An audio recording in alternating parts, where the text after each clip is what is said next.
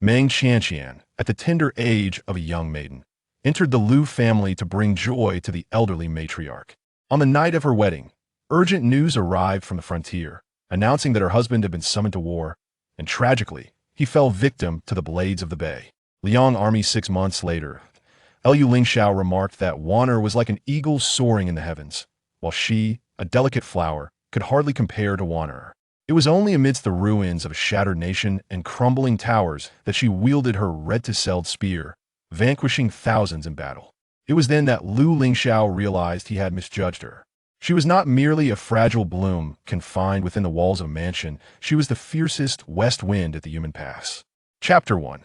The return of the fallen husband. On the first day of the 12th lunar month, the Lu family was adorned with lanterns and bustling with activity. The reason was simple. The Lu family's legitimate heir, who had perished at the frontier 5 years prior, had returned. Not only was he unharmed, but he had also achieved remarkable military feats, being bestowed the title of General of the Northern Defense by the Emperor, holding a 3rd grade official rank. Meng Qianqian stood at the entrance, quietly observing the man clad in silver armor within the flower hall. 5 years ago, she had obeyed her grandfather's wishes and married into the Lu family, only to find that her husband had been dispatched to war before she could even catch a glimpse of him. Not long after, news of his demise reached the frontier, reporting that he had died at the hands of the Bei Liang army, his remains lost to time. Another unfamiliar woman stood at the entrance, someone Meng Qianqian had never encountered in the household. Lu Mu, the matriarch, wept as she struck her chest in grief. Lu Lingxiao, filled with remorse, said, "I am sorry for causing you worry, mother." He retreated a step and knelt heavily before her. Meng Qianqian gazed intently at the man's broad, sturdy back, momentarily taken aback. Lu Lingxiao too seemed taken aback. Lu Mu hastily wiped her tears and pulled Lu Lingxiao up, waving at Meng Qianqian. "Qianqian, come inside." Meng Qianqian stepped in, positioning herself beside Lu Mu. Lu Mu smiled as she took Meng Qianqian's hand. "Qianqian, do you know who he is?" Meng Qianqian nodded. "Husband." The soft, tender utterance of husband caused Lu Lingxiao to freeze again, the aura of battle around him momentarily stilled. "Indeed, he is your husband." Before Meng Qianqian could respond affirmatively, Lu Lingxiao's expression shifted, and he spoke first. "Mother." Meng Qianqian tilted her head to look at Lu Lingxiao. Lu Lingxiao, caught in the clarity of her gaze, felt somewhat disoriented. He averted his eyes and addressed Lu Mu. "Mother, I have something to discuss with you." "Speak," Lu Mu replied. Lu Lingxiao hesitated and softly called out, "Wan'er." Meng Qianqian's eyes widened as she saw the unfamiliar woman who had been standing at the entrance alongside her enter the room. Clad in simple attire, adorned with a white jade hairpin and draped in a white cloak, the woman was slender and beautiful, evoking a sense of pity. She approached Lu Lingxiao and halted beside him. Lu Lingxiao introduced, "Mother, this is Wan'er." "Wan'er, this is my mother." The woman folded her hands and performed a slight bow. Lu Mu was left speechless. Lu Lingxiao added, "Wan'er cannot speak. Please forgive her, mother." Lu Lingxiao solemnly continued, "Mother, Wan'er's father and brothers perished while saving me. Before their passing, they entrusted Wan'er to me, and she has no family left. I cannot abandon her at the frontier. I hope you can accept her. If she has been of service to you, then she is also a distinguished guest of the Lu household." "Miss Wan'er," Lu Mu said, extending her hand to take the woman's. However, the woman recoiled slightly, leaning closer to Lu Lingxiao. Lu Mu's expression darkened slightly. Lu Lingxiao quickly explained, "Mother, Wan'er has been injured." Though Lu Mu was somewhat displeased, the joy of her son's return tempered her reaction, and she could not bring herself to upset him too much. Meng Qianqian inquired, "Will you be joining us for dinner?" "Oh," she replied obediently. The woman glanced at Lu Lingxiao, who gently instructed her, "Go wait for me in the warm pavilion." With reluctance, she departed. Lu Lingxiao's expression changed. "Mother," Lu Mu replied, "she is the daughter of your benefactor. Out of duty and reason, our Lu family owes her a debt of gratitude. You need not concern yourself with her matters. I shall take care of them." Lu Lingxiao asked, "What do you plan to do, mother?" She replied, "I will take her as my adopted daughter, providing her with a proper dowry, allowing her to marry with the status of a Lu family heiress." Lu Lingxiao pondered for a moment before stating gravely, "Mother, Wan'er is with child." Lu Mu was taken aback. That night, Lu Lingxiao visited Haitang courtyard. Meng Qianqian had just bathed and lay on her bed, engrossed in a book while munching on fried pastries, her delicate legs swinging joyfully. Ahem, that Lu Lingxiao cleared his throat at the door. Meng Qianqian jumped, hurriedly stuffing the book under her pillow and covering the tray of pastries with silk. She quickly sat up, adopting an air of seriousness, resembling a refined young lady in the eyes of others. I have entered, said Lu Lingxiao. Meng Qianqian replied, glancing at the pastries. I did not steal any.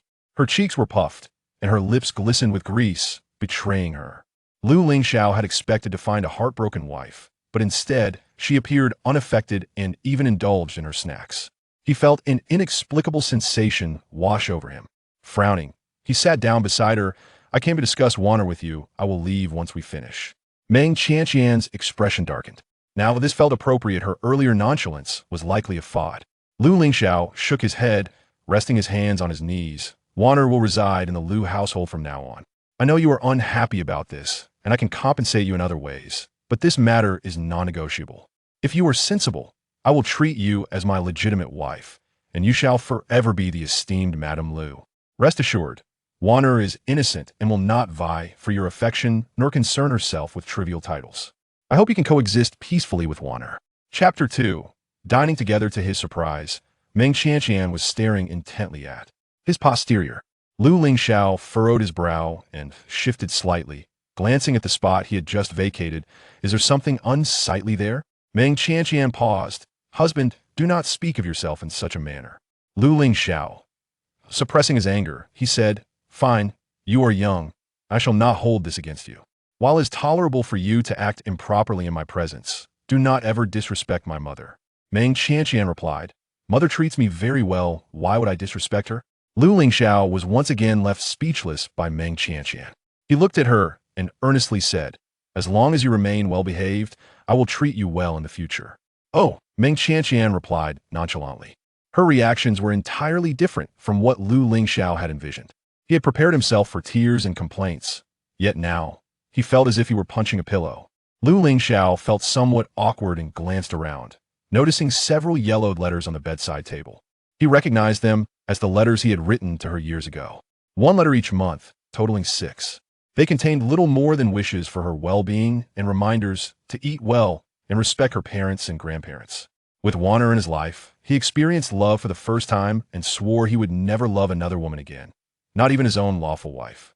Gazing at Meng Qianqian's youthful and innocent face, he wished to say more, but suddenly, an anxious voice from outside interrupted. General, are you there? Miss Wan'er is suddenly feeling unwell. Banksia and Li Momo entered the room. The two were Meng Qianqian's personal maids and the most trusted individuals in the Lu household. Meng Qianqian glanced at the letters deliberately placed on the bedside table and said flatly, Do not take matters into your own hands again. Banksia lowered her head, feeling guilty. Understood, miss. Meng Qianqian said, Change the bedding. Banksia promptly responded, Yes. After the bedding was changed, Meng Qianqian instructed Banksia to fetch her ornate box. Inside, it was brimming with letters that Meng Qianqian had penned to her deceased husband over the past 5 years, totaling around 100. The handwriting, which had initially been quite unsightly, gradually evolved into a beautiful and elegant script reminiscent of delicate flowers in bloom. Without a moment's hesitation, Meng Qianqian declared, Burn them. Though deep emotions are rare, some do not deserve them. When Meng Qianqian married into the Lu family, it was partly to bring joy to the matriarch, but there was also an undisclosed reason, to alleviate the Lu family's pressing financial crisis. While the Lu family appeared prosperous on the surface, they were, in fact, buried under debts, and it was Meng Qianqian's substantial dowry that filled the gaping holes in their finances. For the past few years, the household's expenses had relied entirely on Meng Qianqian's dowry. Banksia, choking back tears, asked, Miss, are you truly going to burn them? What about everything you've sacrificed over these years? Meng Qianqian picked up a fried fruit, saying, It amounts to a heart full of sincerity fed to the dogs. Li Mama approached, frowning. Did you not hear the miss say she wants to burn them? Banksia could no longer restrain herself and burst into tears, exclaiming, How can the young master be so unreasonable? How will the miss endure her days in this household moving forward?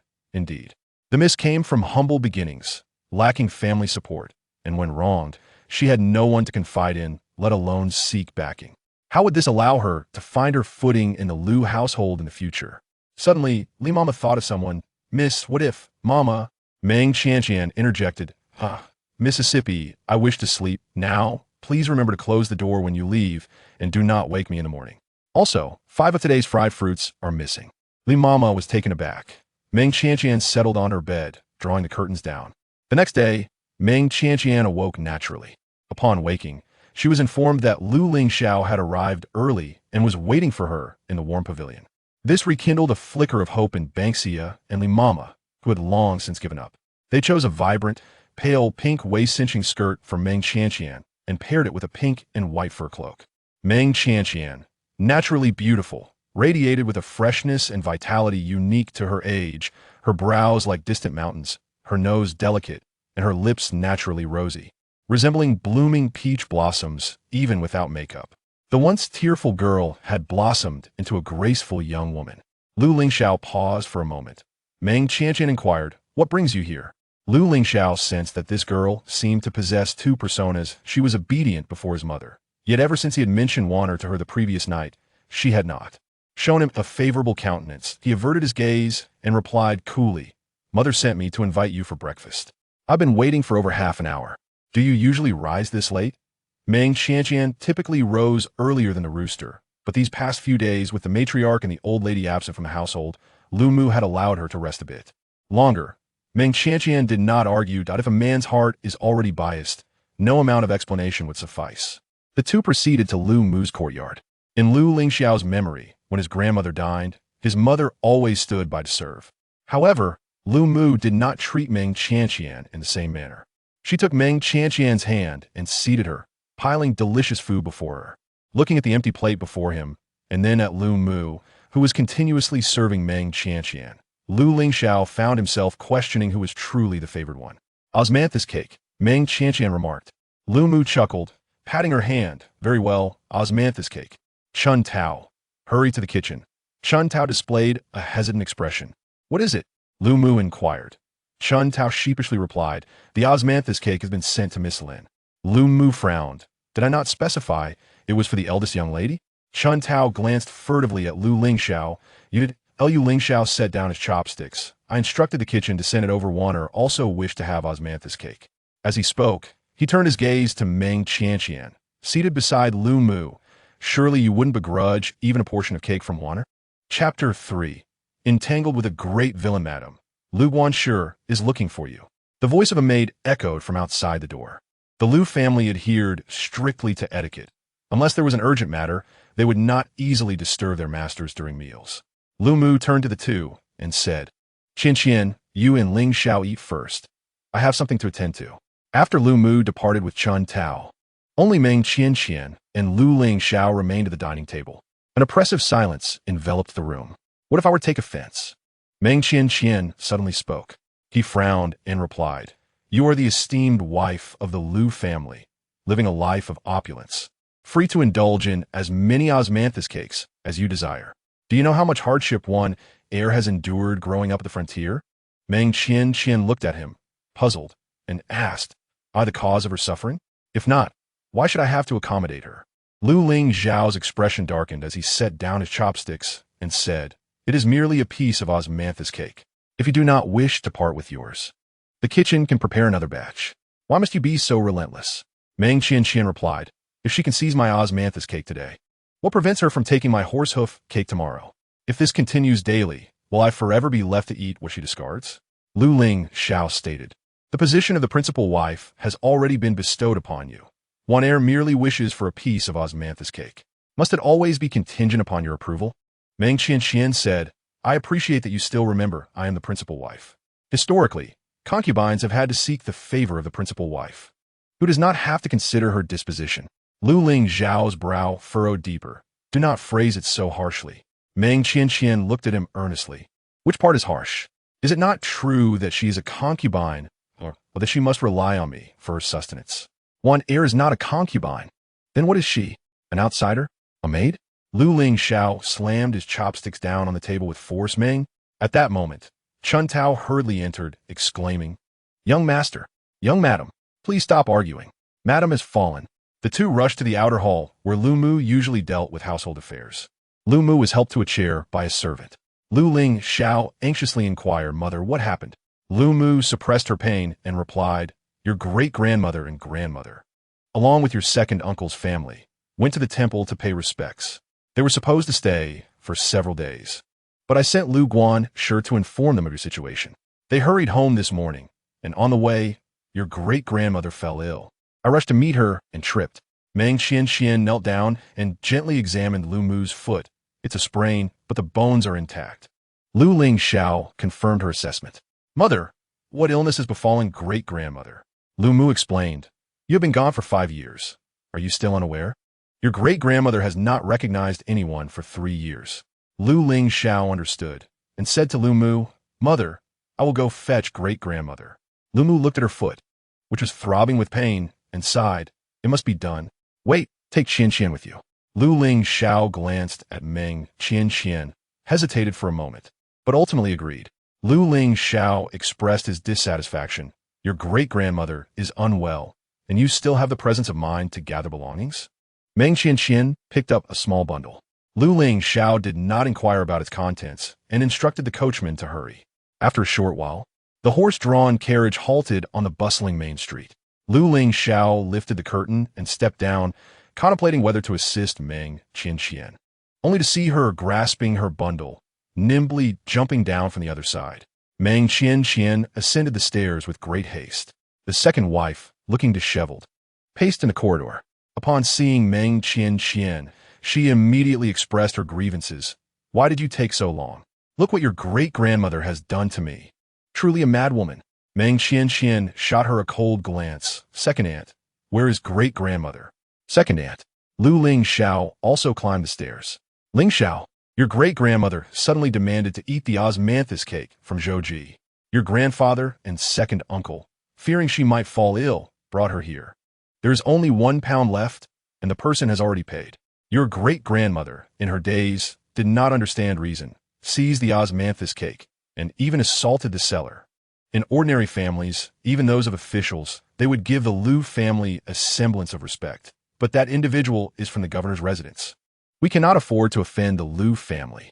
Upon hearing about the governor's residence, Lu Lingxiao's expression turned grave. During his 5 years on the frontier, he had heard much about this notorious governor in the capital. He was a treacherous minister, detested by all, who monopolized power, eliminated dissenters, and brought calamity to the state. His crimes innumerable and grievous. Although both families shared the surname Lu, they were not connected in any meaningful way. If he were involved, it would no longer be a matter of whether they could afford to offend him. This man was ruthless and meticulous in his dealings, and his subordinates were equally arrogant and lawless. This situation had become troublesome. Lingxiao, think of a solution quickly. Second aunt, do not worry. I will first check on great-grandmother. Lu Lingxiao said, hastily following Meng Qianqian. The two arrived at the door. Lu Lingxiao raised his hand and knocked. Great-grandmother, please open the door. No matter how fervently Lu Lingxiao knocked and called, the door remained silent. Could something have happened? Lu Lingxiao's brow furrowed, and he prepared to force the door open.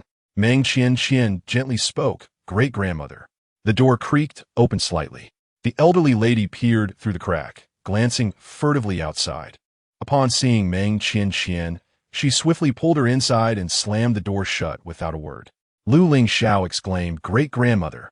The elderly lady hung her head like a child caught in wrongdoing, saying, Qianqian, I have once again wet my trousers. Meng Qianqian opened her bundle. I will help you change. Moments later, the elderly lady emerged looking refreshed, and Lu Lingxiao observed the change in her attire, and then the composed way Meng Qianqian was packing her bundle, realizing he had misjudged her. Who is this child? The elderly lady furrowed her white brows and looked at Lu Lingxiao.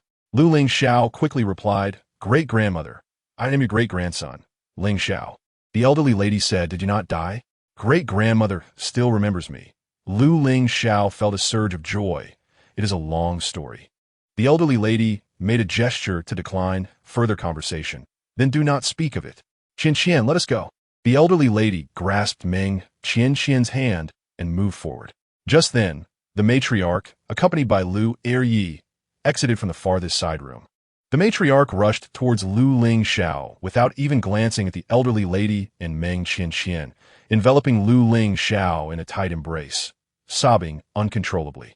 The elderly lady, startled, retched and gagged. Once on the carriage, The elderly lady produced some pastries that had been crumpled from being hidden all morning and handed them to Meng Qianqian, her eyes sparkling with childlike innocence. Eat the osmanthus cake, Qianqian, do not feel sad. Chapter 4. To be generous upon exiting, Meng Qianqian encountered Lu Lingxiao.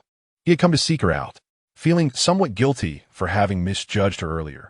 He later learned from Lu Guanshi that she had been diligently caring for her confused great-grandmother all these years. Before he could speak, she began, "Great-grandmother is asleep.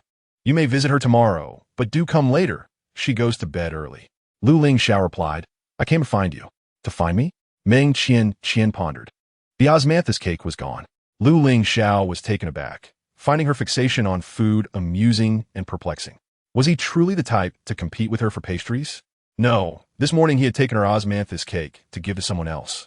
Feeling somewhat embarrassed, Lu Lingxiao cleared his throat and said, "If you enjoy osmanthus cake, I will buy some for you from Zhouji next time." Meng Qianqian responded, "Is that why you sought me out?" Lu Lingxiao squeezed the brocade box in his hand. Just as he was about to present it to her, Lu rushed over. "General."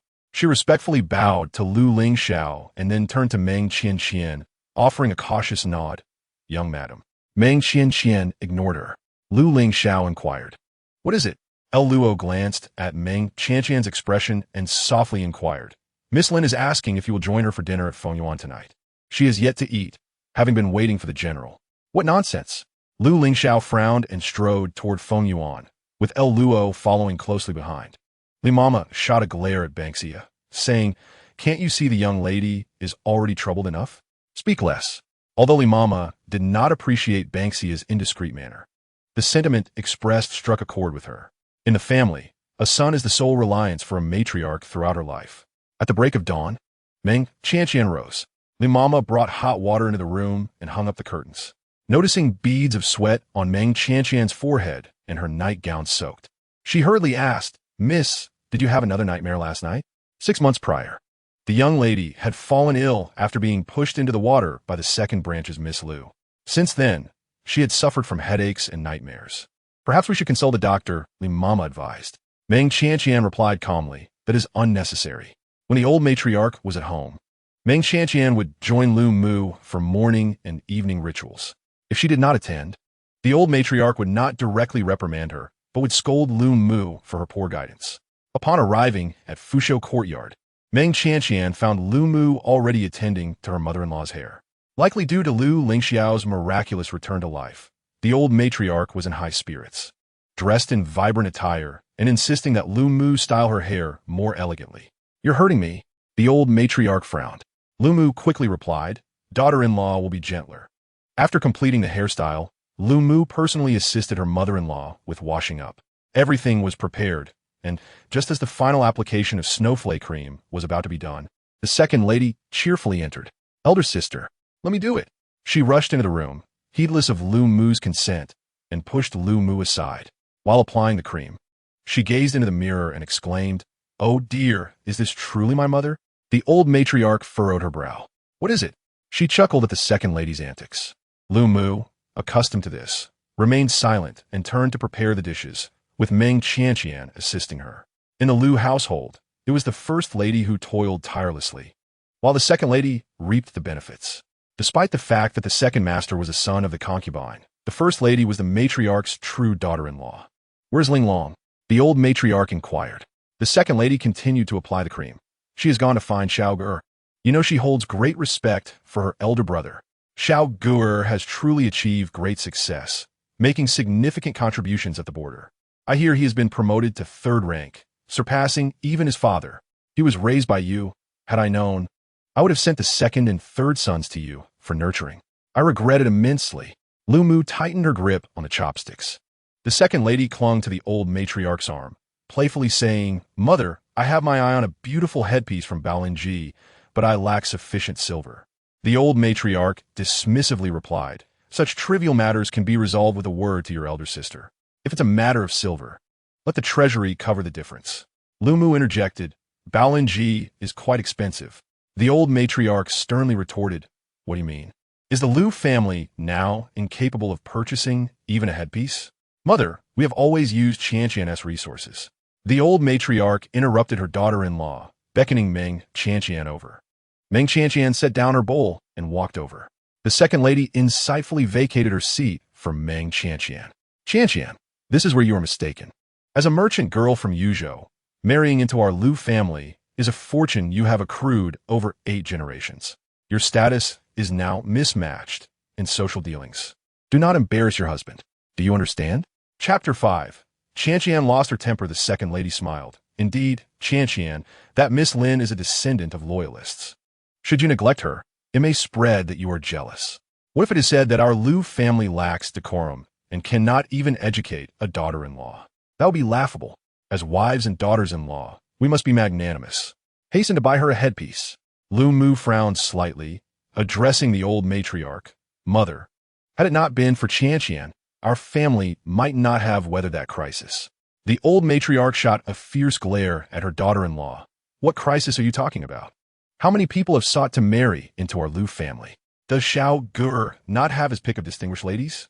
Were it not for old Master Meng's plea to your father, this fortune would not have fallen to the Meng family. Seek, if Meng Qianqian recalled correctly, it was the late patriarch of the Lu family who personally proposed to the Meng family. The Lu family's interest lay in her status as a merchant. Yet now they seemed to disdain her background.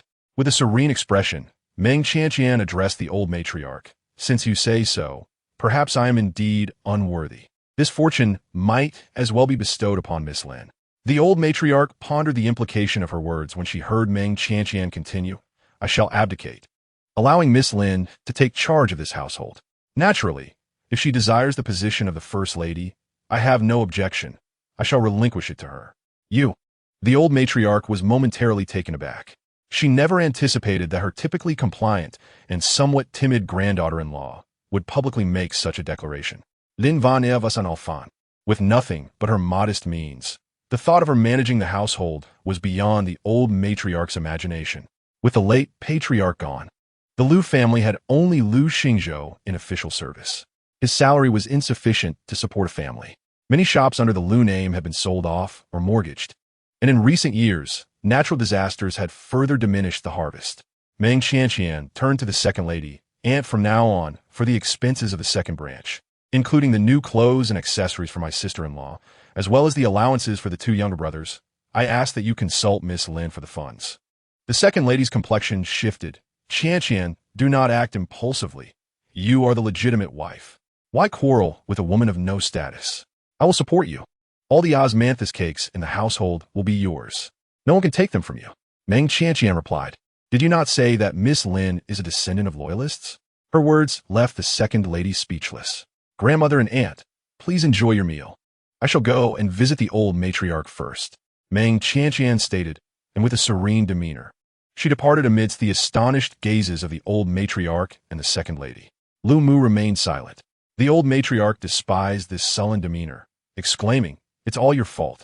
Why return her the keys to the treasury? Lu Mu calmly responded, The silver in the treasury is Qianqian's dowry. Moreover, it was previously agreed that she would manage the keys once she came of age. The dishes are ready. There are matters for the daughter-in-law to attend to. Mother, take your time eating.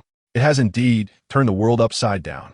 The old matriarch slammed her hand on the table, glaring at Lu Mu's retreating figure.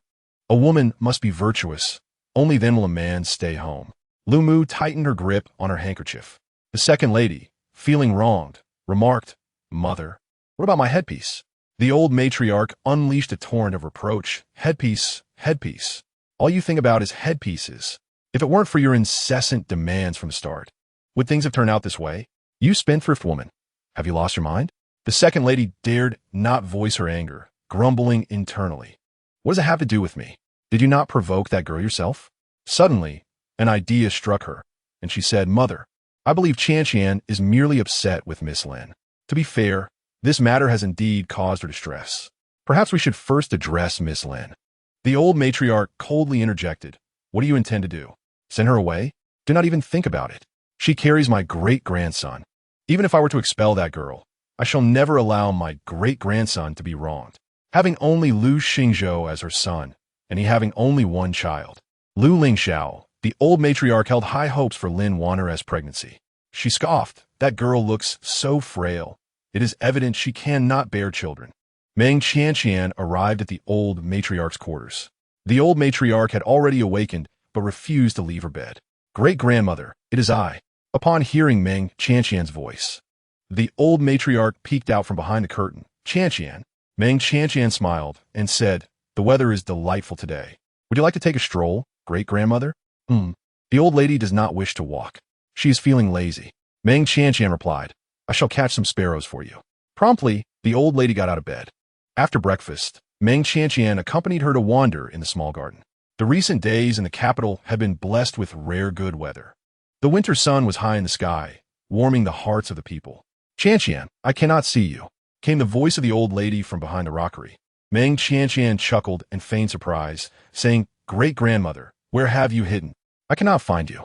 The old lady laughed exaggeratedly from behind the rockery, reminiscent of a mischievous old witch. Meng Qianqian pretended to search, passing by the rockery again and again, yet she did not venture inside. The old lady cackled, "Hee Qianqian." Suddenly, a sharp voice shattered the tranquility and beauty of the garden. The old lady's face fell instantly. Lu Lingxiao, having not spotted the old lady behind the rockery, approached Meng Qianqian directly. "I called you. Are you deaf?" Meng Qianqian retorted, "So fond of calling. Are you a dog?" Lu Lingxiao, infuriated, placed her hands on her hips. "Meng Qianqian, whom are you calling a dog?" Meng Qianqian replied, "Whoever fits the description." Behind the rockery, the old lady, who was about to bark, solemnly covered her mouth. Lu Lingxiao, exasperated, rolled her eyes. "Buy me a dress. I'm going to a banquet." Without even glancing at her, Meng Qianqian replied, "If you want a dress, go ask your mother. You're not my child." "I cannot care less," Meng Qianqian said coolly. Lu Lingxiao, accustomed to bullying Meng Qianqian, no longer regarded this timid sister-in-law with any respect. She reached out to grab Meng Qianqian's hair. Noticing her shadow on the ground, Meng Qianqian swiftly sidestepped and seized Lu Lingxiao's wrist, delivering a resounding slap to her face. Chapter 6.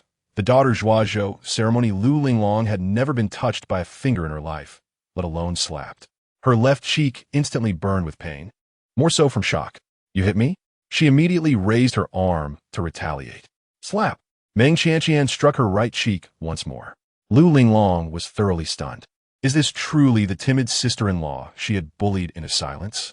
The excruciating pain on both sides of her face served as a stark reminder that this was indeed happening. She had been struck by this once meek sister-in-law. "You dare hit me? Meng Qianqian, have you gone mad? Well done, well done." The old lady sprang out from behind the rockery, eager to intervene, but Meng Qianqian held her back. Lu Lingxiao was incensed. "Great-grandmother." The old lady stuck out her tongue. "Hee. Meng Qianqian calmly inquired of Lu Lingxiao, "Do you want more?" Lu Lingxiao gritted her teeth. Just then, Lu Lingxiao arrived. "Great-grandmother." He greeted the old lady first. Lu Lingxiao immediately clung to him like a lifeline, her eyes reddening as she cried, "Elder brother, you must stand up for me. Look at what she has done to my face." "Oh dear," the old lady plopped on the ground, kicking her legs, and howled louder than Lu Lingxiao's cries. "Wah! She hit me. She hit me." Lu Lingxiao swiftly withdrew his arm and knelt down, supporting the old lady's shoulders as he inspected her. "Great-grandmother, who hit you? Are you hurt? Does it hurt?" The old lady pointed at Lu Lingxiao. "She did." Lu Lingxiao was taken aback. "Great-grandmother, when did I hit you?" Lu Lingxiao sighed. "Great-grandmother, Lingxiao would never hit you. She lacks the courage." The old lady's eyes twinkled as she spoke with conviction. "She hit Qianqian, which is the same as hitting me." Lu Lingxiao exploded. "I did not hit her." The old lady maintained a serious demeanor. "You did. You pulled Qianqian's hair simply because she would not buy you a dress." Lu Lingxiao protested. "I did not even pull it. She slapped me first." The old lady turned to Lu Lingxiao. "See?" Lu Lingxiao was dumbfounded. How could this seemingly mad great-grandmother suddenly appear so rational? "Great-grandmother, the ground is cold. Please get up." Lu Lingxiao helped the old lady to her feet and then sternly gazed at his pampered cousin, as a general who had fought on the battlefield. His gaze made Lu Lingxiao tremble with fear. "Elder brother," she stammered. Lu Lingxiao stated firmly, "She is your sister-in-law. You should not disrespect her." Lu Lingxiao protested. "But she hit me. What do you have to say about that?" Lu Lingxiao replied, "You lack manners. A sister-in-law must naturally discipline you." Lu Lingliang, feeling wronged, began to cry. I will never like you again, elder brother. Lu Lingxiao frowned and sighed deeply, addressing Meng Qianqian. Your uncle and aunt have only one daughter, Lingliang, and naturally, they spoil her. As a sister-in-law, you should be more magnanimous. If she offends you, merely reprimand her verbally. Do not resort to violence. Meng Qianqian cast a calm glance at him. Great-grandmother, let's go play over there. The old lady shot Lu Lingxiao a fierce glare. Let's go play. The two of them, one old and one young, strolled away. Lu Lingxiao was left utterly perplexed. As a mediator, he found himself in a position that pleased neither side. However, he reasoned that with Meng Qianqian alongside the old lady, she would not dare misbehave. She might strike Meng Qianqian, but she would not dare strike the old lady. You go. She impatiently shoved her husband. Lord Lu, reclining in a wicker chair, was amusing himself with birds, and asked in confusion, What is going on? The second lady replied, Go teach that girl a lesson. Lord Lu scoffed, I won't go. The second lady glared at him, her eyes wide. Is Lingliang not your own daughter? Lord Lu nonchalantly replied, She has bullied the Meng family girl enough. It is time she learned a lesson. The second lady punched him. Are you trying to drive me mad? Lord Lu was a man of little ambition, spending his days idling about, either playing with birds or fighting chickens. And he refused to involve himself in serious matters. The second lady gritted her teeth in silence. How did I end up marrying such a useless man? Lord Lu remarked. I'm not deaf. The second lady suppressed her anger and sat beside him. Why don't you think of a solution? Lord Lu frowned. 2 children are merely playing. Why do you need to meddle? I'm not talking about Lingliang's matter. The second lady looked around and waved her hand to dismiss the maid. The maid discreetly withdrew. The second lady asked curiously, What do you mean? Lord Lu turned over, facing away from her. Nothing. At night, he served in the Ministry of Works, burdened with numerous duties, often overseeing the construction of various palaces and roads, returning home only during his rare days off. After 5 years, father and son reunited once more. Father. In the study, Lu Lingxiao performed a deep bow. Unlike the warm inquiries from the womenfolk, the father and son discussed more pressing matters. After feigning death years ago, the son infiltrated Bailiang, spending 4 years in the capital before collaborating with General Han to slay the Bailiang Prince Rongan and capture 12 high-ranking officials. Lu Xingzhou nodded in satisfaction. Prince Rongan was a divine general of Bailiang. Your achievement in slaying him is indeed remarkable. It is no wonder His Majesty appointed you as the General of the North. Have you met Qianqian? Lu Xingzhou inquired. I have, Lu Lingxiao replied. Lu Xingzhou remarked, being an official in the court is vastly different from fighting on the battlefield. Every word and deed is scrutinized by countless eyes. The censors are not to be trifled with. As your father, I hope you do not err. Lu Lingxiao paused, then declared, Father, Wan'er and I genuinely admire each other. We shall never betray one another. Lu Xingzhou advised, a man must prioritize his wife. Lu Lingxiao turned his face away. Father only says this because he has married his beloved. He was aware of his parents' strong bond. His father had never taken a concubine or a secondary wife, choosing instead to cherish his wife and sparing her the pains of childbirth after Lu Lingxiao's birth. Father, we have had no dealings with the commander's residence. What banquet is this? Lu Xingzhou replied, a Zhuazhou banquet. Who is having a Zhuazhou? Lu Lingxiao asked. The daughter of Commander Lu. Lu Lingxiao was even more astonished. Does he have a child now? Wasn't he still unmarried? The esteemed general, despite being of marrying age, has inexplicably delayed taking a wife. It is rumored that his notorious reputation for gallivanting renders him unworthy of any respectable maiden's hand. Chapter 7. Can you hold a child? Lu Xingzhou pondered. The matter of General Lu having a child has been concealed more thoroughly than the news of your supposed demise. Not a whisper has leaked out. After a brief pause, he continued, in truth, it is not that he deliberately keeps it hidden, but rather that no one can pry into his affairs if he chooses to remain reticent. Lu Lingxiao furrowed his brow. Isn't there still the Jinyui? Lu Xingzhou sighed. The Jinyui has long since become his minions. Lu Lingxiao could hardly believe it. How could that be? The Jinyui has always been directly commanded by the emperors and has traditionally obeyed only the Son of Heaven. Lu Xingzhou gazed out at the night with a complex expression. At that time, the emperor was merely a child of less than 10 years. General Lu, citing the emperor's youth, took control of the Jinyui, declaring that he would restore their authority to the emperor once he assumed governance. Lu Lingxiao spoke coldly. Do the ministers actually believe such nonsense? Lu Lingxiao replied. What difference does it make whether they believe it or not? Lu Lingxiao was rendered speechless. He had not anticipated that in just 5 short years, General Lu would wield such immense power over the court. Lu Lingxiao added, he controls the court, yet the military power does not lie within his grasp. I suspect this is perhaps the true purpose of the banquet he is hosting tomorrow, to win over the meritorious officials returning from a border. Lu Lingxiao was taken aback. To host a banquet merely to produce a child? Is he truly so absurd? Lu Lingxiao remained much calmer than his son. He has committed even more outrageous acts. Enough of this. Let's consider how to navigate the banquet tomorrow. Lu Lingxiao clenched his fists, speaking with righteous indignation. Father, I swore an oath before our ancestors when I set out to war, pledging my loyalty solely to His Majesty. I shall never ally myself with such treacherous scoundrels. When the time is ripe, I will eradicate this scourge for Dezhou and for His Majesty. As they left the study, the father and son encountered Meng Qianqian, who was emerging from Lu Mu's chambers. Meng Qianqian bowed to Lu Lingxiao, saying, Father. Lu Lingxiao nodded. Have you come to see your mother? Yes, Meng Qianqian replied. The meaning of her words unmistakable. Lu Lingxiao glanced at Meng Qianqian and said to Lu Lingxiao, I understand. Lu Lingxiao had no intention of staying at Haitang Courtyard, yet feeling a sense of guilt towards her, he decided to escort her, preserving her dignity in front of the servants. Lu Lingxiao was momentarily stunned. Lu Mu's foot injury had not yet healed, making it difficult for her to walk around the estate, and she would not attend the banquet. For the past few years, Meng Qianqian had lived in solitude at home, rarely venturing out except to search for the missing matriarch, which led the second madam to suggest accompanying Meng Qianqian on her outings. However, if she were to go, Lu Lingxiao must accompany her as well.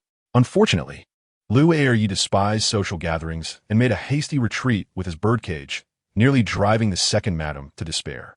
Among those invited to the banquet was Lord Lu, a colleague of Lu Lingxiao who served in the Ministry of War and happened to reside near the Lu family.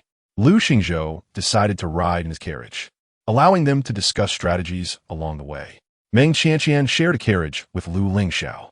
Just as she and Ban Xia arrived at the carriage, they noticed Lin Wan'er and Lu Luo were also present.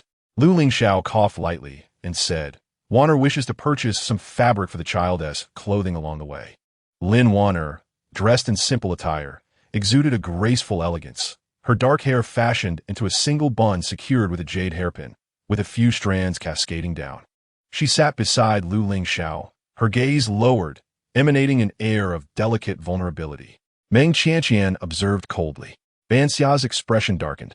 After all, her young mistress had finally ventured out with her husband, and this vixen had come sniffing around. With indignation, she exclaimed, Master, there is only one seat left in the carriage. It is insufficient. Lu Lingxiao turned to Meng Qianqian. Wan'er is with child, and Lu Luo must care for her. Let Ban Xia remain behind. Ban Xia's eyes widened in disbelief. I stay behind? What about my mistress? Lu Lingxiao reassured her. I will take care of your mistress. Lin Wan'er tugged at his sleeve, shaking her head, then signaled Lu Luo to disembark. Lu Luo complained, Mistress, how can I be at ease with you in your condition? Lin Wan'er communicated with gestures, indicating that the shop was nearby and she could walk there. Reluctantly, Lu Luo exited the carriage. Ban Xia raised her eyebrows. Meng Qianqian and Ban Xia climbed into the carriage, taking their seats opposite Lu Lingxiao and Lin Wan'er. Throughout the journey, silence reigned. Before long, the carriage halted in front of a fabric store. Lu Lingxiao assisted Lin Wan'er down. Ban Xia grew anxious, Master. Lu Lingxiao's gaze drifted past Ban Xia to Meng Qianqian's calm expression. I will accompany Wan'er to select some fabric. We shall leave once Lu Luo arrives. Master, Master. Despite Ban Xia's persistent calls, Lu Lingxiao led Lin Wan'er affectionately into the shop. Ban Xia was left in tears. The winter in the capital was exceedingly cold, with biting winds slicing through the air like daggers from beneath the curtain. Meng Qianqian, having endured a downpour during a thunderstorm, not only suffered from headaches and nightmares, but had also developed an acute aversion to the cold. Her hands and feet grew numb quickly. Just then, the heavens turned dark, and a thunderclap rent the sky, unleashing a torrential downpour. The only oil paper umbrella in the carriage had just been taken by Lu Lingxiao, so he had foreseen the rain. Ban Xia looked at Meng Qianqian, who was progressively freezing, and cried out, "Mistress!" Meng Qianqian's expression remained serene. "Let us find a place to shelter from the rain. Wu Gu'er, you should also take cover. Do not mind the carriage. The horse is not afraid of rain. It cannot be harmed. As for the carriage, it is not more important than a person." "Yes, madam." The coachman bowed gratefully. Their lives were deemed less valuable, and only the young mistress would treat them with respect.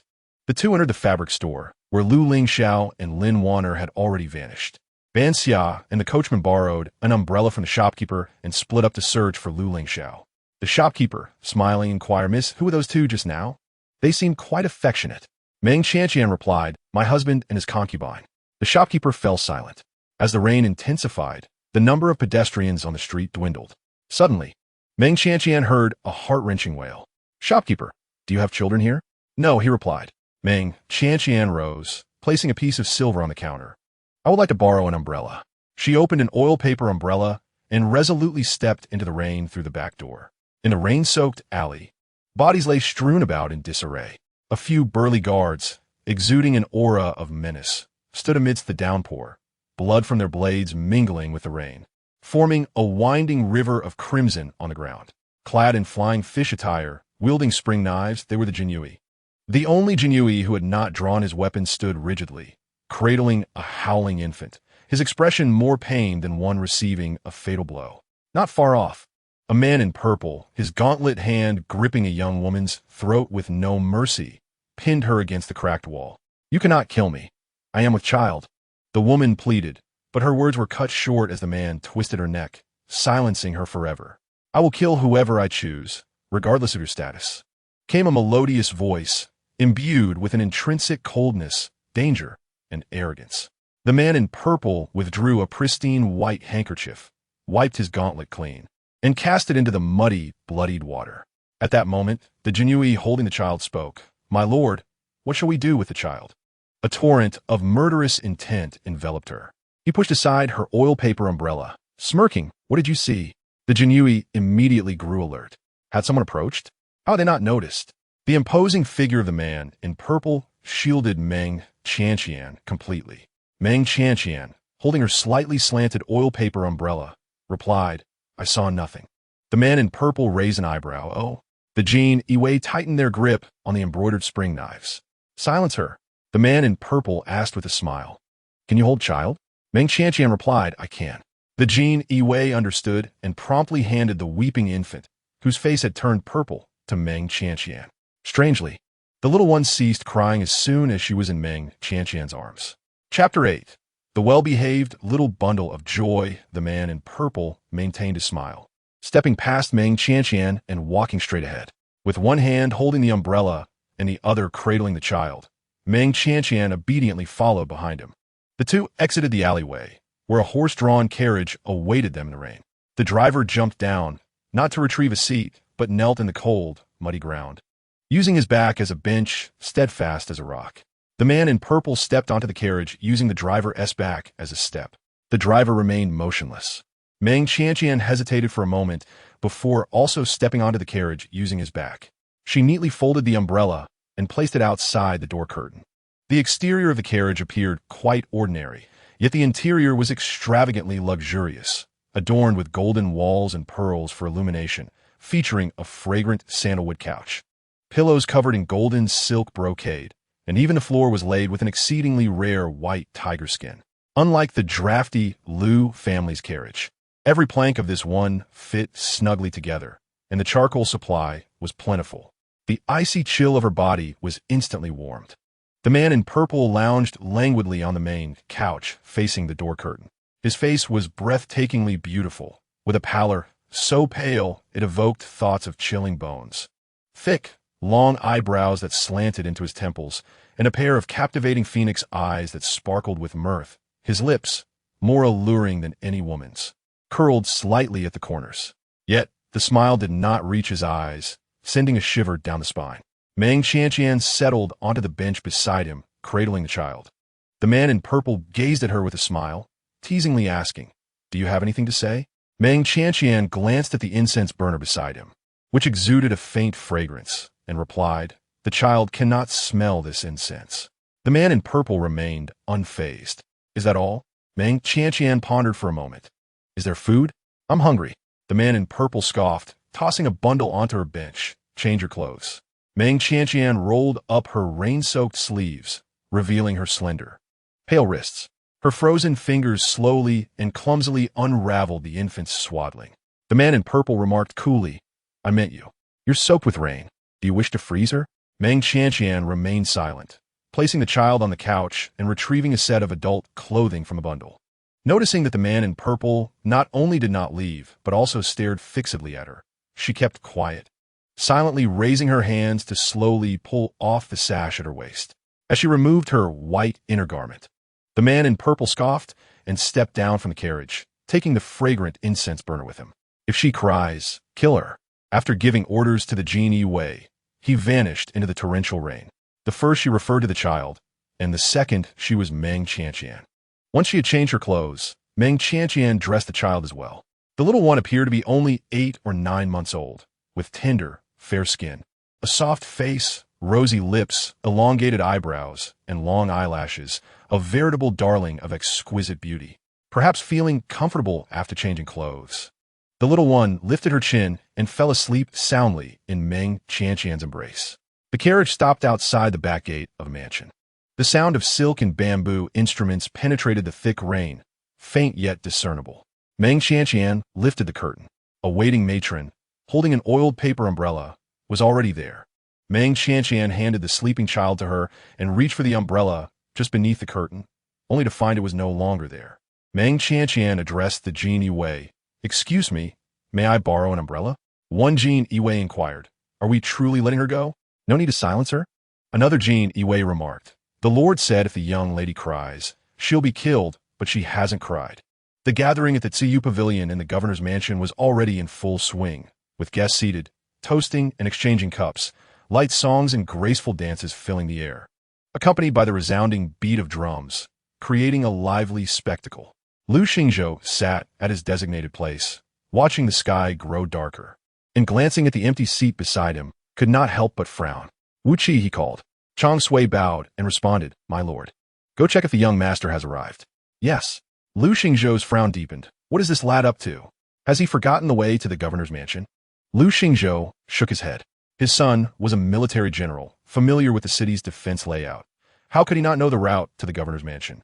Could it be that the heavy rain caused the carriage to break down? Yet even if he hired another carriage, he should have arrived by now. Just as Lu Lingxiao was at a loss, a loud voice echoed from outside. The grand governor has arrived. The lively banquet hall fell silent in an instant, with singers and dancers pausing, and guests rising to bow towards the entrance. The grand governor, Lu Yuan, entered with a smile, dressed in purple attire. A purple crown adorning his head, his dark hair sleek, and his face as radiant as jade. No man in the world was more handsome than him, nor more ruthless. He smiled casually, saying, I had to deal with a few matters. Thank you all for waiting. Today is a family banquet, so there is no need for formalities. Only this grand governor could mention killing with such nonchalance. The guests exchanged glances, too afraid to express their anger. Lu Yuan smiled. Please be seated. The guests waited for the general who had achieved the greatest military merit, General Han, to take his seat before they sat down uneasily. Lu Yuan's gaze swept over the vacant seats and landed on Lu Lingxiao. Lu Lingxiao stood, Grand Governor Lu. Lu Yuan smiled. How was the health of old Madame Lu? Lu Lingxiao replied politely. Grandmother is in good health. Thank you for your concern, Grand Governor. Lu Yuan glanced at the seats and asked Lu Lingxiao, Where is your son? Lu Lingxiao's expression grew complex, my son. Lu Yuan shook her lightly.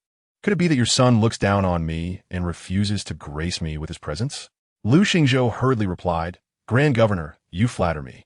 My wife has been injured, and my son is at home attending to her. Father, a voice called from the entrance. Lu Lingxiao appeared. Lu Yuan's lips curled into a knowing smile, his gaze full of significance. Madame Lu has recovered quite quickly. A hint of embarrassment crossed Lu Lingxiao's eyes as he sternly addressed his son. Lingxiao, come greet the Grand Governor. Lu Lingxiao coldly regarded the man before him, who was only a few years older, and reluctantly clasped his hands. Grand Governor. Lu Lingxiao quietly asked Lu Lingxiao, Why are you so late? Where's Qianqian? Lu Lingxiao hesitated to respond. A young woman dressed in plain clothing, supported by a green vine, entered. Her face was veiled, revealing only a pair of pitifully beautiful eyes. Lu Lingxiao recognized at once that she was not Meng Qianqian. He glared fiercely at his son. Lu Lingxiao grasped Lin Wan'er's hand and whispered, "Father, I will explain in a moment." Lu Yuan's gaze swept over their tightly held hands, and he smirked. "Is this the young mistress of the Lu family?" Chapter 9. Identity revealed. Lu Lingxiao was taken aback. Lu Lingxiao's head throbbed. What was his son thinking, bringing this woman to the banquet at the governor's mansion? Now, denying it was not an option, but admitting it posed its own problems. To deny it would mean allowing his son to bring a concubine to the banquet, which was utterly inappropriate. However, to admit it, before Lu Lingxiao could devise a perfect strategy, Lu Yuan shifted the conversation, smiling lightly. Speaking of which, Liang has always been a grave concern for our Dezhou. This recent victory over Liang is largely due to General Lu's contributions, and I hold great admiration for him. Thank you for your praise, Grand Governor. Lu Lingxiao's expression relaxed as he subtly gestured to his son. Lu Lingxiao, albeit reluctantly, clasped his hands and said coolly, "This victory is the result of all the border soldiers' efforts. Lingxiao has merely fulfilled his duties and does not dare take credit." Lu Yuan smiled meaningfully. "Lord Lu, you have raised a fine son." After Lu Yuan departed, Lu Lingxiao scolded his son, "Come with me." The father and son stepped into the courtyard, where everyone else was still at the banquet, oblivious to their presence. Lu Lingxiao said, "Who knows where she has gone? I asked her to wait for a moment in the carriage, and in the blink of an eye, she vanished without a trace. I searched for her for quite some time, believing she was upset with me and had gone ahead to the banquet. As for Meng Qianqian, she had merely stopped to purchase some fabric for a dress, and no one anticipated the sudden downpour, especially one so torrential, leaving her alone outside. I was filled with concern." Lu Lingxiao glared at his son in frustration. "Are you truly at ease leaving your wife outside? If anything were to happen to Qianqian, everyone would know you brought a concubine to the Grand Commander's banquet." Lu Lingxiao replied earnestly, "Father, Qianqian is not a concubine." Lu Lingxiao coldly retorted, "Silence." Suppressing his urge to argue further, Lu Lingxiao said, "Perhaps she is already on her way. She is the wife of the eldest son of the Lu family. No one in the capital would dare harm her." "Let's hope so," Lu Lingxiao said coldly before summoning his attendant to quickly find Meng Qianqian. "You come along." Lu Lingxiao, knowing he was in the wrong, nodded in agreement. In mere moments, Lin Wan'er found herself surrounded by a group of ladies, all calling her Madame Lu with admiration. The term used by Lu Luo also shifted from Miss to Madam. One lady took Lin Wan'er's hand, expressing concern for her well-being. Suddenly, she noticed the scar on Lin Wan'er's left hand and inquired, "Madame Lu, what happened to your hand?" Lu Luo interjected, "My lady was injured by a stray arrow while saving our young master. You cannot imagine how perilous it was. Had it been off by even half an inch, my lady's hand might have been rendered useless." "Did you encounter an assassin?" "In the capital, what assassin would use stray arrows? That is only employed in border conflicts." Lu Luo covered her mouth in surprise. Lu Lingxiao hurried over. "Ladies, my mother is unwell. We must take our leave." He quickly led Lin Wan'er and Lu Luo away. Yet, just as they reached the door, they collided with a soldier returning from the borders. "General Lu." "Oh, Lu Luo, you are here too. Is this Miss Lin? I almost failed to recognize you with the veil on. Why are you hitting me?" The ladies perked up their ears. "Miss Lin? The wife of the Lu family is named Meng." In the carriage on the way back, Lu Lingxiao wore a grave expression. Lin Wan'er tugged at his sleeve, gesturing apologetically. "I'm sorry, it's all my fault. Did I cause you trouble?" Lu Lingxiao took her hand gently and replied, "Wan'er, there is no need to worry. I will handle it." Lin Wan'er remained silent. Lu Lingxiao asked, "Do you feel wrong, Wan'er?" She shook her head, signaling her concern for the eldest lady. "I worry about her safety." Lin Wan'er nudged Lu Lingxiao. Where else could she have gone? Upon disembarking from the carriage, Lu Lingxiao protected Lin Wan'er as they ascended the steps. Just as he was about to knock, the main door swung open. Banksia looked on in shock at the embrace between her master and the seductress, her temper flaring. "Master, where's my lady? Where's your lady?" They both spoke simultaneously. Banksia stomped her foot. "I was about to ask you, where has my lady gone?" The distance from the Grand Commander's residence was considerable, and without a carriage, it was unlikely she would venture out alone for the banquet. "Wasn't your lady with you?" Now, Lu Lingxiao genuinely began to worry. Though he did not harbor feelings for Meng Qianqian, She was his wife and an innocent life. He did not wish for anything to happen to her. At that moment, a slender figure emerged from the downpour, clutching a broken oiled paper umbrella, staggering toward them. "Madam, vous écrite." Banxia's expression changed. "My lady." Both rushed out. Meng Qianqian was frozen, her face and lips numb from the cold as she regarded him with icy disdain. Lu Lingxiao noticed she was not wearing the outfit she had left in. Upon seeing the bundle that had fallen to the ground, his expression grew even colder. "You want to buy clothing? Must you compete with Wan'er in everything?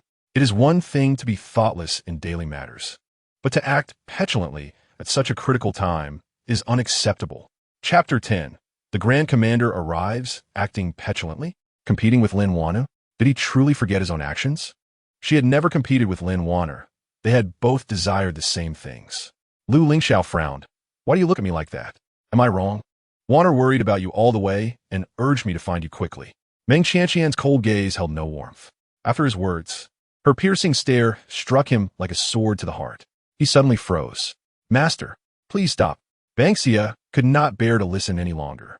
Her lady had been drenched to this extent, and the master blamed the seductress instead of realizing his own fault. "What did my lady do wrong?" Banxia cried. "You are being unreasonable." Without regard for the public setting, she removed her outer garment and wrapped it around the shivering Meng Qianqian. Wu Guer picked up the fallen bundle and held the umbrella over Meng Qianqian's head. "Give it to me." Banxia choked back tears as she took the umbrella and assisted Meng Qianqian into the residence. The coachman, gritting his teeth, turned to Lu Lingxiao. "Young master, even if you were to kill me today, I have something to say. It was your mistake to bring another woman in the carriage meant for the eldest mistress. You abandoned her for more than an hour while she waited in the carriage without a single complaint. Then, when the rain began to pour, she bravely sought you out at the fabric shop, yet you wandered off without a word."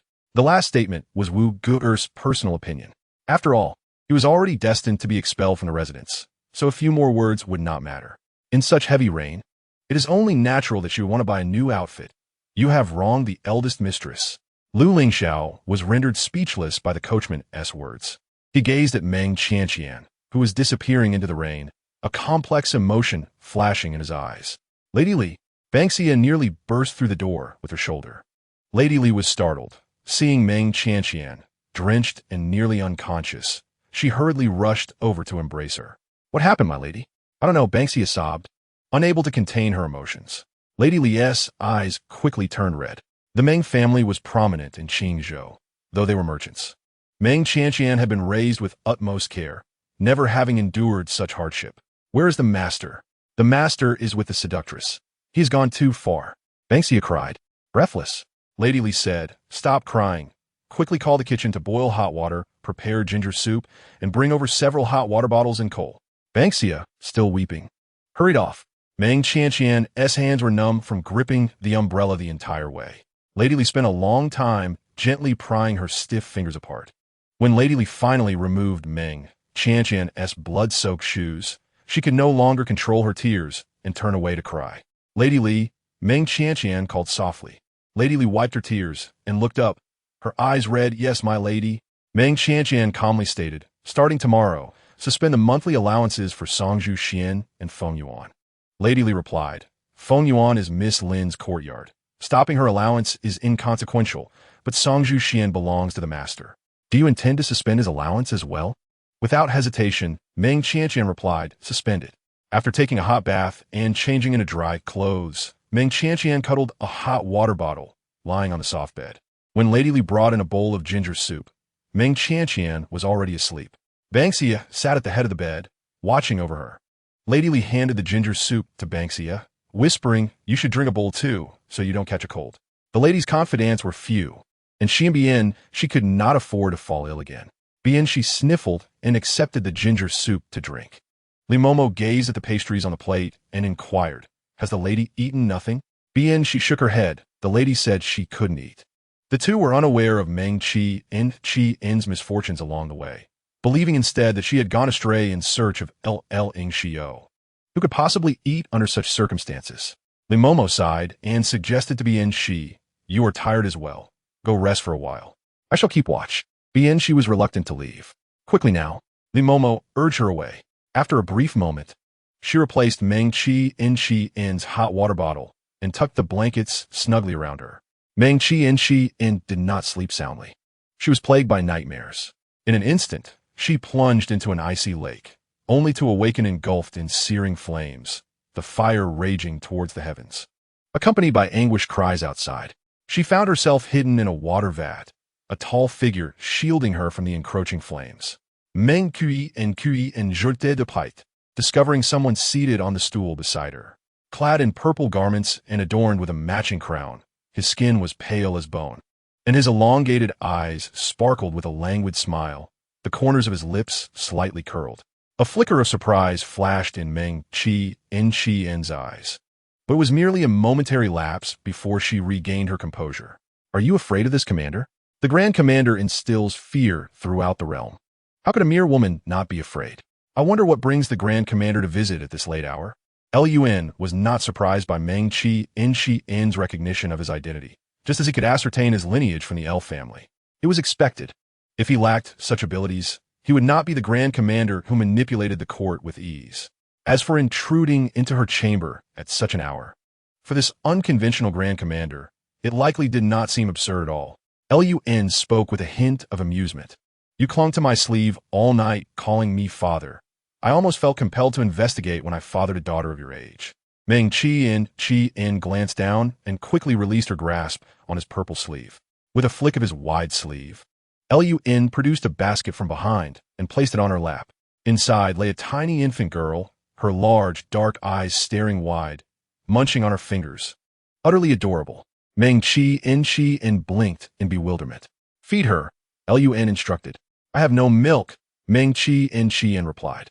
Lun gave her a look that suggested he was not foolish, retrieving a pouch containing warm goat's milk from the swaddling. Meng Qianqian felt slightly dizzy, her throat burning with discomfort. "I have caught a chill. It may be contagious. Such a small child could be in danger." Lun, unfazed, replied, "Regardless, if she doesn't eat, she'll starve. Starving or dying from illness, one must choose. What if she still refuses to eat?" Meng Qianqian asked. Lun chuckled lightly. "Then I shall eliminate you both." Recognizing the gravity of the situation, Meng Qianqian said, "Please, hand me a spoon." Lun retorted with a cold laugh. "Are you ordering me?" After a moment of contemplation, Meng Qianqian graciously requested, "Might the Grand Commander bestow upon me a spoon?" Chapter 11.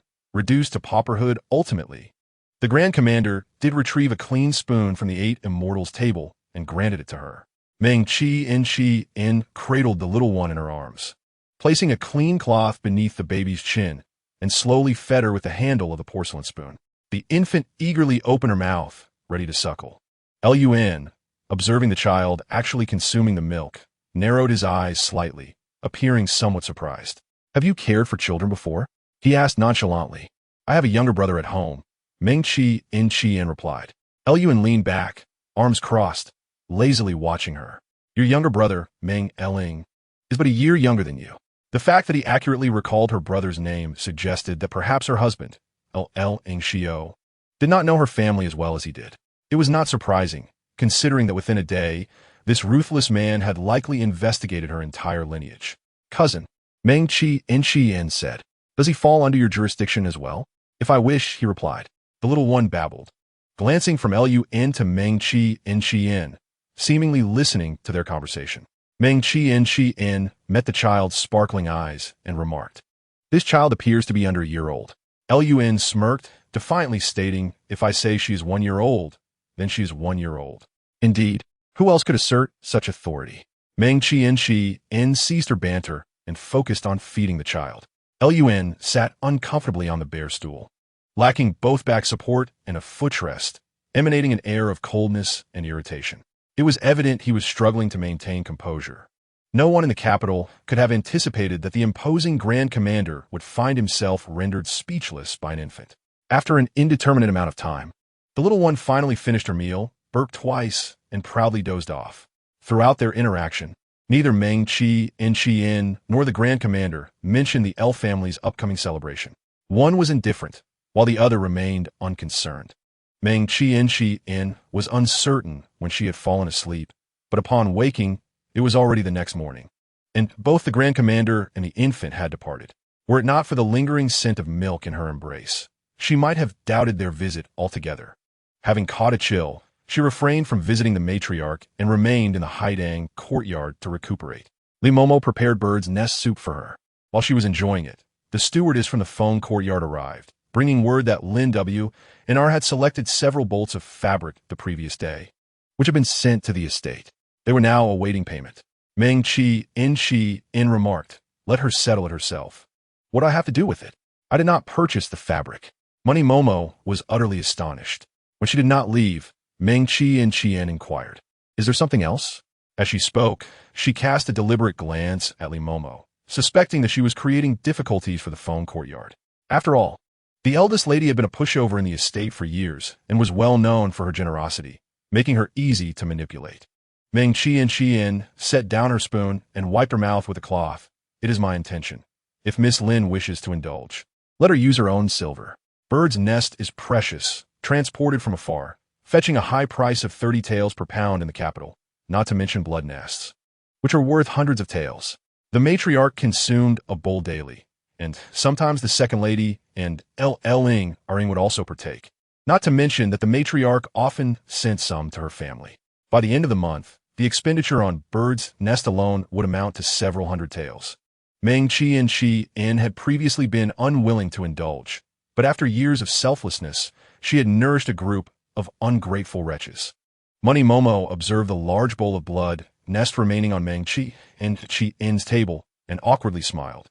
"Doesn't Miss Lin also contribute to the expansion of the L family? How could the silver be solely her responsibility? Besides, you alone cannot consume so much. Would it not be wasteful?" Meng Qianqian replied coolly, "Whether I consume half and waste half is my concern. If she does not wish to spend silver, then she need not partake."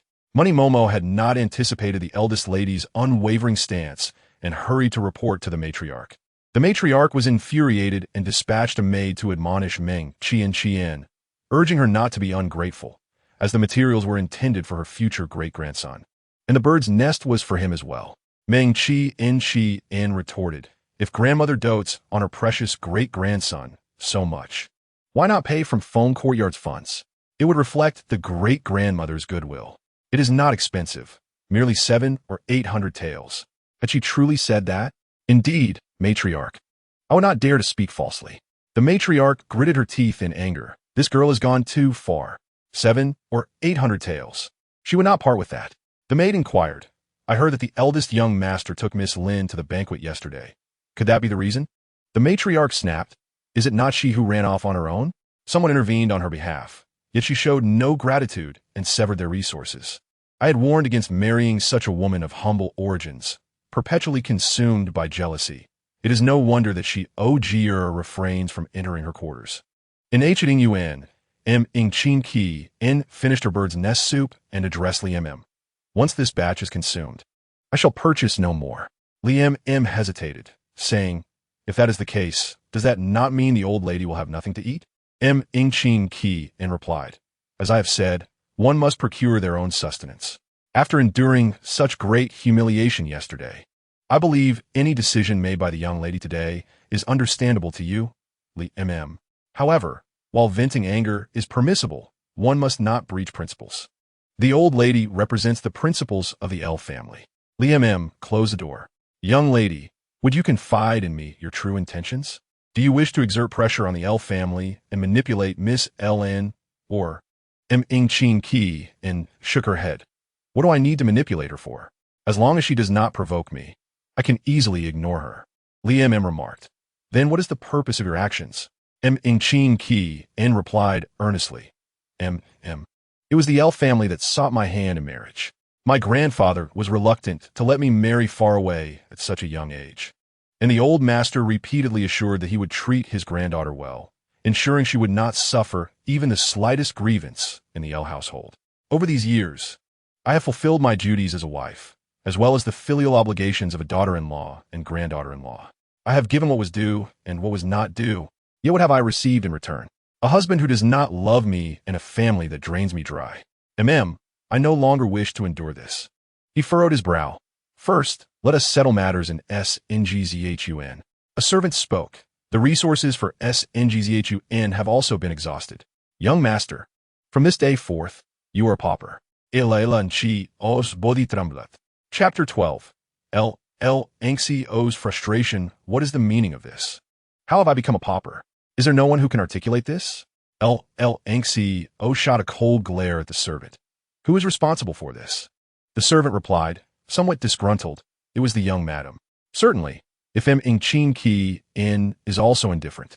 Given that the grandmother is advanced in age and the mother should not be overburdened, it is only fitting for her, as a granddaughter-in-law and daughter-in-law, to share in the responsibilities. In Hiding Yuan, Meng Qianqian was engrossed in a storybook when Nexi entered, looking dispirited. Young lady, the young master has arrived. All disappointment does not erupt suddenly, but accumulates over a series of events. Upon seeing the young master again, Nexi was no longer as elated as before.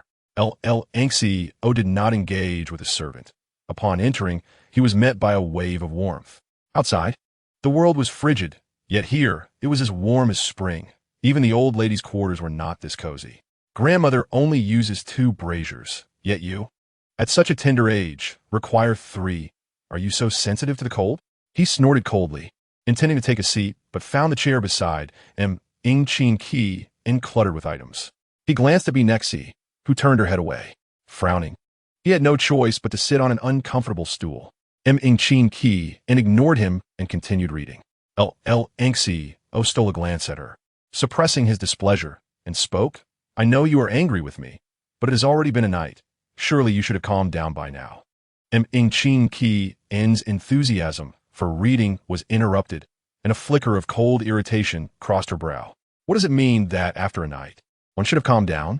In her husband's eyes, as long as one feigns ignorance regarding past events, all could be forgotten without resolution. Chi, wishing not to argue with the young girl, said, Yesterday's incident was due to my oversight. Meng Qianqian replied coolly, that is truly dismissive. Nxio felt as though his vulnerable spot had been struck, abruptly standing. Meng, do not be unreasonable. I have said it was an accident. I did not anticipate you would seek me out. Could you not have simply found a place to shelter from the rain? As a man, why would I need you to worry for me? Meng Qianqian laughed. How could he have the audacity to say such things? He himself had brought a concubine and left her alone in the carriage, exposing her to the elements. Yet he said nothing of that. If she had indeed found a place to evade the rain, would he not have scolded her, asking why she did not wait in the carriage, forcing him to spend time searching for her and delaying the Zhu banquet? Since he believed it was her fault, why feign an apology? Nxio frowned. Are you finished? Are you not well? He is her husband, the master of this courtyard. Nexi coldly lifted the curtain. Young master, you may leave. Nxio was genuinely infuriated to be driven away by a woman. Where could he place his dignity? He resolutely sat down again, refusing to leave. Nexi urged, young master. Nxio barked, get out. Liam pulled Nexi away. Meng Qianqian chuckled coldly. LGNGJ, and certainly has a grandiose air about him. Nxio seldom lost his temper with women, and after venting, he regretted it slightly. After a moment of calming down, he spoke solemnly. Meng, I did not come to accuse you today. Your grandmother entrusted you with managing this family, which signifies her trust. You ought to embody the demeanor of a mistress rather than squabble with WNR and speak harshly to your husband. I have promised to treat you well, and that vow still stands. Upon hearing the term mistress, Meng Qianqian laughed. Is the young master not here to apologize today, but rather to demand money? Nxio replied earnestly. Those are 2 separate matters and should not be conflated. Meng Qianqian replied breezily. Very well. Let us adhere to your preference and discuss only finances. Nxio frowned. That is not what I meant. Meng Qianqian produced an account book. You have been at the border for 5 years and have never sent a single copper coin for household expenses. Surely you have saved quite a sum. How about you repay the debts you owe me from these years? Nxio was bewildered. When have I owed you any money? Meng Qianqian feigned surprise. Did not grandmother inform you? For the past years, the household expenses have been covered by my dowry, including the substantial debts incurred before I married. You speak nonsense. If I am not speaking nonsense, why not check the accounts for yourself? In truth, I am not unreasonable. A woman is expected to follow her father at home and her husband outside. Spending a little money for my husband brings me joy. However, as a man of stature, now a celebrated general, I imagine you would disdain spending a woman's money. It matters not to me if I use my dowry to support you, but if it tarnishes your reputation, that would be my grave offense. What do you think? Meng Qianqian spoke the sharpest words in the gentlest tone. Any man would find it impossible to forsake his pride. Meng Qianqian sighed. How about this? I shall quietly conceal it from you. Hurry and fetch money to settle Miss L's account. Ensure you do not mention it was from me. Let be said that it is your own military salary. You can support your own woman. No need. Lingxiao's expression turned icy as he rose, sweeping his sleeves aside and departing. And Nexi heaved a sigh of relief. They were quite worried that the general might be so angered by the young lady that he would act against her. Young lady, today you have completely stripped away the veil of modesty. It is better to fear 1,000 things than to fear one. When a dog is cornered, it will leap over the wall. If the young master is truly enraged and decides to divorce you, what then? At that point, they would not return your dowry, and we will be helpless. It is well said that the dowry belongs to the woman, but where in the world is there such fairness? Once divorced, it ultimately signifies the daughter's family cannot contend with the husband's. One can only hope for a peaceful separation. The young lady is unfamiliar with the capital and has no backing. It would be exceedingly difficult to confront the L family. Upon hearing this, Nexi immediately panicked. Young lady, Meng Qianqian reassured, it is of no consequence. A man may divorce his wife for 7 reasons, and a woman may not be divorced for 3 particular circumstances.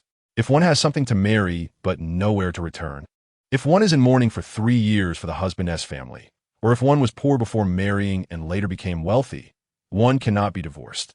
I have fulfilled all mourning obligations for Lingxiao and his grandfather. Should he wish to divorce me, it is simply not an option. However, Li Momo's concerns were not without merit. She indeed should have made plans earlier. Momo, please retrieve the account books from the past few years and calculate how much of my dowry remains.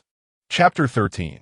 Someone cares for Qianqian. It is said that after Lu Lingxiao stormed out of Haitang courtyard, he immediately intended to seek clarification from the old lady. Yet, he quickly reconsidered, realizing that questioning his grandmother in a fit of anger would be a breach of filial piety. Fortunately, some matters had already circulated among the servants, and with a little attention, he could learn the truth. It turned out that during his grandfather's lifetime, he had lent out considerable amounts of money at interest. Being a military general, no one dared to default on his debts, and he had earned quite a fortune in his earlier years. After tasting success, his business expanded rapidly. However, usury can cause great harm, and when the emperor ascended the throne, the first decree he issued was to abolish private lending. In an attempt to recover, his grandfather mortgaged his properties, shops, and farmlands to a moneylender, borrowing a substantial amount of capital to partner in the salt trade. But was it wise to engage in such a venture? Even if his grandfather were a high-ranking official, he could not easily dabble in salt transport. Unsurprisingly, the news leaked. It was only due to his great-grandfather's contributions to the emperor that his grandfather retained his position, albeit with a monetary fine. Consequently, the Lu family found themselves in dire financial straits. When Lu Lingxiao reached the age for courtship, the old lady did consider arranging a suitable marriage for him in the capital. However, upon inquiring into the Lu family situation, potential suitors were deterred from marrying their daughters into the family. Only the Meng family, far away in Yuzhou, remained oblivious to the fact that the Lu family had become a mere shell of its former self. Thus, Meng Qianqian did not lie. She had filled the Lu family's financial void, repaying their external debts with her dowry, which enabled the Lu family to maintain a semblance of dignity and prosperity. A servant sighed. That is the situation, young master. In truth, relying on the support of others is not disgraceful. It is disgraceful to forcefully take advantage of such support. Lu Lingxiao's expression darkened. Why do you talk so much? The servant, feeling wronged, fell silent. What is your name? Lu Lingxiao inquired. The servant, sent by steward Lu to serve as his attendant, had quickly become exasperated by the servant's incessant chatter. The servant replied, Young master, my name is Shanin. Lu Lingxiao frowned. You dare lecture me? I asked for your name. The servant, feeling aggrieved, explained, My name is Shanine. I talk a lot, a chatterbox. Hence the name, to remind me to stay vigilant. Lu Lingxiao retorted. I see that name does not seem to serve you well. Shanine hesitated, as Lu Lingxiao impatiently asked, What is it? Shanine finally spoke. I have something to report. Lu Lingxiao urged. Speak. Shanine said. The old lady has settled alone. Lu Lingxiao's expression softened. Still, great-grandmother cares for me. Shanine added, It is not for Miss Lin. Qianqian. Qianqian. Meng Qianqian was halfway through her calculations when the old lady entered, full of vitality. Although she appeared dazed, years of care for Meng Qianqian had strengthened her health. Meng Qianqian set aside the account book, great-grandmother. The old lady approached her and glanced at the account book. What is this book about? Meng Qianqian smiled. This is not a storybook. It is an account book. I will read a new one tomorrow and tell it to you. The old lady nodded vigorously. You must remember. Meng Qianqian smiled, of course. The old lady grinned mischievously. Ban Sha and Li Momo were amused by the old lady's antics and stifled their laughter. After her playful moment, the old lady spoke mysteriously. Qianqian, guess what I bought for you? All right, you won't guess. The old lady waved her hand dramatically. Bring it in. Two servants entered, carrying several bolts of shimmering fabric. Li Momo squinted in surprise. Isn't this the floating brocade sent by the fabric shop? Miss Lin selected it for her unborn child. But whom does a child need so much fabric? It is evident she chose it for herself. She certainly has an eye for quality. All of it is exquisite brocade. Who wouldn't say she is the rightful wife of the General of the North? Does Qianqian like it? The old lady tilted her head and asked. Meng Qianqian felt warmth in her heart and nodded. I love it. Everything from great-grandmother is cherished. The old lady placed her hands on her hips, laughing like a mischievous elder. Meng Qianqian, puzzled, asked, Great-grandmother, where did you acquire so much silver? 7 or 800 taels is no small sum. The old lady responded, It is my savings. Meng Qianqian, Feng Yuan. Lu Lingxiao dined with Lin Wan'er that evening. He remarked to her. Lin Wan'er shook her head and gestured. Only one bolt of fabric is for our child. The rest was chosen for the young mistress. Initially, Lu Lingxiao felt a twinge of gratitude and guilt for Meng Qianqian, who had supported the family for years. However, upon hearing Lin Wan'er's words, he suddenly felt that Meng Qianqian was still less considerate than Wan'er. While she had indeed contributed to the family, she ought not to take advantage of her contributions to act recklessly at home. Lu Lingxiao gently grasped her hand. I apologize for your grievances. You think of her at every turn, yet she only thinks of herself. If she could possess half of your understanding, the household would not be in such disarray. Lin Wan'er gestured. The young mistress is still young. The general should be more understanding and not take offense. Lu Lingxiao frowned. I will be mindful and try to accommodate her in the future. You are enduring hardships during your pregnancy. Rest now. I have achieved great merit, and the emperor will reward me. Once the reward arrives, I will take you to purchase fabric for you and the child. Choose several outfits for yourself. Lin Wan'er nestled into his embrace and traced words in his palm. To serve by the general's side is enough for me. I ask for nothing more. Haiding Courtyard. Meng Qianqian spent the entire afternoon playing with the old lady and continued reviewing the accounts at night. The household accounts were divided into two segments, internal and external. The internal accounts reflected household expenditures, while the external accounts detailed the profits and losses of the farmlands and shops. From the accounts, it was evident that the farmlands and shops were not profitable, and each year, a considerable sum had to be supplemented. It is easy to infer where this money came from. Meng Qianqian closed the account book. I did not expect that in just 5 years, my dowry would be nearly exhausted. Li Momo lamented. Indeed, only about 10,000 taels remain. This amount would serve as her future means of survival. But how could she turn around, and where could she go? Chapter 14. Seeking the general's protection, Meng Qianqian experienced firsthand the inconveniences of being in an unfamiliar place. Despite the Lu family's financial struggles, there was still nobility in the capital. Setting aside the old master's contributions to the emperor, Lu Xingzhou held a position in the Ministry of Works, and Lu Lingxiao had just achieved military merit. For a solitary merchant girl with no connections in the capital, extricating herself from the Lu family proved exceedingly difficult. Xiao Jiao survived. Father. In the dead of night, Meng Qianqian was once again awakened from a nightmare. Beads of sweat trickling down her temples, soaking her hair. Many women wish to climb into the general's bed, but you are the first to urgently seek a father. Lu Yuan's nonchalant voice drifted into her ears, sending a shiver down her spine. Meng Qianqian hurriedly released his purple sleeve, sat up quietly, glanced at him, and said, "Does the general always intrude upon women's chambers? I go wherever I please." Decorum, shame, and ethical standards meant nothing to the general. Lu Yuan lounged against a tiger-skin chair, his long legs crossed over an ornate footstool. Hiding courtyard lacked such luxurious seat and furniture. Meng Qianqian glanced at the charcoal basin nearby, where the silver charcoal had transformed into the red charcoal, reserved only for the palace's nobility. He certainly knew how to indulge himself. Lu Yuan flipped a page of the book in his hand, disdain etched across his face. Do you women find such trivial things entertaining? In truth, she did not care for storybooks. She read them solely to share with the old lady. Meng Qianqian replied, "I am a woman of modest ambition. I hope the general does not mock me." Lu Yuan turned another page. Who is Xiao Jiao? Meng Qianqian stated, "This humble girl practices at home." Suddenly, a fierce little voice emanated from the basket. It was only then that Meng Qianqian noticed a small creature eagerly waiting for nourishment. She could not be blamed. The imposing presence of a certain general was simply too overwhelming. Meng Qianqian carefully lifted the little one from the basket. The small creature tensed up and sensing the predicament. Meng Qianqian swiftly raised it high. Achoo! The little one sneezed heavily. Lu Yuan nonchalantly moved aside the book that had shielded his face, a glimmer of menace flashing in his eyes. Meng Qianqian blinked innocently. The little one, adorned with a snot bubble, looked utterly confused. Meng Qianqian hurriedly fed the little creature.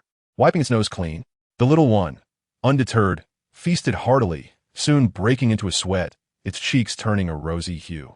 Meng Qianqian suddenly inquired, "May I know how to address your esteemed child?" Lu Yuan replied coolly, "Baozhu."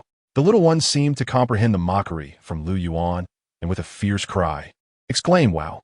The general chuckled, "You caught your own pig." While others might catch abacuses, gold, silver, or pens, she had crawled into the kitchen to catch a roast suckling pig.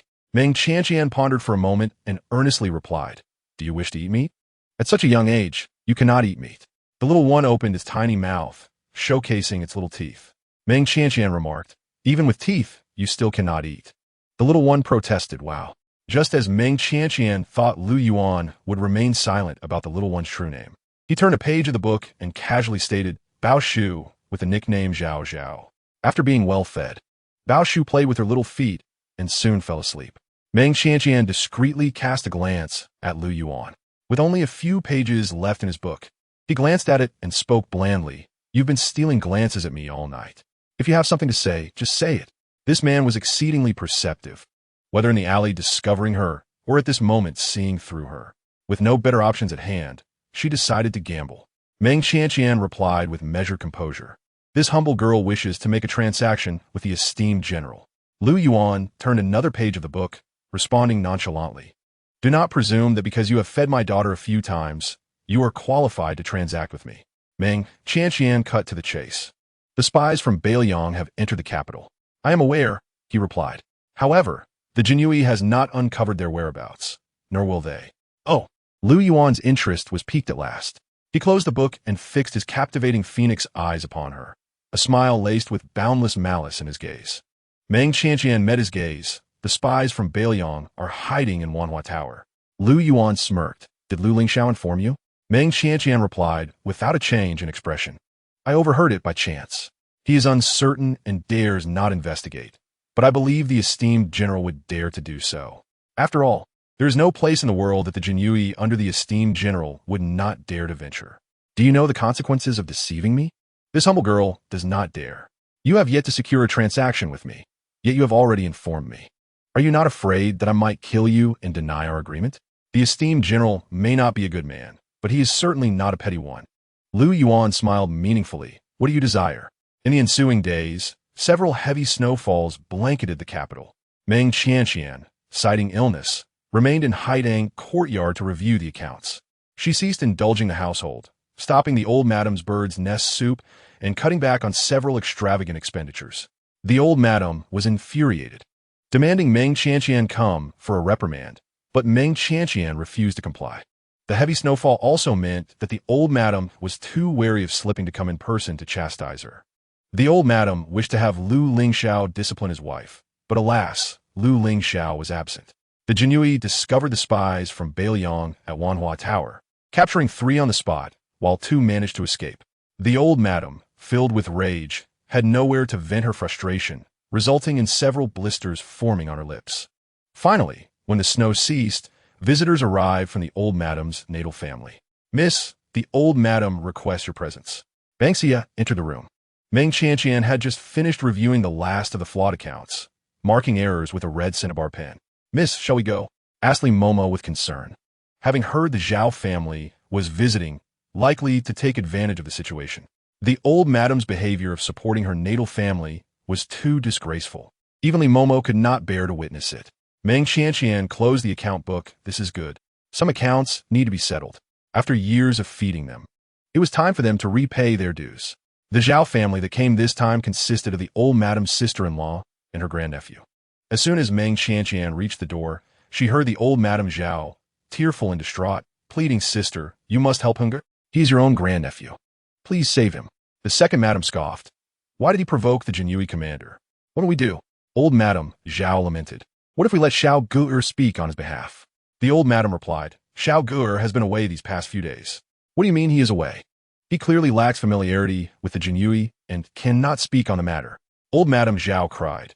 Hunger was drunk and did not mean to offend. Besides, he did not know that young lady was the commander's sister. If only 2,000 taels were given, this matter could be resolved. Otherwise, they will kill Hunger. The second madam's expression changed dramatically. 2,000 taels? Where would our Lu family procure such a sum? Old Madame Zhao retorted, "Isn't Meng girl wealthy? Just ask her for it." Meng Qianqian stepped through the curtain. "Aunt, do not presume that I possess such wealth. Even if I did, I cannot simply fill the Zhao family's pit. Can I?" Chapter 15. Retrieving the dowry. Exactly. The second madam had long disapproved of the old madam's support for her natal family. The old madam frowned and addressed Meng Qianqian. "Saving lives is crucial. You should provide the funds first." Meng Qianqian sighed.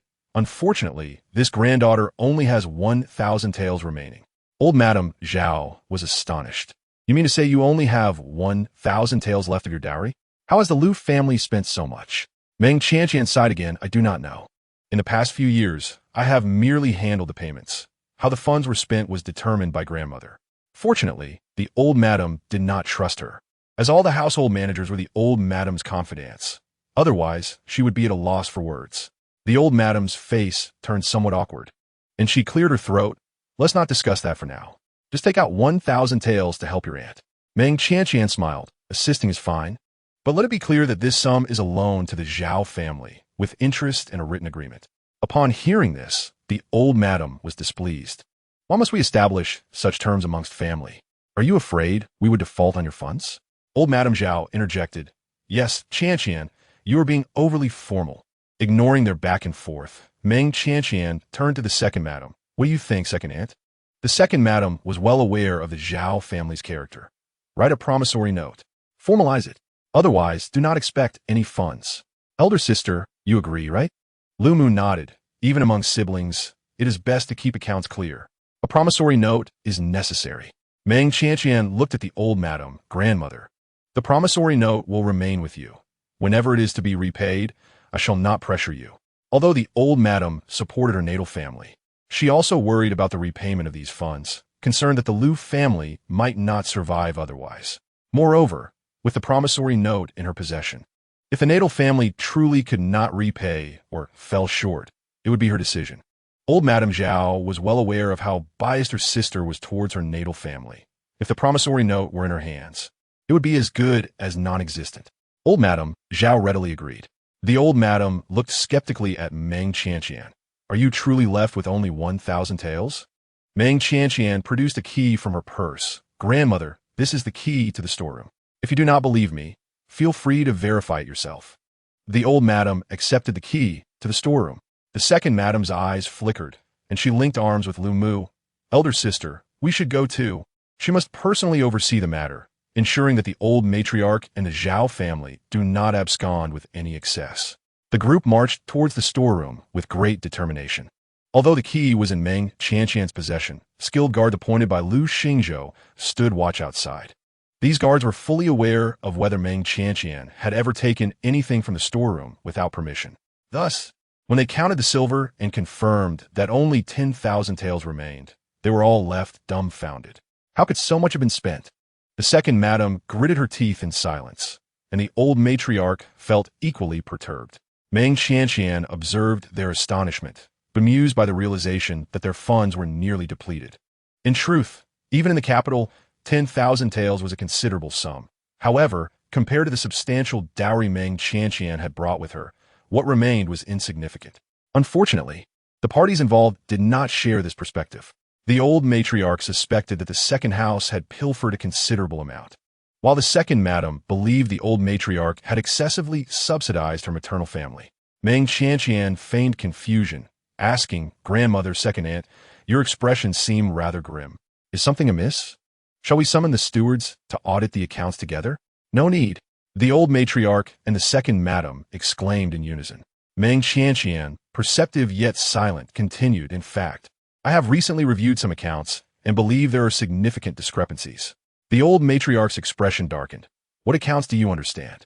Do you think the Lu family in the capital is akin to your humble household in Yuzhou? Not to mention the household expenses. Your father-in-law's official duties require numerous social engagements.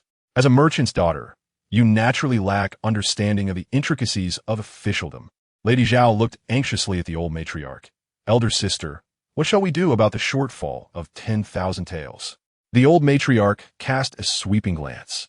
The second madam immediately took a step back, insisting, "I have not." Lady Lu added, "Neither have I." Lady Lu genuinely had not, as her dowry had long been depleted. The old matriarch addressed her sister-in-law. "I recall that the Zhao family has 2 shops on E Street. Together they should be worth around 10,000 taels."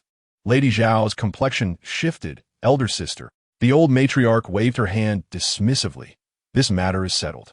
Lady Zhao had initially intended to claim all from the Lu family, but she had not anticipated that Meng Qianqian's dowry would be squandered to the point of leaving only 10,000 taels. In truth, she harbored some resentment toward her sister-in-law, who had frequently taken advantage of the Meng family's maids over the years, likely amassing a considerable fortune, yet insisted that the Zhao family yield the 2 most valuable shops. However, she could not voice this, as those 2 shops had been secretly acquired by her sister-in-law using the dowry silver for the Meng family maids. Meng Qianqian wrote an IOU before everyone, requesting the signatures of Lady Zhao and her grandson, then handed the note to the old matriarch. The second madam complained, "Everything has gone to the Zhao family. What will we eat? Shall we subsist on the northwestern wind?" Meng Qianqian replied helplessly, "There is still some gold and silver jewelry in the storeroom. If the household is truly in hardship, feel free to pawn them for sustenance. There is no need for grandmother to return the key to me." This was a complete abdication of responsibility. Yet, what could the old matriarch say? Meng Qianqian had indeed been drain dry. Upon returning to Haitang courtyard, Granny Li was distraught. "Miss, you have lent the last 10,000 taels to the Zhao family without even holding the IOU. What will happen if they refuse to pay it back?" Meng Qianqian replied, "The Zhao family certainly will not repay it. Those with power and influence, even without an IOU, dare not default on their debts, while those without power, regardless of the number of IOUs or the strength of the evidence, will act with impunity and deny their obligations. Unfortunately, I belong to the latter category." Thus, from the outset, she had not anticipated the Zhao family would repay the money. In the dead of night, Meng Qianqian awoke from her slumber. She was not roused by nightmares, but rather had grown accustomed to waking at this hour. Lu Yuan was again seated in his exclusive Zeton wood official's chair, roasting smokeless red charcoal, leisurely perusing her new storybook. This one was not as captivating as the previous. It was utterly unappealing. "Why do you continue to read something so unappealing?" Meng Qianqian inquired, glancing at the bedside table, where a thick stack of silver notes and 2 shop deed papers lay. Conducting transactions with the Grand Commander proved advantageous, smoothly transferring 10,000 taels of her dowry while compelling the Zhao family to relinquish their 2 most valuable shops. Meng Qianqian inspected the authenticity of the deed papers before counting the silver notes on the table. There were an additional 2,000 taels. The Zhao family had only taken 10,000 taels from her. The Grand Commander turned a page of the storybook, nonchalantly stating, "The 2,000 taels are a gift from Baozhu. The little one already knows how to pay for her own milk." Meng Qianqian acknowledged with an O, counting out the 2,000 taels of silver notes. "Please transfer this sum to the commanding officer." She understood the significance of acknowledging someone's hard work in such matters. Initially worried that the officer would refuse, fearing she was trying to curry favor with him and his subordinates, she had even prepared her reasoning. However, to her surprise, the Grand Commander merely responded with a casual HM. Meng Qianqian breathed a sigh of relief. While he was indeed unrestrained, interacting with him was not burdensome. "Where is Zhao Zhao?" she asked. Lu Yuan replied, "In the basket." Meng Qianqian responded, "But she is not here." Lu Yuan paused, turning to see only an empty cradle. Where's the little treasure?" Chapter 16, Wives and Concubines. At the Grand Commander's residence, on a dark and windy night, a sneaky little figure stealthily crawled out of the basket and made its way into the small kitchen. Taking advantage of the moment, it swiftly snatched a large chicken leg. "Daddy has left too." Whoa! Baozhu was frantic. With Baozhu absent, the Grand Commander had no reason to remain in Haitang Courtyard. His tall and slender figure blocked the faint candlelight behind him, his sharply defined features shrouded in darkness, and his narrow phoenix eyes glimmered with insight in the night. Meng Qianqian calmly asked, "Will you return shortly?" If not, she would sleep. The Grand Commander scoffed, looking down at her. "If I come and go, it will be dawn. Do you think I have nothing better to do?" Meng Qianqian regarded the storybook he had flipped through, blinking calmly. The Grand Commander bent down, his formidable presence and masculine aura enveloping her. His icy fingers grasped her chin, and he smirked playfully. "Or do you wish for everyone to witness me leaving your room? I have no qualms, but I wonder how the Lu family would react." Meng Qianqian met the gaze of the most ruthless and cunning minister of the dynasty with unwavering calm. "Fortune favors the bold. If I can gain the Grand Commander's protection, what harm could it bring to offend the Lu family?" Lu Yuan smiled, a glint of lethal intent evident in his expression. "I will not protect any woman. Even if your contributions are great, your life and death are of no concern to me. Remember this, I'm never a good person." It was only after he departed that Meng Qianqian released the silver needle she had been tightly gripping. Her back was drenched in cold sweat. She had long heard tales of this treacherous minister's capriciousness and heartlessness. During these past few days, with the little Zhao Zhao present, he had concealed his murderous aura, leading her to believe he might not be as terrifying as rumored. Moreover, his swift agreement to this transaction only intensified this illusion. She had acted too hastily. As a mere merchant's daughter, how could she possibly ascend to such heights, unattainable even by the Lu family? His bringing Baozhu to find her was merely his indulgence in coaxing the child, not an indication that he was genuinely swayed by a mere infant. This formidable Grand Commander had no vulnerabilities, no ties, and no emotions. Meng Qianqian awoke to find everything in her room restored to its original state. Unaware of how the genie Wei had managed to move such large items, it was not her concern. Granny Li entered with warm water, hanging the curtains, and observing Meng Qianqian's slightly pale complexion, asked, "Miss, did you have another nightmare?" Meng Qianqian, maintaining her composure, replied, "No. I was reviewing accounts late and did not sleep well." Granny Li spoke earnestly. "You caught a chill from the rain a few days ago. Be careful not to overexert yourself." Meng Qianqian nodded and said, "Understood, Mama." Li Mama approached with garments, remarking, "Miss used to dislike my prattling." Meng Qianqian replied, "In my youth, I was unaware, yet I understood in my heart that Mama meant well." Li Mama chuckled, "Indeed, you have always been sensible, cherished in our hands, and not spoiled. However, after your ordeal in the water, you have become much clearer in temperament." Miss Bansha entered with a food box, exclaiming, "I just came from the kitchen. They say the old lady is furious." Meng Qianqian anticipated the old lady's wrath, but had thought she would maintain her composure for a few days.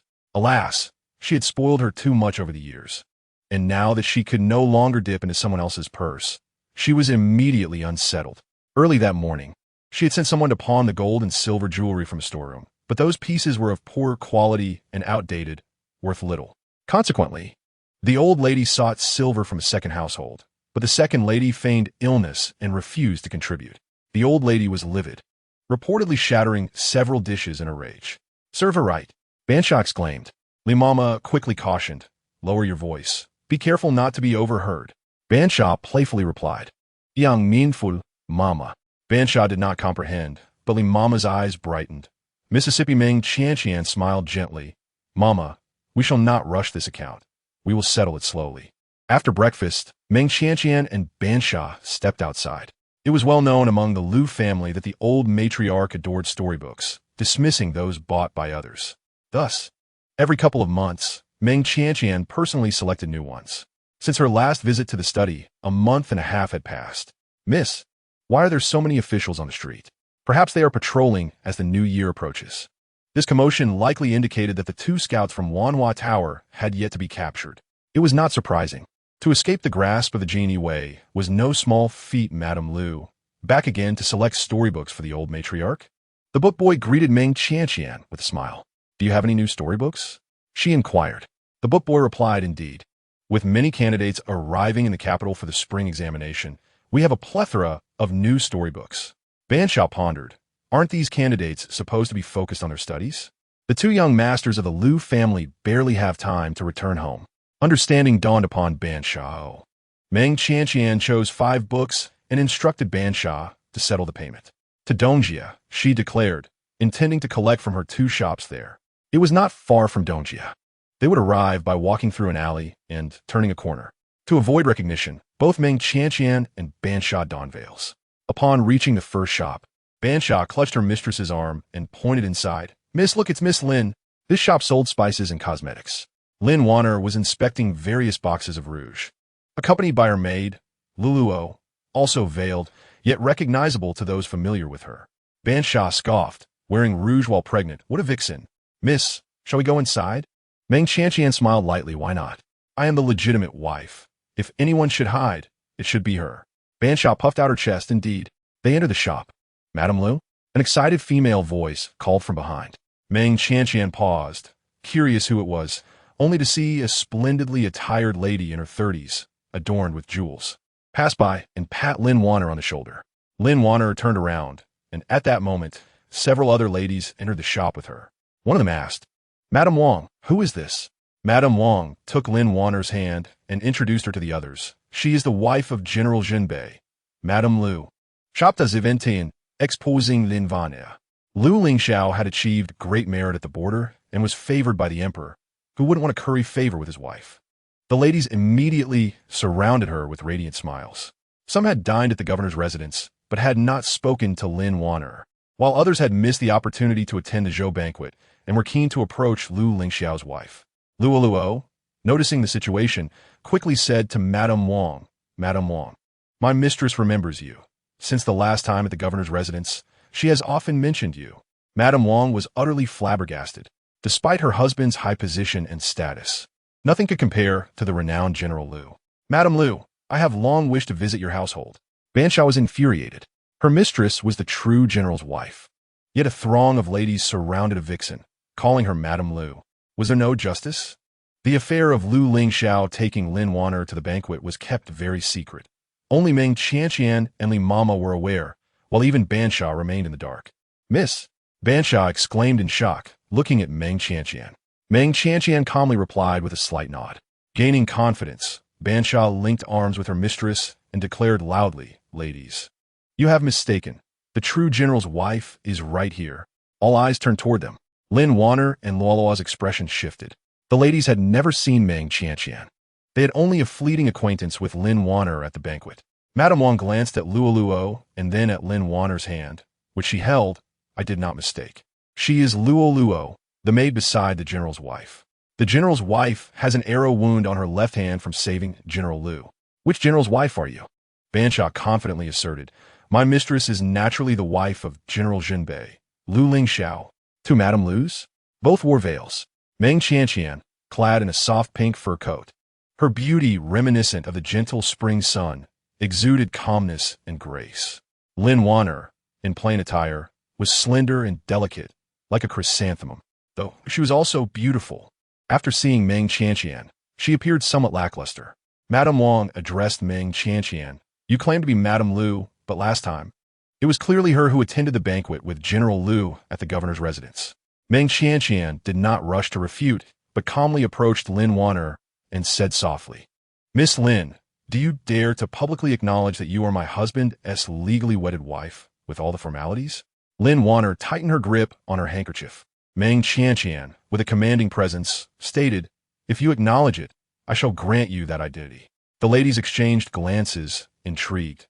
A general with 2 wives promised a spectacle. Someone murmured toward Lin Wan'er, "Speak. Have you lost your voice?" Luo hastily explained, "My lady has injured her throat and can no longer speak."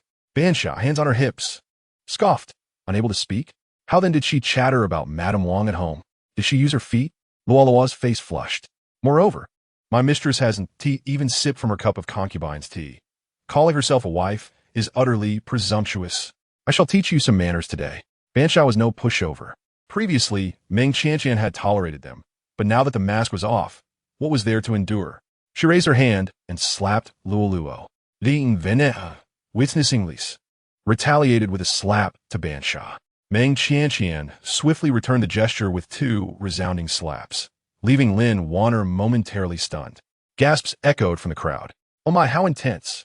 They turned to Meng Qianqian, realizing she was indeed the legitimate wife. Luo covered her face, both scared and angry. "You treating my lady this way? The general will not spare you." As the crowd simultaneously turned their gaze towards Lin Wan'er, doubt clouded their minds. Just when the truth seemed elusive, a commotion erupted in the street, accompanied by the sounds of galloping hooves, furious roars, and terrified screams. In an instant, 2 masked brutes burst into the shop, one of whom clutched a struggling child under his arm. "Shut the door, or I'll slaughter him, and you all," he barked, brandishing his knife at the waiter. The waiter, trembling with fear, hurriedly closed the shop's door. "Close the back door as well," shouted the masked man holding the child. Another waiter, terrified, complied. A few ladies were thrown into chaos. The man holding the child bellowed, "No one is allowed to scream. Whoever dares to shout will be killed." The ladies pressed their hands tightly over their mouths. Meng Qianqian scanned the 2 brutes with her eyes. Both bore injuries. The one holding the child had a minor wound, while the other had sustained a knife wound to his right arm, clearly inflicted by a Xiaochun knife of the Genie Way. Considering the man's accent, Meng Qianqian could nearly deduce their identities. The child continued to wail incessantly. The lightly injured brute, growing increasingly agitated, threatened, "If you cry again, I'll cut out your tongue." "Do you believe me?" Meng Qianqian spoke calmly. "His arm is dislocated. Of course he will cry. If you do not release him, he will be in unbearable pain." The lightly injured brute retorted, "If he dies, there's still you lot. We could just grab a few more." One lady, closest to Lin Wan'er, whispered, "Aren't you the general's wife? Why don't you think of something?" The lightly injured brute, with keen hearing, caught her words and demanded, "Who is the general's wife?" The lady pointed at Lin Wan'er. "She is." "My young lady is not." "She is." Luo unhesitatingly pointed at Meng Qianqian. The lightly injured brute gritted his teeth. "Damn it, which one is it?" "I am," Wang Fu-rin said, her complexion paling. "Bailiang people? They're Bailiang people?" The lightly injured brute turned to his companion. The other man's sinister gaze swept over Meng Qianqian and Lin Wan'er. "Take both. One of them must be real." The lightly injured brute added, "Kill this child." The crowd screamed in horror. Just then, the front door was kicked down with a loud crash. Lu Lingxiao, clad in silver armor, entered with an imposing presence. Like a deity, the 2 Bailiang spies faltered momentarily. Lin Wan'er dashet tovats Lu Lingxiao, losing their hostage. The Bailiang spies turned to press their knives against Meng Qianqian's neck. Lu Lingxiao could only save one. As Lin Wan'er fell into his embrace, he held her tightly. Yet his gaze was fixed on his wife, captured by the Bailiang spies.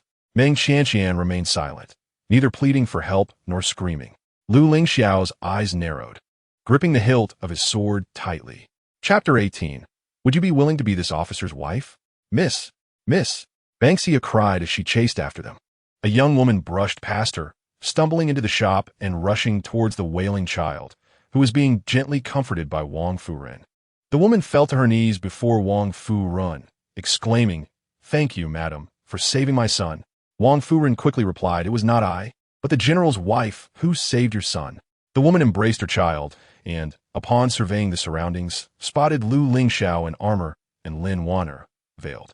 Common folk may not recognize government officials, yet one in armor could only be a general, and the person beside him must be his wife. She hurried over to express her gratitude. "Thank you, general's wife. One lady cast a cold glance at Wan'er and remarked, "She is not the general's wife." The real general's wife was captured by 2 Bailiang thieves while trying to save everyone here. Exactly. Did the cowardly woman even deserve to call herself the general's wife? Was she not quite proud in that moment?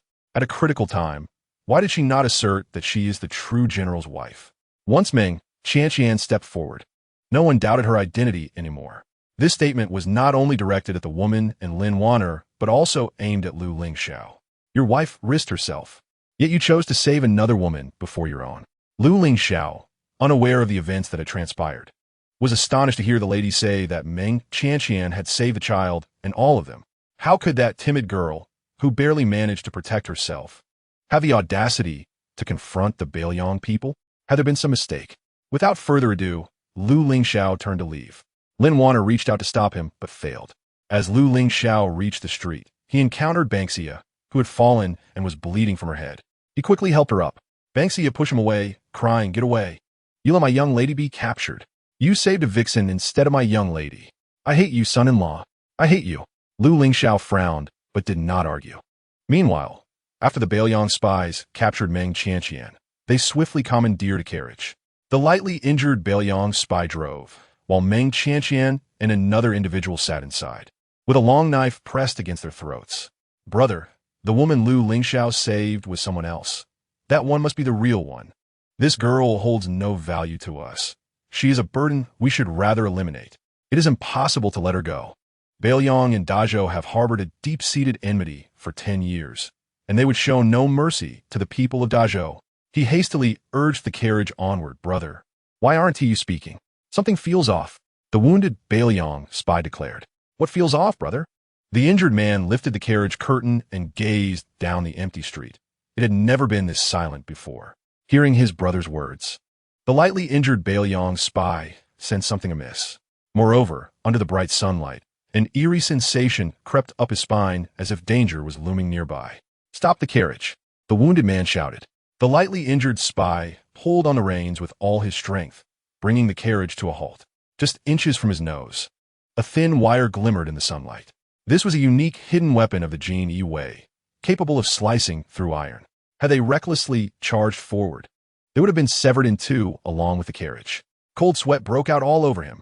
"Be brother," he stammered in fear. At that moment, he heard a nonchalant laugh. Looking ahead, he spotted a purple figure that had mysteriously appeared on the deserted street. He sat upon a dragon-carved official seat, with a servant beneath him acting as a stool, utterly still. He possessed a strikingly beautiful face, with eyes that danced between mirth and danger. His lips curled in a defiant smile. Beside him stood several Jin Yi clad in Feiyu attire. From within the carriage, the wounded man's deep voice emerged. "So it is the Grand Commander. A pleasure to meet you." Lu Yuan scoffed lightly. "What pleasure is there in meeting you Bailiang folk? Kill them." The Jin Yi bowed in acknowledgement. "Yes." "Wait."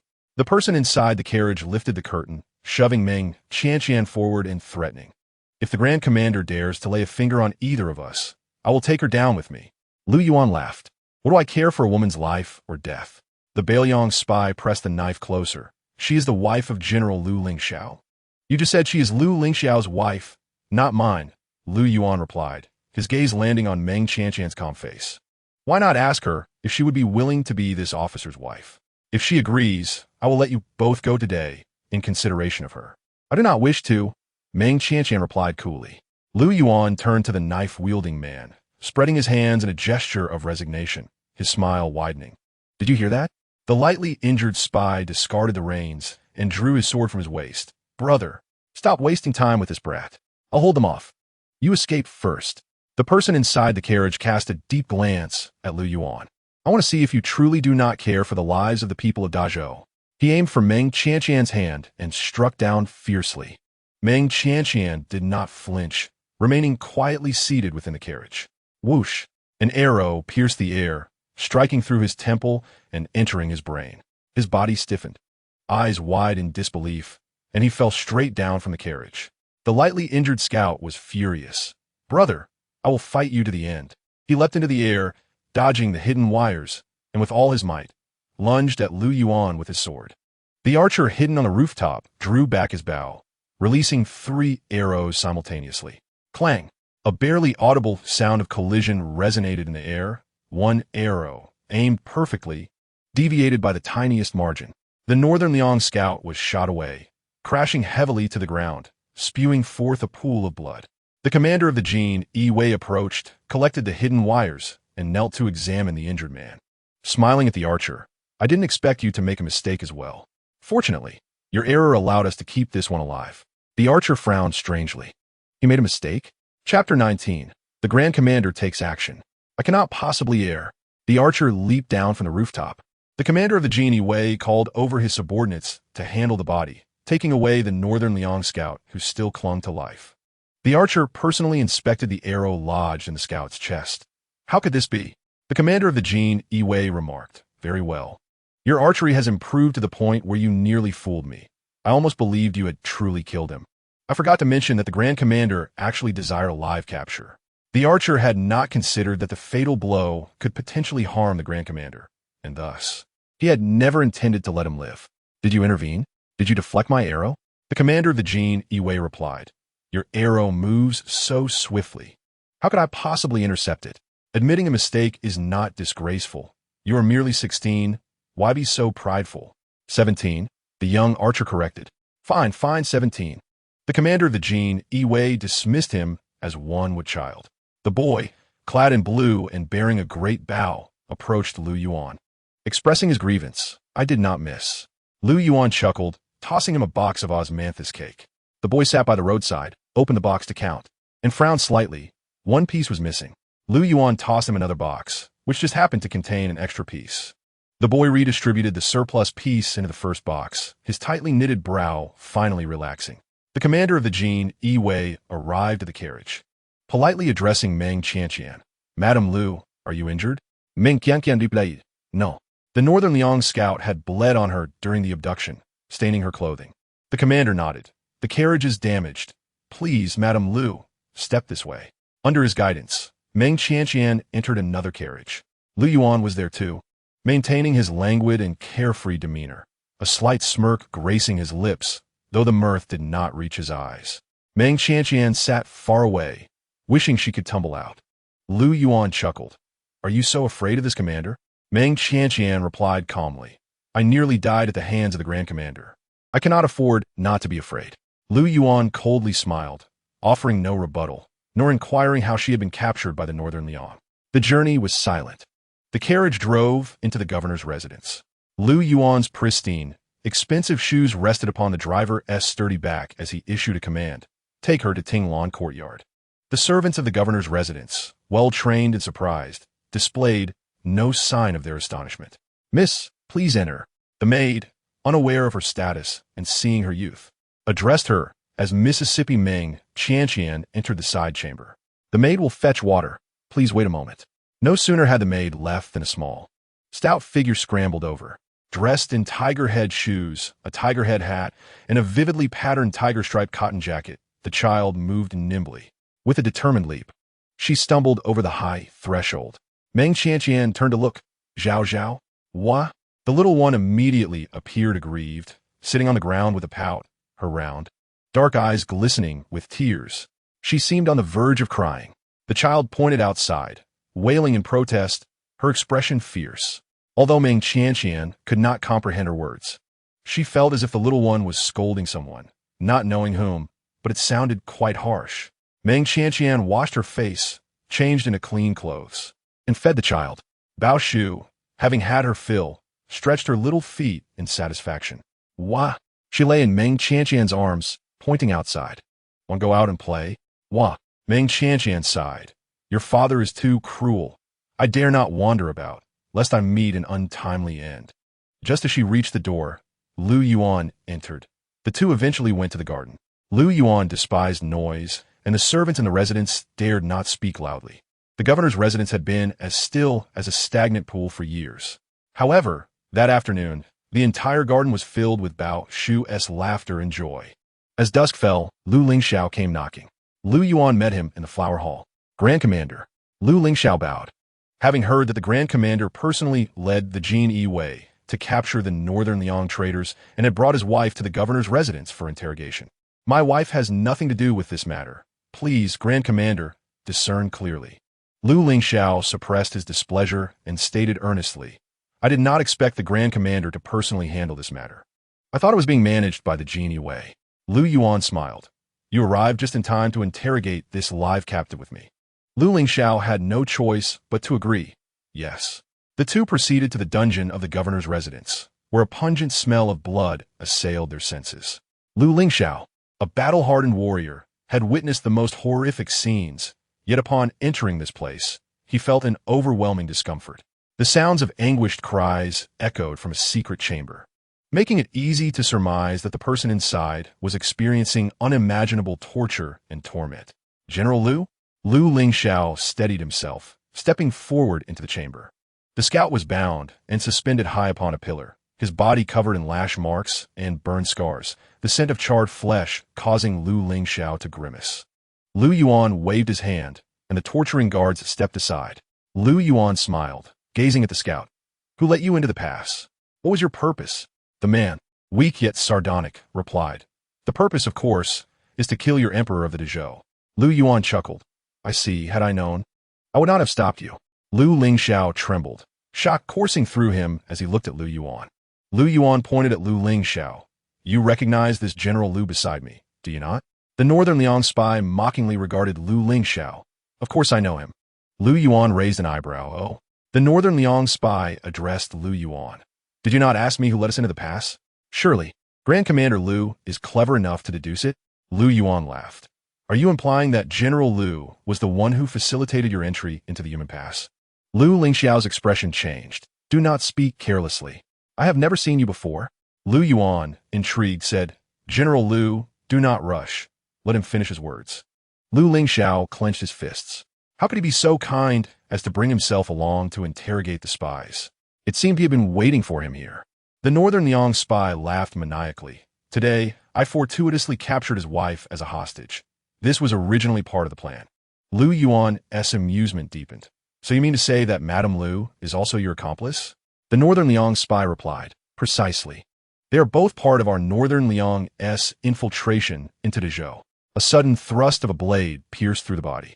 Lu Lingxiao stared in disbelief at the embroidered spring knife that had transfixing the scout's chest. Lu Yuan withdrew the knife from the Northern Liang spy's chest, tossed it to a nearby genie Wei, and took out a clean white handkerchief to wipe his hands, nonchalantly stating, Some words need not be fully spoken. Chapter 20. The Marriage. A quarter of an hour later, Lu Lingxiao emerged from the dungeon, glancing at the overcast sky obscuring the moon, his gaze turning cold. The arrogance and ruthlessness of this Grand Commander surpasses the rumors by tenfold, if not 100. The presence of such a sycophant in the Dezhou dynasty is indeed a calamity, and it is imperative to eliminate this threat for the court and for His Majesty's sake. As Lu Lingxiao mounted the carriage, Meng Qianqian was already inside. Contemplating the events that transpired in the dungeon, he felt a swell of frustration within him, yet he found himself unable to voice it to her. After all, she was merely a woman from the inner quarters, completely unacquainted with such matters. He took a seat opposite Meng Qianqian, who did not acknowledge him, sitting quietly as if she intended to ignore him entirely. Were you frightened today? He inquired. Meng Qianqian remained unresponsive. Did you sustain any injuries? Lu Lingxiao pressed on. Still, she did not respond. Say something, he urged, his brow furrowing. But it is hardly surprising, my husband, that you presented me to the people of Bei Liang in front of everyone.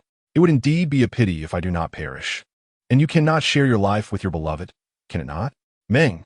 Lu Lingxiao, incensed, rose abruptly, forgetting he was in a carriage, and struck his head against the roof, pain flashing across his face as he gritted his teeth and sat back down. What did I ever present you to the people of Bei Liang? Cease your nonsensical talk. Wan'er is with child. If we do not save her, she may very well face a double tragedy. Furthermore, she is closer to me now. Meng Qianqian smiled faintly. Taking her to the Grand Commander's residence to enjoy my status is merely because she is nearer to my husband? Lu Lingxiao, flustered and furious, retorted. Why are you bringing up old grievances? That matter is in the past. Let it be. Heh, was Meng Qianqian's only response. Lu Lingxiao continued, moreover, if you are angry at me, directed at me alone, there is no need to involve Wan'er. She has done you no wrong. In the Grand Commander's residence, She acted for the greater good, not wanting to affect my future, which is why she did not clarify things. You need not publicly expose and humiliate her, as you did today. Meng Qianqian laughed in anger. Did she say that to you? I once thought that when a man's heart is blind, his eyes also fail him, but it appears that not only is he blind, but his mind has also deteriorated. Lin Wan'er impersonated me, replaced me, and yet you blame her for exposing her. This was the husband she had mourned for 5 years. She could not believe that no one had informed him of the entire situation, yet he stubbornly refused to accept that Wan'er had erred. Even if his Wan'er was at fault, it was compelled by circumstances with reasons behind it. Only she, in her position, was in the wrong. As long as she occupied the rightful place of the primary wife, she would always be the one to bully Lin Wan'er, even if it was she who was replaced. She was also the one who was abandoned. Whoever said it does not matter. Some matters, I hope you do not misunderstand. Wan'er did not clarify things for the greater good, Lu Lingxiao stated. Meng Qianqian retorted, running away faster than a rabbit is also for the greater good? Does weakness justify one's reasoning? Lu Lingxiao opened his mouth. Is that what I meant? Is it not? Meng Qianqian's deep gaze pierced into his eyes. You only remember what you owe her. What about what you owe me? Her eyes were clear and calm, yet they resembled a sword, sharp and icy, making it difficult to meet her gaze. Lu Lingxiao averted his eyes, resting his hands on his knees, and murmured, "Why do you bring up money again?" It seemed that in this man's heart, all he owed her was merely silver. If not money, should I speak of our marital affection? Perhaps the general has forgotten that we possess none, Meng Qianqian replied. Lu Lingxiao replied in a low voice, "Is it not merely that you lent me some silver? Once His Majesty's rewards arrive, I shall return it to you." Lu Lingxiao was infuriated. Forget it. Today she has suffered grievances. Let her vent her anger. He recounted the events that occurred in the dungeon, including how, upon hearing that the Liang spies were there to assassinate the emperor, Lu Yuan had callously remarked that had he known, he would not have interfered. Despite Lu Yuan's arrogance and ambition, Lu Xingzhou was unperturbed. However, when he heard that Lu Yuan had killed the Liang spies who slandered Lu Lingxiao and Meng Qianqian without a second thought, he was still somewhat astonished. After a while, Lu Xingzhou murmured, "It seems he is resolute in his intent to win you over. On the surface, he is bringing Qianqian to the Grand Commander's residence for questioning, but in reality, he is using that to draw you in, hoping to gain a favor from you.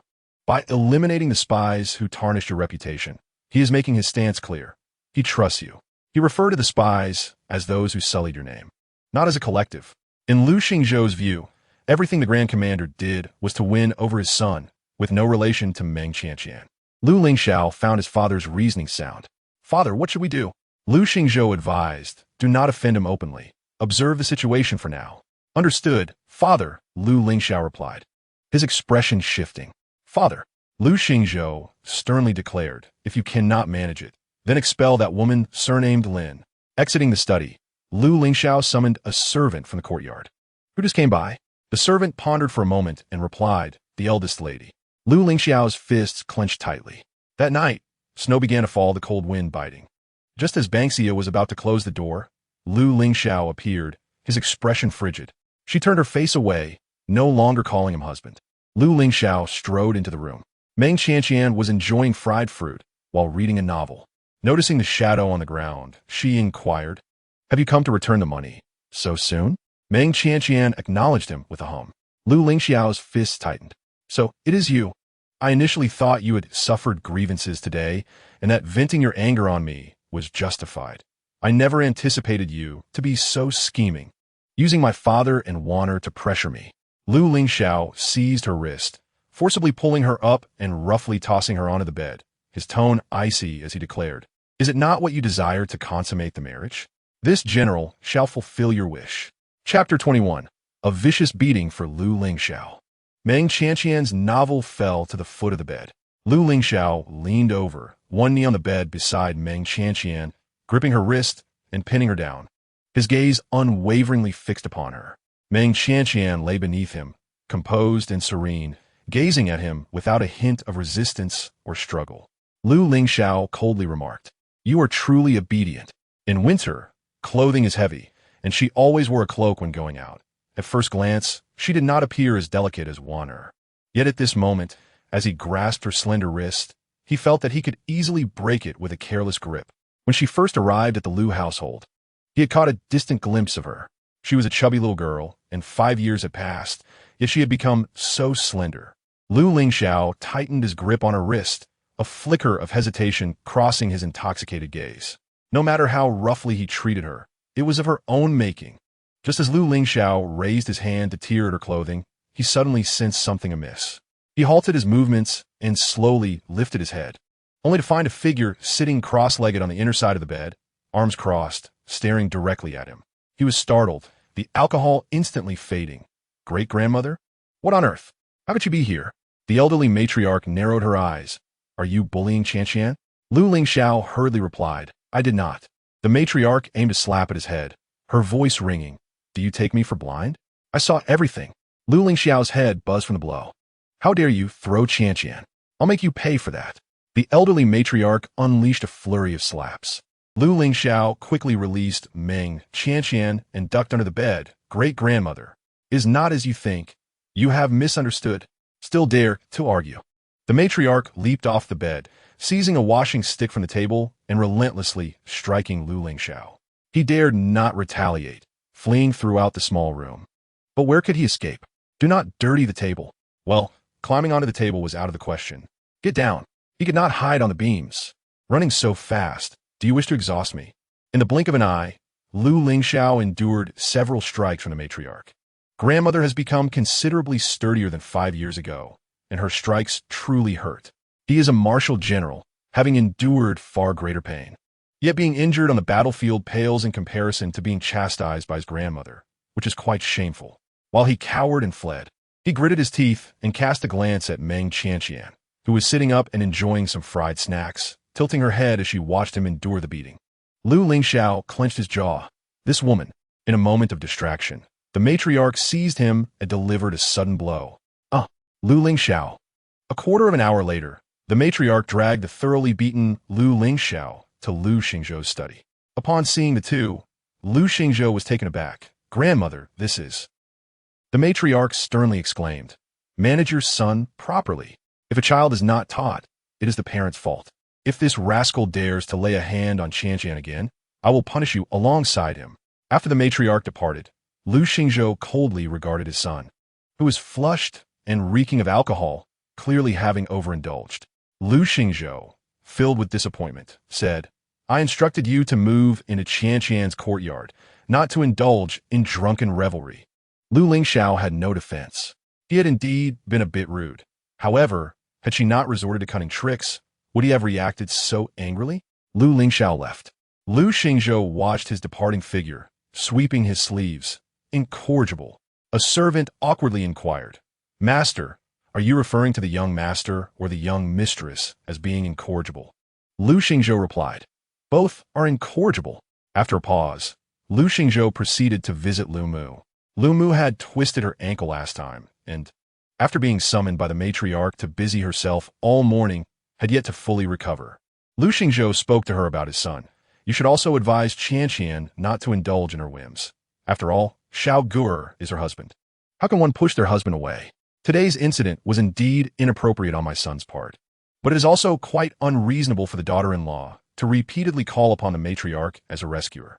Matters between the young couple should be resolved behind closed doors. If all else fails, they still have their parents. Now it has become common knowledge throughout the household. How can one tarnish their husband's reputation like this? Understood. Lu Mu lowered her gaze in response. Lu Xingzhou detected her reluctance in perfunctory tone. I know you care for Qianqian, but Xiao Gu'er is your own flesh and blood. You surely do not wish for news of discord in the family to spread and affect his career, do you? With that, Lu Xingzhou stood up. Have someone prepare dinner. I will stay the night. The news of the Northern Liang spies committing violence in the streets had stirred quite a commotion in the capital.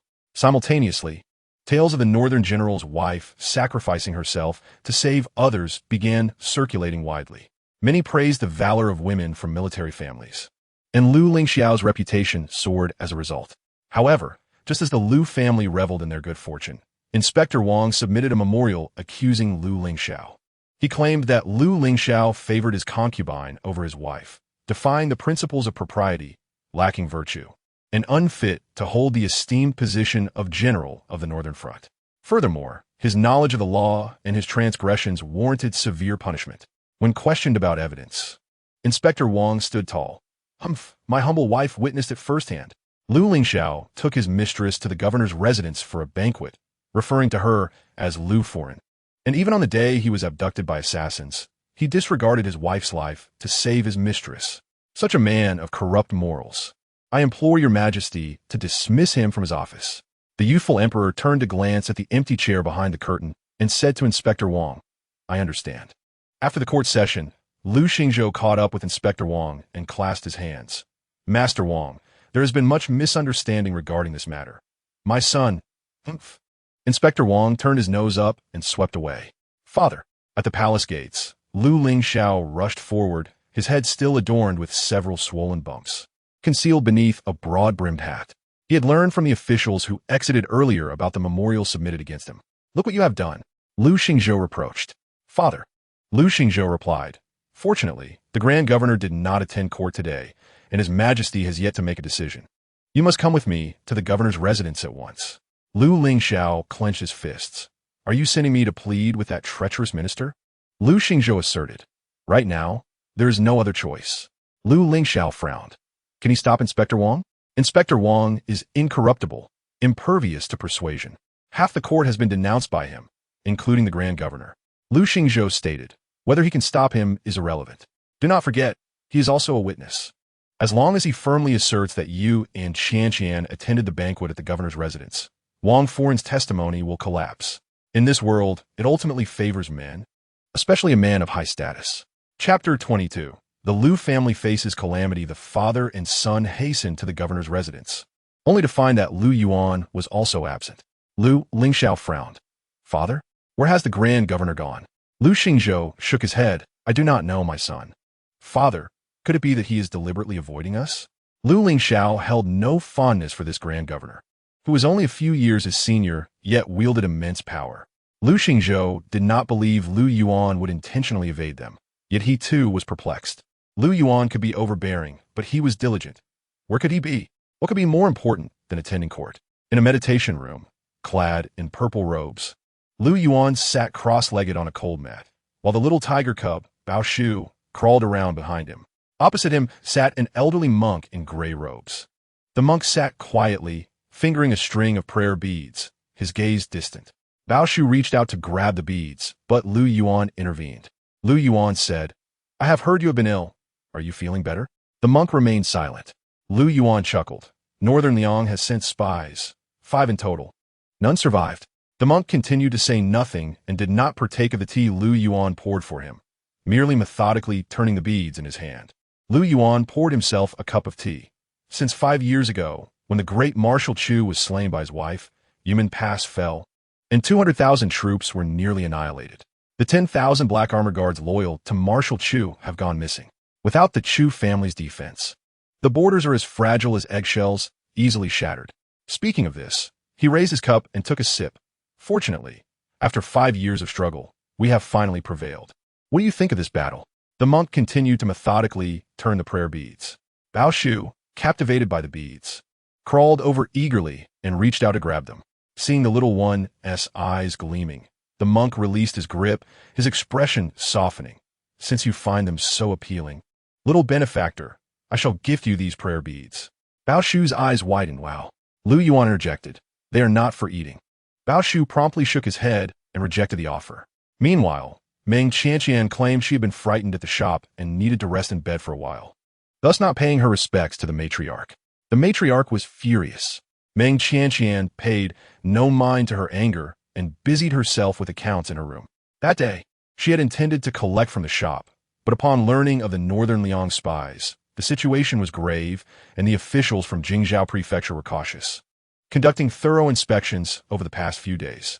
Meng Qianqian did not wish to reveal her identity as the new owner for the time being and decided to wait until the situation calmed down before collecting the shop.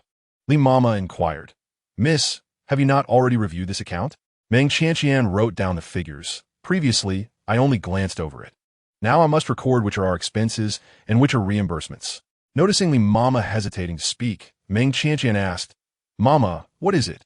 Li Mama, with concern, asked, "Miss, Why not explain to the young master? It was not you who sought out the master. He had someone call for you. Meng Qianqian replied calmly. Even if I explain, he would not believe me. She recounted the entire incident. Lu Lingxiao anticipated that this matter would tarnish Lu Lingxiao's reputation. Thus he assured her that he would have Lu Lingxiao move to Haitang courtyard, ceasing his favoritism towards that woman. Li Mama sighed. Why can't the young master see the good in the miss? Meng Qianqian continued to jot down the accounts. Whether he sees it or not is of no consequence. Miss Binexi entered the room with a food box in hand, closing the door behind her with a cheerful demeanor as she stepped forward to unveil the breakfast inside. A bowl of koi seed porridge, a plate of side dishes, 2 bamboo shoots filled with meat, and a platter of crystallized cured pork were presented. Recently, the meals in the palace have been rather meager, consisting solely of porridge and side dishes. The buns and cured meat were prepared by Binexi herself in the small kitchen. Limomo brought over hot water and a towel. Meng Qianqian, washing her hands, inquired, Has the charcoal been sent to Mother? Binexi replied with a smile. It has indeed been delivered. You guessed correctly, Mississippi. They asked where the charcoal came from, and I followed your instructions, telling them it was a gift from the old matriarch. Ever since Meng Qianqian had been drained of her energy, the old matriarch had taken charge of the household. Her frugality not only diminished the quality of food, but also reduced the supply of charcoal, switching from silver charcoal to inferior black charcoal, which was quite bothersome. Meng Qianqian purchased charcoal à l'herself, mixing it with that sent by the Internal Affairs Court for the old matriarch. The old matriarch consistently favored Lu Mu and Meng Qianqian, distributing the charcoal between the two without raising any suspicion. Noticing Binexi's broad smile, Meng Qianqian asked, What brings you such joy? Is there good news? Binexi, with an air of mystery, replied, Miss, since you haven't left the courtyard today, you might not be aware that a spirit medium has come to our residence. Limomo, puzzled, questioned, What is the purpose of summoning a spirit medium? Who invited her?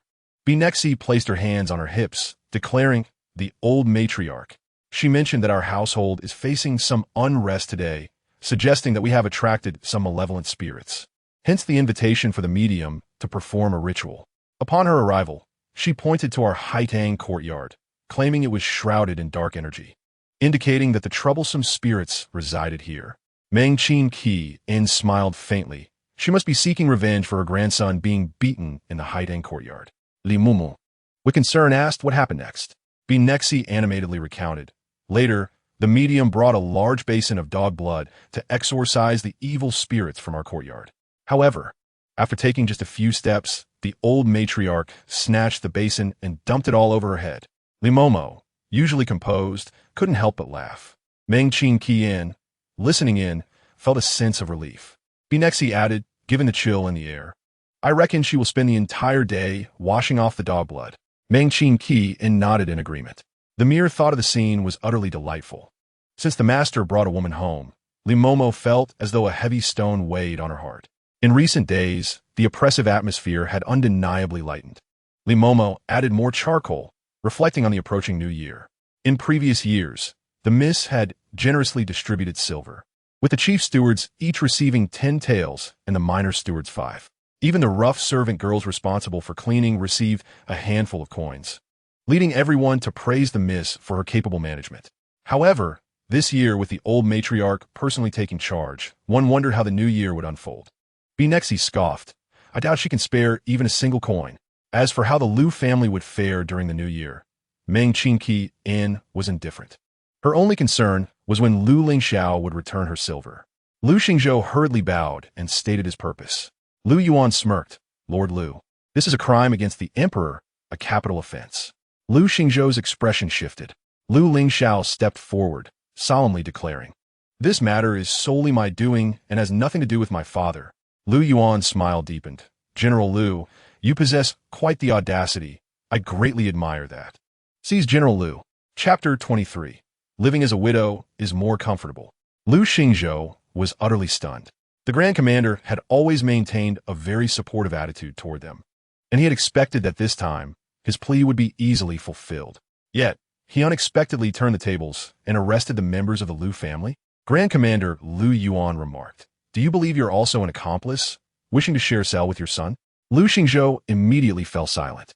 He glanced at his son, restrained by the Jinyui, and clenched his fists. He had witnessed Lu Yuan's capricious nature, his ability to turn on them without warning.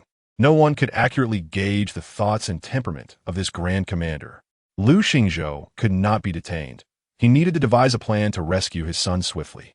Lu Lingxiao glared fiercely at Lu Yuan. In that moment, his anger towards the treacherous official reached its zenith. Lu Yuan remained unfazed, casually smiling as he strolled into the residence.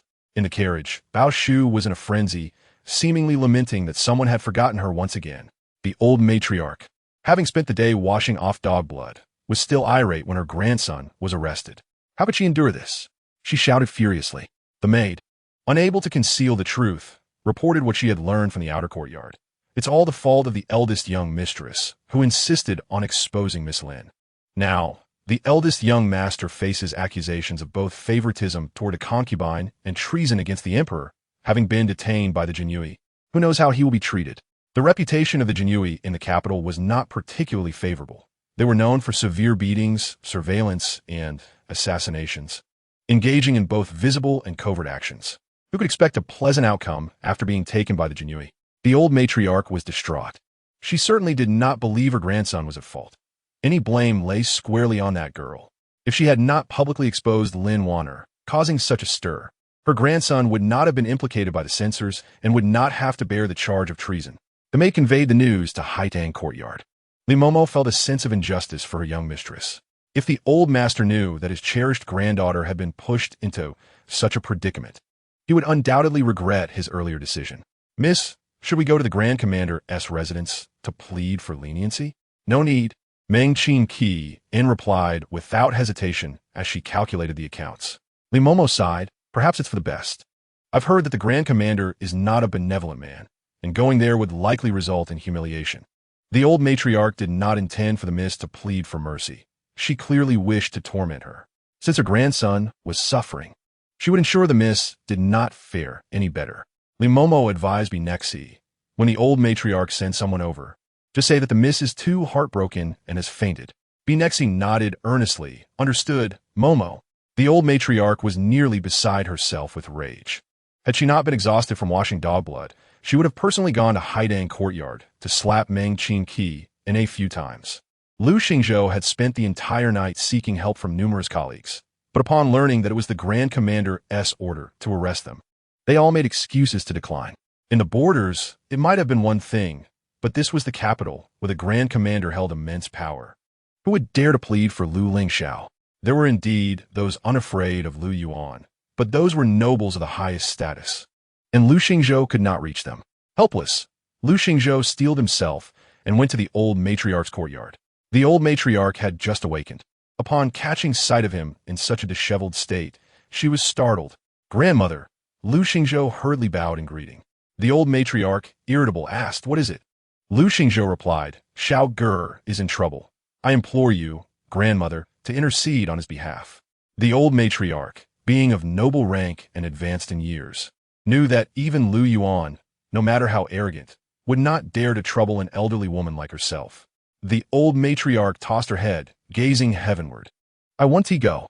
That scoundrel deserves a good beating. It served him right." Lu Lingxiao exclaimed, "Grandmother."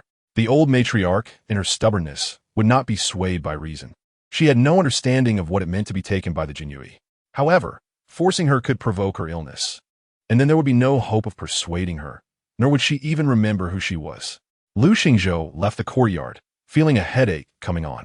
Haidang courtyard also received an unexpected visitor, but it was not one sent by the old matriarch. It was Lin Wan'er. Binexi blocked her at the door, stating, "You are not welcome here. Leave." Lin Wan'er coldly glanced at Binexi, then forcefully pushed her aside and entered Meng Qianqian's room. "Miss." Binexi hurried in after her.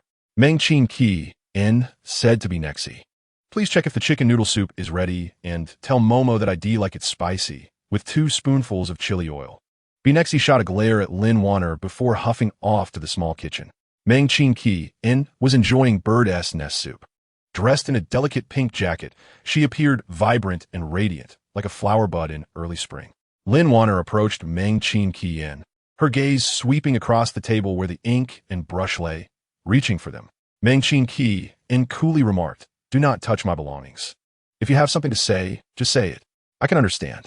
Lin Wan'er furrowed her brows in suspicion and communicated through sign language. Lu Lang has been captured. Meng Qianqian replied with a soft "Oh, I see." Surprised by her proficiency in sign language, Lin Wan'er was taken aback even more. Meng Qianqian stirred the blood swallow in her bowl with a spoon and casually asked, "Are you no longer pretending?"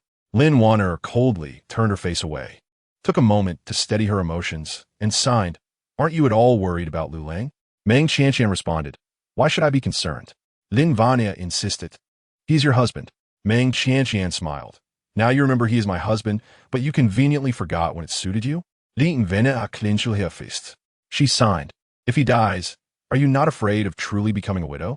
Meng Qianqian replied with a faint smile, "If you hadn't mentioned it, I would have forgotten. Being a widow might be more comfortable than my current situation." Lin Wan'er closed her eyes, suppressing her displeasure, and signed, "I understand you have grievances against me. You can settle the score however you wish, but Lu Lang must not come to harm. I have a way to save him, but I need your cooperation. If we can rescue Lu Lang, I will allow him to consummate the marriage with you." Chapter 24. The General's Family. You are unworthy. It turns out that I need your permission to consummate the marriage. What audacity! Meng Qianqian laughed mockingly. These two seem perfectly matched, treating the consummation as a grand favor bestowed upon her. Do they not even consider whether she desires it? You shameless vixen. My lady does not need your permission to consummate the marriage with her husband. Who do you think you are? Without the qualifications of a matriarch, you presume to act like one. Do take a moment to reflect on your own character.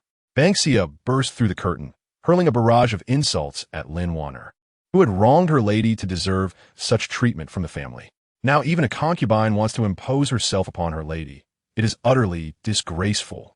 Mama Li also entered with a stern expression, standing beside her lady, and addressed Lin Wan'er. "I may address you as Miss Lin, but do not truly consider yourself a lady. What respectable young woman would willingly become a concubine and brazenly flaunt it before the rightful wife? My lady is magnanimous and does not hold grudges against you, but one must have some self-awareness. To put it bluntly, the child you carry is not recognized by my lady. He is a bastard, unworthy even of being called a legitimate son. Even if you were to lose the child, no one could fault my lady. If I were you, I would humbly keep a low profile and avoid bringing misfortune upon myself." Mama Li was not typically so sharp-tongued, but when she was, her words struck hard. Lin Wan'er was left speechless, her face flushed with anger. She tightened her fingers and signed to Meng Qianqian. "I come from a family of generals, trained in the arts of battle. I do not understand or care for the intrigues of the inner chambers." Meng Qianqian scoffed. "Is stealing another's husband and engaging in illicit affairs what you learned in a family of generals? Do not disgrace the name of a general. You are unworthy." Lin Wan'er asked, "Do you know who I am?" Meng Qianqian replied, "I do not care who you are, leave." Banksia immediately pointed towards the door. "My lady commands you to leave." Lin Wan'er's chest heaved violently as she glared at Meng Qianqian several times, indignantly leaving the Haitang courtyard. As she reached the small garden, she encountered Lu Lingxiao, who was coming for the matriarch's quarters. She adjusted her demeanor and respectfully bowed. Lu Lingxiao harbored no fondness for the orphan girl who brought endless trouble to his son, had it not been for her father and brothers saving his son's life, and the fact that she carried his grandchild. He would not have agreed to keep her in the estate. He ignored Lin Wan'er and walked past her. Lin Wan'er blocked his path, broke a twig, and wrote on the ground. "Has Lord Lu thought of a way to save Lu Lang?" Lu Lingxiao replied sternly, "That is not your concern." Lin Wan'er continued to write, "I have a way to save Lu Lang." Lu Lingxiao paused, finally looking at her properly. "You?" Lin Wan'er affirmed. "Indeed, I want to find the eldest young lady solely to discuss saving Lu Lang, but she drove me out." It was not surprising that a concubine would be driven out for seeking the rightful wife. Lu Lingxiao scrutinized her and said, "Explain your plan." Lin Wan'er revealed the scar on her left hand. "The best plan is to inflict a similar injury on the eldest young lady," firmly asserting that it was she who attended the banquet. Lu Lingxiao pondered. "A new injury is different from an old one, is it not?" Lin Wan'er wrote, "Of course. But what if she were to receive another burn or scratch? Who would know what the original state was?" Lu Lingxiao nodded, signaling her to continue. Lin Wan'er continued, "The Grand General and Madame Wang are witnesses to the banquet. Since the Grand General refuses to change his statement, let Madame Wang intervene." The eldest young lady owes her life to Madame Wang. As long as she pleads with her, it would not be difficult for her to persuade Wang Yushi to retract the indictment against Lu Liang. Lu Lingxiao frowned. That indeed presents a win-win situation. Lin Wan'er vote. Although it is a good plan, unfortunately, the eldest young lady rejected me and ordered me to leave Haidang courtyard. Lu Lingxiao's expression darkened. Is she truly so unwilling to save her own husband? Lin Wan'er wrote. I told her that if she agreed to save Lu Liang, I would allow him to be with her, but she still refused. However, if Meng Qianqian will not save him, I, Lin Wan'er, will. Lu Lingxiao asked, do you have any other methods? Lin Wan'er pulled a piece of black iron token from her pouch and handed it to Lu Lingxiao. Lu Lingxiao felt the weight of the token in his hand. Although he did not recognize it, he sensed an aura of martial authority emanating from it. What is this? Lin Wan'er wrote, the token of the Black Armor Guard. My father was one of the 12 guards under the command of General Chu, and my brother is also with the Black Armor Guard. I am willing to exchange my family's merits for Lu Liang's life. Why did you not mention this sooner? Lu Lingxiao had always thought her father and brothers were minor generals appointed to the border, as a great general would have received accolades long ago. Lin Wan'er explained. After General Chu's death, his 10,000 Black Armor Guards went missing. If the people of Bailiang were to discover my identity, they would surely come to capture me and interrogate me about the whereabouts of the Black Armor Guards. I am doing this for the safety of myself and my unborn child, not out of a desire to conceal anything from you. Lu Lingxiao, with a complex expression, asked, does Lingxiao know? Lin Wan'er nodded. It was a suggestion. Understanding dawned upon him. Lu Lingxiao sighed deeply. Rest assured, the Lu family will protect you. Lin Wan'er solemnly wrote, as long as we can save Lu Liang, I do not mind sacrificing myself. Lu Lingxiao thought of Meng Qianqian. In the past, he had not thought ill of that girl, but now, in comparison, he found her increasingly immature, prioritizing her whims over her husband's safety. In contrast, Lin Wan'er demonstrated a profound love for his son and displayed a greater sense of responsibility. Lu Lingxiao nodded at Lin Wan'er, took the token, and proceeded to the palace to report to the emperor. El Luo approached with a cheerful smile, saying, Miss, once we rescue the general, both the master and the matriarch will support you. At that time, let us see what the one in Haidang courtyard has to say. In the morning, a light snow fell upon the capital, covering the ground with delicate flakes, which were soon swept away by the servants.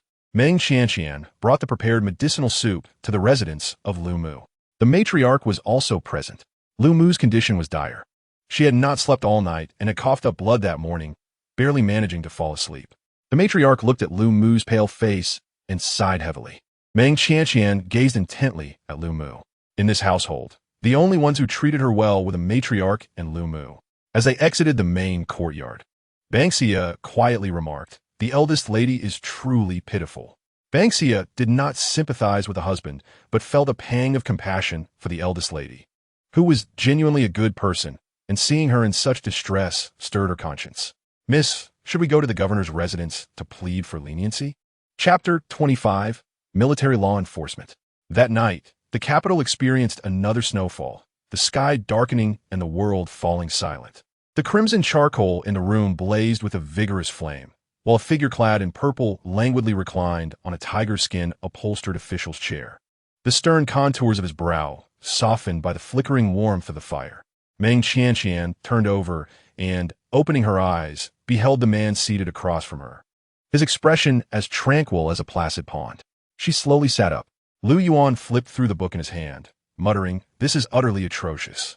If the chief knows which candidate wrote this, I shall ensure he never sets foot in the examination hall. Was this esteemed general truly aware of such matters? Fortunately, the candidates had employed pseudonyms. Otherwise, a scholar of considerable talent might find himself unjustly barred from the imperial examination due to a mere dire necessity to pen something trite. Meng Qianqian inquired, what of Zhao Zhao? Suddenly, a small head adorned with a tiger head cap emerged from beneath her quilt, blinking its bright, round eyes in excitement as it gazed at her. Meng Qianqian smiled knowingly. When did you sneak into my bed? Bao Shu eagerly presented a warm water pouch to Meng Qianqian, then effortlessly climbed into her embrace, lifting her chin with an air of superiority, her little feet proudly elevated. Meng Qianqian playfully pinched her tender little cheek. Bao Shu leaned in, presented her right cheek, as if to say, do pinch this side too. Meng Qianqian chuckled. Lu Yuan scoffed. Lu Lingxiao has been captured, and you seem quite at leisure. His capture is of no concern to me, Meng Qianqian replied, retrieving a clean handkerchief she had prepared earlier on the bedside table. Bao Shu obediently lifted her chin for Meng Qianqian to place the cloth. Lu Yuan sneered, his gaze still fixed on the book. You won't plead for him? If I were to plead, would the chief be willing to release him? No. Meng Qianqian smiled ambiguously. Lu Yuan continued to peruse the book. If it were any other woman, she would certainly venture to the governor's residence to plead for leniency, regardless of the outcome. At least to avoid slander. Meng Qianqian asked, is reputation truly that significant? Lu Yuan glanced at her with a smile, his eyes inscrutable. Indeed, it is not. Meng Qianqian took a clean bowl and spoon from the bedside table, pouring in some goat's milk and scooping a spoonful. Moreover, the chief would not execute him. Bao Shu eagerly opened her mouth. Lu Yuan smirked. Oh, what leads you to that conclusion? Meng Qianqian gently fed Bao Shu. He has rendered great service at the border. To execute him now would incite public discontent. Furthermore, the North Liang has repeatedly surrendered, only to violate the agreement time and again, which is utterly shameless. To slay him now would play directly into the hands of North Liang. Do you possess such understanding? Lu Yuan's smile was both enchanting and perilous, the allure innate, the danger inherent. Without flinching, Meng Qianqian replied, the Lu family possesses numerous military texts. As a woman who has been widowed for 5 years, I have perused some in my idle hours. She paused thus. I shall don mourning attire for my husband for another 3 years. Lu Yuan replied nonchalantly, rest assured, I shall not execute him. May I inquire how the chief intends to handle this? Death may be averted, yet he cannot escape punishment, 20 lashes, a demotion, and the forfeiture of his rewards. Upon uttering the last phrase, Meng Qianqian grasped his sleeve with 2 fingers. Lu Yuan asked, what is it? Meng Qianqian implored, I beseech the chief to show leniency. Lu Yuan narrowed his eyes. Are you advocating for him? Meng Qianqian regarded Lu Yuan earnestly. As husband and wife, witnessing his current plight stirs my compassion. I humbly ask the chief, considering my diligent care of Bao Shu, could a gracious reward be exchanged for the punishment? Lu Yuan responded, the following day. Before the morning court, the young emperor met with Lu Yuan in the imperial study. Lu Yuan bowed to the youth clad in a bright yellow dragon robe. The young emperor returned the gesture. Addressing him, Shang Fu, Lu Yuan smiled. Your Majesty has grown taller. The young emperor glanced at the eunuch beside him. You may withdraw. The attendants bowed to Lu Yuan and exited the study.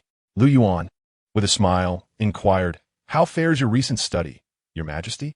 The young emperor hesitated. May we not discuss studies today? Lu Yuan replied gently.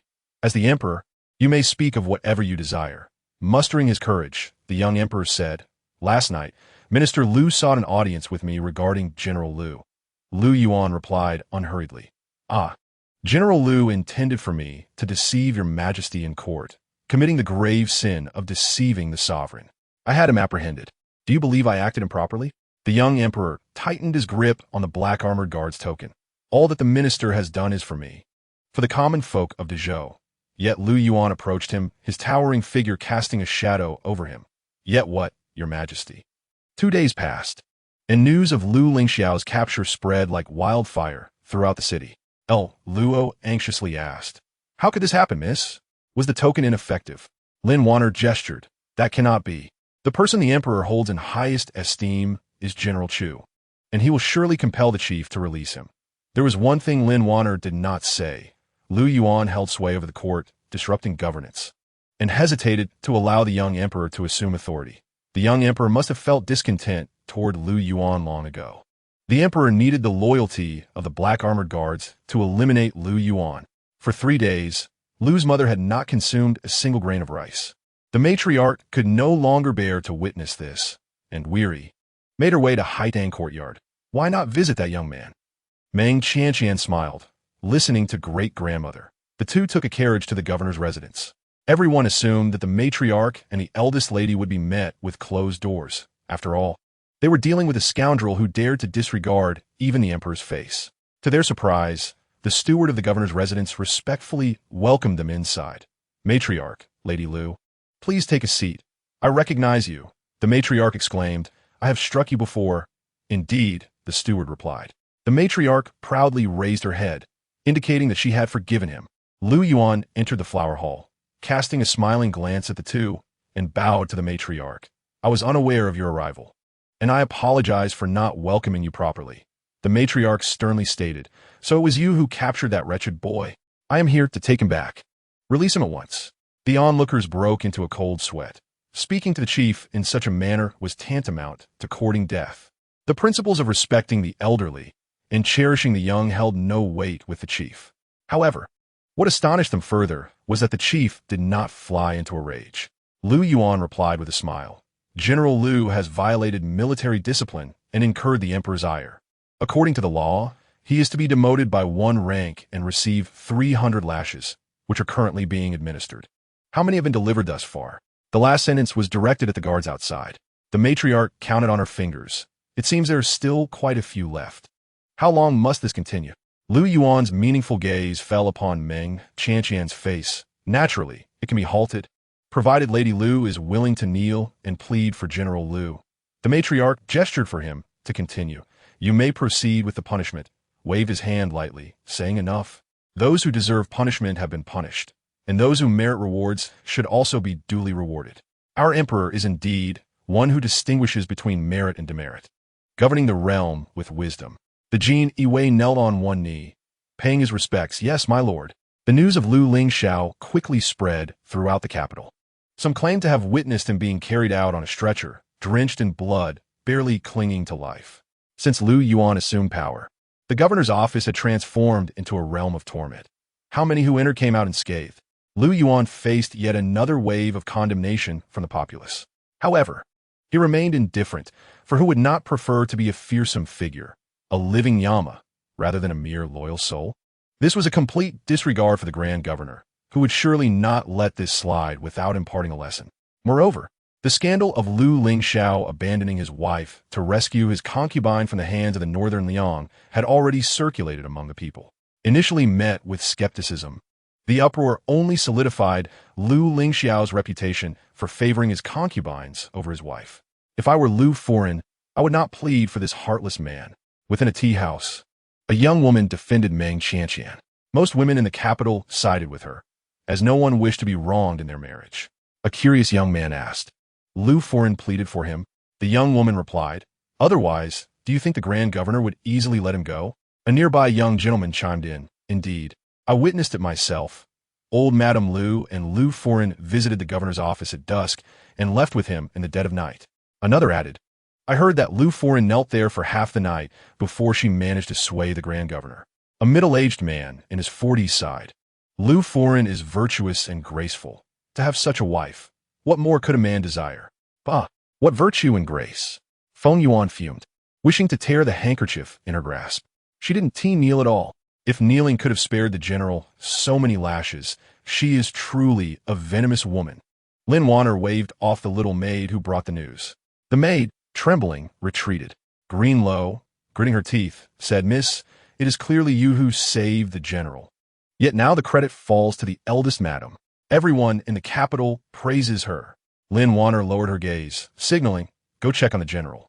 Green Lo suppressed her grievances, yes. Upon arriving at Lu Lingxiao's door, the two encountered Lu Xingzhou and Lu Mu.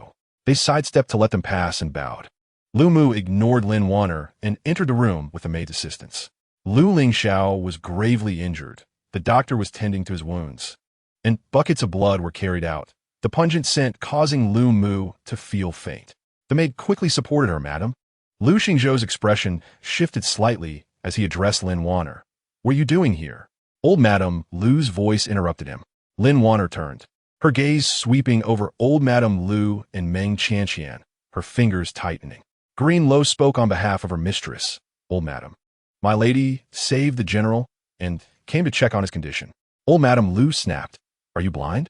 It was clearly Qianqian and I who rescued him. What business is it of hers?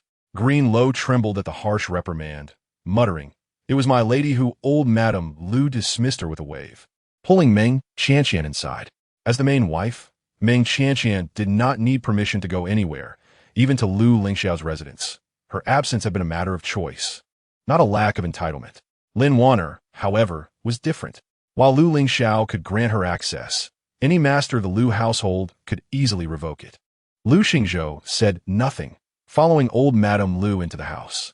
Greenlow was furious. "Miss, does the sir know it was your merit? Why did he not defend you? If it weren't for your sacrifice of the Heijiao Wei's token, would the emperor have ordered the release of the eldest son? Din vene a clinchul hea fingus." Certainly, Lu Xingzhou did not believe that Meng Qianqian wielded such influence, but old Madame Lu did. Her grandfather had followed the late emperor into battle, achieving great feats. And to this day, she enjoyed the court's allowances and respect, a privilege not afforded to other noblewomen. Lu Lingxiao remained unconscious for 3 full days, awakening to find a young woman, radiant as a peach blossom, draped in clouds, adorned with beautiful jade, gracefully seated before him. He gazed at her in a daze. Awake? Meng Qianqian set aside the book she had been reading. He recalled that Lu Yuan had ordered him to be punished with 300 strikes. Did this treacherous minister not know that 300 military strikes could be fatal? Did he not understand martial arts, nor did his subordinates? Meng Qianqian approached, bending down to assist him. "Do not move, be cautious of your wounds." For the first time since returning home, Lu Lingxiao was treated with such gentleness.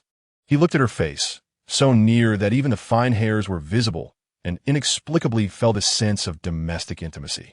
She lifted the blanket. "There is no blood seeping out. It should not have split." Lu Lingxiao's gaze swept over her slightly fatigued face, and he asked in surprise, "You have been here by my side all these days?" "Yes." Meng Qianqian nodded, looking at him tenderly. "I wish for the first person you saw upon waking to be me." Lu Lingxiao felt a stirring in his heart. Meng Qianqian smiled as she handed him a ledger, saying affectionately, "Your reward has arrived. Here, this is the account book. May I inquire, can you repay me now?" Chapter 27. The authority of the main wife. All of Lu Lingxiao's sentiments crumbled at her final words. He looked at her in disbelief, his parched lips moving several times. "You stayed here just for the money?" Meng Qianqian glanced at the bedding beneath him. "I also care for your injuries." Lu Lingxiao closed his eyes. "At least you still possess a shred of compassion." Meng Qianqian tilted her head. "Otherwise, if you were to perish, who would repay me?" Lu Lingxiao gasped, his face turning purple as he growled. Unfazed, Meng Qianqian effortlessly produced an abacus, saying, "You appear quite vigorous. It seems you are recovering well. So, shall we settle the accounts? Or, if you do not wish to review the accounts, I can summon the steward from the estate." "Madam, I can handle the accounts." A voice piped up from outside. Lu Lingxiao's expression darkened. "Get out. Why so fierce?" "Shun," Yin mumbled as he exited the courtyard. Meng Qianqian smiled. "No need to call anyone. My accounts are quite clear. You will understand them at a glance." Lu Lingxiao certainly would not call anyone, as being urged for repayment by his wife was already humiliating enough. He could not afford to appear miserly in the calculations. He turned his face away. "Take what you are owed from the reward." Meng Qianqian wore a hesitant expression. "What is it?" Lu Lingxiao glanced at her, sarcastically commenting, "I forgot you come from a merchant background. No profit, no early rise, no interest, no loan. Whatever interest is due, you shall have it." Meng Qianqian blinked. "But your reward is insufficient for repayment." Lu Lingxiao's body tensed. How is that possible? His reward was a hefty 10,000 taels and a box of jewels. Meng Qianqian nodded towards the ledger on the bed. Lu Lingxiao suppressed the pain in his injury, grabbed the ledger, flipped to the last page, and nearly blacked out at the sight. 36,000 taels? How could it be so much? What interest did you calculate? The interest is here. Meng Qianqian handed him another ledger. Lu Lingxiao gritted his teeth. "There's more?" Meng Qianqian stood up, speaking lightly. "The first ledger details the household expenses and the subsidies for the various shops, while the second ledger contains the interest, as well as the debts I fill for your Lu family when I'm married in." Lu Lingxiao felt entirely overwhelmed. Meng Qianqian said, "Take your time to read. I already took the 10,000 taels. If you do not understand, you may hire a few accountants. If you accidentally damage it, it does not matter. I have transcribed many copies." Lu Lingxiao's face burned with humiliation and anger. "What do you mean? Do you think I would default on my debts?" Meng Qianqian smiled faintly. Lu Lingxiao felt a surge of blood rise to his throat. With a frosty expression, he affixed his signature, and Meng Qianqian presented him with vermilion ink for his thumbprint. "It cannot be," Meng Qianqian resolutely declined. "Am I to seize her materials? Even if so, what of it? She merely loses materials, while I stand to lose my husband's heart. After pressing her hand to her chest, Meng Qianqian's demeanor turned icy. Banksia, fetch the silver. Leave not a single ingot. Banksia responded with determination. Yes, miss. Just as Meng Qianqian crossed the threshold, she halted, turned, and flashed him a smile. By the way, the people from the governor's residence asked me to remind you that you still have 90 strokes left to endure. Once you recover, do remember to seek your punishment. Lu Lingxiao coughed up blood. Banksia, having finished accounting for the rewards in the study, expressed her confusion.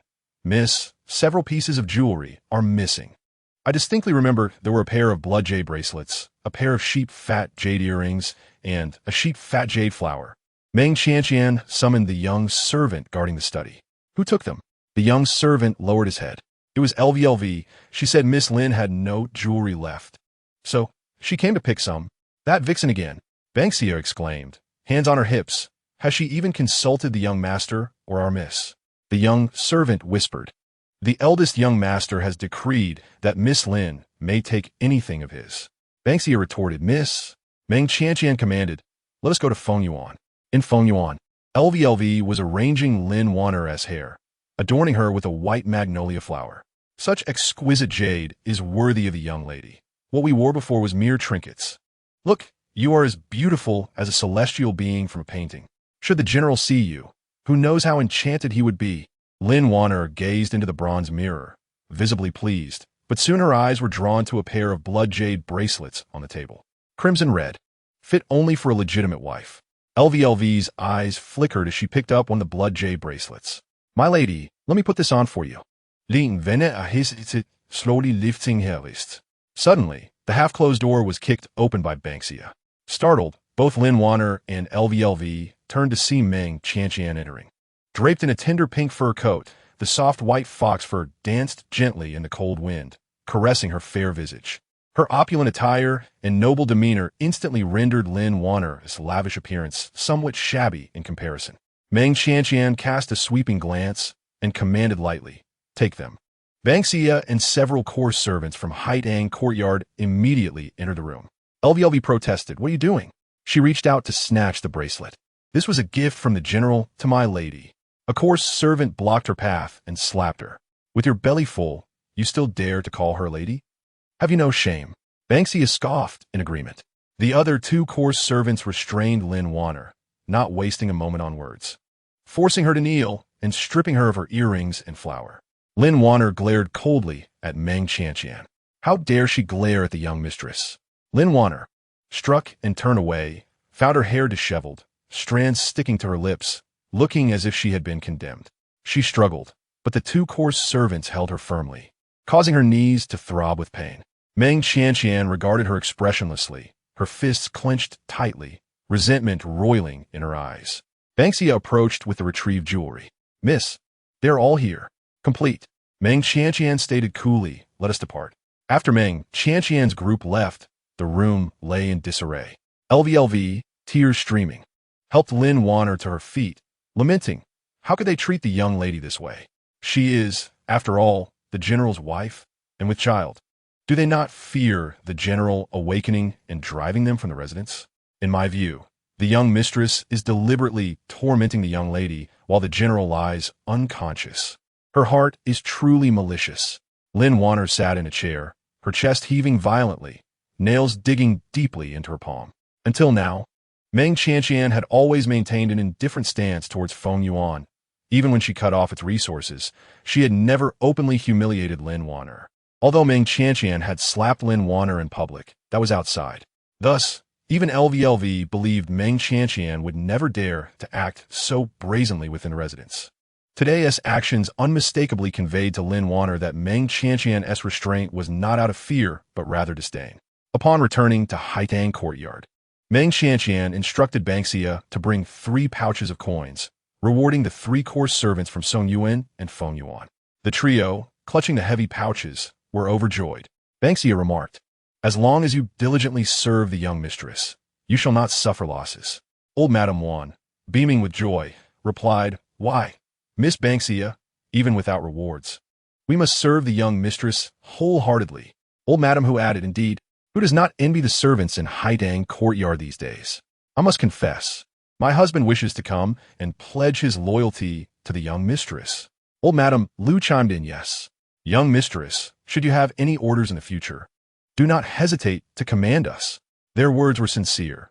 When a young mistress first married into the Lu family, she was but a child of less than 12. With the true authority lying with the matriarch, servants scrambled to align themselves with the matriarch and the second branch. Who would have expected that when a young mistress's dowry was exhausted, the matriarch would drastically reduce the household expenses, leaving the servants with diminished monthly wages and no rewards whatsoever? In contrast, Haidang Courtyard continued to distribute monthly payments and rewards, earning the young mistress the reputation of treating her servants generously.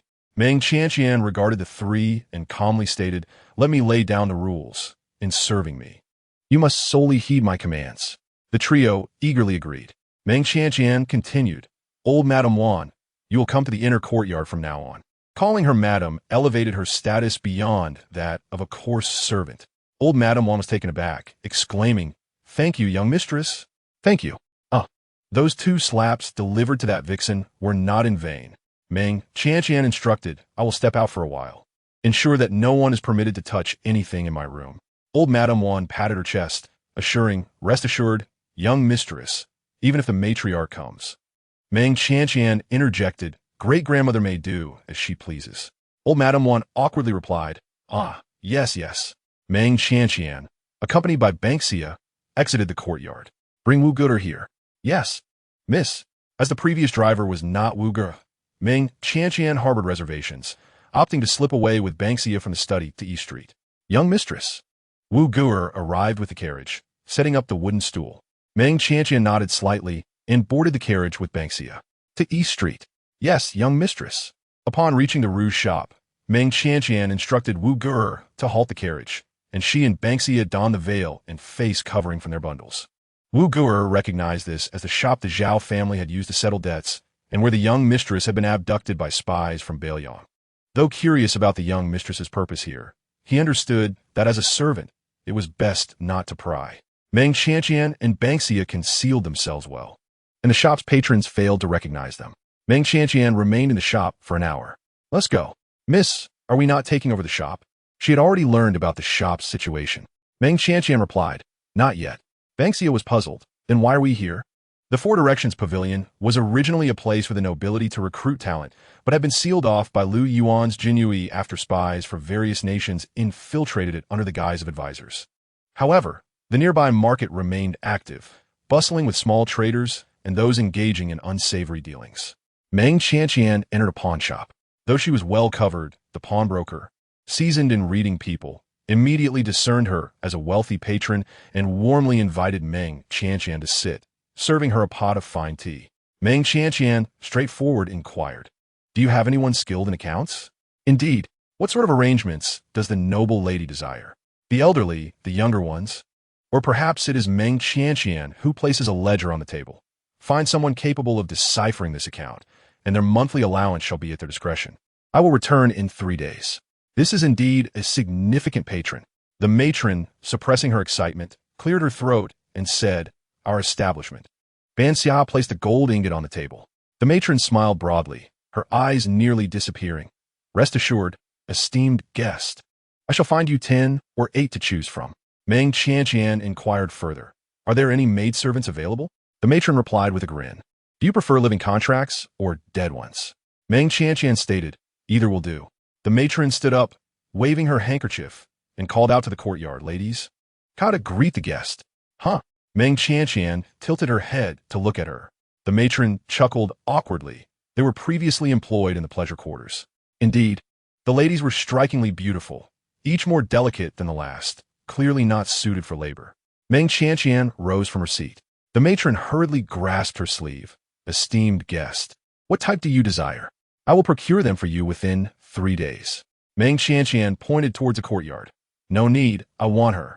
The matron looked in the direction she was pointing and chuckled nervously. "Esteemed guest, it's not that I do not wish to earn your silver, but that girl is quite unruly. She has been here for 3 days, injuring 7 guards and scaring off 3 patrons. I was just considering selling her away." Meng Qianqian walked towards the courtyard. The matron exclaimed in panic. Esteemed guest, do not approach the cage. She bites. Meng Qianqian gazed at the ragged, dirt-stained girl confined within the cage and took out 3 pieces of wrapped candy from her pouch, offering them to her. The girl snatched them eagerly and devoured them. After finishing, she wiped her mouth and did not look at Meng Qianqian. Where do you come from? The matron was taken aback. You can speak?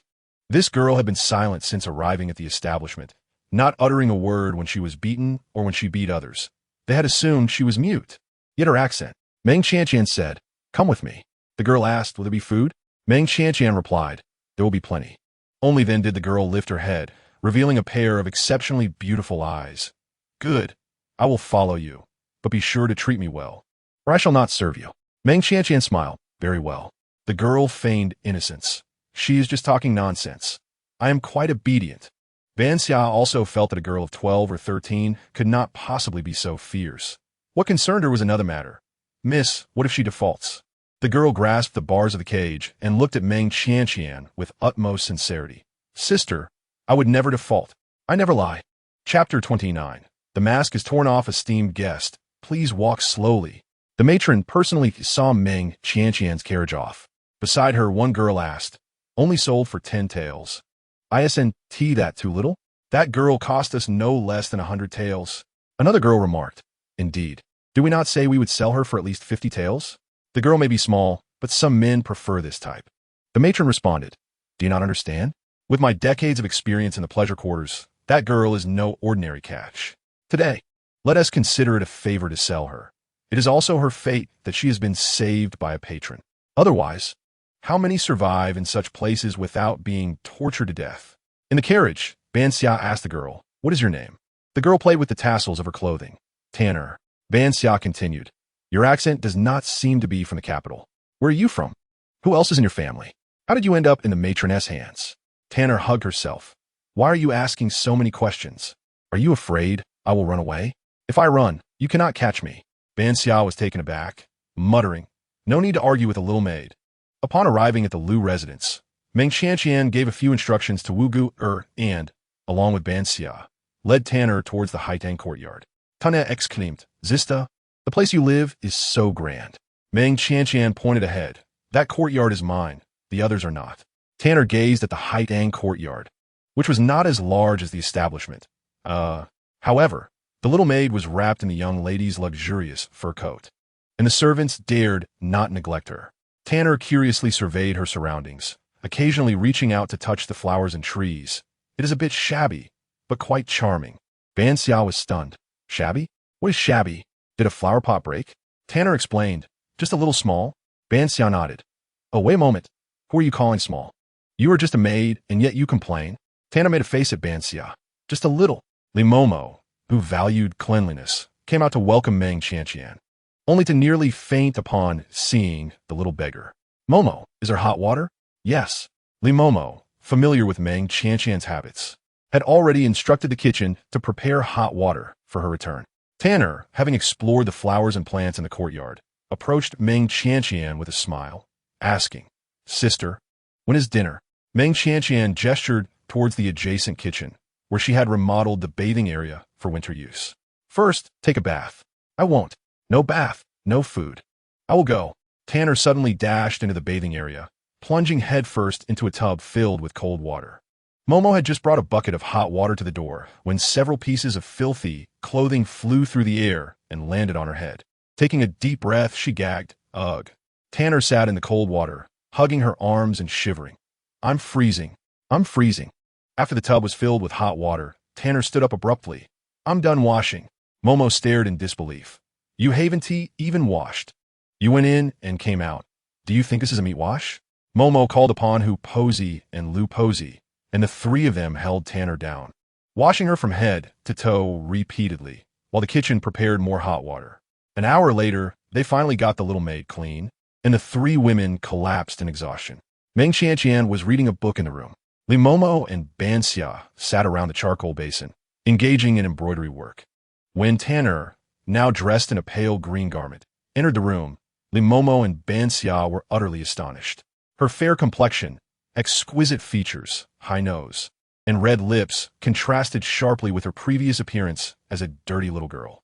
Had she not been wearing Ban Xia's old clothes, they would hardly have recognized her. Tanner did not notice Li Momo and Ban Xia. Instead, she smiled at Meng Qianqian. Sister, I'm done washing. Meng Qianqian smiled, set the table. Tanya, on réserve. Sat down confidently. Soon, she looked at the plain noodles before her, devoid of spice, and disdainfully remarked, "This broth is too bland. It looks unappetizing." A quarter of an hour later, another bowl. More. I want more. Ban Xia and Li Momo stared at the table full of empty bowls, astonished by her voracious appetite. After finishing her last bite, Tanner patted her round belly and set down her chopsticks. Meng Qianqian asked, "Was it delicious?" "Not all," Tanner burped. Meng Qianqian replied, "Tomorrow I will make fragrant crispy duck, 8 treasure chicken, braised pork, and braised pig trotters." Tanner's eyes sparkled. "That's impossible." Meng Qianqian smiled. "So, you have decided to stay?" Tanner mischievously blinked. Ban Xia took Tanner down to rest, while also teaching her the household rules. Li Momo worriedly asked, "Miss, do you think this girl can manage?" "It's not that I'm worried about her appetite. She is too young." Although Ban Xia was also young when she first came to your side, she is a native of the Meng family and learned the rules since childhood. This girl does not seem capable of work. Naturally, if you like her, it's fine to keep her around, but I'm concerned that she may be unruly and cause trouble in the household. Ban Xia relayed the matron's words to Li Momo, who believed them to a degree. Meng Qianqian turned a page of her book. "Momo, have we not been steady in the Lu household for these years? What good has come of it?" Li Momo fell silent. Before dawn, Meng Qianqian was awakened by commotion. It turned out someone from the old lady's side had come to urge her to attend to her elder's morning and evening rituals. A few days ago, Meng Qianqian had visited Lu Lingxiao, and yesterday she left the residence again. Thus, it was no longer appropriate to feign illness. Meng Qianqian took Banxia with her. In the past, when she came to pay her respects, she would have to wait outside for over half an hour. Today, however, the old lady unexpectedly arose earlier than Meng Qianqian. "Greetings to grandmother," Meng Qianqian said. The old lady retorted with annoyance, "Is there no storeroom in the residence? You're no longer in charge. What purpose do these serve? Hurry and have someone move them to the storeroom." This topic irked her. She had intended to wait until her grandson awakened to inform him, trusting he would bestow all the rewards upon her. Little did she know, she was one step too late, and that girl had emptied her grandson's study. It was said that the emperor not only rewarded him with 10,000 taels of silver, but also with valuable jewelry. These imperial gifts were something she had never worn in her lifetime, and now that girl had taken them. Meng Qianqian calmly replied, "Grandmother, those are the dowry silver my husband returned to me. I fear they cannot be moved to the storeroom." Chapter 30. Infuriating the old lady at the old lady's command. Several formidable matrons from Fusho Courtyard immediately set off for Haitang Courtyard. The gatekeeper was Lu Pozi, who had served in the Lu family for many years and was familiar with everyone around the old lady, particularly the assertive Zhou Momo. She quickly greeted them politely. "Old sister, what brings you here?" Zhou Momo brusquely ordered, "Step aside." Lu Pozi's smile froze, yet she remained still. Zhou Momo impatiently glared at her. "Did you not hear me say to step aside?" Lu Pozi queried. "May I ask what brings you esteemed elders to Haitang Courtyard?" Zhou Momo sharply retorted. "Do I need to explain my actions to a mere servant like you? Get lost. What is all this ruckus about so early in the morning?" Momo, who was washing clothes, threw the half-washed garment into the basin. After realizing it was not her own clothing but the young lady's, she hurriedly picked it up, nervously smoothing it out. Once she had done so, she sulkily approached the door and addressed Zhou Momo. "This is the residence of the eldest young mistress. Have you received the young mistress's permission to enter?" Zhou Momo coldly replied, "Wan Pozi, Lu Pozi, have you both grown so bold as to block me?" Wan Momo defiantly placed her hands on her hips. "What if I do stop you?" Zhou Momo straightened her back. "I am the wet nurse of the eldest young master. I raised him with my own milk. Even if I were to go to the eldest young master's courtyard, I would be respectfully invited in. Is the eldest young mistress more esteemed than the eldest young master? Then go to the eldest young master's courtyard. What business do you have here in Haitang Courtyard?" Zhou Momo, enraged, felt that she was nearly outmaneuvered by Wan Momo, and without further ado, she attempted to force her way in. Wan Momo, unyielding, pushed her to the ground. With that push, both sides were fully engaged in a brawl. Initially, Lu Pozi hesitated to intervene, For the old lady's people and Lin Wan'er had different weights in the hierarchy. However, seeing Wan Momo fighting fiercely, she gritted her teeth and joined the fray. The old lady's servants were soon overwhelmed, fleeing for cover, and Zhou Momo, realizing she could not win, shamelessly ran to the outer courtyard to summon the young servants and guards, gathering more than a dozen of them. Wan Momo and Lu Posey were firmly restrained. Zhou Momo, accompanied by several young servants, stormed into Haitang courtyard. Where's the silver?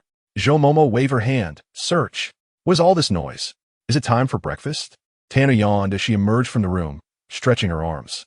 A tall, burly guard approached her, noticing her unfamiliarity, inquired, Are you a maid from Haitang courtyard? Tana nodded. What do you want? Here, to deliver breakfast? She pointed towards Meng Qianqian's room, over there. The guard, seeing her compliance, did not trouble her and turned to leave. However, just as he stepped over the threshold, a small hand suddenly landed on his shoulder, startling him.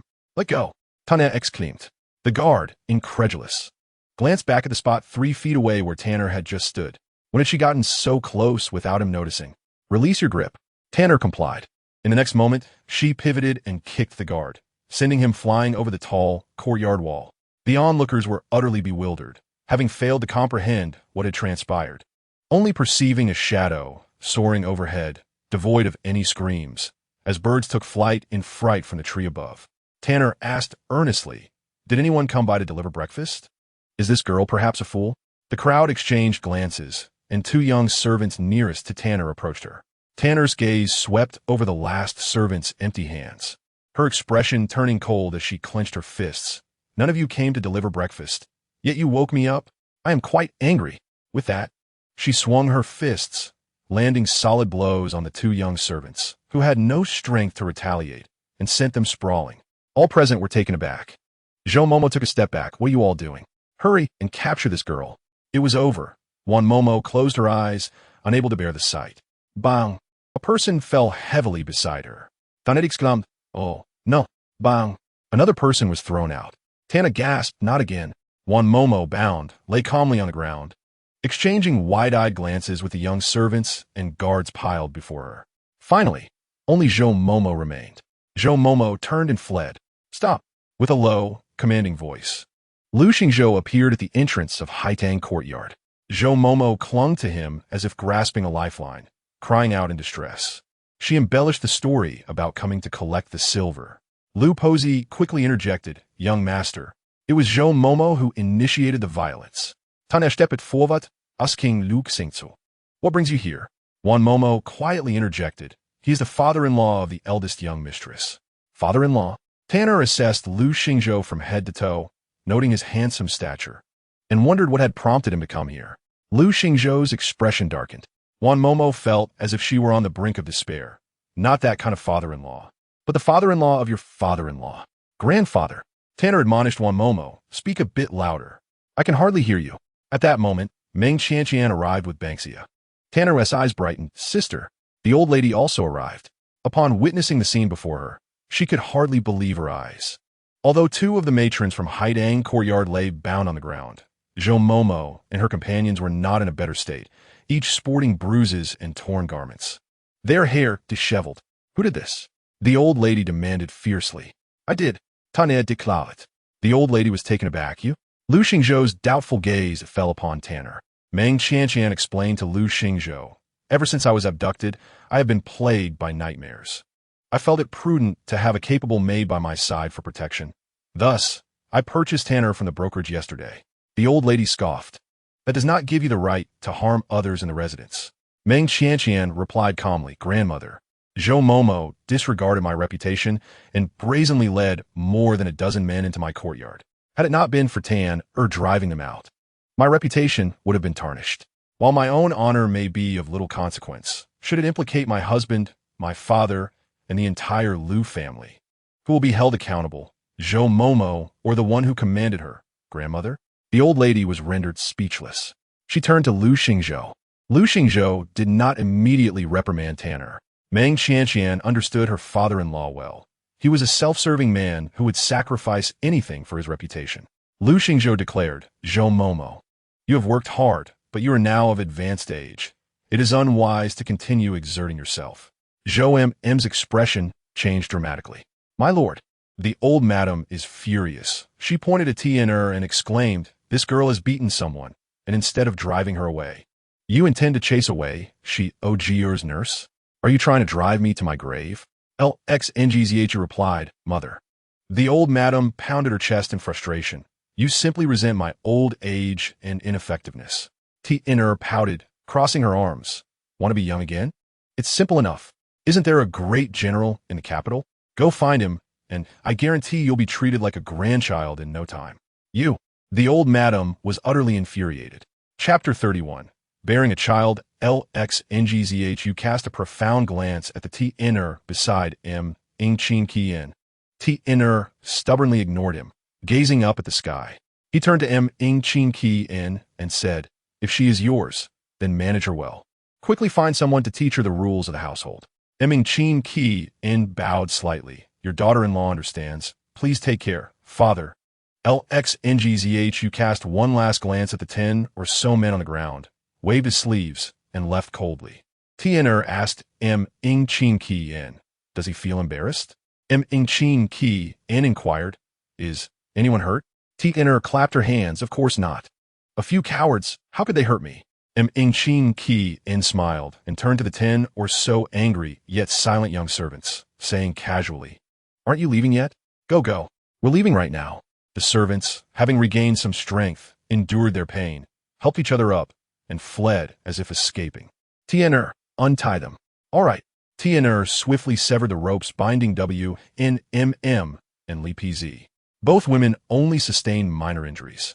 Their bones and organs were unharmed. Meng Qianqian instructed Binexi to fetch some wound ointment to tend to them. Meng Qianqian intended to enter when Tian'er stood beside her, blocking her path. With 2 fingers, she held a silver needle, coldly pressing it against Meng Qianqian's neck. "Where did you get this silver needle?" Meng Qianqian's expression remained unchanged. "I picked it up." Tian'er snorted and suddenly smiled widely. Why would she give away her precious treasure? As she spoke, Tian'er turned the needle towards herself, the tip aimed at her, and the handle directed at Meng Qianqian. Tian'er bounced into the courtyard. Crispy duck, 8 treasure chicken, braised pork, braised pig's trotters. Suddenly pausing, she pondered. That silver needle seems to be missing one. But it's not mine. Braised pig's trotters, crispy duck, 8 treasure chicken. She continued to bounce around, her cheerful voice echoing throughout the yard. Traditionally, a dowry belongs to a woman, and if she wishes to honor her in-laws, it is out of goodwill. How could the in-laws just take it? After all, she is an elder. How could she be so shameless? Tian'er spoke on behalf of Li MM. Li MM looked embarrassed and said seriously, "You must not speak recklessly." Tian'er crossed her arms. "Isn't that what you're thinking?" Li MM wanted. "Be careful of the troubles your words may bring. It could implicate the young lady." Li MM was a person of strict principles and conservative temperament. She viewed Tian'er's behavior today as somewhat excessive. Not only did she offend the old madam, but Lxngzh you would likely be displeased as well. Consequently, the young lady's situation in the L household would likely become increasingly difficult. Meng Qianqian understood Li MM's concerns, whether Tian'er was present or not. Such a day would eventually come. Over the years, her father-in-law appeared to treat her generously, but that was merely because she was of value. Once she ceased to be a source of sustenance for the L family, her father-in-law would no longer stand by her side. Li MM Sigid. Although the old madam was never particularly close to the young lady, she never treated her this cruelly. Only now do we see the true colors of this family. What kind of inferno has our young lady jumped into? Today they dare to rob her openly. Who knows what will happen in the future? Young lady, the old madam likely will not let this go easily. Meng Qianqian replied indifferently. Then let us see if she has the capability. A steaming bowl of koik seed porridge was served at the table. Tian'er exclaimed in shock. Where's my crispy duck? Where's my 8 treasure chicken? Where's my braised pork and braised pig's trotters? Meng Qianqian, unaffected by the circumstances, curved her lips into a slight smile. You've been hungry too long. It's not suitable to eat rich foods just yet. For the next 3 days, you shall have light meals, and I will arrange for something later. You're not lying to me? Indeed. Tian'er clenched her teeth in indecision. Fine, I'll trust you once more. Under the moonlight. with stars scattered across the sky and the sound of the temple bell echoing. The little tiger cub, BOSH, had just awakened from a nap in a secluded meditation room. She climbed up from her small bedding and looked around. What? BOSH was startled. Lun sat cross-legged on the floor across from a monk, with a small table between them holding tea, snacks, and a chess game. The monk was meditating with closed eyes, slowly turning the beads in his hand. BOSH angrily crawled over, grabbing Lun's clothing and tugging at it with a fierce expression. Lun calmly allowed her to pull. The monk slowly opened his eyes. Little benefactor, do you wish to descend a mountain? Why cling so tightly? Lun smiled and leaned down to BOSH. Just 3 days. I will take you down the mountain in 3 days. BOSH, with a serious little face, yelled fiercely while Lun raised her finger. And a member of the J, New York W.I. entered, carrying the little one out. Since the master has awakened, why not take a look at this? Lun pushed a dark iron token forward towards the monk. The General CH had 12 commanding officers, also known as the 12 guards. This particular token belonged to the SHNHU. After CH passed away, the 12 guards and their 10,000 black-armored soldiers vanished without a trace. However, just a few days ago, someone claiming to be the daughter of SHNHU appeared, stating her father had never left Nguyen, but instead hid among ordinary soldiers, battling the Northern Liang until the very end. I wish to know if this token is authentic. The monk remained silent. If the master is unwilling to speak, I shall wait here indefinitely. After all, I have plenty of time. What? Young lady, be good, drink your milk, and then we will descend the mountain. Next door, BOSH's roar could be heard, along with the nurse's helpless coaxing. It was evident that the little one was refusing to drink her milk again. The monk sighed. The token is genuine. Lun's smile grew wider. Thank you, master. The second madam is wronged. It was not she who offended the old madam, so why vent her anger on her? How can my elf family marry such a rebellious thing? Such audacity. Go. Call she OG here. Divorce her. The old madam had clever plans. If she divorced Meng Qianqian, all that money would belong to the elf family. Wu advised, old madam. She has kept the old master's mourning for 3 years. If you divorce her, the elf family will be left without foundation. The old madam thundered. Then what do you propose? Should we allow this girl to stay in the manor, eating and drinking for free, while causing me distress daily? Wu replied. It is not difficult to manage a woman. Have you forgotten how you once managed the first madam? The old madam paused. Are you suggesting? Wu said with satisfaction. For a woman, let her bear a child, and she will become obedient. Chapter 32. Encountering the great general again these past few days. The H-hitting courtyard has been exceptionally tranquil. Lingxiao is nursing injuries, while LNWNR is caring for her pregnancy. Thus they have not sought out Meng Qianqian to cause trouble. Meanwhile, since the old madam suffered a setback, she has been recuperating in the courtyard. Who knows what ill intention she harbors? Binexi murmured. Exactly. TNR, munching on fried snacks, chimed in. Who are you to say that? I can say whatever I want. One unruly Binexi was already troublesome enough, and now, with TNR, the two girls together were incessantly chattering. Meng Qianqian finished the last page and closed the book. I will be going out shortly. Li asked worriedly. It hasn't been long since your last outing. Is it not too frequent? Meng Qianqian replied, It matters not. I do not care how the elf family views me. Unless they openly forbid my movements, what reason do they have? I have made no mistakes and have dutifully served my elders over the years, even emptying my dowry for my in-laws. Who could find fault with me? Tanner declared, Sister. I shall go too. Banksia responded, Miss always takes me along when going out. Tanner crossed her arms defiantly. I don't care. I must go. Li Mama turned to Meng Qianqian and said, Miss, take Tanner with you. Gangxia, alarmed, exclaimed, Mama. How long have you known her to speak for her? Meng Qianqian smiled. Mama is not advocating for Tanner. She is concerned about my safety in case I encounter danger. The safety of a miss is of utmost importance. Thus, Meng Qianqian took Tanner with her as they ventured outside. The coachman was still Wu Guer, who drove them directly to the Yaxiang near Sifangwen. Meng Qianqian inquired, How did you know I would come here? Wu Guter scratched his head. Miss has an appointment with the tooth lady in 3 days. Today is the scheduled day. Bold and meticulous, Wu Guer exemplified his character. The Yaxiang remained desolate, with the Tooth Lady nearly dozing off in her chair, awakened only by Tanner's gentle shake. At first, the Tooth Lady did not recognize Tanner, but upon hearing her voice, she stood up in astonishment. "Is it you?" Tanner raised her chin. "Yes, it's me. Sister." See, what had transpired in 3 days? Was this still the filthy and rebellious wild child? Now she appeared clean and obedient, almost unrecognizable. The Tooth Lady leaned closer to Meng Qianqian and whispered, "Is she like this in the noble lady's residence as well?" Meng Qianqian nodded. The Tooth Lady, dumbfounded, asked, "Then what was her tumultuous month at the Yaxiang? Did she not bite anyone?" "No, nor did she strike anyone. She did strike a dozen servants and guards." The Tooth Lady breathed a sigh of relief, thinking to herself that a leopard cannot change its spots. How could this girl possibly change her temperament? Meng Qianqian smiled. "I came today to inquire if there has been any progress regarding the matter I previously entrusted to you." The title of Madame delighted the Tooth Lady, for in their line of work, though they interacted with many nobles, few regarded them with respect. Regardless of sincerity, she felt greatly appreciated.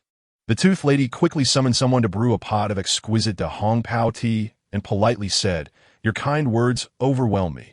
I cannot bear such a title. As for the matter you entrusted to me, I would not dare neglect it. I have sought connections and found many accountants. Their calculations are all here for your perusal." Meng Qianqian accepted the documents handed to her by the Tooth Lady and examined them one by one, only to declare they are all incorrect. The Tooth Lady was taken aback. So many people, and not a single one got it right? Meng Qianqian responded with an her delicate fingers lightly tapping the table, murmuring, "It seems it is not so simple after all." The Tooth Lady, anxious, looked at Meng Qianqian, "Your Grace." Meng Qianqian placed a gold ingot on the table. "Please continue to search for me. I shall return in 3 days." The Tooth Lady beamed. "Certainly." After Meng Qianqian and Tanner departed, the Tooth Lady gazed at the ledgers on the table, her brow furrowed. What accounts are so difficult to calculate? Suddenly, a weak and deep voice echoed at the entrance of the Yaxiang. The Tooth Lady looked up to see a young man leaning on a cane. Having worked in a brothel for so long, she had developed a habit of judging by appearance. This young man was strikingly handsome, but alas, he was a cripple. The Tooth Lady continued to peruse the ledger. "Shenyang, give him a few coins." The girl addressed, as Shenyang complied and brought out some coins, only to be refused by the young man. He asked, with neither humility nor arrogance, "I have heard you are seeking someone skilled in accounting. May I get a try?"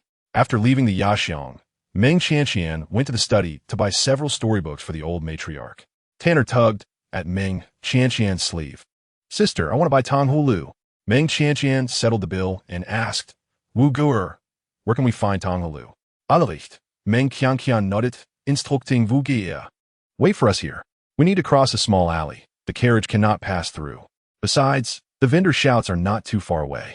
Wu Guer watched the two depart, scratching his head in confusion. Is there really someone selling Tong Hulu? I didn't hear anything. A quarter of an hour later, Tanner joyfully bounced along with a skewer of Tong Hulu in each hand. Suddenly, a menacing aura swept dangerously overhead. Someone was scaling the rooftops, and not just one. A piece of debris from a rooftop was dislodged, poised to strike Meng Qianqian. Tanner leapt up, delivering a powerful kick that shattered the debris. How dare they? Tanya, incensed, sprang onto the roof, tossing her Tong Hulu into the air, and, with a flick of her fingers, 9 Tong Hulu shot forth like pearls released from an abacus, striking the 3 assailants squarely. The trio fell to the ground. Tana yumpit down, exclaiming, "Ha mpiha." Meng Qianqian paused, took 2 steps back, and turned to enter a nearby alley. At the alley's end stood a dilapidated pushcart, and in the shadowed corner obscured by the cart sat a figure clad in purple, a short dagger embedded in his chest, blood staining his garment. Tanner, clutching her Tong Hulu, observed, "Sister, he is injured and seems to be poisoned. Should we kill him?" Meng Qianqian replied coolly, "He is not worth killing." Lu Yuan smirked. Despite his pallid and weakened state, on the verge of death, a formidable aura still emanated from him, exuding an air of danger. Tanner tilted her head. "Should we save him?" Meng Qianqian regarded Lu Yuan with calm eyes. A certain gentleman once remarked that a woman's life or death is of no concern to him. His survival, I suppose, is equally of no concern to that lady.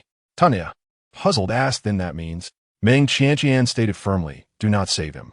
Chapter 33. Even the great commander has his day. Lu Yuan raised his cold, slender fingers to wipe the blood trickling from the corner of his mouth, a playful smile gracing his lips. "Come out," he commanded. From a dilapidated courtyard within the alley emerged a masked man donning a conical hat. The man, wielding a long sword, approached Lu Yuan with a menacing air and coldly declared, "Lu Yuan, today is your day." With a scoff, Lu Yuan remained seated on the dusty ground, leaning against the hard wall with one leg bent, an air of indifference that made the masked man grit his teeth in frustration. "Traitor, come and meet your doom." He lunged at Lu Yuan with his sword, the fierce energy capable of cleaving mountains. Just as the blade was about to strike, a sharp arrow whistled through the air and pierced his chest. He watched in disbelief as his sword tip nearly grazed Lu Yuan's brow, muttering in frustration, "So close." He spat a mouthful of blood, collapsing towards Lu Yuan. Another arrow flew, sending him sprawling a distance away. At that moment, the commander of the Jinyui arrived with his men.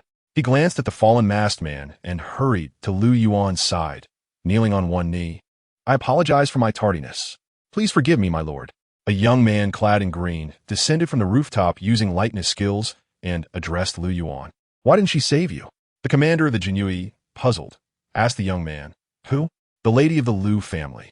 The young man recounted the events of Meng Qianqian and Tanner's appearance. He intended to relay Meng Qianqian's original words, but Lu Yuan interjected, "Silence." The commander of the Jinyui exclaimed, "This lady of the Lu family is indeed audacious, daring to let the great commander die without lifting a finger to help. Does she not fear you might not die, but instead grant her a death sentence? After all, you are known for your ruthlessness and lack of reason." "Zichuan, have you finished retrieving your arrows? I shall assist you. I am terrified." The great commander's previous gaze was truly fearsome. In addition to purchasing storybooks for the old matriarch, she also bought a box of fine ginseng for Lu's mother. "Madam, shall we prepare the soup using the same recipe as last time?" Lu's mother's maid, Yulian, inquired. Meng Qianqian nodded. Yulian took the ginseng to the small kitchen. Lu's mother sighed. "There is no need to buy these anymore. I am well." Meng Qianqian replied, "I purchased them from an old farmer in the countryside. They are not expensive." Lu's mother, having come from an esteemed background, was well aware that each piece of ginseng was worth 100 taels. Meng Qianqian reassured Lu's mother, "Do not worry about these matters. Focus on taking care of your health." Lu's mother suffered from excessive emotional burden, resulting in insufficient qi and blood circulation. Meng Qianqian had been caring for Lu Mu for half a year, yet she could heal ailments but not mend a heart. One night, a messenger from the old matron's courtyard conveyed that they were to visit the temple to offer incense the following day, departing at the hour of the rabbit. Meng Qianqian raised her teacup in confusion, questioning why they were to go again so soon after their previous visit. Li Mama replied that it was to fulfill a vow. When the young master went to war, the old matron had prayed at the temple for the Bodhisattva's protection, hoping for her grandson's safe return, which had now been granted. Accordingly, it was only right for the entire family to repay the vow, except for Lu Lingxiao, the one directly involved. Li Mama suggested bringing Banksia along, as the temple would be crowded, and Tanner alone might not be able to manage. Meng Qianqian nodded in agreement. At dawn the next day, Meng Qianqian set out with Banksia and Tanner. The others had already arrived, and the old matron was wrapped in a thick cloak, accompanied by the long-absent Lu Linglong. Lu Linglong clung to the old matron's arm, mockingly stating that the eldest sister-in-law had quite the influence, making the whole family wait for her. The old matron, standing under the moon gate not far away, scolded her sharply, having just arrived herself. Lu Linglong pouted in grievance, addressing her great-grandmother. The crowd bowed to the old matron, who disregarded them and took Meng Qianqian's hand to board the carriage. Lu Xingzhou was absent, yet Lin Wan'er was present. The old matron drew back the carriage curtain, pointing at Lin Wan'er and questioning Lu Mu about her presence. Lu Mu explained that Wan'er was carrying a child of the Lu family, and they sought the Bodhisattva's blessing for her to bear a son, continuing the family lineage. The old matron scrutinized Lin Wan'er, then glanced at Meng Qianqian's belly. Her expression tangled with deep resentment as she sighed, conceding it was best to let her give birth. That little brat must not bully Qianqian. Meng Qianqian observed as Lin Wan'er boarded the second house's carriage, while Lu Mu climbed into the old matron's carriage. Given the old matron's emphasis on Lin Wan'er's pregnancy, It would have made sense for them to share carriage, but the second lady and her daughter, adept at pleasing the old matron, had traditionally traveled together with her. While Lu Mu rode with the old matron, Meng Qianqian quickly deduced two conclusions. It was not the old matron's intention to bring Lin Wan'er, and she had something to discuss privately with Lu Mu. Moreover, this incense offering felt rather rushed, almost as if it had been decided on a whim. If it was indeed a family vow, then where was Lu Lingxiao? An hour later, they arrived at the foot of the mountain. The old matron addressed Lu Mu, asking if she had remembered everything she had instructed. I do this for her own good, to ensure she has support in the Lu family for the rest of her life. Otherwise, based on her background and character, what qualifies her to be the matriarch of the Lu family? Besides, I heard from Xingzhou yesterday that old Master Meng is aging and the Meng family sons are restless, stirring up talk of division. How much can her branch gain without our Lu family's backing? Lu Mu countered, and then, do you wish to strip the Meng family of their wealth entirely? The old matron, filled with anger, retorted, how dare you speak like that? With her parents gone and her two brothers ineffectual, it falls upon Xiao Ge, this brother-in-law, to manage things for them. Lu Mu remained silent. She had always known the old matron to be insatiable, yet she had underestimated her greed. The old matron not only sought Qianqian's dowry, but also aimed to leave Qianqian with nothing. The old matron lowered her voice, warning, I warn you. This matter must be handled, whether you like it or not. Lu Mu lifted the curtain and alighted from the carriage. Upon raising her head, she found Meng Qianqian just stepping down as well, her expression momentarily pausing. Meng Qianqian smiled gently. Mother, shall we go offer incense? Hanzhan Temple was located halfway up the mountain, requiring them to ascend the steps, with the carriage halting at a nearby tea house. The wind in the mountains was icy and biting, cutting into their skin like a knife. The old matron walked halfway up when she suddenly declared her fatigue. Qianqian, I am weary. Tanner exclaimed, I'll carry you. The old matron looked skeptically at the little girl. You? Tanner hoisted the old matron onto her back. Her gaze resolutely fixed ahead. Hold on tight. The old matron chuckled. What is this little girl trying to prove? This is the mountaintop. You've traversed quite a distance already. Chapter 34. Meeting the Emperor Hanzhan Temple was bustling with incense offerings and throngs of worshippers, making for a crowded scene. After a morning of prayers, everyone felt fatigued. The old matron instructed Wu Mama to secure a few meditation rooms so they could partake in a vegetarian meal and rest before continuing. The old matron summoned Lin Wan'er privately. Lu Mu and Meng Qianqian shared one meditation room, while the old matron was in the adjacent one, with the second house further away. Seeing Lu Mu's troubled demeanor, Meng Qianqian quietly inquired, Mother, is something amiss? Shall we descend the mountain first? I can have Tanner carry you. After saying this, she lowered her gaze and stepped outside. Meng Qianqian guessed that Lu Mu would not join them for the meal, so she had Yulian bring Lu Mu's share next door. Tanner bounced over eagerly, food, food, food. Banksia opened the food box. Upon seeing several dishes of plain vegetarian fare devoid of any grease, Tanner was taken aback. Where's the meat? Banksia replied, What meat would there be in a temple? Tanner clenched her fists tightly. I've endured 3 long days. They told me I could eat meat. I want meat. Meat. I want meat. Woe is me. I am truly a pitiable creature. Tanner dramatically clutched her heart and began to cry. Suddenly, her ears perked up, and her wails ceased as she turned to the slightly ajar door, her sorrowful expression transforming into one of fierce determination. Who goes there? She leapt forward, flinging open the door, ready for a confrontation. However, at that moment, a rich aroma of braised meat wafted into her nostrils, paralyzing her senses. Instantly forgetting her pursuit, she followed the scent and glanced down, her eyes sparkling with excitement. A chicken leg. A big chicken leg, dressed in a red tiger hat and matching outfit. Bao Shu sat cross-legged on the ground, clutching a greasy chicken leg, staring vacantly at Tanner. Tanner, drooling, bent down and sweetly said, Little sister, that chicken leg is too good to resist. Let me help you with it. In one swift motion, Tanner stuffed the entire chicken leg in her mouth, exclaiming, It seems there's no meat. Bao Shu, having just experienced her first robbery, was utterly bewildered. Her cries rang out loudly, startling Tanner, who quickly shoved the empty chicken bone back in her hands. Here, here. Bao Shu gazed at the bare chicken bone in Tanner's pudgy hands, and her wails grew even louder. In the secluded courtyard of Hanzhan Temple, which was inaccessible to worshippers, A monk clad in gray robes had just finished chanting scriptures and striking the wooden fish. Lu Yuan sat leisurely opposite the monk, wrapped in thick bandages around her waist and dressed in loose purple robes, engrossed in a book. This edition of the Diamond Sutra piqued her interest.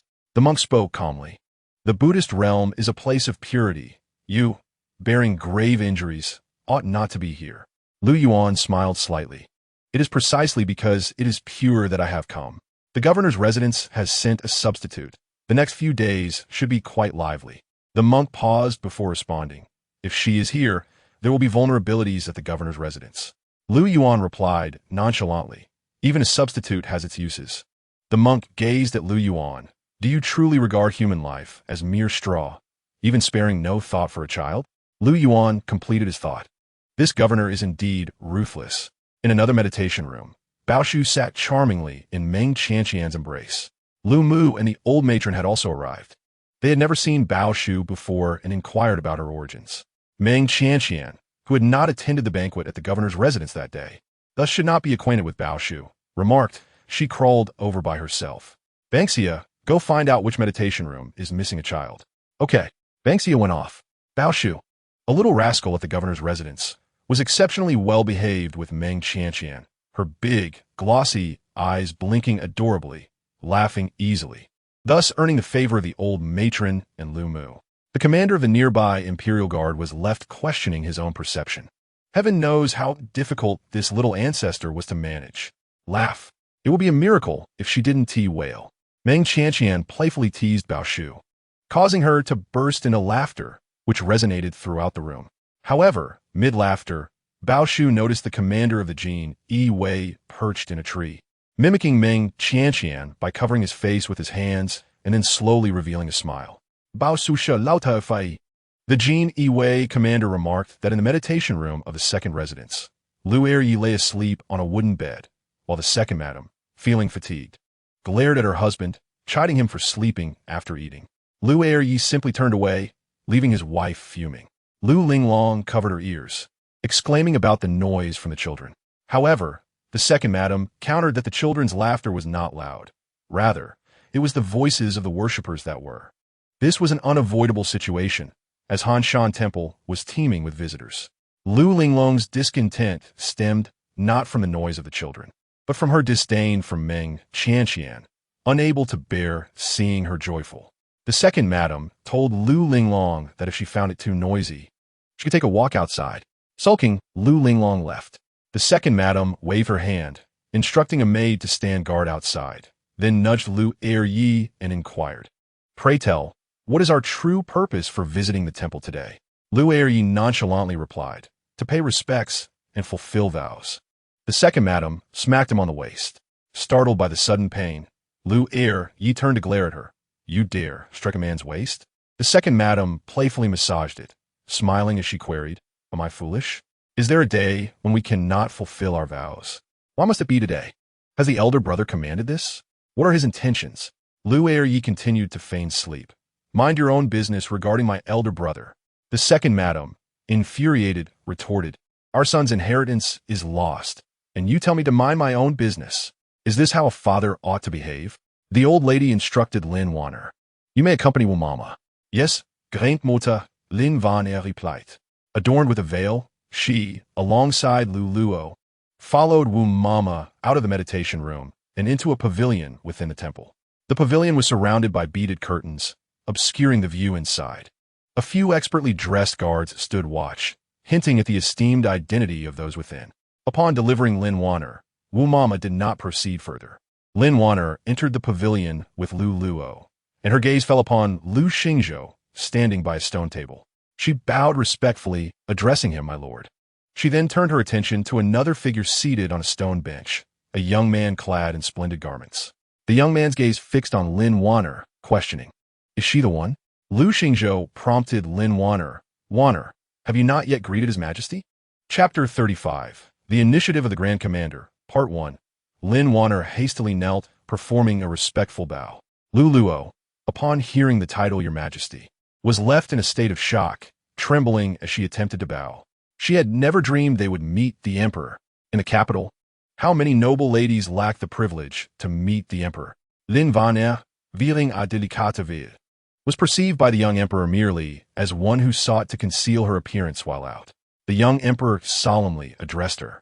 Your father and brothers perished at the border. I grieve deeply. Might there be any relatives remaining in your family, or perhaps distant kin? Lin Wan'er shook her head. The young emperor, aware of her being rendered mute by the Northern Liang people, exhibited a fleeting glance of pity. How did your father and brothers meet their end? A eunuch approached, presenting a small table that had been prepared beforehand, placing it before Lin Wan'er. The young emperor observed her tightening grip and reddening eyes, feeling a sudden reluctance to continue his inquiries. The eunuch glanced at the emperor and, on his behalf, asked, What are the Qiantai Ling? Lin Wan'er suppressed her tears and continued to write. Before my father passed, he entrusted the Qiantai Ling to General Lu, instructing him to find his daughter in Ji County. I see, the young emperor nodded. Did General Han know of your father's identity? Lin Wan'er shook her head and, redipping her brush, wrote, My father lived under an assumed name. General Han believed him to be a common soldier who rose to the rank of deputy general. The military rank system differs slightly from that of the court. Below the general, appointments can be made by the Grand General without the Ministry of Revenue's approval. The young emperor inquired, Are you aware of the whereabouts of the other 11 guards? Lin Wan'er wrote, I do not know. The young emperor pondered for a moment, stating, Your father had General Lu Lingxiao retain the Qiantai Ling for you. Beyond entrusting you, he likely had other intentions.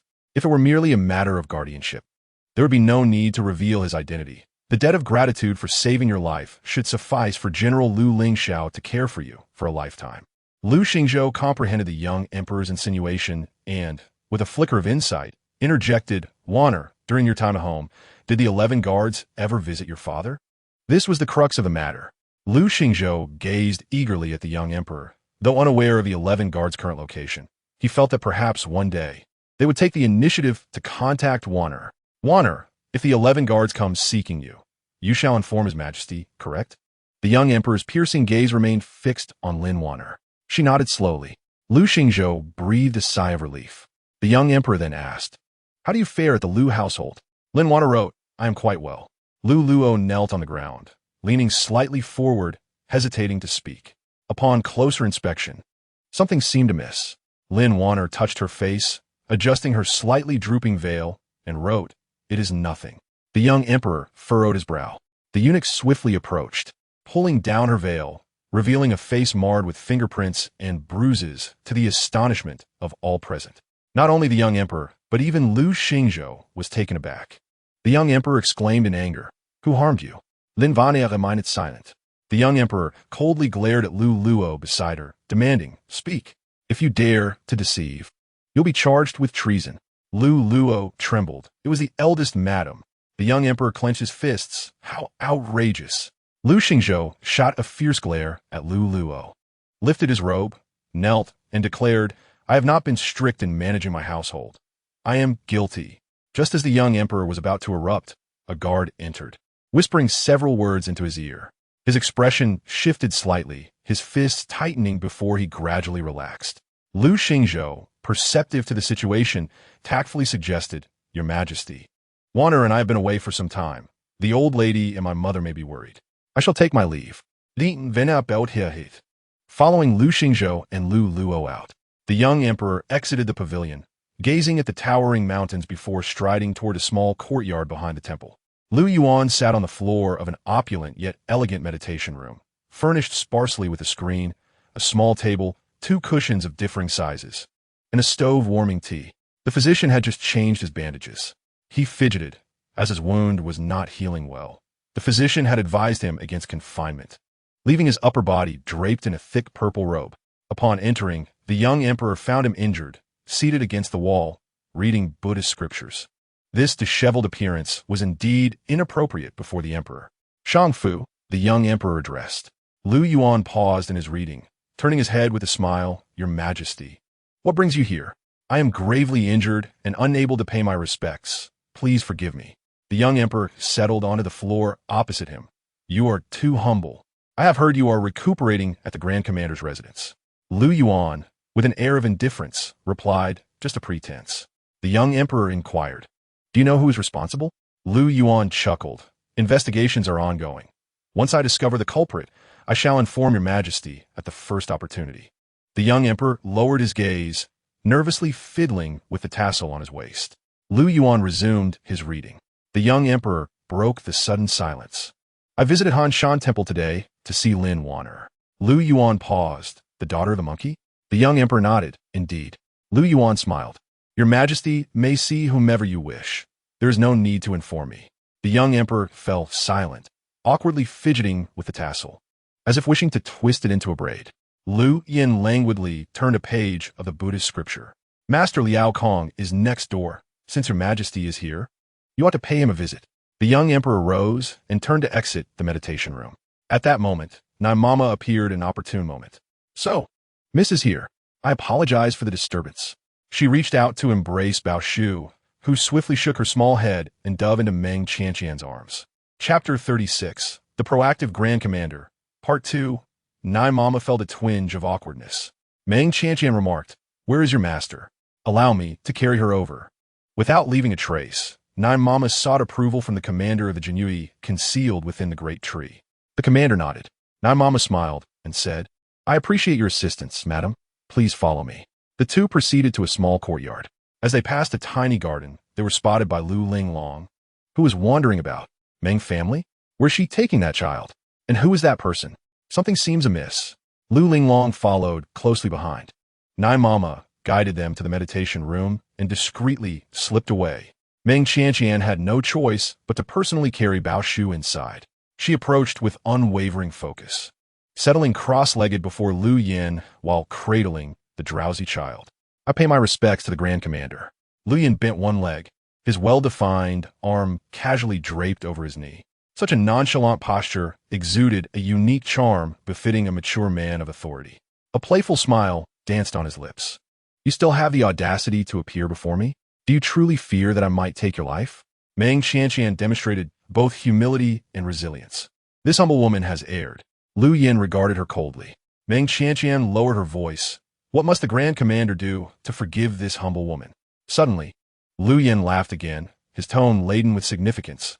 "I seek you." At this juncture, he reached out, gripping the back of Meng Qianqian's neck and pulling her toward himself. With a flick of her fingertip, a silver needle was thrust forth. Simultaneously, an arrow shattered the window, whizzing past his hand and embedding itself fiercely into the wall. Had he not evaded it, the force could have penetrated his skull.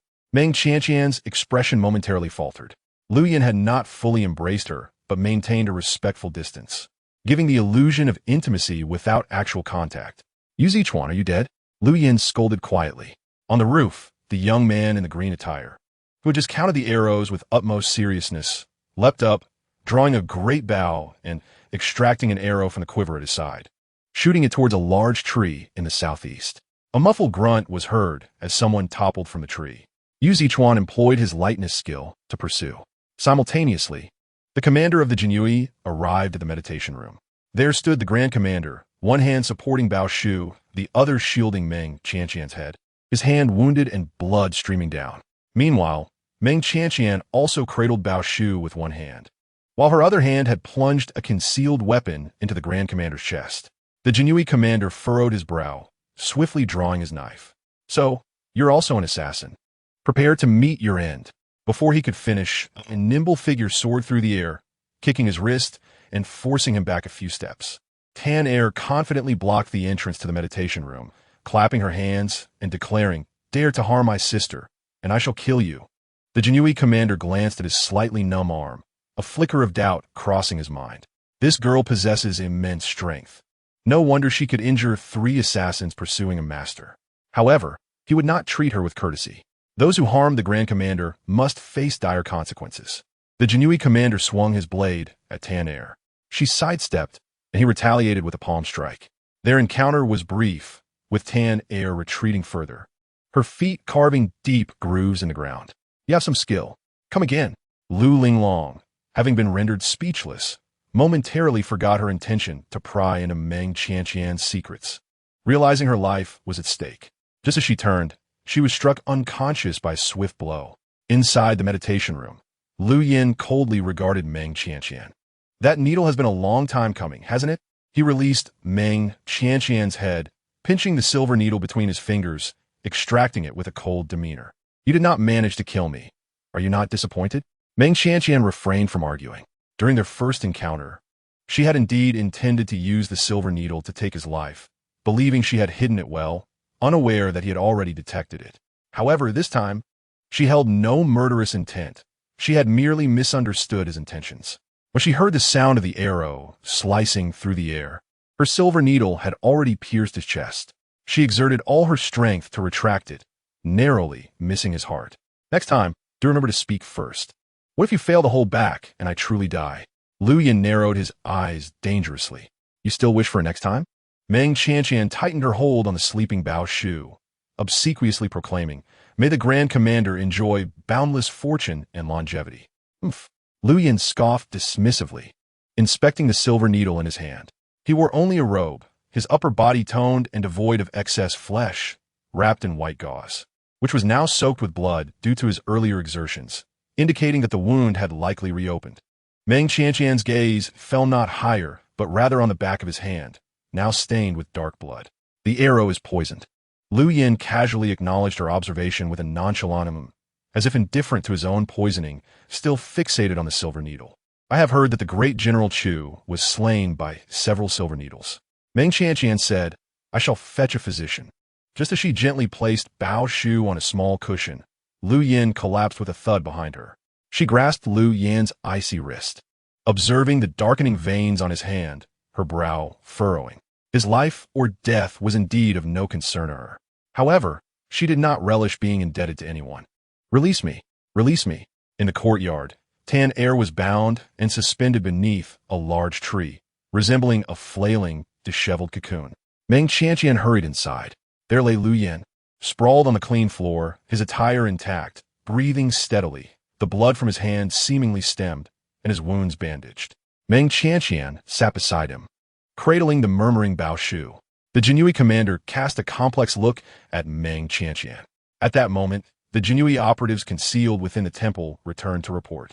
One operative stated, Commander, we killed 5 and captured 1. Not escaped. Yu Zichuan tossed the captured, unconscious young woman into the courtyard. The operative hesitated before signaling for his men to bring forward a comatose young lady discovered outside the temple. What shall we do with her, Commander? The Jinui commander turned to Meng Qianqian. Recognizing Lu Lingxiao, she calmly stated, Miss Lu, I did not bring her. The commander paused, then approached another meditation room, bowing respectfully. A few assassins came earlier. May I inquire if the master is well? The monk replied unhurriedly, All is well. The Jinui commander responded, I apologize for disturbing you. I shall take my leave. Tan Er shouted angrily at him, Hey, you blade-wielding scoundrel. Release me. Chapter 37. The cunning Grand Commander, Second Madam's face paled. Repeat that. Who has captured Linglong? Lord Lu frowned. Why would the Jinui capture Qianqian and her companions? Have you made an error? The maid sobbed. I saw it with my own eyes. Lord Lu hurriedly inquired. Where are they? The maid pointed. They just left the temple. What now? Second Madam asked anxiously. Lord Lu sighed. It is the Jinui. The Grand Commander was attacked in the temple, and Linglong and Qianqian happened to be nearby. The Jinui suspects that they led the assassins here. Second Madam gasped. The Grand Commander is also in the temple. Lord Lu replied. That child just now is the daughter of the Grand Commander. Upon hearing this, the expressions of those present changed dramatically. The infant whom Meng Qianqian had held for an entire afternoon was actually Lu Yan's daughter. It is no wonder that the elderly woman was dressed so splendidly. Despite being a servant, she appeared more elegant than the ladies of affluent households. The Second Madam remarked, We are unaware of her being the daughter of the Lu family. What has this Linglong to do with it? Linglong did not carry a child. She merely left the meditation chamber because the child was too noisy. We should have heeded Linglong's advice and meddled less. Now look what has happened. She has been mistaken for an assassin and has dragged Linglong into this mess. Why does she always bring trouble to the family? This statement displeased Lu Mu, who retorted, How has Qianqian implicated Linglong? In my view, it is Linglong who followed her. Is it not? Linglong has often sought out trouble with Meng Qianqian. The Second Madam countered. The child attracted attention herself. Had she not provoked the people of the governor's residence, would she have encountered such trouble? The Second Madam whispered. Is it not that you fear being captured by the governor's men as well? Lu Eri shot her a glare. The matriarch was asleep, and the matter had not yet disturbed her. Lu Mu hired a sedan chair outside the temple to carry the matriarch down the mountain. Meanwhile, Lu Lingxiao and his father were deep in thought after hearing the servant's report. Lu Xingzhou mused, the Grand Governor was recently attacked and seriously injured. His Majesty must have thought he was recuperating at home, which is why he left the palace secretly. Who would have imagined that he would be at Hanzhan Temple? This man is truly cunning. Could it be that he has discovered His Majesty's summons to Wan'er and is deliberately trying to intimidate our Lu family? Lu Lingxiao frowned. Father, did you take Wan'er to see His Majesty? This could endanger her. Lu Xingzhou replied, the Lu family will protect her. His Majesty will protect her as well. Lu Lingxiao clenched his fists. His Majesty has not yet assumed full power. Every move is constrained by Lu Yuan, and I fear Lu Yuan will target Wan'er. Lu Xingzhou reassured him. She is of value. Lu Yuan will not harm her. Yet, Lu Lingxiao did not agree with his father's decision. Although he wished to eliminate Lu Yuan for the sake of His Majesty, he did not want Wan'er to be involved. He threw off the covers and got out of bed. Lu Xingzhou inquired curiously, what are you doing? Lu Lingxiao replied as he donned his clothes. I'm going to the governor's residence. Before Lu Xingzhou could say more, Lu Lingxiao had already left the room. At the entrance, he encountered Lin Wan'er, who had come to visit him. He paused momentarily and said, did I not tell you not to come? I am covered in medicinal ointments. It is not good for the fetus. Lin Wan'er, veiled and using sign language, communicated, the general's injury is not yet healed. Are you so anxious because of the eldest madam's situation? Lu Lingxiao did not deny this. While her reasoning was sound, he felt something was amiss. He shook his head. You do not understand Lu Yuan. He is ruthless and merciless. If Meng Shi and Ling Long fall into his hands, what if they are tortured? Lin Van'er asked, are you worried about them being coerced into false confessions? Lu Lingxiao was taken aback. He had not considered this. His concern was solely for the female members of the Lu family being tormented by the governor's men.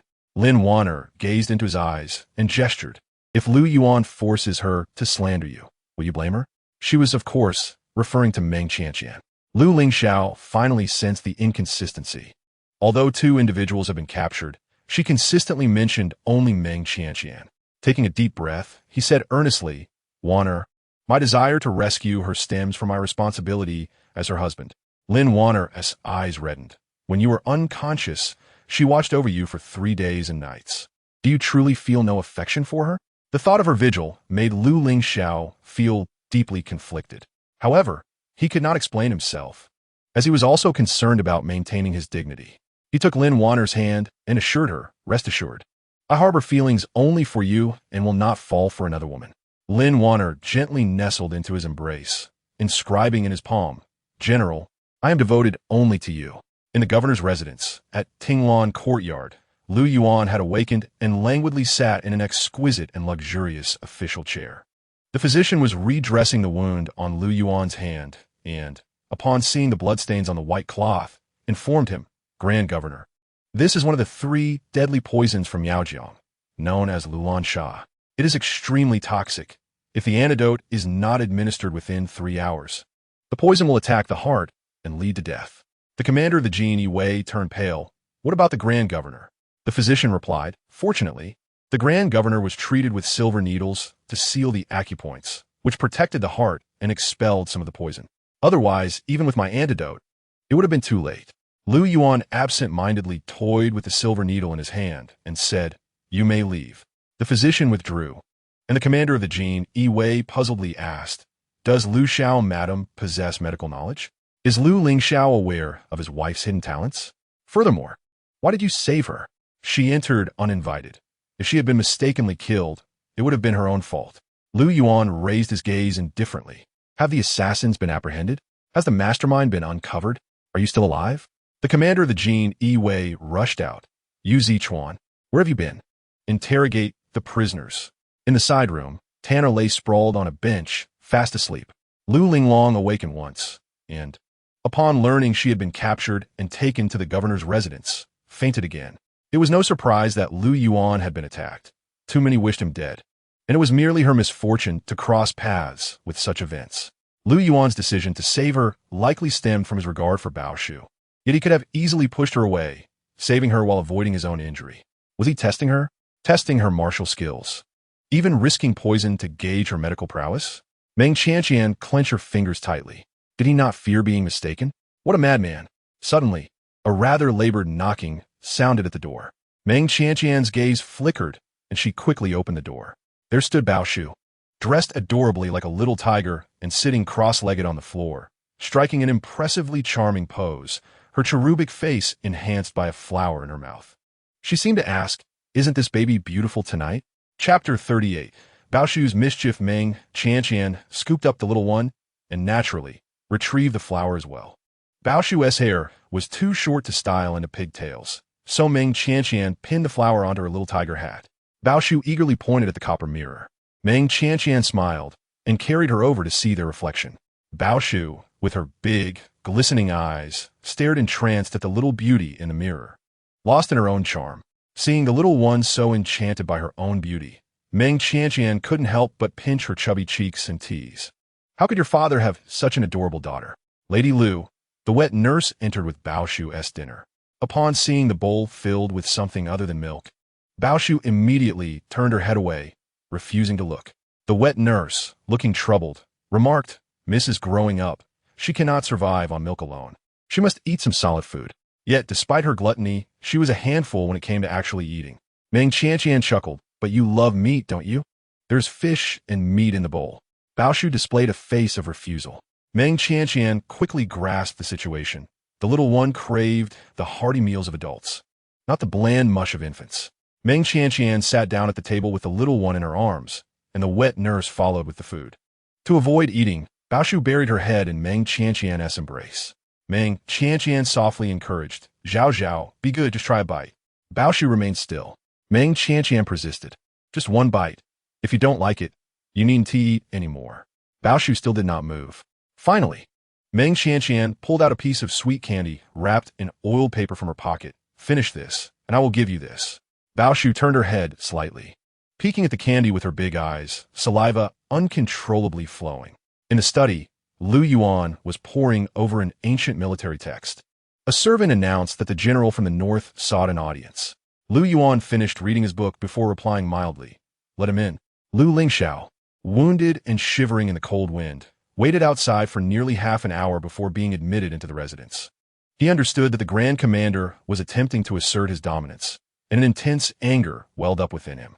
However, given that his official rank was inferior to Lu Yuan's, he could only swallow his pride in silence. Lu Yuan sat comfortably in an ornate dragon-carved chair, his attire immaculate, the lavish purple robe shimmering in the candlelight, projecting an air of nobility. Lu Lingxiao, having achieved great feats at the frontier, held a deep disdain for such court parasites, who were utterly oblivious to the sufferings of the common folk, living in luxury and opulence. If only they were at the border, he thought. He could easily teach this treacherous minister a lesson. He had paid his respects to the Grand Commander with a cupped fist gesture.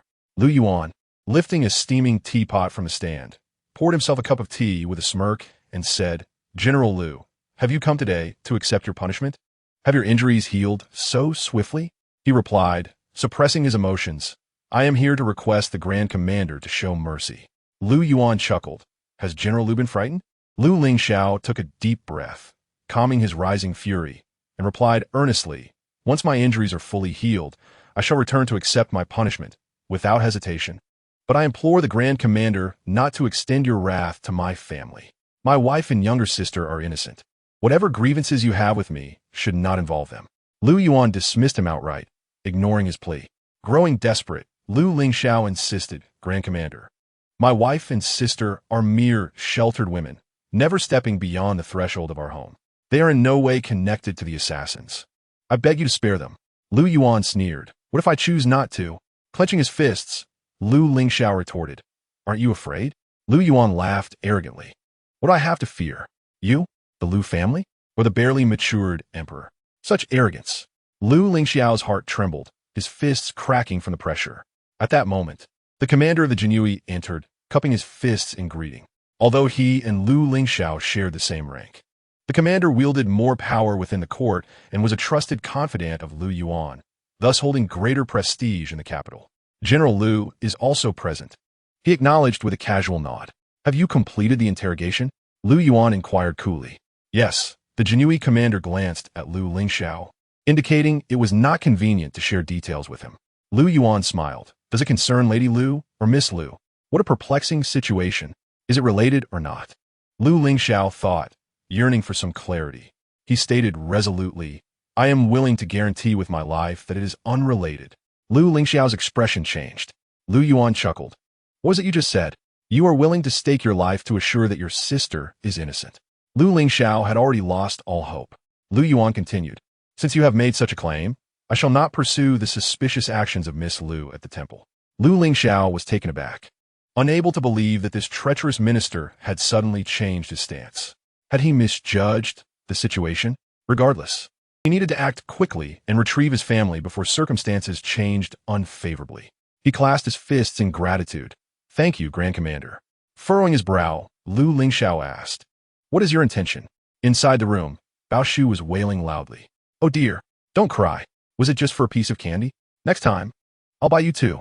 Is 2 enough? No. Then 3, 5. As she cried, she scooted away on her bottom, and Tanner chased after her. The two collided with a display case. Crash! An antique vase tumbled to the ground. Tanner, quick on her feet, lifted Bao Shu just in time to prevent her from being harmed by the shards. Both of them pointed sternly at Lu Linglong. Her, Bao Shu Gai, Lu Linglong, just waking up, found herself unjustly accused. A quarter of an hour later, Stewardson entered Lu Yuan's study, holding a tray of broken porcelain. He politely addressed Lu Lingxiao. General Lu, Miss Lu frightened Bao Shu and broke her beloved antique vase. We kindly request compensation. Lu Lingxiao inquired, how much? Stewardson smiled, not much, merely 10,000 taels. Lu Lingxiao's body stiffened. 10,000 taels? Surely, this person must be trying to swindle him. General Lu? Stewardson reminded him with a grin. Lu Lingxiao suppressed the tumult of emotions within him. Now he understood why Lu Yuan had suddenly changed his mind. He had been waiting for this moment. I do not have that much money on me. Stewardson replied, no worries. General Lu can write an IOU. Our governor's office values reason. Lu Lingxiao nearly spat blood. The most unreasonable people in the world must be from the governor's office. Where do you find the audacity to speak such brazen words?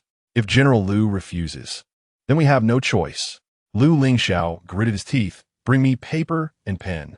After writing the IOU, he followed Stewardson to the Tinglan courtyard to retrieve the others. Upon arriving, he heard Lu Linglong arguing with someone. I'm certain you are framing me. I wasn't even in the room. How could I frame you? It must be your maid. She broke it and pinned the blame on me. How could I frame you? You clearly broke it.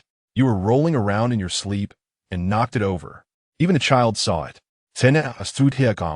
Looking at Meng Qianqian, who held Bao Shu. Bao Shu not that, c'est vous. You. Lu Linglong trembled with anger, turning to see Lu Lingxiao, and she was immediately overwhelmed with a sense of unwarranted grievance. Lu Lingxiao's gaze, however, was fixed on Meng Qianqian, dressed in a pale pink fur coat.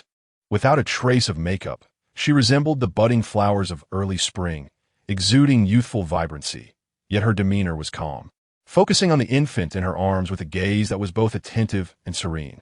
In that moment, time seemed to stand still. Big brother. Lu Linglong rushed to stand in front of him, blocking his view. Clearing his throat, Lu Lingxiao asked, are you all right? Lu Linglong cried, they are bullying me. Tanner crossed her arms defiantly. Who is bullying you? Lu Linglong, displeased by the response, pointed at Meng Qianqian. I am not causing trouble. It is all her fault. Had she not meddled, I wouldn't be in this predicament. I was even knocked unconscious. Lu Lingxiao had heard the entire sequence of events from Stewardson on his way here. The Grand Commander had been recuperating in a small courtyard at the temple, and the wet nurse, fearing the noise might disturb him, had taken the child to a front meditation room. However, while the wet nurse dozed off, the child crawled away and was discovered by Meng Qianqian. Meng Qianqian had sent Hanxia to find the child's parents and had spent the entire afternoon caring for the child alongside the matriarch and Lady Lu. In any perspective, Meng Qianqian bore no blame in this situation. Had he been in her place, he would not have ignored an innocent child either. Yet, who would have guessed this child belonged to Lu Yuan? Lu Linglong muttered, I was just seeing them sneaking around. I wanted to follow and see what they were up to. Enough. Lu Linglong bit her lip, stamping her foot in frustration, and stormed off. The wet nurse carried Bao Shu away, and Meng Qianqian departed with Tanner from the governor's residence. In the study, Lu Yuan was examining several small weapons according to ancient texts. The wet nurse entered, placing Bao Shu beside him, sitting cross-legged on her small cushion. Bao Shu fixed her serious little face on Lu Yuan. After a moment, she turned away with a deep sigh. As Lu Lingxiao had not supported Lu Linglong, she began to cry as soon as she got into the carriage, so much so that Tanner nearly lost her patience. Meng Qianqian remained quiet. Lu Lingxiao cleared his throat. Were you frightened today? Meng Qianqian gazed out at the bustling street. Yes, I was truly scared. Lu Lingxiao felt a wave of relief. He had suspected as much. She was not like Wan'er, a child of military lineage. How could she not be afraid? It turned out she had been feigning calmness. Did the Grand Commander trouble you? Sister. Tonghulu. Lu Lingxiao's words were abruptly interrupted by Tanner's incessant chatter. Meng Qianqian instructed the coachman to halt and took Tanner down to buy candied hawthorns. Sister, these lanterns are so beautiful. Which one do you want? Half an hour later, the carriage arrived at the Lu residence. Tanner was the first to leap out, holding a candied hawthorn in her left hand and a lantern in her right, skipping joyfully into the estate. Lu Lingxiao disembarked and turned to assist Meng Qianqian. Unexpectedly, just as he extended his hand, Tanner swiftly darted over, placing the footstool firmly on the ground. She huffed. Why should I let you help? Lu Lingxiao frowned. Meng Qianqian descended from the carriage, holding Tanner's wrist. Tanner continued to skip and hum a little tune as she entered the estate. You. Lu Lingxiao called out to Meng Qianqian. Is there something you need, husband? Meng Qianqian inquired. Lu Lingxiao glanced at Tanner's figure disappearing into the night, saying to Meng Qianqian, I heard that this girl was bought from the Yaxiang tooth shop. She does not seem like an ordinary martial arts servant girl. And I have also heard about her injuring the servants. She is quite dangerous. It would be best for you to send her away from the estate. Meng Qianqian replied coolly, Husband, you should take care of your own matters and stop worrying about trivial things. Lu Lingxiao furrowed his brow. I'm doing this for your sake. This girl possesses formidable and sinister skills. What if? Meng Qianqian smiled lightly. What if you come to my chamber in a drunken stupor again? It won't be so easy for you to succeed then. Is that what you're worried about? You. Lu Lingxiao was taken aback, his face reddening. Why are you bringing up old grievances again? Meng Qianqian retorted, If I don't bring up the past, shall I wait for you to create new grievances? Meng. Lu Lingxiao was infuriated. Every time he tried to treat her better, she would retaliate. He had just seen her fondness for children, and for a fleeting moment, he thought, if she truly desired a child, perhaps he could have one with her. But look at her, always throwing tantrums. Lu Lingxiao's head ached. Xinyan approached. Young master, are you in debt again? How can you owe so much? Lu Lingxiao shouted angrily, Silence. No one thinks you are mute. The next morning, the entire family was aware that Lu Linglong had shattered an antique vase. If it were someone else, they would have reported it to the authorities. But how could anyone dare to accuse Lu Dudu? That would be courting death. Lu Lingxiao had already compensated Meng Qianqian, and his pockets were cleaner than his face. He truly had no money to spare. Now that the old lady was in charge, she also did not wish to be taken advantage of. The second madam whispered to the old lady, Mother, you should speak to Qianqian and have her return the money. She just received 10,000 taels from Xiao. She has the funds. The old lady glared at her. If you want it, go ask her yourself. The second madam actually went. Meng Qianqian smiled slightly. Second aunt, it was my younger sister who broke the vase. With our parents still alive, how could I, as the elder sister, interfere? The second madam forced a smile. The elder brother is like a father, and the elder sister-in-law is like a mother. Moreover, the Zhao family is in trouble, and you have lent out 1,000 taels. Why not consider it as a loan to your second aunt? It would be better if she just didn't return it. What could that girl do to her?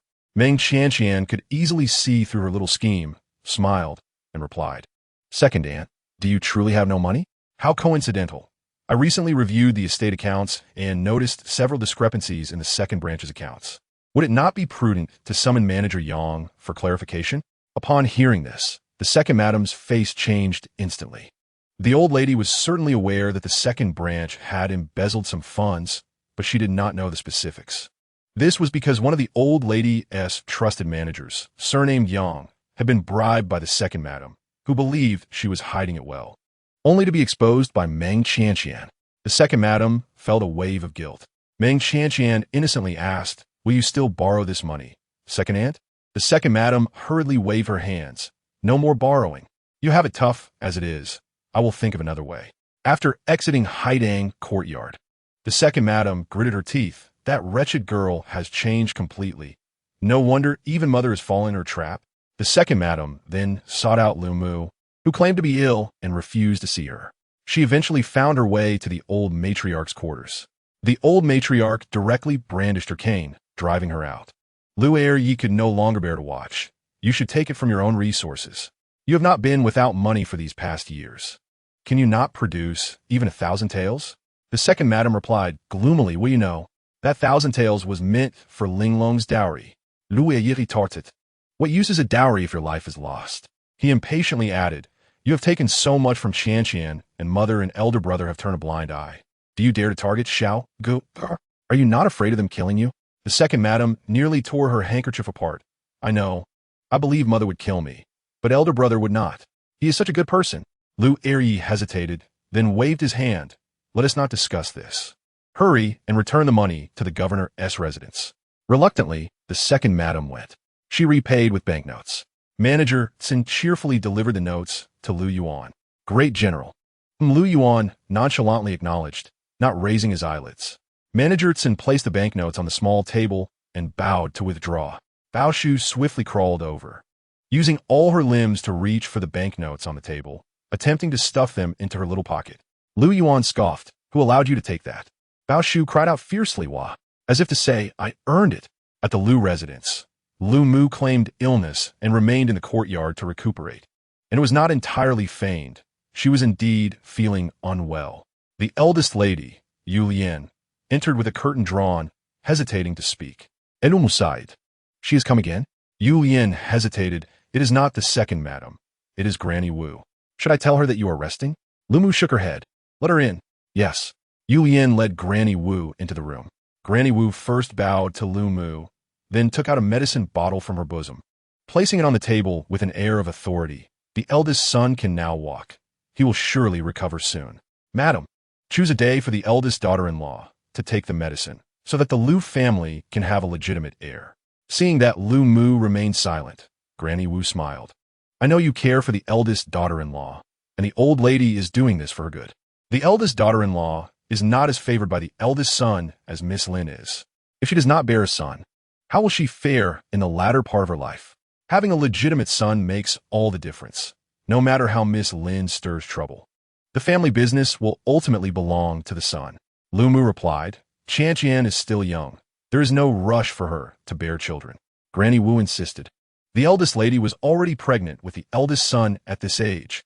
Lu Mu coldly retorted, that does not necessitate taking medicine. Lu Mu tightened her grip on the handkerchief. You all keep repeating the same thing. Has anyone asked her if she is willing? Granny Wu asserted. To continue the Lu family line is her duty as a wife and daughter-in-law. She cannot be allowed to act spoiled. I have said all I can, madam. Please take care of this matter. After Granny Wu left, Yu Lian gazed at Lu Mu with concern, madam. Lu Mu covered her mouth with the handkerchief and began to cough violently. When she removed the handkerchief, Yu Lian's expression changed dramatically. Madam, you are coughing up blood again. I will fetch a doctor. Lu Mu shook her head, stopping her, her gaze falling on the medicine bottle, bitterly smiling. The old lady thinks I do not know. She gave me this medicine back then. In Haidang courtyard, Tanner received a new outfit. She was small, and in recent days had worn only the old clothes of Banksia from years ago, which barely fit and were not warm due to being made of old cotton. Meng Qianqian had Li Momo make her a new one. Do you like it? Meng Qianqian asked. Tanner admired her attire, her eyes sparkling with delight. I love it. Let us adjust the sleeves a bit. Tanner insisted. Let us wait until evening to adjust them. I want to wear it for the day. Tanner linked her arm with Meng Qianqian's sister. Are we going out today? Meng Qianqian asked. Do you wish to go out? T.N. pouted her lips and exclaimed, with new attire, naturally, one must go out and show it off. Li Mumu, both amused and exasperated, replied, you barely had enough climbing yesterday. Do allow the young lady to rest for a few days. Not everyone possesses your boundless energy. T.N. with a furrowed brow, contemplated something and then smiled. Sister, isn't NBS seeking the accountant? Allow me to run an errand for him. Let's see if he has found anything. Meng Qianqian considered this a feasible plan. Very well. I shall have Wu Zhi escort you to the Yaching. Off you go. T.N. joyfully dashed out of the courtyard. Li Momo, with a sense of satisfaction, remarked, the young lady truly adores T.N. Meng Qianqian glanced at the garments in the embroidered basket. Do you not cherish them as well, Li Momo? She feared that Li Momo might tire herself out. Hence she only asked for one set. However, Li Momo had already completed half of the second set. Li Momo sheepishly admitted, this girl works quite diligently. Aside from her insatiable appetite, BN11 retorted sourly. Indeed, including breaking 7 plates, 10 bowls, scorching a pot, and burning a kettle? Li Momo coughed. Meng Qianqian chuckled softly. BN11 exclaimed, young lady. Meng Qianqian smiled. I also hold BN11 in high regard. BN11 blushed shyly. As they conversed, a servant announced that someone from the palace had arrived, summoning Meng Qianqian and Lin Wan'er to enter the palace. Chapter 41. Entering the palace, it was the steward Qian who brought the news. Meng Qianqian was perplexed and inquired who summoned her and Lin Wan'er. But Qian did not know. Yet, the visitor donned the attire of a palace eunuch, resembling those who previously delivered tributes to the matriarch, indicating authenticity. Meng Qianqian was less concerned about the visitor's origin and more about their identity and purpose. Coming from the Meng family of Yu, she had no associations with the nobility in the palace, and a simultaneous summons of her and Lin Wan'er likely pertained to Lu Lingxiao. Shall we inform the matriarch? Li Momo proposed. The matriarch was the highest-ranking member of the elf family and the only one who had ever been summoned by the retired emperor. Meng Qianqian shook her head. If it is a blessing, it is not to be feared. If it is a calamity, it cannot be avoided. She could not involve her great-grandmother in every matter. This was the palace, not the elf family. Li Momo sighed. I'm merely worried for the young lady. If it were only you being summoned, it would be one thing, but alas, there is also that one from Fengyuan. BN11 spoke indignantly. Exactly. What right does that vixen have to enter the palace? BN Shi's reasoning was straightforward. The young master had achieved great feats at the borders, and as his wife. Perhaps the young lady was being rewarded, while that seductress had no merit to be recognized. Meng Qianqian instructed, prepare yourself. BN11 shall accompany me into the palace. As they reached the entrance, Lin Wan'er and Lu arrived as well. Meng Qianqian donned a crimson outfit with white trim, subtly revealing a hint of a peach-pink short jacket and a snow-white long skirt. Li Momo skillfully arranged her hair into a hanging bun, adorned with exquisite jade, floral hairpins, and a golden hairpin shaped like a peach blossom, understated yet elegant. She walked with poise, unhurriedly, reminiscent of dawn illuminating morning dew. Lin Wan'er, exuding vigor, appeared somewhat less striking in comparison to Meng Qianqian's exuberance. The servants dared not speak, yet their gazes betrayed their thoughts. Lu discreetly rolled her eyes. BN11 whispered, if T.N. were here, she would have poked her eyes out. A dedicated eunuch, wielding a feather duster, glanced at Meng Qianqian and addressed Lin Wan'er. Madame L, please board the carriage. The servants were taken aback, awkwardly looking towards Meng Qianqian. The steward Qian quickly pointed towards Meng Qianqian, awkwardly stating, this young lady is my esteemed young master's wife. The eunuch's eyes revealed a flicker of surprise as he smiled at Meng Qianqian. I am but a fool to mistake. Please forgive me, Madame L. The servants exchanged glances. The esteemed young mistress exuded grace and luxury, embodying the demeanor of a noble lady in every gesture. Even BN11 appeared far more respectable than Lu. How could such a blunder occur? Meng Qianqian understood well that the inevitable had come to pass. Others might overlook it, but a seasoned eunuch from the palace would not lack discernment. This was the first subtle humiliation of the day for her. Meng Qianqian, maintaining her composure, inquired, no matter. May I ask which esteemed personage has summoned us? Lu, in a hushed tone, remarked to Lin Wan'er, Miss, is that not the eunuch we saw beside His Majesty last time? Lin Wan'er gestured for her to remain silent. The eunuch, glancing at Lin Wan'er, cheerfully responded, it is Her Highness, the Li Gui Fei, who has summoned you. 6 years prior, after the death of General Ch, Emperor Chen fell gravely ill, incapacitating him from governance. The nation could not be without a ruler for a day. Thus, Emperor Chen passed the throne to the crown prince. Unexpectedly, the crown prince suddenly passed away, and several princes resorted to fratricide in their quest for the throne. None anticipated that the one to ultimately ascend would be the 9-year-old 9th prince. whose birth mother was the most beautiful woman in the Great Zhou, Li Fei. The retired emperor elevated Li Fei to Li Guifei, overseeing the 6 palaces. Presently, Li Guifei held the Phoenix Seal, wielding power akin to that of an empress, despite lacking the title. Rumors circulated that Li Guifei had an affair with General L, which led Lun to willingly serve as a minister, wholeheartedly assisting the young emperor, with allegations that even the crown prince had been killed by Lun to pave the way for the young emperor. However, the young emperor harbored discontent towards Lun, and the delay in removing Lun from power was attributed to Li Guifei's counsel. As long as Li Guifei remained, the relationship between the young emperor and Lun would remain unassailable. The eunuch smiled. "Mademoiselle, Miss Lin, please." The 4 entered the royal carriage. To accommodate Lin Wan'er's condition, the carriage moved slowly, taking a full hour to reach the palace. 2 sedan chairs had been waiting for quite some time. The eunuch amiably remarked, "Miss Lin is expecting. Her Highness has prepared a sedan chair." BN11 felt indignant on behalf of her mistress, thinking what nonsense the eunuch was spouting, as if her young lady were basking in the glory of that vixen. However, while she harbored her grievances internally, she displayed no outward discontent. Lin Wan'er inclined her body toward the harem's direction. Lu promptly followed suit, saying, "My lady thanks her highness." The palace attendants maintained a stoic demeanor, observing with quiet attentiveness. From the moment they entered the palace gates, an almost tangible sense of pressure enveloped them. BN11 took a deep breath, cautious not to cause disgrace to her mistress. Meng Qianqian and Lin Wan'er settled into their sedan chairs. Lu noticed the eunuch's demeanor towards her young lady was notably more favorable, as he engaged in cheerful banter with him, seemingly eager to showcase his favoritism. The eunuch patiently answered each of her inquiries. The accompanying palace attendants regarded her behavior with disdain, thinking she should be grateful and not overstep her bounds. Another maid, more attuned to propriety, remained quiet and humble. As the daughter of a prominent family, Mu's upbringing included lessons in etiquette from a matron who had previously instructed the princesses in the palace.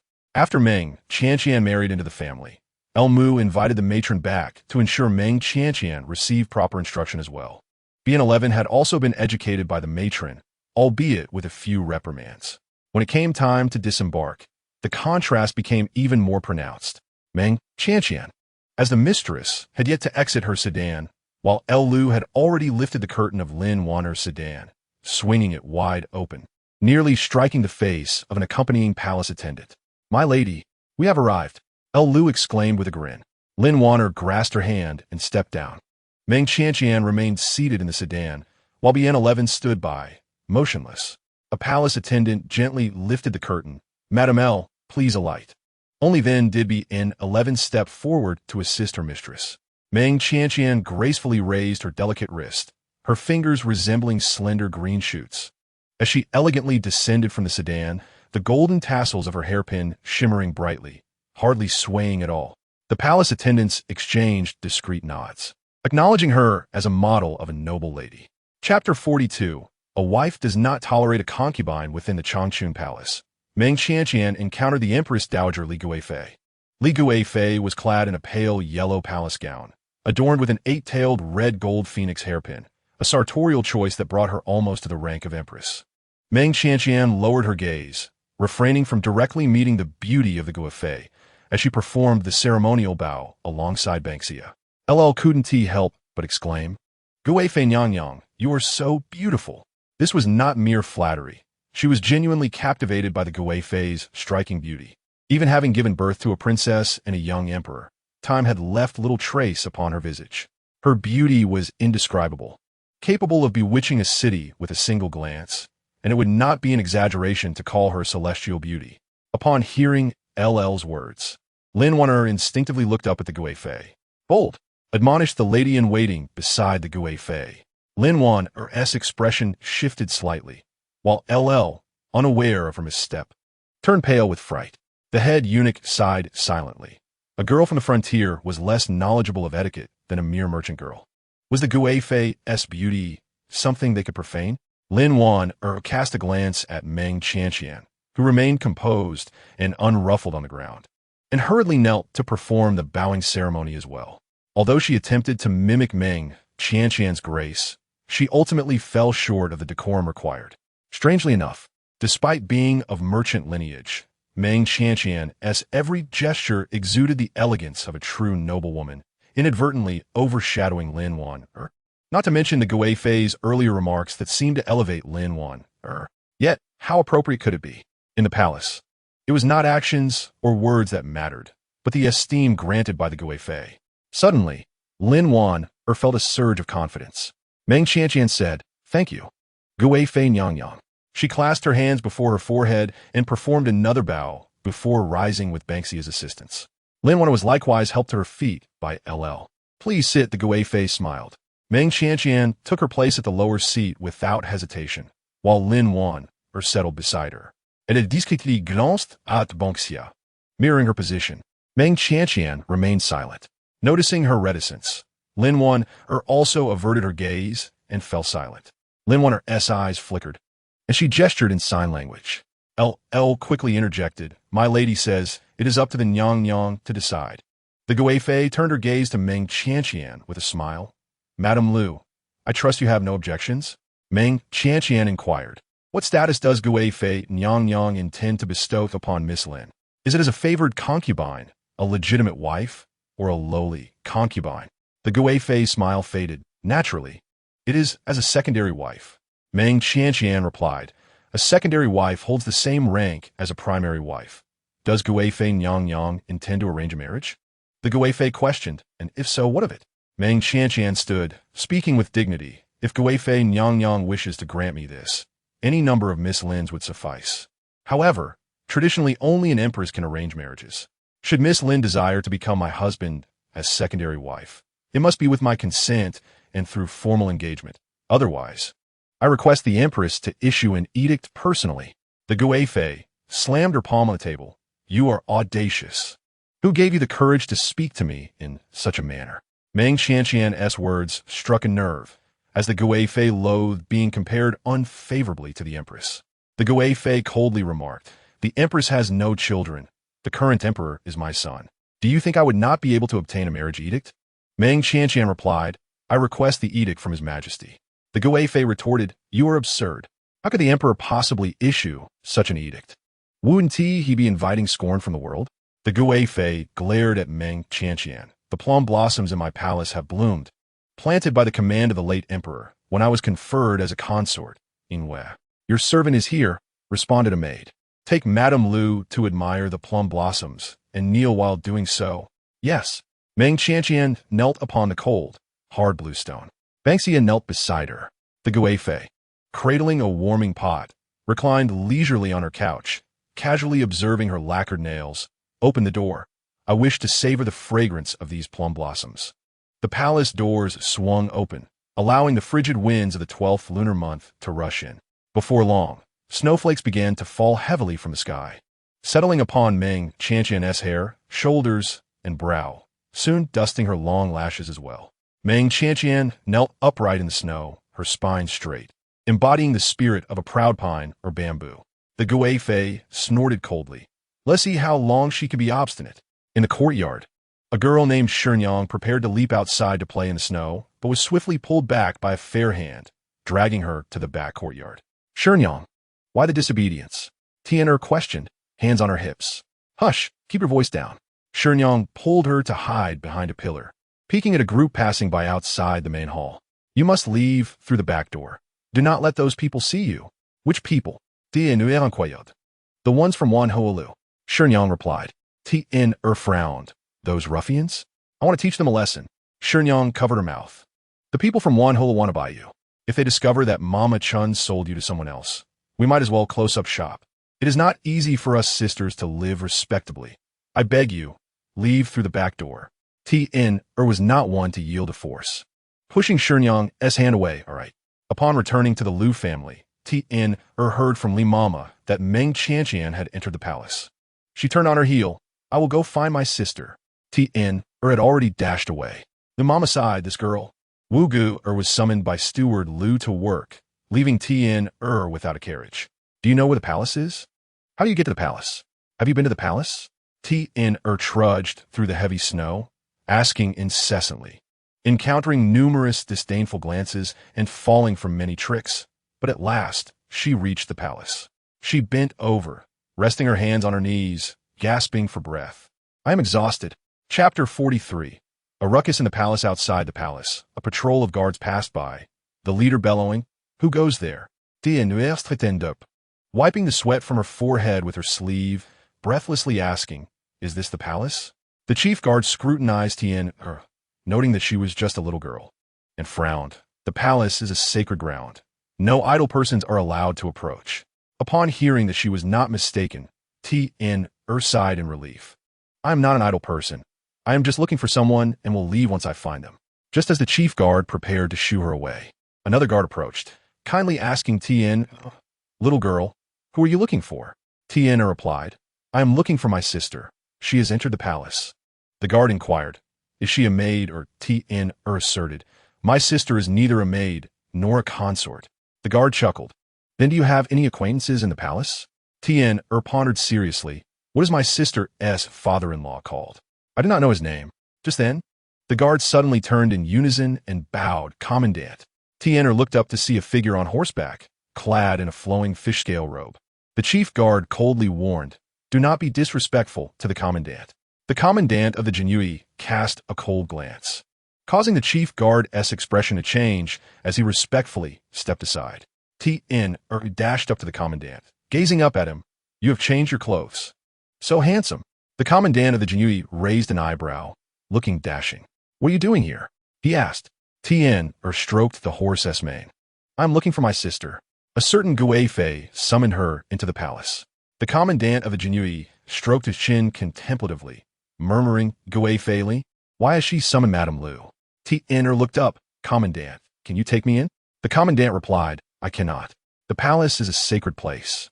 One cannot casually bring people inside. Moreover, Madame Lu is in the inner palace, and as an outsider, it is even less appropriate for me to enter." The chief guard noticed how familiar Tian was with the commandant, addressing him as commandant, and seeing that the commandant was not angered. He secretly broke into a cold sweat, relieved he had not acted harshly towards her. Tian suddenly leapt up, clinging to the commandant's saddle, stamping her feet and employing her best tactics of persuasion. "Take me in, take me in, take me in." The guards could hardly bear to watch. The commandant of the Jinui twitched his lips. "Get down." Tian retorted, "I will not. My wounds have not yet healed. Do you think I hold no grudges? Were it not for the esteemed Lady Lu, I would have slain you by now. What has transpired?" A woman's voice, commanding yet calm, resonated through the air. The commander of the Jinui and Tanner simultaneously turned to regard the approaching carriage. A stern lady stepped down from within. The commander dismounted, clasping his hands and greeting Lady Wang. Tanner leaned over the saddle, tilting her head to observe her. Lady Wang cast a glance at her, then inquired of the commander, "Who is this young lady?" The commander hastily divulged Tanner's identity and purpose, emphasizing that she was a maidservant to the esteemed Meng Qianqian. He wished to avoid being reported in the court by Wang Yushi for abducting a commoner. Upon learning of Tanner's association with Meng Qianqian, Lady Wang's gaze softened. "I shall escort you into the palace." The lead guard interjected, "Lady Wang, this is illogical." Lady Wang replied sternly, "If trouble arises, I shall bear the responsibility." The lead guard glanced at the commander, who appeared indifferent, ultimately conceding and allowing passage. Lady Wang personally escorted Tanner to the entrance of Changchun Palace. "This is the residence of the esteemed Li Guifei. You need only say that I brought you here." Tanner politely bowed. "Thank you, Lady Wang." Lady Wang smiled and nodded before departing. At that moment, Lin Wan'er emerged from Changchun Palace, accompanied by Lu Lingxiao. Glancing behind Lin Wan'er, "Where is my sister?" Lin Wan'er looked at Tanner with confusion. Lu Lingxiao, puzzled, asked, "How did you get in?" Tanner replied, "How did I come in? Where's my sister?" Lu Lingxiao looked toward Lin Wan'er, who signaled with her eyes. Lu Lingxiao smirked. "Your sister has offended the Guifei and is being punished to kneel inside. She has already been kneeling for 2 hours. I doubt she will finish today." Tanner clenched her fists. "Sister, sister." Snowflakes fell thickly, blanketing the ground. Li Guifei, wrapped in a warm blanket and holding a hot water bottle, leisurely inquired, "Go and ask her. Does she understand her mistakes?" "Yes." The lady-in-waiting Ingwe went to the plum tree, gazing at Meng Qianqian, nearly frozen like a statue. Lady Lu, the Guifei asks if you understand your mistakes. Meng Qianqian slowly replied, this humble servant does not comprehend where the error lies. I seek the Guifei's guidance. Li Guifei's eyes turned cold as she tightened her handkerchief. Such a hard heart. I refuse to believe there exists anyone I cannot discipline. She commanded, bring Lady Lu some hot water to warm her. She must be freezing after kneeling for so long. Two robust maidservants brought large buckets of hot water. This water was not intended for Meng Qianqian to drink, but rather to be poured upon her, alternating between scorching and freezing, soaking her garments, threatening to leave her in a state of peril. Half Summer's expression changed. What are you planning to do? Ingwe replied, to pour it. The two maidservants lifted the buckets, preparing to douse her when, in a flash, a small figure darted in, swiftly kicking both maidservants and their buckets aside. Ingwe's demeanor hardened. Who dares to act so recklessly in Changchun Palace? Tanner positioned herself protectively in front of Meng Qianqian, fiercely declaring, touch my sister, and you shall face dire consequences. Ingwe commanded, seize her. The maidservants and eunuchs surged forward. They believed it would be easy to capture a mere girl. Yet Tanner struck with such ferocity that chaos ensued throughout Changchun Palace. Li Guifei's face turned pale with fury. Bring reinforcements. Changchun Palace has been infiltrated by an assassin. Summon the Imperial Guards.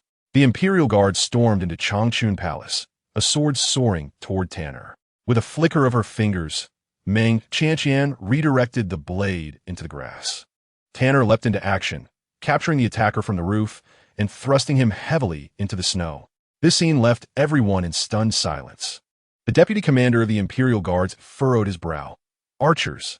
A row of archers moved in unison, drawing their bows in unison, aiming at Tanner. Li Guifei bellowed, kill this assassin, and seize Meng Qianqian. She is the instigator. The Empress has arrived, came the announcement from the eunuchs outside the hall. Li Guifei's bro furuba. The regal Empress Xiao, draped in a bright yellow cloak, strode through the snowfall with an air of authority. Behind her followed Lady Wang, drenched in sweat. Chapter 44. Killing with a borrowed blade, protect the Empress. The deputy commander of the Imperial Guards immediately positioned himself and several subordinates in front of Empress Xiao, watching Tanner with utmost vigilance. Empress Xiao ordered, Minister Lin, stand down. Deputy Commander Lin, his expression grave, turned, Your Majesty.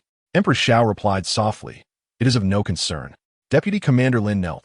Yes. The others followed suit, kneeling in respect. Li Guifei reluctantly stepped forward to greet the Empress, offering a perfunctory bow. The attendants of Empress Xiao and Lady Wang also paid their respects to Li Guifei. Li Guifei barely acknowledged them, instead smiling at Empress Xiao with an air of disdain. What brings your Majesty here? Empress Xiao surveyed the scene, taking note of Meng Qianqian and her maid kneeling in the snow, as well as Tanner, who had left the palace guards in disarray. She spoke gently. I was enjoying the snowfall nearby and heard quite the commotion from Changchun Palace, so I came to investigate. Li Guifei shot a fierce glare at her wailing servants, forcing a smile. We are apprehending an assassin, and I apologize for disturbing your Majesty. Her words dripped with hypocrisy, her tone and demeanor revealing no respect for the Empress. The attendants were unperturbed. Li Guifei had long disregarded Empress Xiao, even usurping the Phoenix Seal. Had it not been for the challenges of deposing a consort, the central court would have changed hands long ago. Empress Xiao, unfazed, inquired, Oh, what kind of assassin would dare to attack the esteemed Guifei? Tanner interjected earnestly, I did not attempt to assassinate her. I am no assassin. Meng Qianqian explained, Tanner is my personal maid, and she fought with palace personnel out of concern for my punishment. Empress Xiao turned her attention to Meng Qianqian. Who are you? Kneeling in the snow, Meng Qianqian placed her hands before her forehead, bowing. I am Meng, in service to your Majesty. May your Majesty be blessed. Lady Wang quickly added, Your Majesty, she is the wife of General Lu Lingxiao of the Northern Army. Empress Xiao paused. Lu Lingxiao, the great-grandson of the Tiger General? Lady Wang confirmed with a smile. Indeed, Empress Xiao remarked.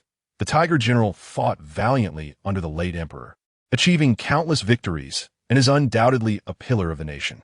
General Lu carries on his legacy in battle. The Lu family continues its honorable lineage. Lady Wang nodded in agreement. Your Majesty speaks the truth. Li Guifei rolled her eyes. Empress Xiao questioned Li Guifei. What crime has Lady Lu committed that warrants punishment? Li Guifei replied nonchalantly. There is no need for your majesty to concern yourself with the affairs of Changchun Palace. Ingwe, escort her majesty. Yes, Ingwe responded, advancing toward Empress Xiao. Empress Xiao stated firmly, I do not intend to interfere with the matters of Changchun Palace, but Lady Lu is not one of your people. Whether she has erred is for me, the Empress, to determine. Li Guifei stepped forward, arrogantly asserting, Are you challenging me, Empress? Li Guifei's expression darkened. She feared little, save for the formidable Wang Yushi, who had previously imprisoned her own father. Those who had been reported by him, including Lu Lingxiao, the hero who had slain the Northern Liang prince, had all faced emotion. Empress Xiao addressed Deputy Commander Lin. Why have you not ordered a retreat? Sister. Tanner rushed toward the bushes, calling, Half Summer. Half Summer, her lips nearly frozen, replied, I am fine, miss, just a bit cold. Lady Wang quickly removed her cloak and draped it over Meng Qianqian, while her maid assisted Half Summer. Empress Xiao declared, Let us go. The group departed from Changchun Palace. In the Imperial Guards, there were also individuals who had sustained injuries. Deputy Commander Lin arranged for his subordinates to escort the wounded away while simultaneously clearing the chaotic aftermath of the skirmish. As he withdrew the long sword embedded in the grass, a subtle shift occurred in his gaze. Upon inspection, he noticed a minute hole in the blade, as if it had been pierced by an unseen weapon. How could this be? Who possessed such formidable skill? Was it that little girl? Meng Qianqian's condition was grave. Her face was devoid of color, and her eyes exhibited a hint of vacancy. Take her to my palace to warm her up. Xiao Dengzi summoned the imperial physician, commanded Empress Xiao. Yes. Xiao Dengzi hurriedly complied. Meng Qianqian's lips moved slightly.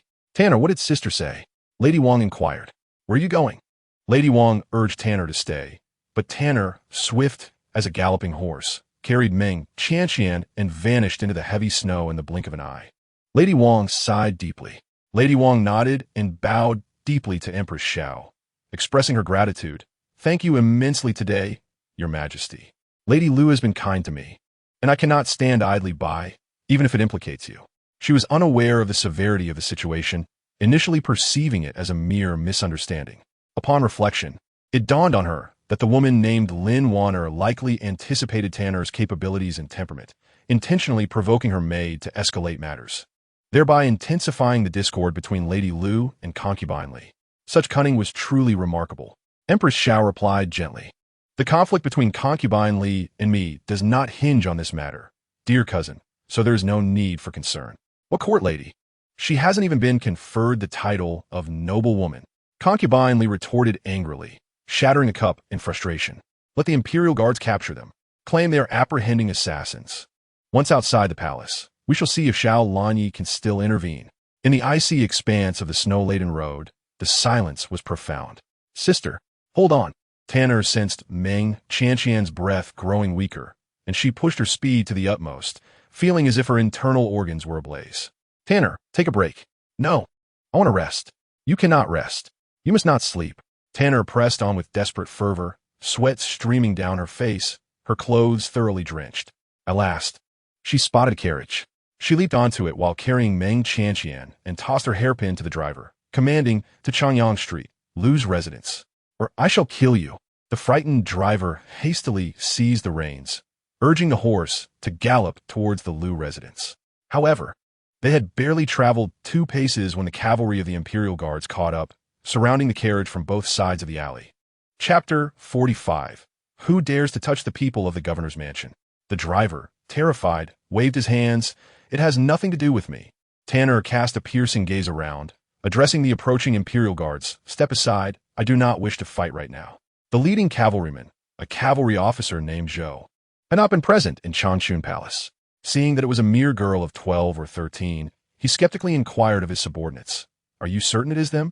It is them, replied the Imperial Guards. I engaged with that little girl in Changchun Palace, and she even injured our men. Officer, you must be cautious. Has Deputy Commander Lin's troop become so weak?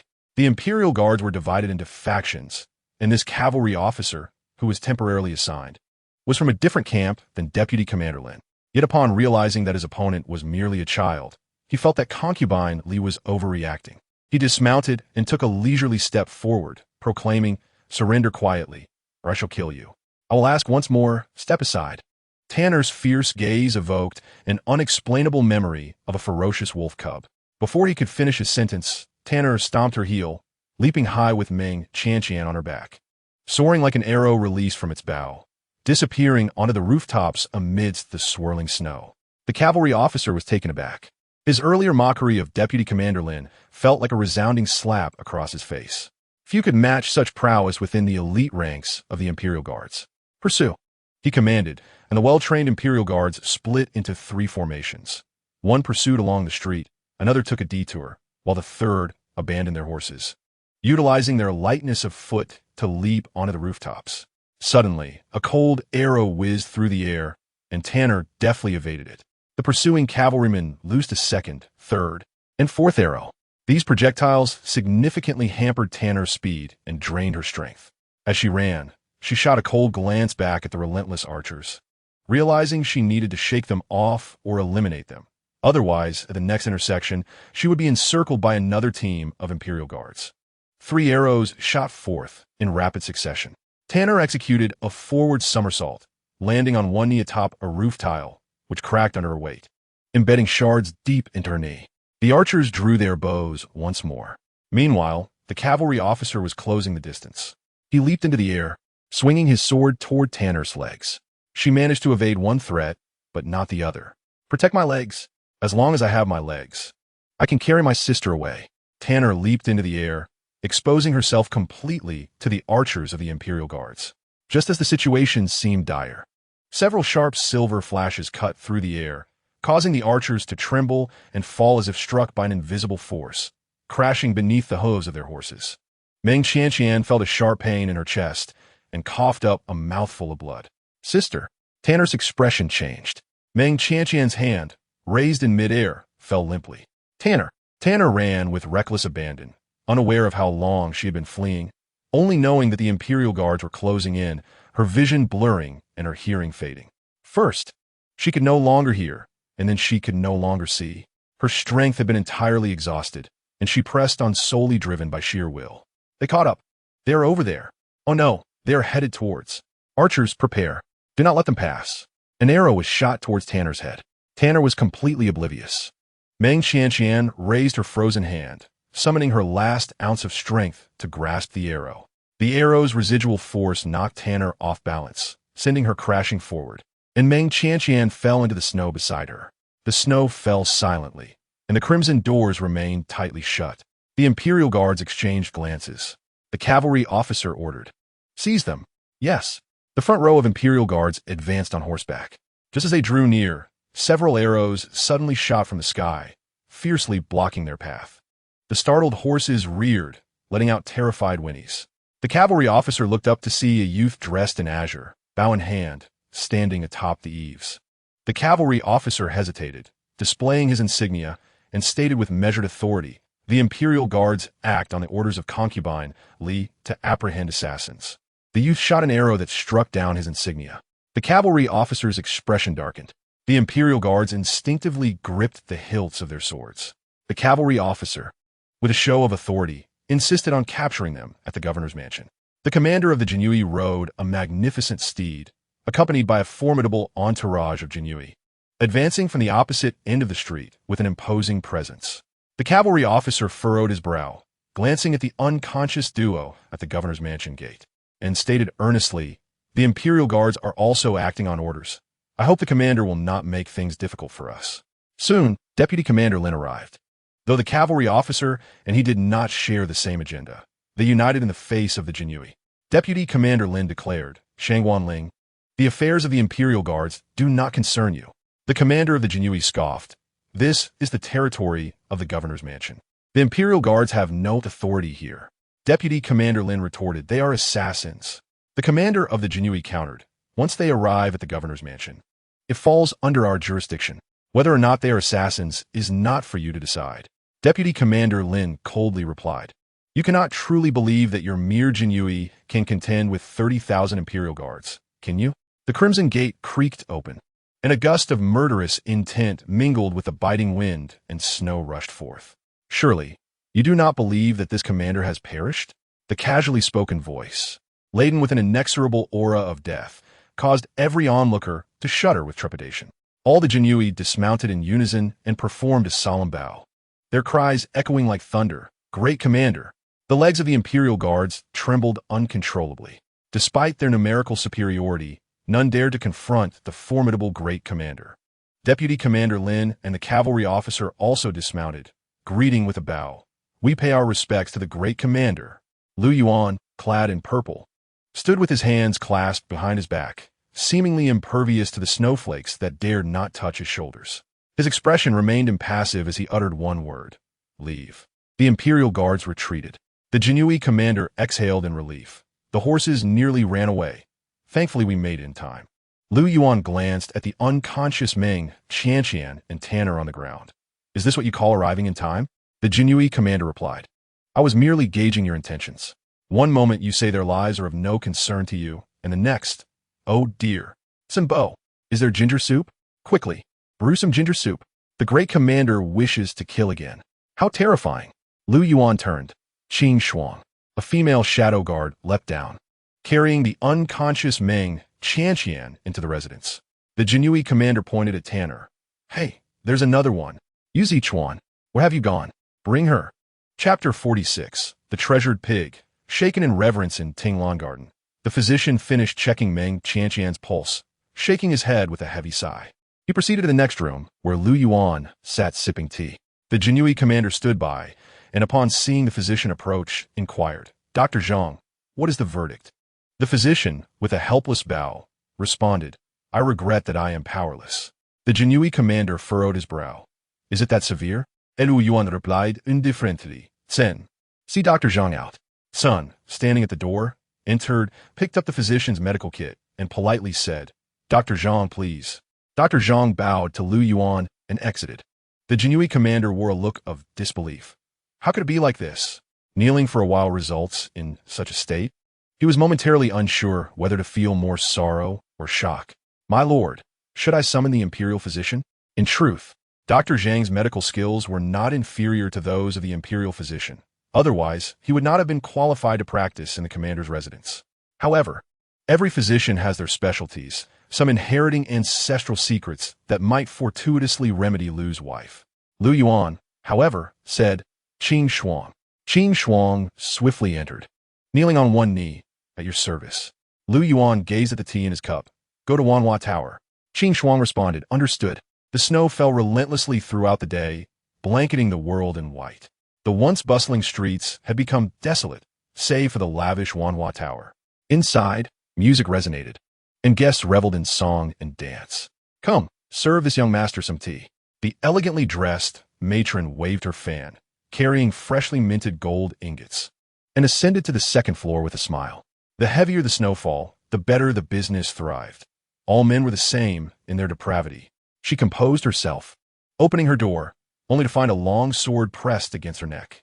Her eyes narrowed, yet she smiled, deftly pushing the blade away. Turning to face the uninvited guest, "Oh, what is this about?" Qing Shuang stated, "The great commander summons you to the commander's residence." She flicked her sleeve, gracefully turning, and sat down with a flourish. "What if I refuse to go? Then you will offend him." Immediately, Qing Shuang hoisted her onto her shoulder and leaped through the window, vanishing into the silent snow. As she was placed in the chair opposite Lu Yuan, her face turned pale. Qing Shuang released her acupoint. She glared fiercely at Lu Yuan. "What does the great commander mean?" Lu Yuan smiled. "It has been a while. Yanzhu, I trust you are well?" "Bah." Yanzhu spat. "Stop pretending in front of me.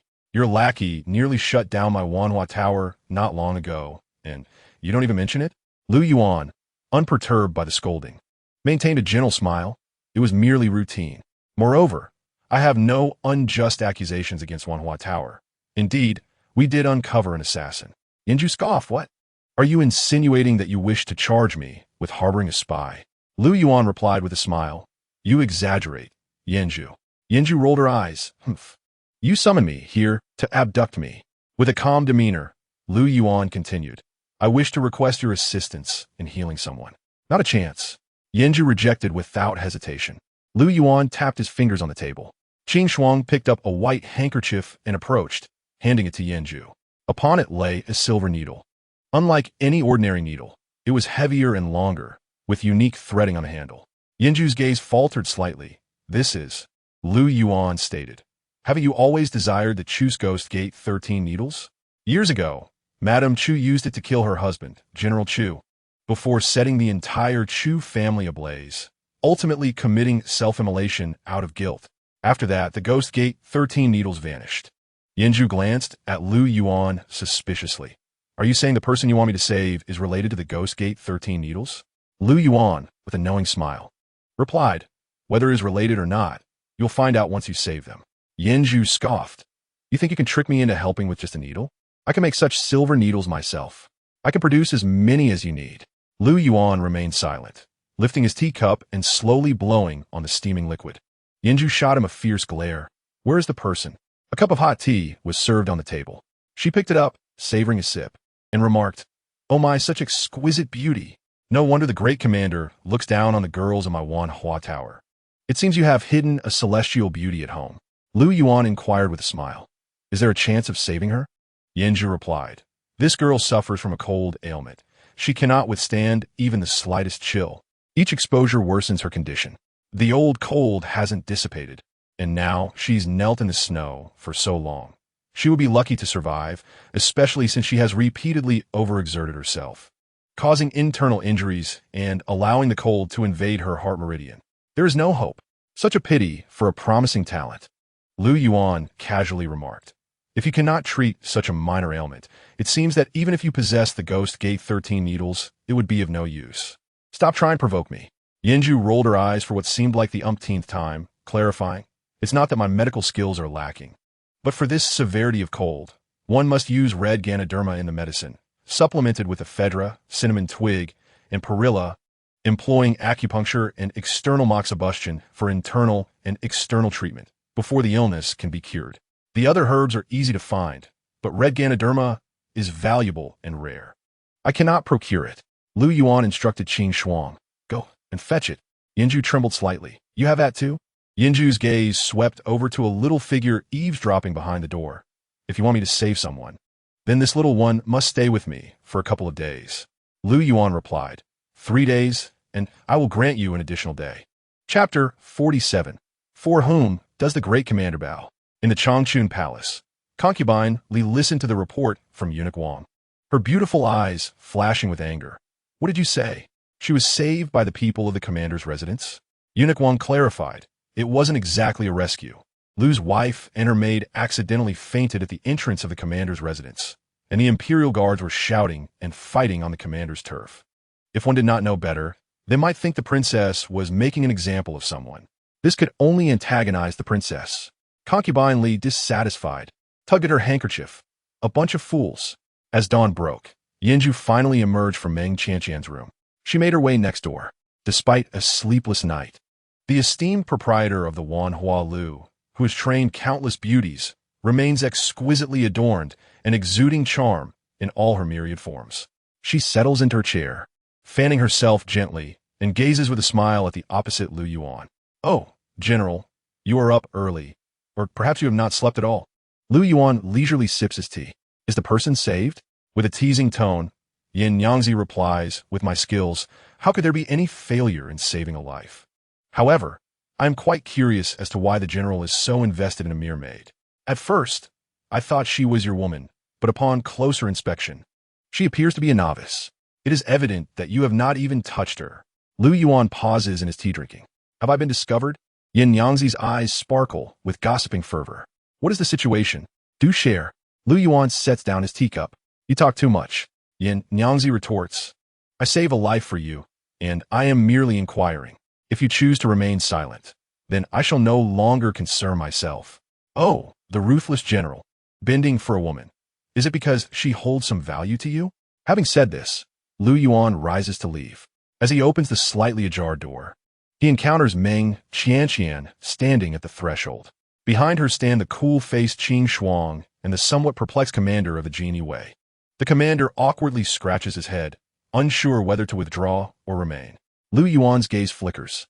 Meng Qianqian calmly states, "I have come to express my gratitude to the general.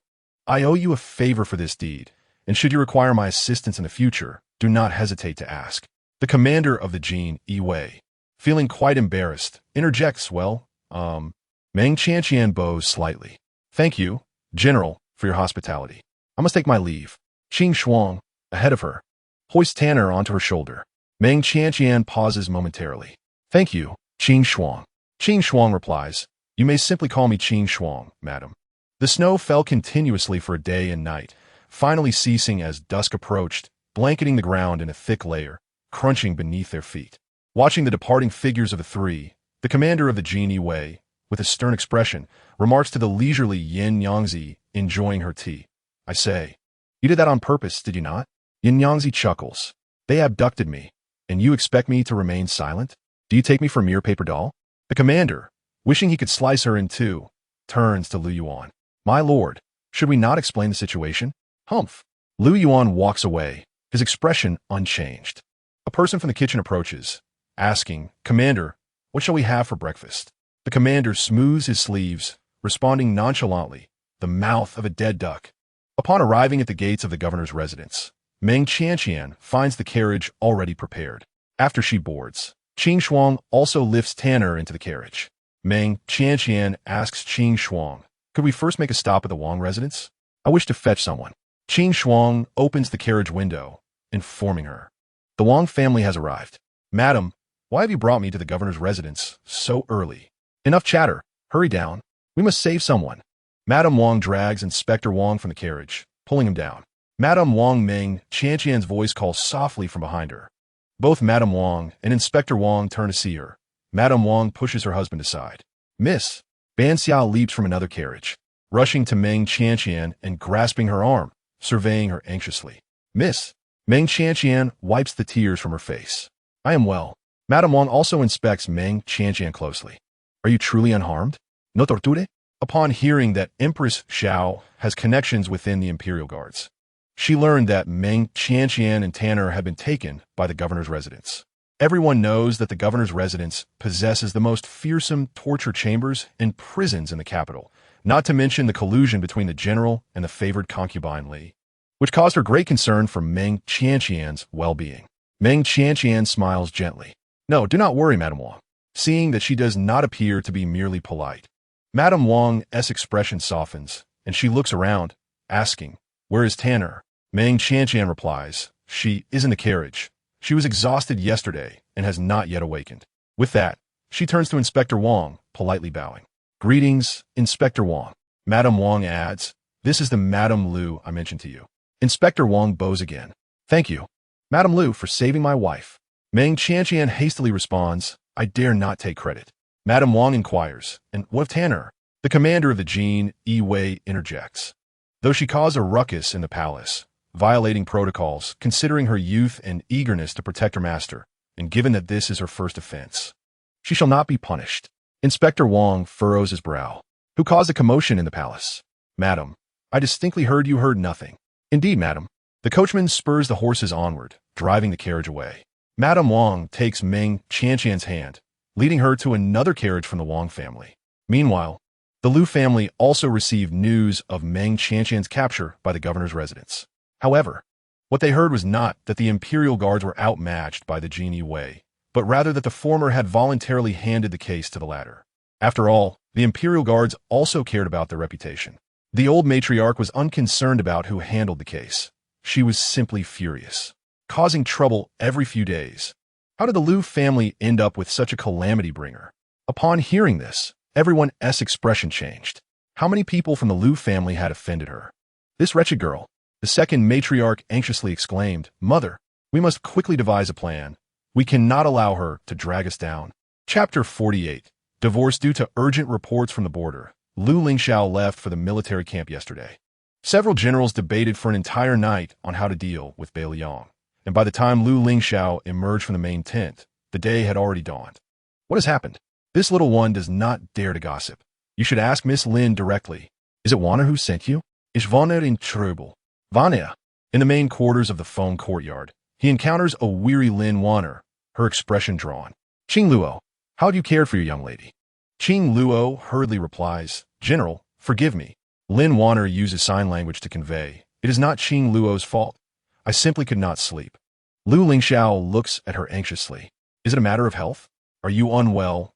Or Lin Wan'er shakes her head, reaching out to touch the stubble on his chin, her eyes filled with concern, signaling, "Did you not sleep last night either?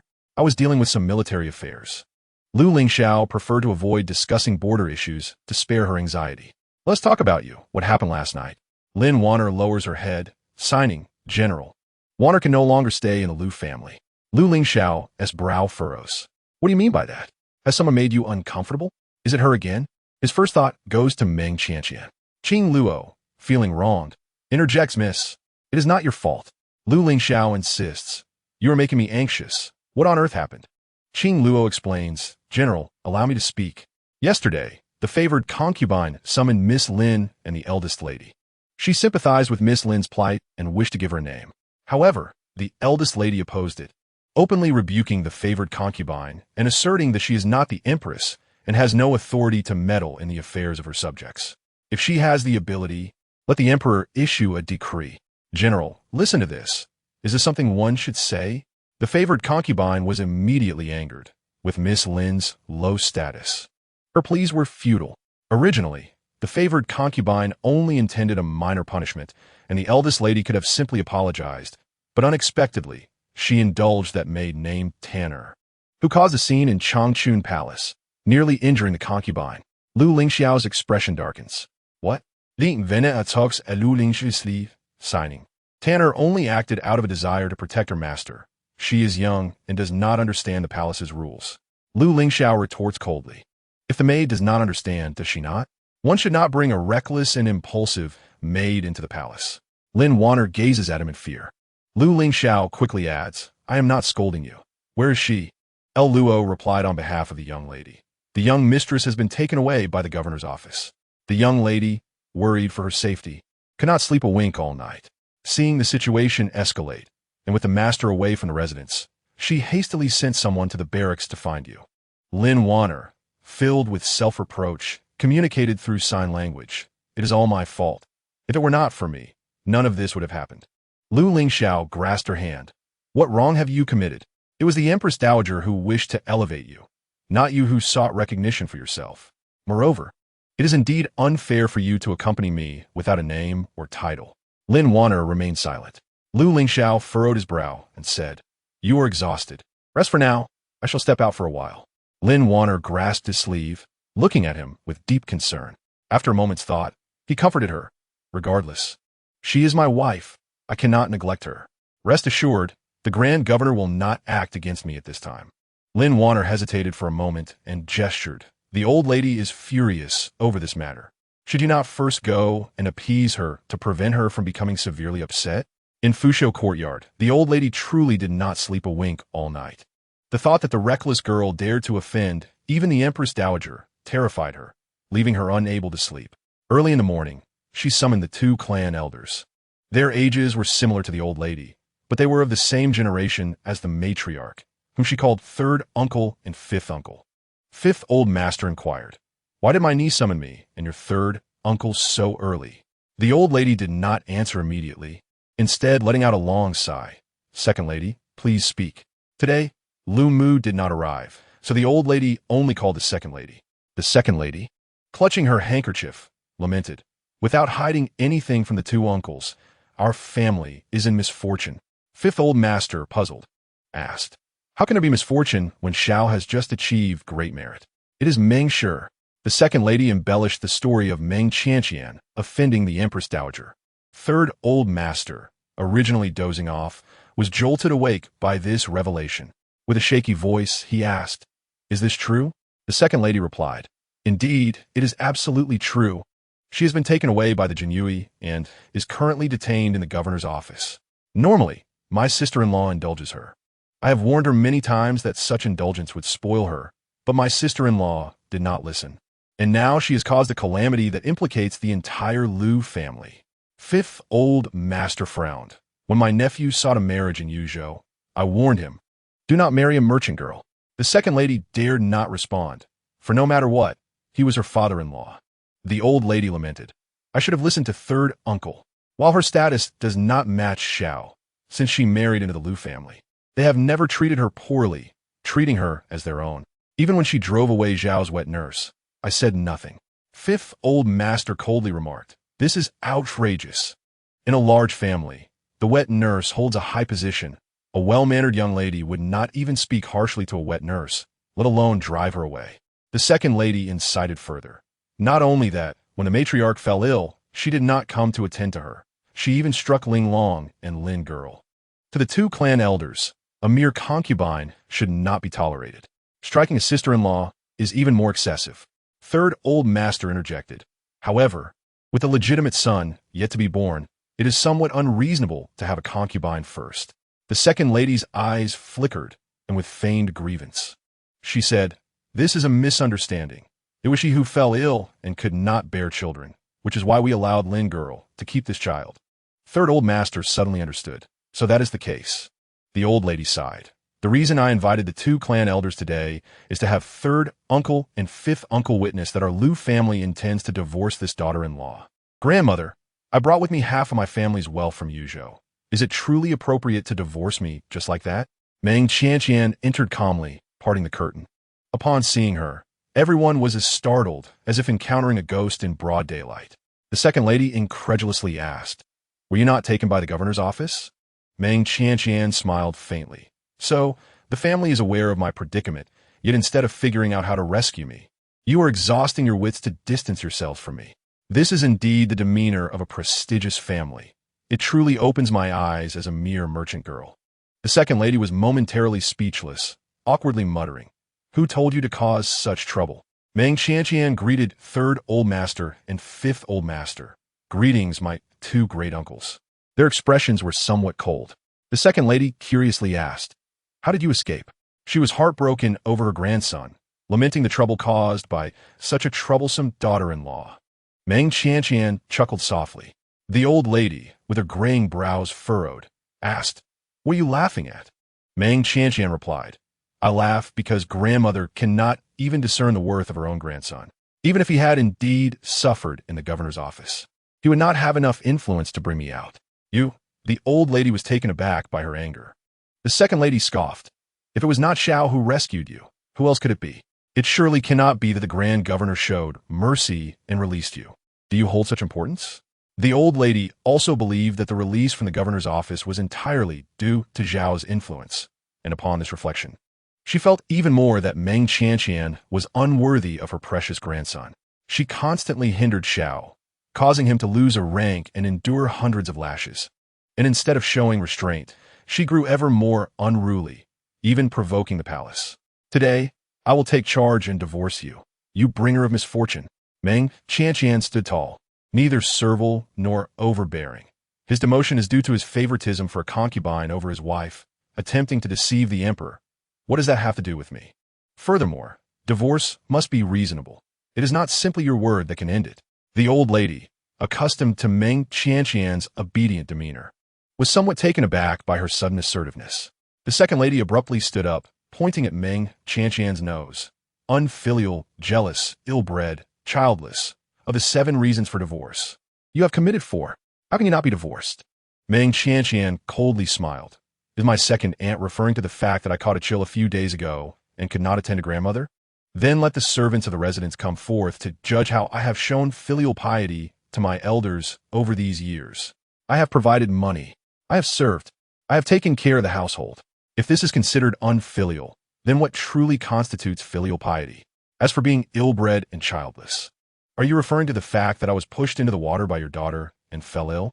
This illness is a result of your daughter's actions. Being unable to bear children is also a consequence of the Lu family. How can you have the audacity to blame me?" The two clan elders were momentarily stunned. Meng Girl's words starkly contradicted the claims of the two women, leaving them unsure whom to believe. The old lady trembled with anger. You Fifth Old Master observed. "In that case, indeed, she cannot be divorced." The second lady, in a panic, exclaimed, "Fifth uncle, she has offended the Empress Dowager. If we do not divorce her, shall we wait to perish alongside her?" Fifth Old Master, "Is she not already released?" Third Old Master, "Yes, perhaps the Empress Dowager is magnanimous and will not hold a grudge against Meng Girl." The second lady was agitated. What does it matter that she's released now? If the Empress Dowager bears a grudge, can the Lu family have good days ahead? If the Empress Dowager causes trouble for the elder brother and Xiao, their careers will be ruined. She did not mention that her daughter was of marrying age. If it were known that the Lu family had offended the Empress Dowager, who would dare marry Linglong? Not to mention, she had 2 sons studying at the Guozijian. The principal of Guozijian, Zheng Xiyu, is a person of Lu Yuan. The old lady also did not dare to gamble with the safety and lives of her sons and grandsons. Quickly suppressing her greedy thoughts, the old lady still decided to expel Meng Qianqian from the family. You and Xiao are husband and wife. To divorce you truly would bring you disgrace. You may voluntarily request to leave, citing a breach of palace rules, unwilling to implicate your family. In the future, when others mention it, they will commend you for your virtue and understanding. The old lady spoke in a tone of condescension, as if granting Meng Qianqian a great favor. Upon reflection, this method indeed surpasses the act of the Lu family seeking a divorce, as the latter renders the Lu family as heartless and ungrateful. However, should she voluntarily request to leave the marriage, it would no longer concern the Lu family. Meng Qianqian could not help but laugh in anger, fully aware of the old matriarch's intentions. In terms of shamelessness, this grandmother truly stands unmatched. And what my dowry? Meng Qianqian retorted, you wish to deny my dowry, intending for me to voluntarily exit this marriage? Your schemes, grandmother, are so transparent that even my ancestors in their coffins can hear them. Enough. Lu Lingxiao entered, his face ashen. Meng Qianqian knew he had been outside eavesdropping for quite some time, and it was only when he could no longer bear it that he stepped in to speak. Lu Lingxiao reached for her wrist, but Meng Qianqian raised her arm and walked ahead of him. The two made their way to the courtyard. Lu Lingxiao reproached her. How can you speak to grandmother in such a manner? Meng Qianqian coolly replied, rather than scolding me, you would be better off hastening to the governor's office to collect your punishment. Lu Lingxiao's face flushed with indignation. Clenching his fists, he insisted, I did not come to argue with you. You must accompany me to the palace and apologize to the noble consort. Meng Qianqian questioned, for what offense? Lu Lingxiao frowned. The consort is merely elevating a lonely girl. Do you truly need to defy her? Meng Qianqian coldly stated, if it is an elevation, why not have her own son issue a marriage decree? The fact that she does not do so speaks volumes about her lack of integrity. You all wish to reap the benefits while I alone bear the burden. The consort gains the loyalty of her subjects. Lin Wan'er receives her title as a concubine. You obtain the woman you love, and what do I gain? You only remember her as a lonely girl from 3 years ago. Yet you forget that I lost my parents when I was merely 3. You show gratitude to her. But do you know who gathered the military funds for the northern expedition? The Meng family sacrificed nearly their entire fortune for it. Do you think you would not have starved at the border without her help? 5 years ago, when a snow disaster struck at Yumen Pass, the court's military funds were delayed, and later, a merchant convoy arrived to deliver provisions. Lu Lingxiao was taken aback. Why did you not say this earlier? I said it, and would it have made a difference? Lu Lingxiao was left speechless. Meng Qianqian lifted her gaze to the boundless sky and said calmly, Lu Lingxiao, let's part ways. Chapter 50. The ruthless Grand Governor in Haidang Courtyard. Lim Momo stood at the door, eagerly awaiting the arrival of Wan Momo and Meng Qianqian. Be careful. Lim Momo hurried to assist them. Wan Momo gestured for the curtain to be drawn. Hurry.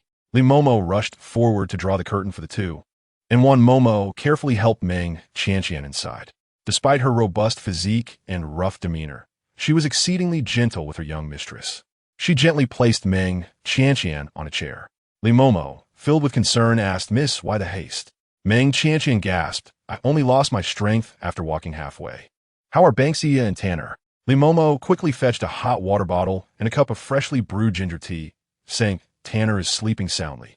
I have let Banksia rest as well. You need not worry about them, but I am fine, Meng Qianqian replied, taking a sip of the ginger tea. Feeling warmth spread through her body. That yin yangzi is indeed remarkable. Despite her severe injuries and the chill that had invaded her body, she was already able to walk by morning. Lim Momo handed a bowl of ginger tea to Wan Momo. What did the old matriarch say?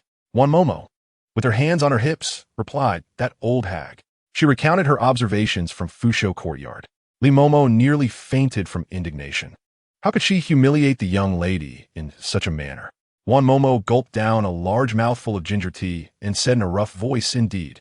That shameless old crone. In my opinion, the Lu family marrying into the Grand Ladyship is a stroke of luck for them. They wish to expel the Grand Lady? Surely, their ancestors' graves must have been leveled." Li Momo admonished, "Before the young lady, one must refrain from foul language." Momo quickly apologized. "Oh dear, my mouth." While Li Momo scolded her, she secretly relished the words, having long desired to berate the old matriarch herself. "Do continue." Momo, noticing Meng Qianqian's lack of objection, recounted the conversation between Lu Lingxiao and her. Upon hearing Meng Qianqian propose a divorce, Li Momo's reaction was surprisingly muted.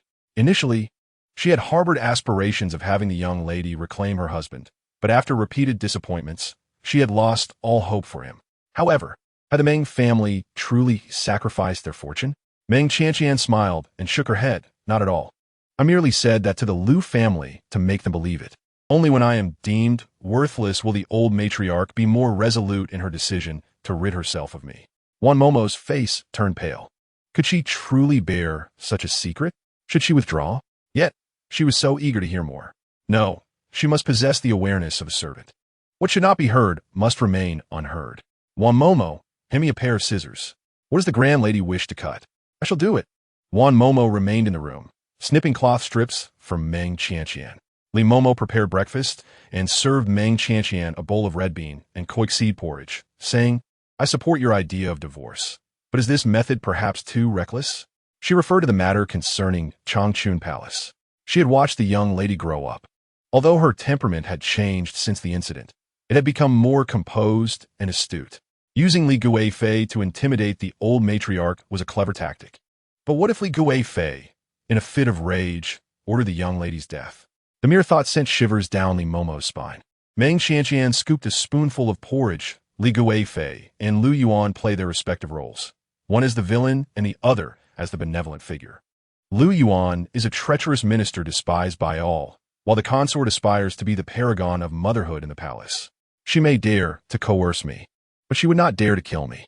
If death is to come, it would be through Lu Yuan's hand. I wager that Lu Yuan will not kill me just yet. However, the sudden challenge from Li Guifei reveals an extraordinary opportunity to extricate myself from the Lu family. My father always said that one must learn to strategize while seizing opportunities. Often, by the time all preparations are made, the moment has passed for while you prepare. Your enemies may grow stronger. It is only unfortunate for Banxia and Tanner, who must endure the hardships alongside me. Li Momo remarked, "Banxia is quite clever. She knows how to kneel in the palace, and has worn several layers of knee pads." Meng Qianqian chuckled. She insisted I wear them too. Li Momo laughed as well. Deep down, she understood that even with knee pads, enduring 2 hours of kneeling in the freezing cold was not something an ordinary person could withstand, especially not someone like the young lady, who suffered from a cold ailment. As for Tanner, no one had anticipated her daring to venture into the palace. That girl truly had audacity. Go wake her up so she can eat something. She has slept for a whole day and night. We wouldn't want her to starve. Li Momo chattered as she exited. Momo quickly glanced around. Meng Qianqian smiled and asked, Momo, when I leave the Lu family, will you come with me or? Momo immediately stood up, pounding her chest. Wherever the young lady goes, I shall follow. I have nothing but strength to offer. Rest assured, I'm wholly devoted to you. I will act as your steed, fetching water and firewood, and if necessary, I will die 1,000 times for you. In a show of loyalty, she even changed her address.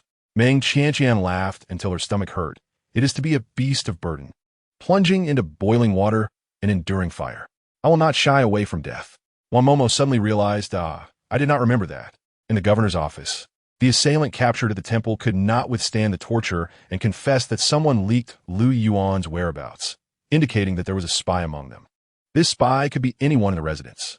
As for the mastermind behind it all, the assassins were unaware. They hailed from a dark assassination organization in the underworld, acting solely for the sake of coin, indifferent to the identity of their employer.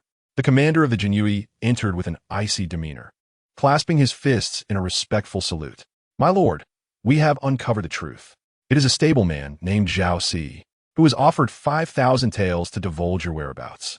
The individual who made the arrangement was masked, and Zhao Si does not know their identity.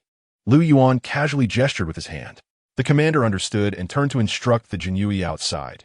Gather everyone at Hohu to witness the punishment by fire. Anyone who dares to close their eyes shall have their eyes gouged out. Anyone who dares to cover their ears shall have their ears severed. It is rare that today, Miss Baoshu is not present. Urgent news from the border has arrived. Lu Xiao Madam has quarreled with the Lu family. The two spoke simultaneously. Chapter 51. Adorning the face, Lu Yuan, with an expression of indifference, poured himself a cup of hot tea. Did I instruct you to inquire about the gossip of the Lu family? Qing Shuang responded with an O, performed a courtesy, and exited. Yu Zichuan followed. Lu Yuan coldly remarked, "Where do you think you are going?" Yu Zichuan replied, "I wish to listen." Lu Yuan snorted softly, leisurely lifting his teacup. Qing Shuang recounted the events concerning the Lu family. Upon hearing that Meng Qianqian proposed to part ways with Lu Lingxiao, Lu Yuan's tea-drinking motion paused. Yu Zichuan curiously inquired, "What happened next?" Qing Shuang continued. As a trained scout, her insight into danger was exceptional, yet her understanding of human emotions was lacking. Hence, she could not decipher Lu Lingxiao's expression at that moment. Yu Zichuan exited with his bow and arrow. Lu Yuan tapped the table. Urgent news. After reading, he let out a cold laugh. LV Luo, puzzled, asked, "Miss, what is the matter with the general? He appears utterly disheartened." Lin Wan'er hesitated before stepping into Lu Lingxiao's chamber. Lu Lingxiao sat silently on the bed, his expression resembling that of someone struck by lightning, clearly bearing a significant blow. Lin Wan'er sat beside him, took his hand, and wrote in his palm, "General, what has transpired? Are we not going to rescue the eldest madam?" Lin Wan'er was taken aback. Lu Lingxiao despondently remarked, "Wan'er, do you recall me mentioning that when I first arrived at the border, my brothers and I nearly starved?" Lin Wan'er nodded. Lu Lingxiao continued, "Heavy snow blocked the mountains, and the court's grain supply could not reach us.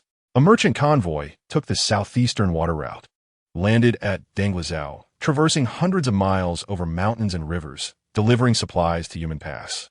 The convoy did not leave a name, claiming the funds were gathered by the people of each state and town." Lin Wan'er inquired, "Why does the general bring this up now?" Lu Lingxiao pondered for a long while, ashamedly stating, "That merchant convoy belonged to the Meng family." Lin Wan'er was taken aback.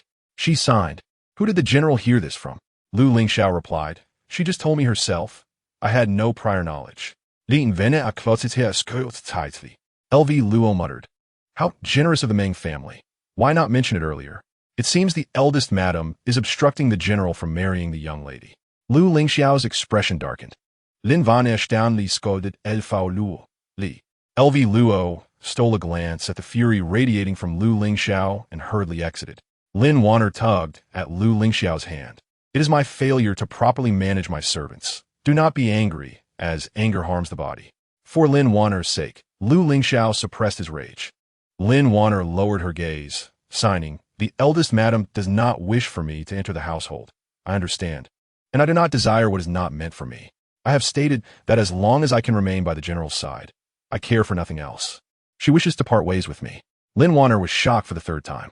Her eyelashes fluttered as she signed. Surely she only said that out of frustration. The eldest madam is young and has suffered grievances in the palace. She must seek someone to vent her frustrations, so please be more understanding. Lin Wan'er had often said similar things in the past, yet this time, Lu Lingxiao felt that Meng Qianqian was not merely acting out of anger. That calmness, for a moment, made him feel she was beyond reach. Seeing Lu Lingxiao in silence, Lin Wan'er nervously clutched her garment. Meng Qianqian had proposed the separation at the Fusho courtyard. A servant overheard and promptly reported to the old matriarch after the two clan elders departed. The old matriarch, nearly overturning the table in her fury, exclaimed, "Parting ways? What a dream! A woman who cannot bear children thinks highly of herself? Does she even have the right to propose a separation? She is a bad omen even to be made a nun." Granny Wu, soothing the old matriarch, echoed, "Alas. She fell into the water half a year ago, contracted a cold, and the doctor said she would find it difficult to bear children. We spent a fortune acquiring miraculous medicine to assist her in conceiving, but it appears she lacks that fortune. That elixir, worth 100 taels each, fortunately, we did not give it to her. She deliberately did not summon Lu Mu to prevent her from speaking on behalf of that girl. Who would have thought that the girl would be so forceful, stifling the entire room with her words? Oh dear, Support me to lie down. The old matriarch's headache was unbearable. Just as Granny Wu helped her lie down, news arrived that Lin Wan'er sought an audience. The old matriarch frowned. With such heavy snow, why isn't she resting carefully in the phone courtyard and wandering about? The old matriarch's mood was sour, and she did not wish to see Lin Wan'er. Yet considering that Lin Wan'er carried her precious great-grandchild, she ultimately allowed her to enter. To her surprise, Lin Wan'er did not come empty-handed. LV Luo and several matrons from the phone courtyard arrived, arms laden with gifts, filling the old matriarch's table to overflowing. Silks, satin, gold and silver ornaments, Ganoderma, and famous paintings. The old matriarch's eyes widened in surprise. These are all gifts from the noble consort. Grabbing onto the essence of LV Luo's words, the old matriarch, having been angered by that girl all morning, finally had something to be pleased about. The old matriarch's gaze towards Lin Wan'er softened, and she waved her hand. Come sit beside me. Lin Wan'er slowly sat beside the old matriarch. She had only sat for a short while when she became fatigued, beads of sweat forming on her forehead. Yet the old matriarch held Lin Wan'er's hand, growing fonder by the moment. The old matriarch gently touched her belly, 2 months along. Right? The first 3 months are crucial. You must be extra careful. Lin Wan'er nodded gently. She then shook her head, indicating for LV Luo to speak on her behalf. LV Luo smiled and said, Old matriarch, my young lady has no use for all this, especially since the noble consort will have more rewards in the future. Oh, the old matriarch became intrigued. LV Luo, with pride, stated, the noble consort said that on the day the young lady enters the household, she will personally lead the way in adorning her. Chapter 52. Strategies against green tea. The noble consort adorning her is indeed a matter of great distinction. Moreover, it seems the entire inner palace will be involved in adorning Lin Wan'er, which must amount to an immense sum. Although the old matriarch was not well-versed in the 12 guards of the Hagoi, she understood that Lin Wan'er's status was not ordinary. Otherwise, her son would not have taken Lin Wan'er to meet a noble. Her grandson is a general and should marry a lady of such esteemed lineage. The old matriarch patted Lin Wan'er's hand, lamenting, alas, if Xiaoga had met you earlier, how wonderful it would have been. Din venet a shukhit, signing. LV Luo interjected. My young lady says that the eldest madam is immensely wealthy, and as an orphan, she dares not compete with the eldest madam for anything. The old matriarch, recalling the conversations overheard in the courtyard, disdainfully scoffed. Her family has long since lost its wealth. They have concealed it from me for so many years. Lin Wan'er remained silent, casting a glance at LV Luo, who hastily added, Old matriarch, the general has just gone to the phone courtyard, stating that the eldest madam wishes to part ways with him. My young lady feels guilty and has specially come to apologize to you. She is willing to temporarily move out of the Lu family, hoping for harmony between the eldest madam and the general. The old matriarch immediately declared, You carry my precious great-grandchild. You cannot move out. The old matriarch huffed, Parting ways is impossible. I will not agree. Turning her head to ensure no one was around, LV Luo asked, Young lady, what does the old matriarch truly mean? She clearly dislikes the eldest madam, yet does not allow her to separate from the general. Lin Wan'er gestured, expressing that the old lady hoped for the eldest madam to voluntarily request a separation. A divorce requires mutual consent to terminate the marital bond, allowing both parties to live peacefully. On the other hand, a wife is cast out only if she has committed one of the 7 offenses, while a voluntary departure indicates a fault on the woman's part, making it advantageous for the husband's family. Only through a voluntary departure can the blame be placed entirely on Meng Qianqian. It is she who chooses to leave, lacking the magnanimity to accept another woman. Oh, Luo understood. But would the eldest madam be willing? Lin Wan'er paused in her steps. In Haidang courtyard, since her last visit, the account manager had sent several accountants to review the accounts. One of them had performed exceptionally well, not only correcting the inaccuracies she had intentionally introduced, but also presenting the records in a clear and orderly manner. Meng Qianqian was quite pleased. This was the one. Meng Qianqian set the account book aside and unfolded a map of the capital. Having proposed a divorce, she needed to make plans to leave the Lu family as soon as possible. The immediate priority was to procure a residence, modest in size, but located on a clean street. Not too remote, as she needed to conduct business. While contemplating this, a loud voice from outside interrupted. "Who are you? What do you want?" "Miss seeks an audience with the eldest madam. I would appreciate it if you would convey this message," came El Luo's voice. "That vixen? Just convey the message and wait." The matron, Wan Momo, swaggered into the courtyard. Upon reaching the main house, her demeanor shifted abruptly as she respectfully asked, "Miss, someone from phone courtyard requests an audience." Meng Qianqian replied, "Let her in." "All right," Wan Momo responded, going to the courtyard entrance and instructing Lin Wan'er, "You may enter." El Luo assisted Lin Wan'er over the threshold. Yet Wan Momo blocked El Luo, saying, "Let her in. Are you deaf?" El Luo glared at Wan Momo in frustration. Lin Wan'er shook her head at El Luo, who reluctantly remained outside. Lin Wan'er drew the curtain and entered the room. Bansha was napping, and Lin Momo was calling for Tanner to eat. Only Meng Qianqian was present. Lin Wan'er did not greet her. Meng Qianqian, accustomed to Lin Wan'er's duplicity, was neither surprised nor did she initiate conversation, choosing to leave her in silence. Puposi passed by with a basin of freshly washed clothes and, noticing Wan Momo eavesdropping, asked curiously, "What are you doing?" She then glanced down, exclaiming, "Goodness, you're holding a chopping knife." Wan Momo whispered, "If that shameless vixen dares to act inappropriately towards the miss, I will chop her." Puposi's lips twitched. Meng Qianqian blocked her hand with the account book and glanced at her belly, saying, "No, if anything goes wrong, I cannot bear the responsibility." Lin Wan'er stepped closer to the brazier. Meng Qianqian remarked, "The red awarded by the Internal Affairs Office is smoldering. Remember to contact them." Lin Wan'er closed her eyes, preparing to sit. "Wait." Wan Momo suddenly burst through the curtain, snatched the stool from behind her, and replaced it with a large block of ice with a loud clatter. "No hidden needles or medicine. It's visible. You better be clear. Once you sit, you cannot blame my lady." Lin Wan'er turned green with anger. Lin Wan'er coldly gestured. "Stop pretending. I know you are playing hard to get and do not truly wish to leave the Lu family." Meng Qianqian smiled. "Indeed, you have hit the nail on the head. I have no intention of leaving the Lu family. After all, I have just become the general's wife. With the rapid promotion of military officers, if I endure another year or two, perhaps you'll earn me a title." Wan Momo nodded, giving her a thumbs up. "As expected of Miss, so clever," Lin Wan'er retorted. "You have offended the imperial concubine. Do you still wish for a title?" Meng Qianqian confidently replied, "If I cannot be conferred, we all shall face the consequences together. A wife's debt is to be repaid by her husband. For every trouble I stir, he must bear the blame." Lin Wan'er maintained a serious expression. "So you are this kind of person? Are you not afraid? I will inform the general." Meng Qianqian said, "You are welcome to tell him, as long as you have the courage to do so."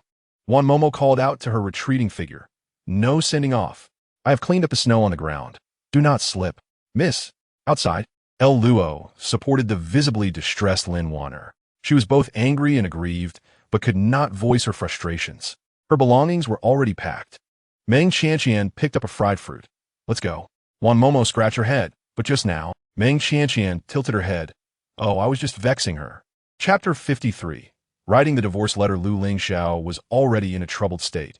First, there were issues at the border, and second, Meng Qianqian had suddenly proposed a divorce.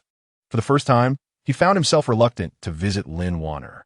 However, after El Luo urged him 3 times, saying Lin Wan'er was experiencing abdominal pain and needed a doctor, Lu Lingxiao's expression turned grave as he made his way there. The doctor checked Lin Wan'er's pulse. "The young lady has an excess of heart fire, which has disturbed the fetus. I will prescribe a medicine to stabilize the pregnancy. Boil it vigorously, then simmer for half an hour, taking 1 bowl in the morning and evening. I shall return in 3 days to check on you." "Thank you, Dr. Li." Lu Lingxiao instructed Shun Yin to see the doctor out. Lin Wan'er leaned weakly against Lu Lingxiao. He asked what suddenly caused this disturbance. Lin Wan'er remained silent. El Luo explained, "The young lady came out from the eldest madam's courtyard in this state, and I do not know what transpired. The eldest madam did not allow me to enter."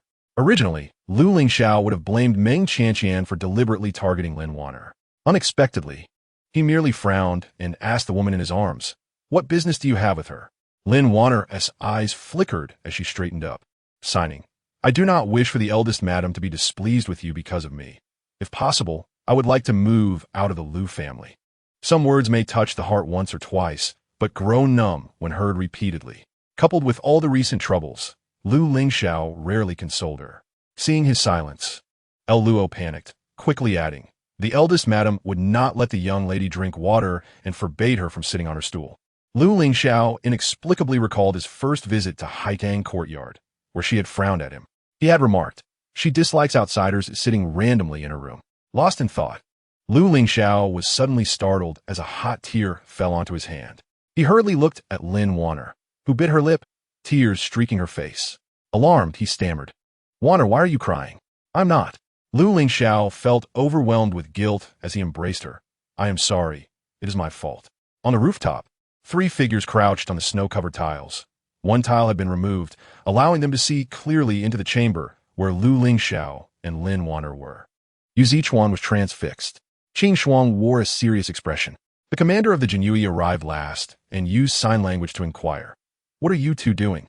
The duo responded with gestures. "Watching gossip. Why are you here?" The Jinyui commander replied, "To capture you too. The Grand Commander has ordered not to interfere in matters of the Lu family." That scoundrel. "Oh dear, I slipped." He quickly clamped his mouth shut. But Qing Shuang had already seen his signs. Qing Shuang said, "You insulted the Grand Commander." Yu Zichuan replied, "I wish to insult him too." Qing Shuang added, "Then let us do it together." In the room, Lin Wan'er slightly tilted her head as Lu Lingxiao cradled her face and leaned down gently. The Jinyui commander's expression shifted as he quickly covered their eyes with his hands. "Lu Lingxiao, you scoundrel, what are you doing in broad daylight? Children must not see such things. Young ladies must not see either." Suddenly, a commanding voice came from above, startling the 3. The Jinyui commander leaped down, bowed to the newcomer, and whispered, "We were ordered to catch thieves and happened to pass by." Before he could finish, the old lady, with a stoic expression, said, "Take me up. I want to listen too." The 3 were left speechless. Snow fell silently, and the number of worshippers had decreased significantly, leaving the temple in a serene stillness. The monk sat within the room. Beside him lay the wooden fish he had just struck. Lu Yuan knelt upon the cushion opposite him, his back turned to the open door. The cold wind howled outside, while the monk was dressed in light garments. Lu Yuan, clad in a sumptuous and thick violet cloak, stood tall and imposing, his slender fingers exquisite as jade, lifted an ordinary teapot, which he held as if it were a celestial artifact. He poured a cup of tea for the monk, speaking in a leisurely manner. After the defeat of Bailiang, they signed a treaty with De Zhou, along with a compensation agreement, promising to transport 100,000 taels of gold to the capital within 3 months. However, just 10 days ago, this particular envoy from Bailiang and the gold vanished without a trace. What is your perspective on this, master? The monk's eyes were slightly closed, seemingly oblivious to Lu Yuan's words. With a smile, Lu Yuan poured himself a cup of tea as well.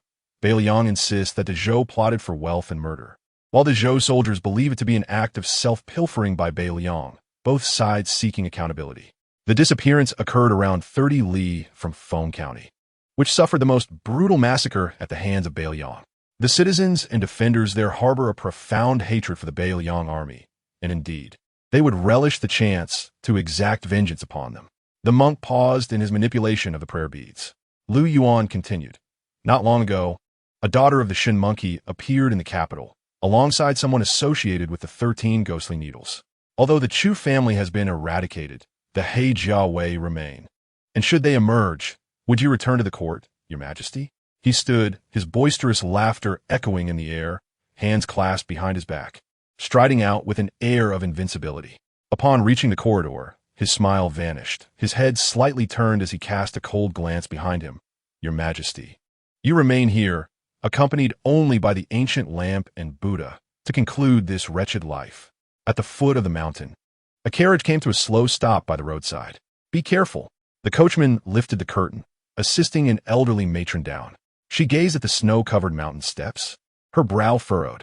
The coachman inquired, "Madam, with such heavy snow, how will you ascend?" The matron slapped him on the head. "Of course, you shall carry me up. Am I to walk myself?" The coachman, cradling his head, complied. "Yes, yes." He resignedly bore the matron up the mountain. Without further ado, she headed straight for the temple's rear mountain. Entering the most secluded courtyard, she climbed the steps with vigor, discarding her shoes and stepping onto the clean floor. forcefully pushing open the door to the meditation room. She brandished a letter, asserting boldly, "Does the blank imperial edict from years past still hold weight? If so, draft this divorce decree." Meng Qianqian had caught a chill within the palace, devoid of taste and with a dulled sense of smell, constantly craving fried sweets that were both sweet and spicy. Li Mama had instructed that such things were forbidden. Wan Mama decisively removed the fried treats from her reach. Meng Qianqian sighed. Li Mama, drenched in sweat, approached. "Alas, that girl sleeps so soundly. I've called her for quite some time with no response." Meng Qianqian smiled. "Let Tanner sleep a bit longer." Li Mama asked with concern, "Will sleeping this long not cause issues?" Meng Qianqian chuckled. "Rest assured, Mama, Tanner is quite well." This was a statement of truth. Yin Yangzi had examined Tanner and even felt her pulse, stating that Tanner was as robust as a young calf, advising against unnecessary medication as she would recover on her own. Li Mama still found it hard to comprehend her young lady's emerging capabilities, yet she trusted her words. Remembering something, she added, "I shall go check on Banksia." After lunch, the snow fell even heavier. The matron loved playing in the snow, and with such a heavy fall, she was certain to venture out. Meng Qianqian instructed Wan Mama to check on the matron. Wan Mama went, but upon not finding her, brought along Wang Mama, who was by the matron's side. "Madam," Wang Mama bowed. Meng Qianqian nodded. "Wang Mama, where is my great-grandmother?" Wang Mama replied, "The matron has gone out." Meng Qianqian was taken aback. "Out? Where to?" Wang Mama explained, "She has gone to the temple to offer incense. I thought she would invite you to accompany her." Meng Qianqian pondered for a moment and asked, "Who did she take with her?" Wang Mama responded, "Shi Que and Zhao Si." Shi Que was the matron's trusted maid, clever and astute, while Zhao Si was the household's guard, summoned each time the matron ascended the mountain. It seemed she indeed intended to visit the temple. The matron seldom ventured out, but she was always eager to accompany her on such occasions. However, today was not a special day. Why had she suddenly wished to go? Alone at that? Wang Mama grew anxious. "Madam, Wu Guter weighed the coin pouch and remarked, "Madam, this is too much." Meng Qianqian presented him with a bundle of clothing and 2 thick quilts. "Find the best handler, and the horse must be the swiftest." Wu Guter understood. On the mountain, within the meditation room warmed by red-hot coals, the former emperor finished writing an edict. Kneeling beside him was another middle-aged monk. He was the former emperor's most trusted eunuch, Gongfu, who had accompanied the former emperor to this place of seclusion. He meticulously ground the ink. The matron resembled an overseer, scrutinizing every stroke the former emperor made. "Add more." The former emperor sighed. "There is no room left to write." "How much does the matron intend to give that girl?" Gongfu chuckled awkwardly. "Indeed, you are the matron of the Lu family, not the Meng family." The matron's eyes twinkled as she inched closer, asking the former emperor, "Can it be done for the Meng family?" The former emperor, Gongfu. The snow fell like goose feathers throughout the day. Wan Mama, finding a moment of respite, peeked outside, only to encounter Lu Lingxiao, who had been absent for several days. Wan Mama bowed. "My lord." Lu Lingxiao did not glance her way, rushing into the estate with urgency. Wan Mama, filled with suspicion, stepped outside to inquire of the coachman, "What has happened?" The coachman replied, "Lord Lu's mother has passed away." Lord Lu was Lu Lingxiao's colleague, having once shared time at the Hamlin Academy, their friendship being quite profound. Later, Lu Lingxiao moved to the Ministry of Works, while Lord Lu was transferred to the Ministry of War, taking charge of the treasury. Though his official rank was merely of 4th grade, it was a lucrative position. Moreover, Lord Lu's father-in-law was the Duke of Yong'an, and his mother-in-law was the Princess of Chongning, both notable figures in the capital. When Lu Laofuren was in good health, she often visited the matron, being one of the few outsiders she could still remember after her decline. Li Mama sighed. "I recall Lord Lu is the youngest son of Lu Laofuren.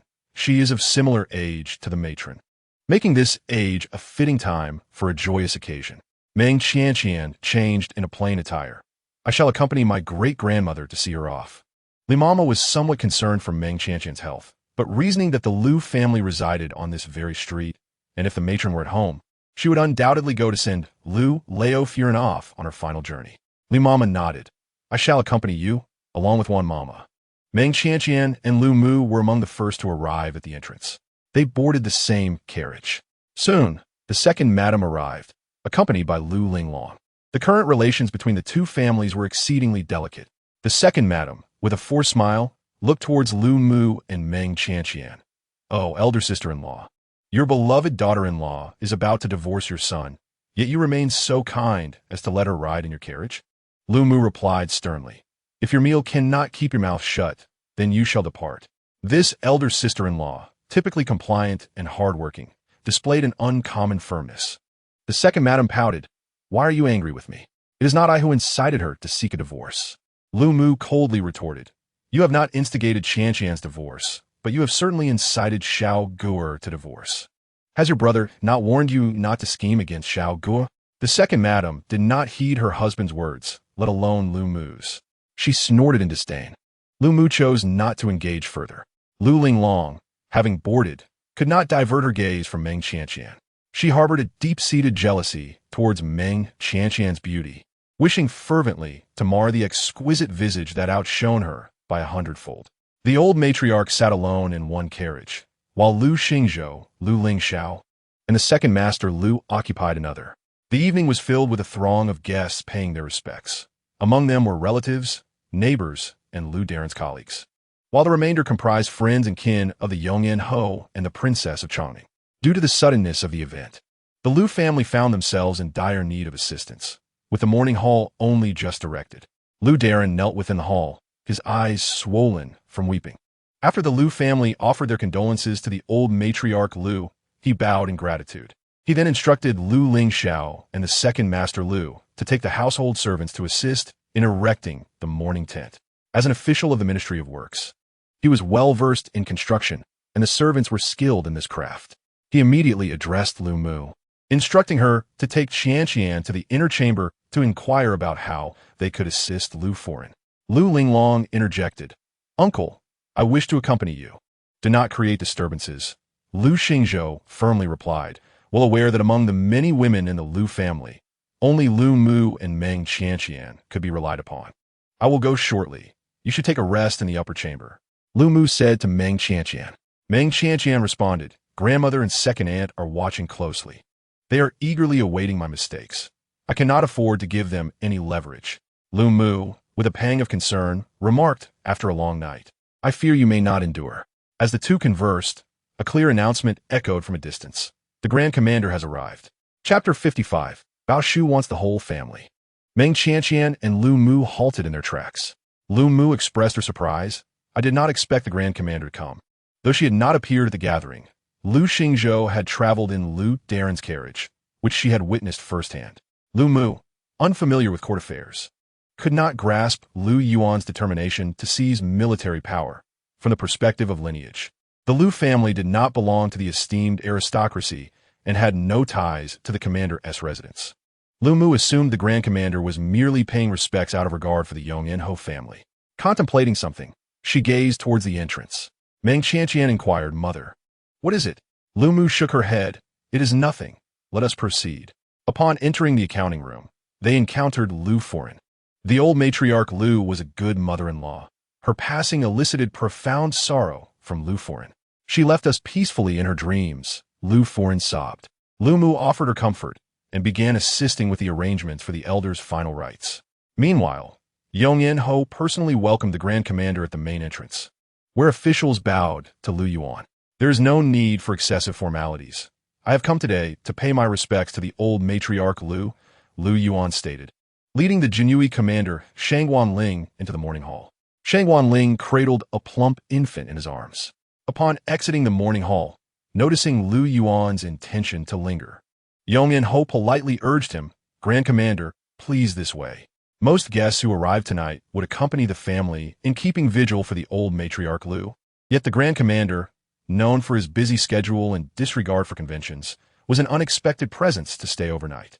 However, given the Grand Commander's willingness to lower himself, Yongyan Ho could not afford to treat him with anything less than utmost respect. The Taoists began their rituals, and the Lu family cried heavily. Guests streamed in, forcing Yongyan Ho to find a semblance of calm amidst the chaos. Arranging a separate mourning tent for Lu Yuan and instructing the Lu family's steward not to admit any other guests. The Lu family servants brought in a charcoal basin. Unable to afford red charcoal, The Lu family burned silver charcoal, even this courtesy of the Yong'anho's residents, to entertain honored guests. As Lu Yuan settled in, the little one in Shangguan Ling's arms grew restless, pointing eagerly outward like a chubby moth. Wah. Shangguan Ling remained unmoved. Wah? Baosu, hotet indi gang di. Shangguan Ling replied, "It is futile to scowl at me. I cannot wander about. Let your father handle it." Bao Shu cast a forlorn glance toward her father. Lu Yuan sipped tea nonchalantly, appearing indifferent. Bao Shu clenched her tiny fist tightly. In the morning hall, the invited Taoists commenced their rituals. Meng Qianqian moved between the various morning tents, attending to the female guests who came to keep vigil. The customs of this dynasty were not as conservative as those of the previous one. The men's and women's morning tents were situated together, separated only by a small flower bed. Due to the cold weather and to prevent snow from blowing in, the curtains of each tent were drawn down. Just as Meng Qianqian exited one of the tents, she unexpectedly collided with Wang Foren. Wang Foren exclaimed, "Why are you not resting at home, but here instead?" A maid from the Lu family approached with a tray of pastries, asking, "Madame Lu, where should I deliver this tray of pastries?" Meng Qianqian pointed towards the eastern tent, "Over there." "Understood," the maid replied and departed. Wang Foren remarked, "You've come to assist. Can you manage?" Meng Qianqian softly reassured, "It is nothing, madam. Please come in and sit." Soon after, Lu Xiao Foren rushed into the tent, exclaiming, "Sister Meng, I cannot manage any longer. There's a child over there crying uncontrollably, and no matter how I try to soothe him, it is futile." Meng Qianqian replied, "I will go take a look." She turned to Wang Foren, "Madam, please excuse me for now." Lu Xiao Foren remained behind to entertain Wang Foren as Meng Qianqian proceeded to the tent Lu Xiao Foren had mentioned. Upon entering, she discovered that the wailing child was none other than Bao Shu. The little one was being held by a wet nurse brought by another guest, who was attempting to soothe her, yet even this experienced wet nurse was unable to calm Bao Shu. "Let me take her," Meng Qianqian said, stepping forward. The wet nurse, somewhat hesitant, handed the child over. To everyone's surprise, the little one stopped crying and comfortably lifted her tiny feet in Meng Qianqian's embrace. The wet nurse was left astonished. A maid from the Zhou family approached, saying, "Wet nurse, the young master is crying." Not only was the Zhou family's young master crying, but all the children present had also been stirred to tears by Bao Shu's antics. What was even more exasperating was that while the other children wailed loudly, she had successfully withdrawn from the fray. Lu Yuan let out a light scoff. Bao Shu proudly raised her chin, as if to declare, "I cried based on my own merit. There is no shame in that." Meng Qianqian approached Lu Yuan, offering a respectful greeting. "Greetings, Grand Commander." This evening, Lu Yuan was clad in dark attire, exuding a solemn and austere presence, lacking his usual captivating allure. Lu Yuan responded with a nonchalant hum. Meng Qianqian also saluted Shangguan Ling. "Greetings, Commander." Shangguan Ling clasped his fists in return. "Madame Lu, you are too kind." Bao Shu pointed towards a chair and then at her own little foot. Meng Qianqian understood, taking a seat. This chair was distinct from those in the other morning tents, adorned with a soft cushion and a thick pillow, providing her weary body with immediate comfort. She grasped Bao Shu's foot, asking, "What happened to your foot?" Bao Shu's tears welled up instantly, and she looked up with a pitiful expression. In a flash, her foot covering was removed, revealing a swollen foot resembling a bun. Meng Qianqian furrowed her brow. "Did he sting you?" The little one nodded, looking aggrieved. Lu Yuan's voice rang coldly. "Humph, and you dare feel wronged?" Meng Qianqian cast a puzzled glance at Lu Yuan and Shangguan Ling. Suddenly, everything clicked into place. Although her sense of taste and smell were temporarily dulled, and she could not detect the medicinal scent on the child's wound, she could see and feel that it had been treated. "It must have hurt terribly." "It will still hurt even with medicine applied," she remarked. "Bao Su note that?" Burrowing into her embrace for comfort, Shangguan Ling's lips twitched. Miss Bao Shu was merely stung by a non-poisonous bee, but Yin Yangzi suffered grievously. In her attempt to catch it, her hands were stung into a swollen mess. The girls from the Wanhua Tower were also all stung and looked like pig heads, unable to be seen in public. The Wanhua Tower had operated for many years, never once closing its doors, even in the face of hidden spies from Beiyang. Yet after the little one's visit, they promptly shut their doors indefinitely. Meng Qianqian gazed earnestly at Bao Shu in her arms. "Bao Su brinquet innocenti," lifting her injured foot as if to say, I am hurt. How pitiful. Meng Qianqian chose to remain in the mourning tent to care for Bao Shu. The silver charcoal in the spirit pavilion had unknowingly been replaced by smokeless red charcoal. The atmosphere inside was warm and cozy, and before long, the big and the small succumbed to drowsiness and drifted into slumber. Lu Yuan, with a frosty demeanor, stood up. Shengguo Lingi, startled, exclaimed, "Dudu." Lu Yuan replied, "Let us take a stroll." Shangguan Ling glanced at Meng Qianqian, who was asleep in the chair, holding Bao Shu, and nodded, "Yes." The two men exited the spirit pavilion, while Qin Shuang emerged from the shadows, standing guard at the entrance. Chapter 56. The retribution of the Lu family at the hour of high. All spirit pavilions were filled to capacity. Lu Lingxiao had no choice but to continue erecting spirit pavilions in the heavy snow. Among all the pavilions, Lu Yuan's was the most tranquil, while the one closest to the pavilion was the liveliest, occupied by seasoned officials of both dynasties and high-ranking dignitaries of the third rank or above. They were fervently discussing court matters, their words sharp and the atmosphere charged with intensity.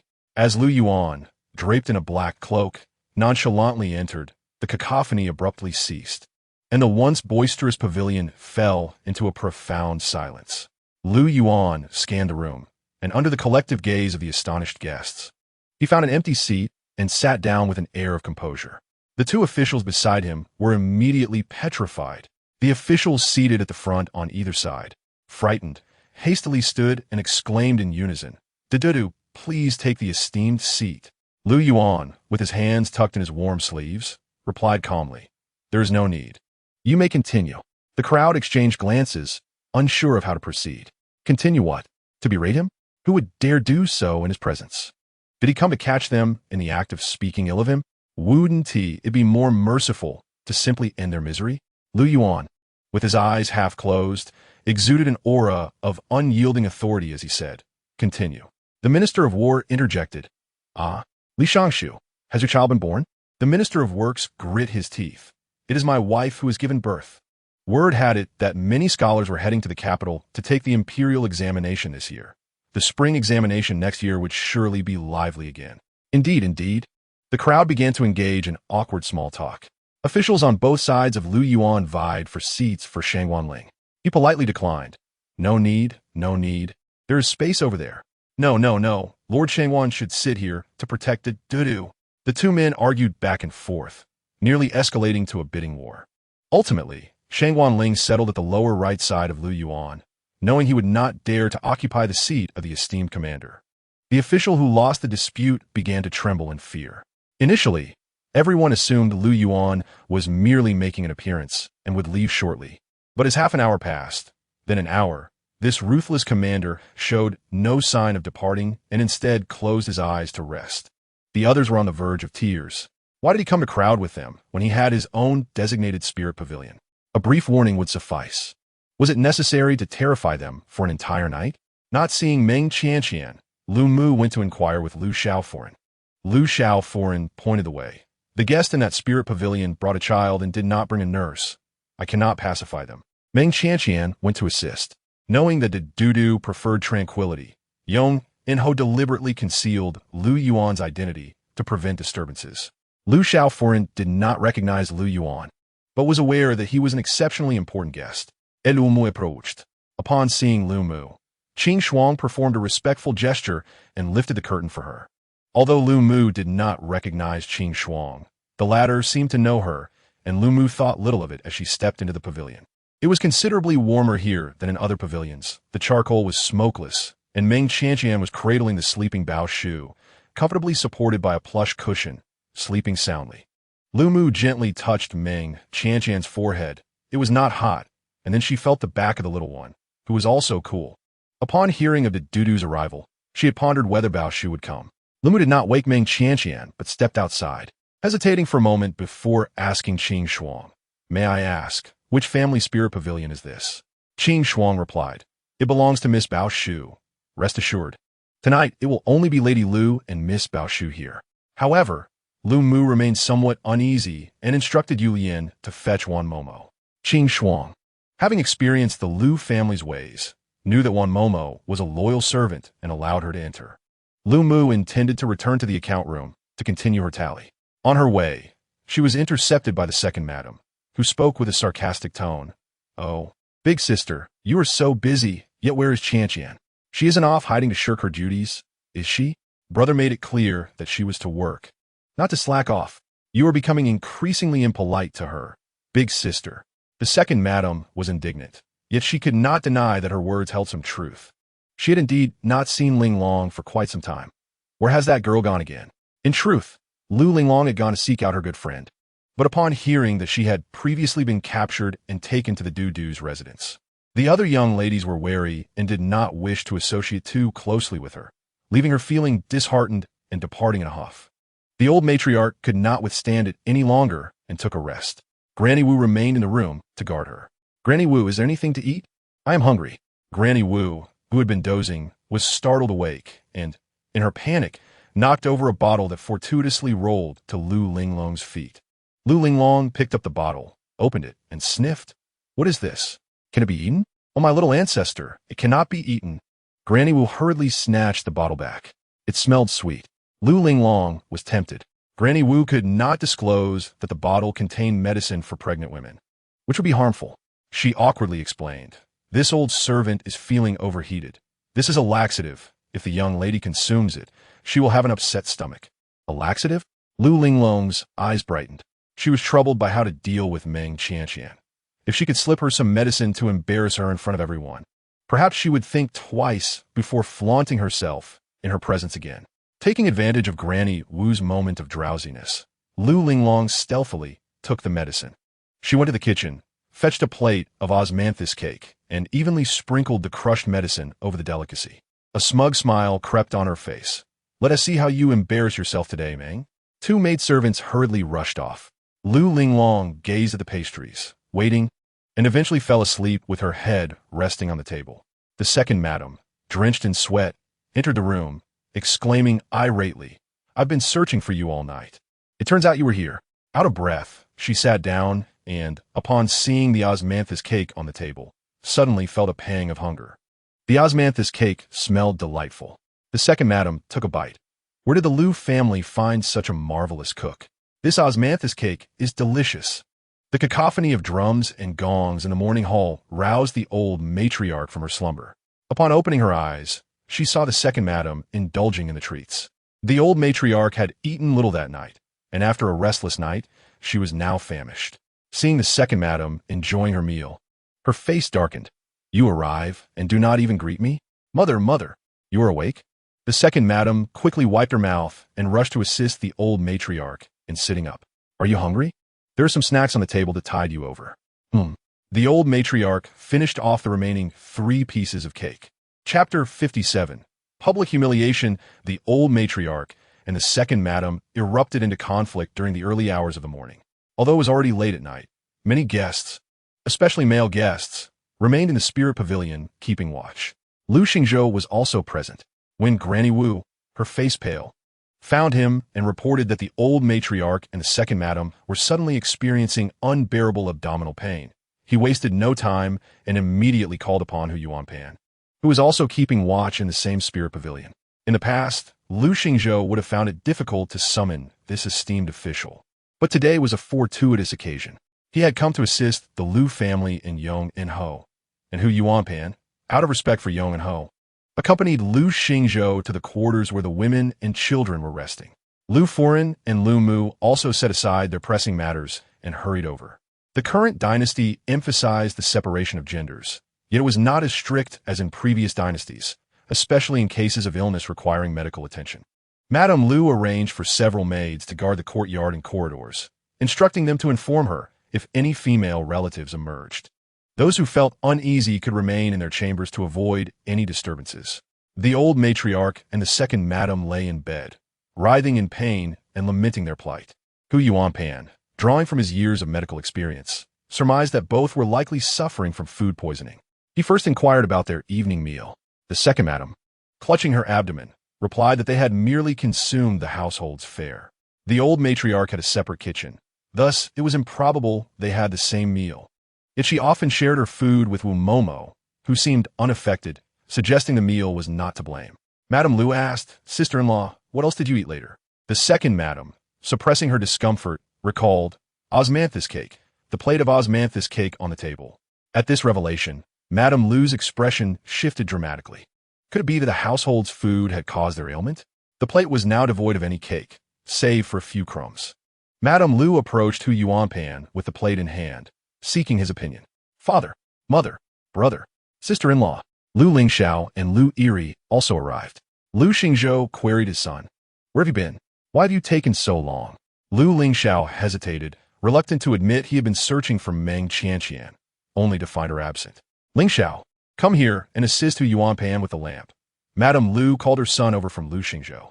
Very well, mother. Lu Lingxiao lifted an oil lamp from the table and approached the bedside. Hu Yuanpan, how are my grandmother and second aunt faring? Lord Zhua, also a physician at the Imperial Medical Bureau, arrived swiftly and began to take the old matriarch's pulse while inquiring what ailment could be beyond your expertise. He halted mid-sentence, sensing something amiss in the pulse. Hu Yuanpan exchanged a knowing glance with him, understanding the urgency of the matter. Lu Xingzhou clasped his hands respectfully, imploring esteemed physicians, please disclose the true nature of my mother's illness. Lord Zhua candidly replied, to be frank, the old matriarch exhibits signs of pregnancy. This declaration struck like a thunderclap, leaving all present in stunned silence. What did he say? Pregnancy? The old matriarch was expecting? At 60 years of age, was this truly conceivable? Lu Yiri stood aghast, glancing between his biological mother and his wife, stammering, then my wife. Lord Zhua nodded. She too shows signs of being with child. Lu Yiri staggered, nearly collapsing in disbelief. He had not paid his taxes for months. How could his wife be in a condition to bear child? The second madam protested. Second master, I am not. Her condition was debatable, yet the old matriarch, having long surpassed the age of childbearing, could not possibly conceive, even with a lover. The old matriarch's face fluctuated between hues of blue and red, humiliated to be diagnosed in front of her younger relatives and outsiders. Lord Zhua stroked his beard thoughtfully, suggesting, do not be alarmed. The signs may not indicate true pregnancy, but could instead be a result of consuming inappropriate substances. Hu Yuanpan took the plate from Madame Lu, sniffing it with a furrowed brow before handing it to Lord Zhua. After inspecting, Lord Zhua glanced at the oil lamp in Lu Lingxiao's hand, requesting, if you would. Lu Lingxiao brought the lamp closer. The plate still held remnants, but upon closer examination, a few dark brown specks were discernible among the black sesame seeds, difficult to identify. Is there an issue with the osmanthus cake? Lu Lingxiao inquired, his brow knit in concern. Madame Lu grew irate, asserting, General Lu, my household has produced countless plates of osmanthus cake. How is it that no one else has fallen ill? Lu Lingxiao hesitated to respond. Lord Zhua explained. The dosage was minimal, and the scent dissipated, making it challenging to ascertain whether it was indeed a medicinal substance. Madame Lu, maintaining her composure, questioned Wu Momo. You were in the room earlier. From whom did this plate of osmanthus cake originate? Whose hands have touched it? I cannot answer that, Wu Momo stammered. Madame Lu scoffed. Were you perhaps napping? Unaware that food had been tampered with? Wu Momo retorted. If someone was poisoned in your Lu household, how can you lay blame on us? Madame Lu fumed, but Lu Xingzhou refrained from silencing Wu Momo as he too sought an explanation. Wu Momo, appearing brash and rude, spoke the truth he wished to convey. This humiliation must be a scheming plot. Otherwise, the Lu family's reputation would be in tatters. While the dispute raged on, two voices emerged from the doorway. Hey, what are you doing here? Looking for the restroom? Not looking for anything. Are you unwell? Why would I be? You ate osmanthus cake and did not suffer any stomach issues? Linglong, what are you saying? Lu Lingxiao stepped out with an icy demeanor. Lu Xingzhou sought to intervene, but was too late. Lu Lingxiao seized Lu Linglong's wrist, his eyes ablaze with fury. What did you put in the osmanthus cake? Lu Linglong frowned. Brother, you are hurting me. Lu Lingxiao's voice turned cold. Speak quickly. Otherwise, I shall cast you out today. Terrified, Lu Linglong whimpered. Just a little laxative. It won't kill anyone. Please let go. Where did you acquire the laxative? From Wu Momo. Wu Momo instinctively reached into her sleeve for a small vial, uncorking it, her face paling dramatically. Madame Lu chuckled mockingly. One is your family's maid, and the other is your family's daughter. Surely this matter cannot be attributed to us, Lu. Anyone could claim that the Lu household was negligent, But a Lu family member harming themselves behind closed doors could not be blamed on the Lu family. At this moment, the old matriarch and second madam's stomach pains ceased, yet their expressions began to change for the worse. Lu Lingxiao sensed the gravity of the situation and rushed to retrieve the vial, but he was a moment too late. Meng Qianqian snatched the vial, presenting it to Lord Zhua and Hu Yuanpan. Esteemed doctors, could you please examine what this contains? The old matriarch's face turned ashen. Do not look. Chapter 58. The Grand Commander also comes to witness the spectacle. The old matriarch, under the influence of the medicine, lost her composure. Such a declaration would only heighten suspicions. The crowd's astonished and dubious gazes fell upon her. Lu Lingxiao felt overwhelmed as the night's events spiraled out of control. First, his son unveiled Lu Linglong's foolishness. Then his daughter-in-law seized the medicine bottle. And finally, his mother lost her composure, revealing their predicament. He had failed to halt any of it. He glared fiercely at Meng Qianqian, recognizing that while his son and mother reacted in haste, she had deliberately exacerbated the situation. Meng Qianqian paid no heed to his fierce gaze, adjusting the oil lamp in Lu Lingxiao's hand to its brightest setting. Meanwhile, the female relatives who had remained in their chambers began to emerge, like bamboo shoots after rain. The atmosphere was thick with anticipation, and Madame Lu sensed a storm brewing, signaling her close maid with a glance. The maid discreetly slipped away. Lu Lingxiao observed, his heart racing, clenching his fists tightly. Although the vial contained no pills, its seal had retained a potent aroma. Hu Yuanpan utilized a silver needle to scrape out the residue from the vial's bottom. This was sufficient to draw some conclusions. Madame Lu felt torn. She genuinely wished to uncover the truth. Yet Lu Lingxiao's reasoning held merit, since he acknowledged it as a family matter. She had no grounds to interfere further. Meng Qianqian interjected, "Father, the physicians have stated that grandmother and second aunt did not consume laxatives." Lu Lingxiao retorted angrily, "This is not your place to speak." His demeanor towards Meng Qianqian caused Lu Lingxiao to furrow his brows, but he refrained from voicing his concerns. Adhering to the principle that a son should not criticize his father, Meng Qianqian spoke with unwavering composure. Grandmother and second aunt have been diagnosed with the pregnancy pulse. Does father not wish to publicly restore their honor? Oh my! A lady outside exclaimed, prompting gasps of shock from the others. The implications of the pregnancy pulse were explosive. Was she truly intent on self-destruction? The two judges found themselves in a precarious situation. Should they intervene in such personal matters? Meanwhile, Lu Foran's maid found Yongyan Ho, who had been laboring half the night and had just come to the spirit pavilion for a brief respite, exchanging pleasantries with a few acquaintances. Lu Yuan was also present, though he sat with his eyes closed, exuding an aura that discouraged interruption. Upon hearing that old Madame Lu and second Madame Lu had mistakenly consumed something that alarmed the two judges, Yongyan Ho's first instinct was that something might have gone awry with the guests, potentially implicating the Lu family. He resolved to handle the matter personally.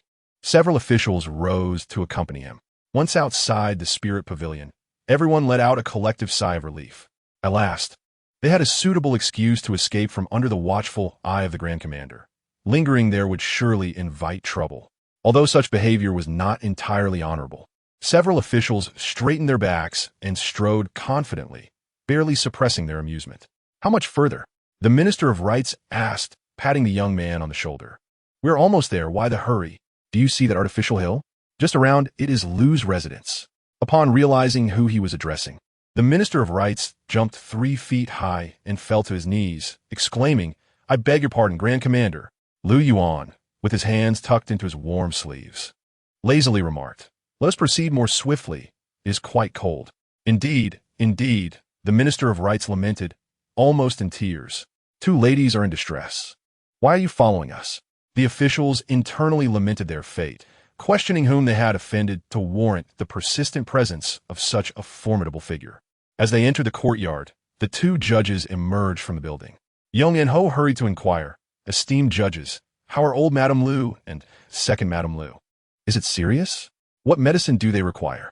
Please, let me know and I shall have it fetched. The 2 judges exchanged glances, their expressions complex. Yongyan Ho's heart sank. Could there be a risk of death? Judge Hu quickly reassured him, it is not that severe. Yongyan Ho pressed on, then what is the matter? Speak quickly. The judges hesitated, As doctors, it was their duty to protect patient confidentiality, particularly since they had already promised Lu Lingxiao. Just then, someone shouted, "The Grand Commander is here. Do you still wish to conceal the truth?" The crowd's eyes lit up with understanding, and they instinctively parted to reveal Lu Yuan, who was trailing behind. His morning demeanor was quite displeased, fatigue weighing heavily upon him as he coldly commanded, "Speak." While professional ethics were paramount, preserving life took precedence. "Lord Zhua, you conducted the examination. Please share your findings. Better to see a friend die than myself." Lord Zhua trembled as he reluctantly divulged the truth. It is a type of elixir known as Jiangzi pill. This concoction, widely circulated in the populace, was made from various herbs, originally intended to regulate qi and replenish blood.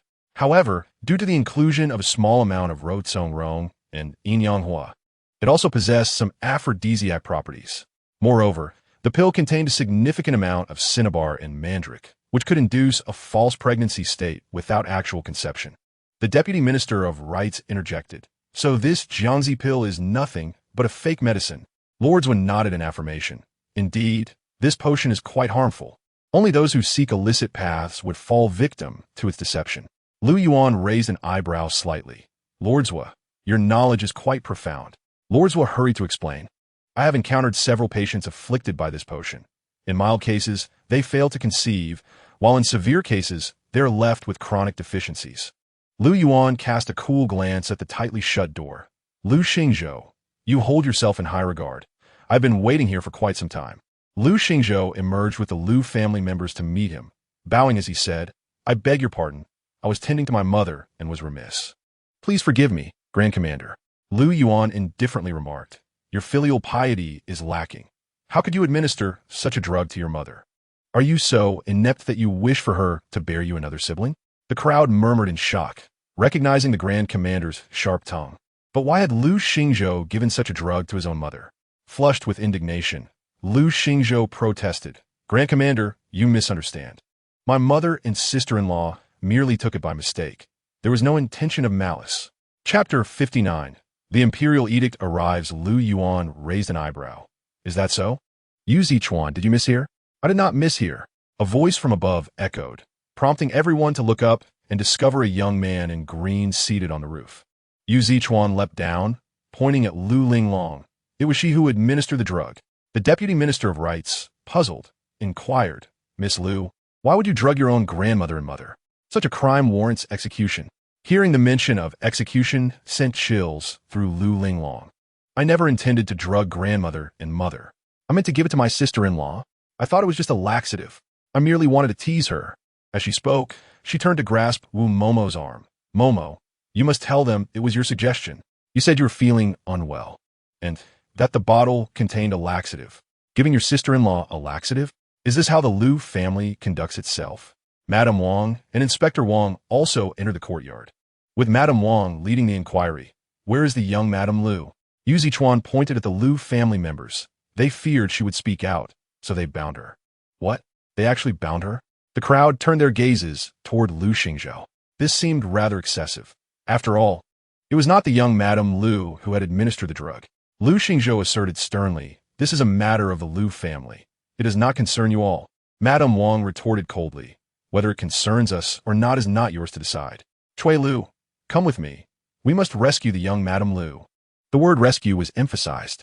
Lu Lingxiao raised his hand to stop her. "Inspector Wang, please keep your wife in check. Do not meddle in the affairs of my Lu family."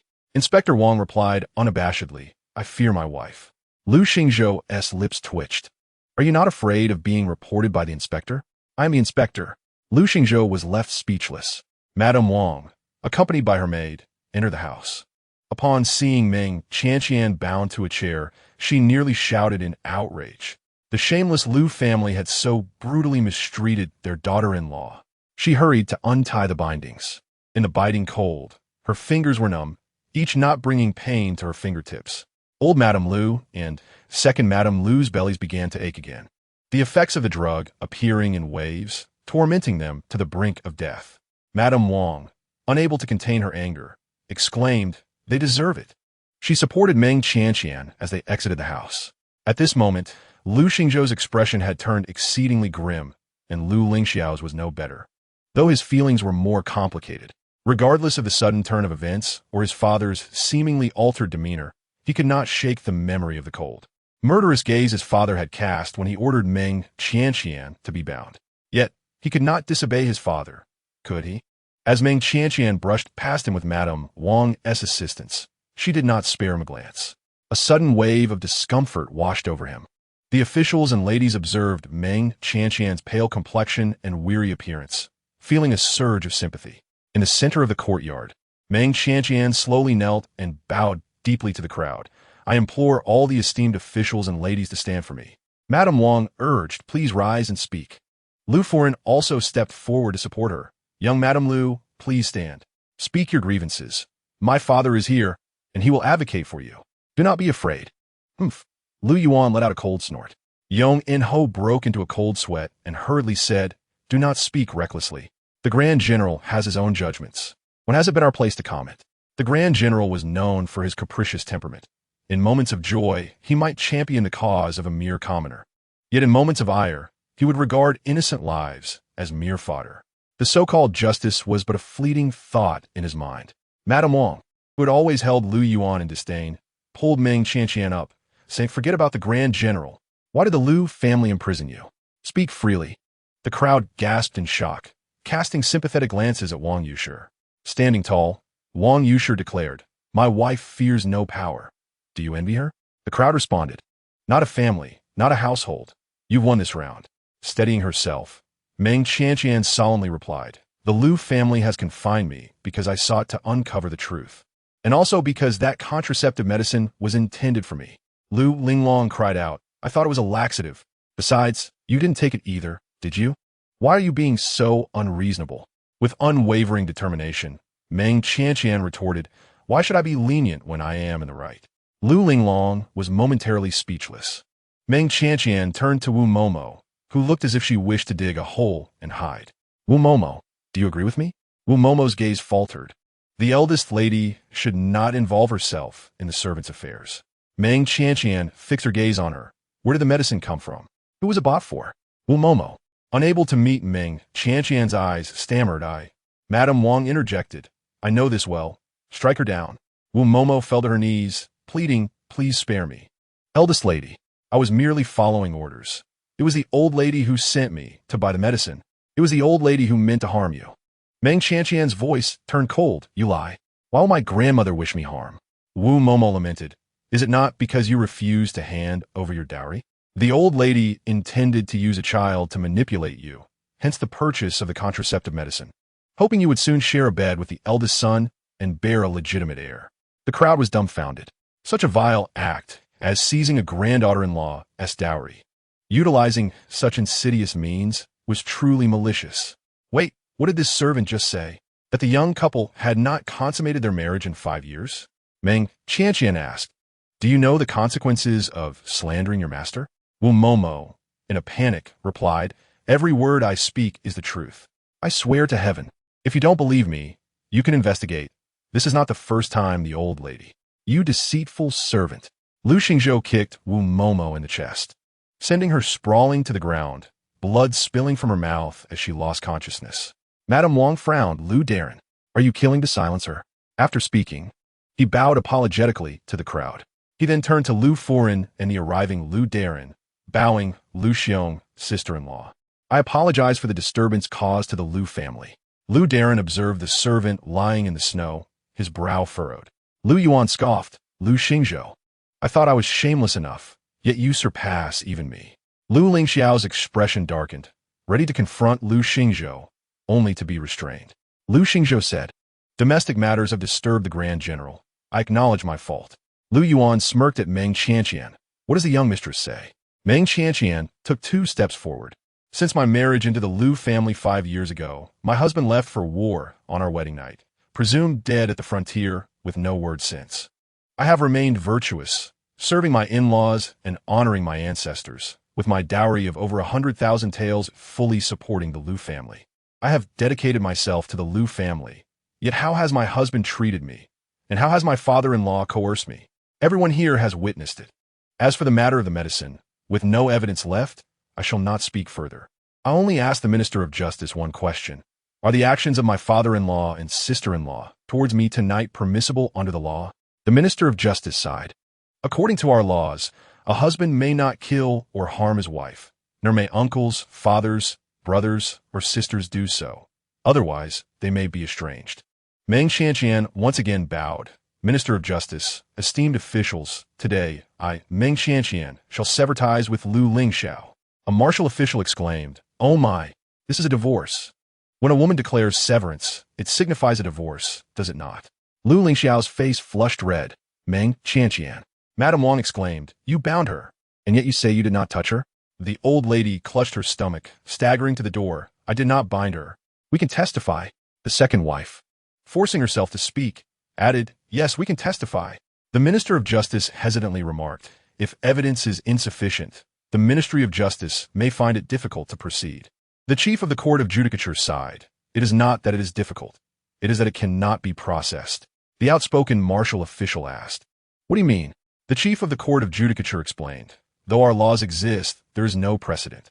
It has always been easier for men to divorce their wives. The world is unjust to women. Even parting amicably is difficult, let alone severing ties." As he reached for Meng Qianqian's wrist, she coldly shook him off. Lu Yuan narrowed his eyes. Shangguan Ling appeared silently behind Lu Yuan, whispering, "Grand General, the Lu family is exceedingly shameless. At this rate, Meng Xiaofu Run will find it impossible to escape the Lu family. Perhaps you should." Before he could finish, a loud voice rang out, "The imperial edict arrives." Chapter 60. Severing ties with you. The crowd was taken aback. An imperial edict arrived at such an hour? To mourn the passing of Lu, old madam? Lu Darren, you are quite bold to send a memorial to the palace. Lu Darren appeared bewildered. "I did not." Confusion aside, it did not prevent everyone from turning to kneel in reverence. Only Lu Yuan remained still. As the eunuch delivering the edict approached, the officials recognized that he was not a close attendant of the emperor, but rather a favored servant of the retired emperor. "Receive the edict of the Meng family." The crowd simultaneously turned their gaze towards Meng Qianqian. She knelt gracefully. The eunuch unfurled the edict and read aloud. "The retired emperor's decree. The Meng family of Yuzhou is gentle, virtuous, wise, and capable, a model of a good wife. Yet since marrying into the Lu family at a tender age, despite her utmost filial piety, she has suffered greatly. I have decided to dissolve the ties between the two families. The Meng family shall part ways with her husband." At this point, he paused. The crowd was left speechless. A divorce? The eunuch continued, severing ties. This imperial edict was more astonishing than when Lu old madam discovered her pregnancy. What was happening? The retired emperor personally issued an edict allowing the young lady of the Meng family to divorce. "Pinch me." I said pinch, not hit. The loquacious martial official covered his stomach, believing that what was unfolding before him was not a figment of his imagination. The crowd stood as if struck by a thunderbolt, left speechless, and the atmosphere fell into an eerie silence. Meng Qianqian's calm voice resonated amidst the swirling snow. "This common woman receives the edict."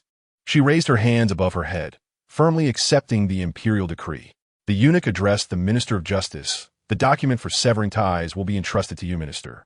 Unlike the self-written divorce documents, the severing ties document must be drafted by the government and stamped with the official seal." The Minister of Justice clasped his hands. "I shall faithfully adhere to the retired emperor's decree." Lu Xingzhou quickly approached Lu Yuan's side, bowing sincerely. "The Lu family wishes to pledge loyalty to the Grand General, only seeking your guidance to uphold the family's honor." Lu Yuan coldly laughed. "Lu Xingzhou, do you wish for me to openly defy the imperial decree?" Lu Xingzhou concealed his intentions. He had not meant that, yet everyone heard his words. The crowd cast disdainful glances at Lu Xingzhou. Lu Yuan, with his hands tucked in his warm sleeves, lazily raised an eyebrow. "The spectacle has concluded. Let us depart." Shangguan Ling followed him out, and as she brushed past Lu Xingzhou, she patted his shoulder and said with a smile, "Congratulations, Lord Lu, on the departure of such an unfilial daughter-in-law. It's gone, so let it be. Just remember to return her dowry, as Ju is an official case, and the authorities will investigate." Lu Xingzhou felt a surge of blood rising in him. He had clearly aligned himself with the emperor, yet the emperor's own father had plunged a knife into his back. The glory and accolades earned by his son on the battlefield would soon be overshadowed by the scandal of his divorce. Had he chosen the wrong person? If he had firmly pledged his allegiance to Lu Yuan from the beginning, rather than wavering between the emperor and Lu Yuan since the Zhuazhou feast, would this imperial edict that had thoroughly disgraced the Lu family have come to pass? What puzzled Lu Lingxiao even more was how the Taishang Huang could interfere in the affairs of the Lu family. Not only he, but everyone else was bewildered, including Meng Qianqian, who received the imperial edict.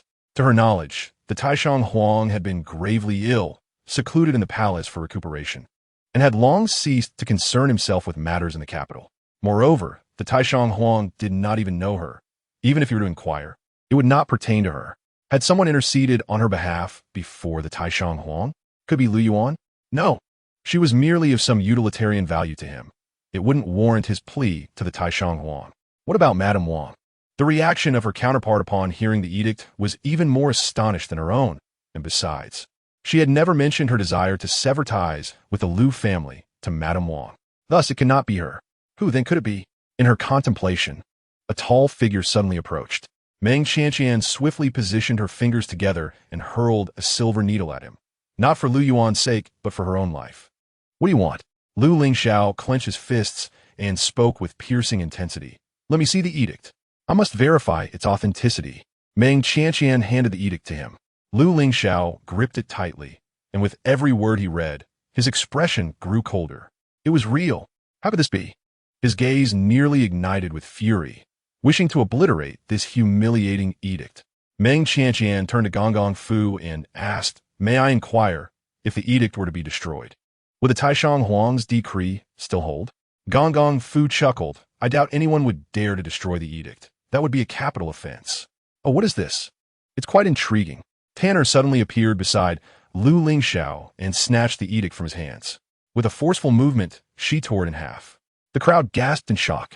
Realizing the atmosphere had turned tense, Tanner blinked and turned to Meng Qianqian, saying, "Sister, it broke by itself."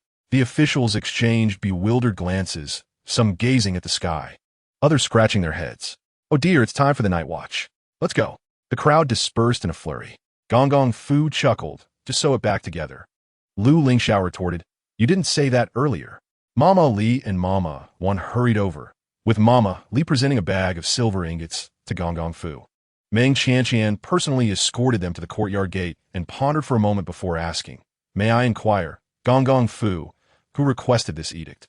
Gong Fu replied gently, "It is a good fortune that Miss Meng has created herself."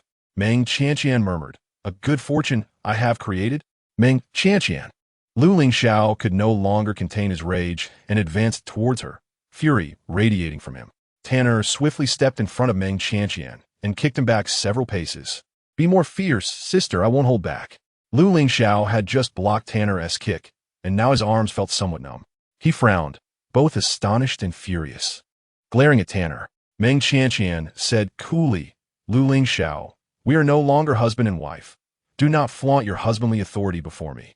The old lady, in a frenzy, lunged forward to tear Meng Qianqian's face, but was restrained by Lu Yiri with all his might. "Let go of me. I want to kill that girl." Tanner brandished her little fists. "How dare you? Look at how tough you are, and how tough my fists are."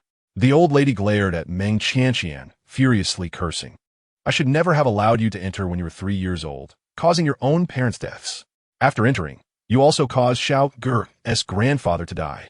Now you bring misfortune to Xiao Ge, making him unable to hold his head high in the capital. You are a harbinger of death. Anyone who associates with you will meet a bad end." Slap. The old lady was struck by an unseen force, delivering a harsh blow to her face.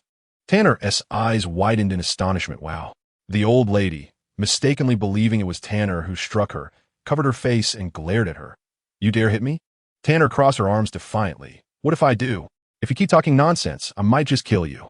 Lu Lingxiao gritted his teeth, glaring at Meng Qianqian. "I will not sever ties with you." Meng Qianqian responded nonchalantly. "Want to defy the edict? Very well. I hope you have the courage to do so." Chapter 61. Preparing a new home. After such a significant incident, remaining at the Lu residence would only lead to embarrassment for everyone. Meng Qianqian went to bid farewell to Madame Lu. Madame Lu secretly admired Meng Qianqian's composure and thorough manners, lamenting the unfortunate turn of events. Just before getting into the carriage, Minister Xing pursued her. Miss Meng, please wait.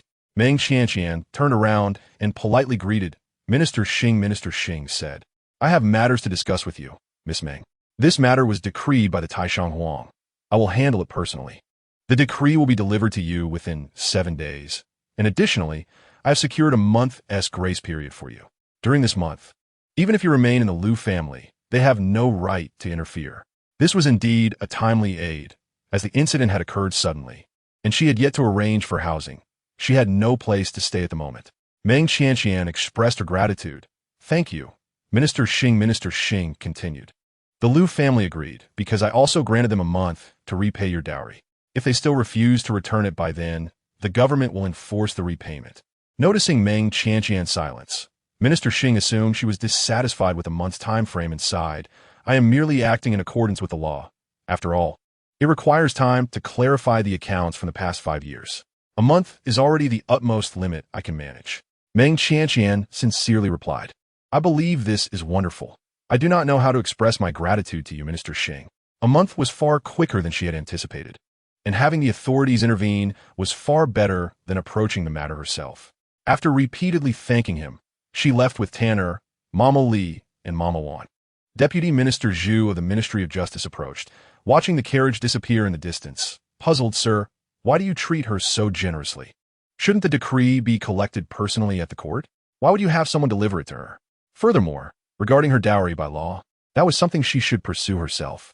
If her husband refused to return it, she could bring her husband to court. This process would be exceedingly cumbersome. From filing a case to trial, and ultimately to judgment, it could take no less than 1.5 years, and in some cases, 3 to 5 years or even longer. Moreover, if the husband were to refuse to return it and she did not pursue the matter, the government would prefer to avoid unnecessary trouble and not meddle in such matters. Minister Xing pondered. Since the Taishang Huang abdicated to the current emperor, what imperial edict could possibly bypass the Grand Commander and be presented to the public? Deputy Minister Zhu suddenly realized, indeed, when Gong Fu came to announce the edict, the Grand Commander did not intervene. Could this be his idea? However, the Grand Commander would only issue an edict in the name of the emperor, never in the name of the Taishang Huang. Thus, this decree indeed came from the Taishang Huang. Why would the Taishang Huang assist Miss Meng?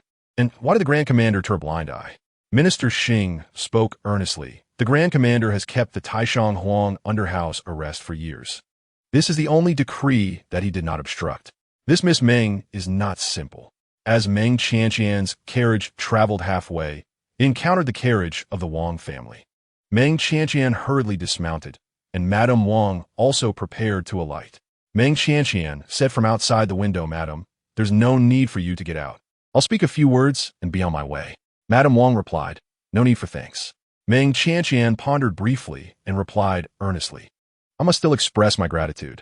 Madame Wang was amused by her words, and, after a moment of contemplation, sighed and remarked, the world is often unjust to women, yet few possess your remarkable courage. You are indeed the foremost among those who seek marital respite in this era. Meng Qianqian responded, I am merely fortunate to have had the privilege of your assistance on multiple occasions. I have not been of much help to you. Shaking her head, Meng Qianqian continued, there are matters left unfinished for me in the capital, so I shall remain here for the time being. She refrained from elaborating on these matters, and Madame Wang did not press her for details. Madame Wang suggested, why not move in with me for now and plan your next steps at leisure? Meng Qianqian smiled gently. I appreciate your kindness, madam. If, after a month, I have yet to secure a place to stay, I shall not hesitate to bother you. Madame Wang understood her composed nature and recognized that such a statement must have been made with careful consideration. Very well, should you encounter difficulties, do not hesitate to seek me at the Wang residence. As Meng Qianqian watched the carriage of the Wang family depart, she turned her gaze towards the gradually brightening sky and declared to the dental clinic. Granny Wan's eyes widened in surprise. So you are not moving? Meng Qianqian replied, to move, one must first have a home. Granny Wan pondered, indeed, that is true. On the official road, the attendants of the government were already busy clearing the accumulated snow while the carriage progressed slowly. Granny Li and Granny Wan had spent the night without rest and were now dozing off in the carriage.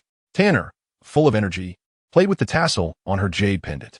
This pendant had adorned her neck since Meng Qianqian first laid eyes on her. and she often took it off to play with it. Sister, that slap just now was incredible. What kind of skill is that? It has no name. Tanya Hokteazev. What a pity it has no name. Meng Qianqian inquired. Do you not wish to sleep a while longer? Tanner pouted no. I have already slept for 2 days and nights. Sister, are you not going to sleep? Meng Qianqian shook her head. I'm not tired either. I slept quite well in the spirit tent and did not even dream. Upon their arrival at the dental clinic, the matron was still lost in dreams. Bang, bang, bang. Who is it? So early in the morning? As the matron donned her clothes, she cursed under her breath while making her way to the door. Just as she was about to unleash a tirade, a glimmer of gold caught her eye. Her eyes sparkled, and she quickly seized the gold, smiling ingratiatingly. Excuse me. Young lady, what brings you here? Upon seeing Tanner, the matron's smile vanished instantly. Meng Qianqian spoke. Mama Chun, may I come in to speak? Recognizing the familiar voice and glancing at Tanner beside her, the matron's mind sparked with realization. You are of noble birth. Having spent many years in the brothel, the matron had encountered countless beauties, yet none possessed such ethereal grace and poise. Her demeanor was akin to that of pine and bamboo, proud yet not arrogant, composed and tranquil with a measured gracefulness. Meng Qianqian seated herself and placed an account book on the table. I wish to acquire this person. The matron nodded in a daze. 10 miss. Quickly find this lame gentleman. Meng Qianqian continued. Additionally, I seek to purchase a quiet residence amidst the bustling streets, as close to Zhuke Avenue as possible. Zhuke Avenue is known as the most prosperous street in the capital, surrounded by high-ranking officials and nobility, making such a tranquil location difficult to procure. Meng Qianqian placed another ingot of gold on the table. The matron hastily tucked the gold into her bosom. Easy to find. Easy to find. How large a place do you desire? How much silver do you have on hand? Meng Qianqian contemplated before replying. Size is not of great concern. I only have 10,000 taels. The matron's expression darkened. 10,000 taels would not even suffice for a latrine. Meng Qianqian stood up. Then I must seek elsewhere. Return my gold. The matron quickly shielded the gold in her embrace. Wait. Do not rush, noble lady. A residence for 10,000 taels truly does not exist. There is one for 50,000 taels, and I can negotiate it down to 35,000 taels. To be frank with you, it is a haunted house, where many have perished. Meng Qianqian responded, lead the way. Chapter 62. The elderly matron falls ill from anger after half an hour. The carriage entered Zhuke Avenue from the east and turned into a small alley to the north. The snow within had not been cleared, causing the carriage wheels to become lodged, and several people had to disembark to walk. It is just ahead, the matron indicated. Tanner looked around, curiously asking, why is there no one here? Meng Qianqian too felt that the area was eerily quiet, unable to believe such desolation could exist so close to the bustling Zhuke Avenue. The matron sighed. Once upon a time, this was the liveliest alley on Zhuke Avenue, where many artisans and wandering heroes took refuge. I have forgotten the specific year, but one day, a mysterious person came to Zhuke Avenue and slaughtered everyone in this alley. I cannot recall how many died. The authorities investigated for years, but found no leads, and the case became a mystery.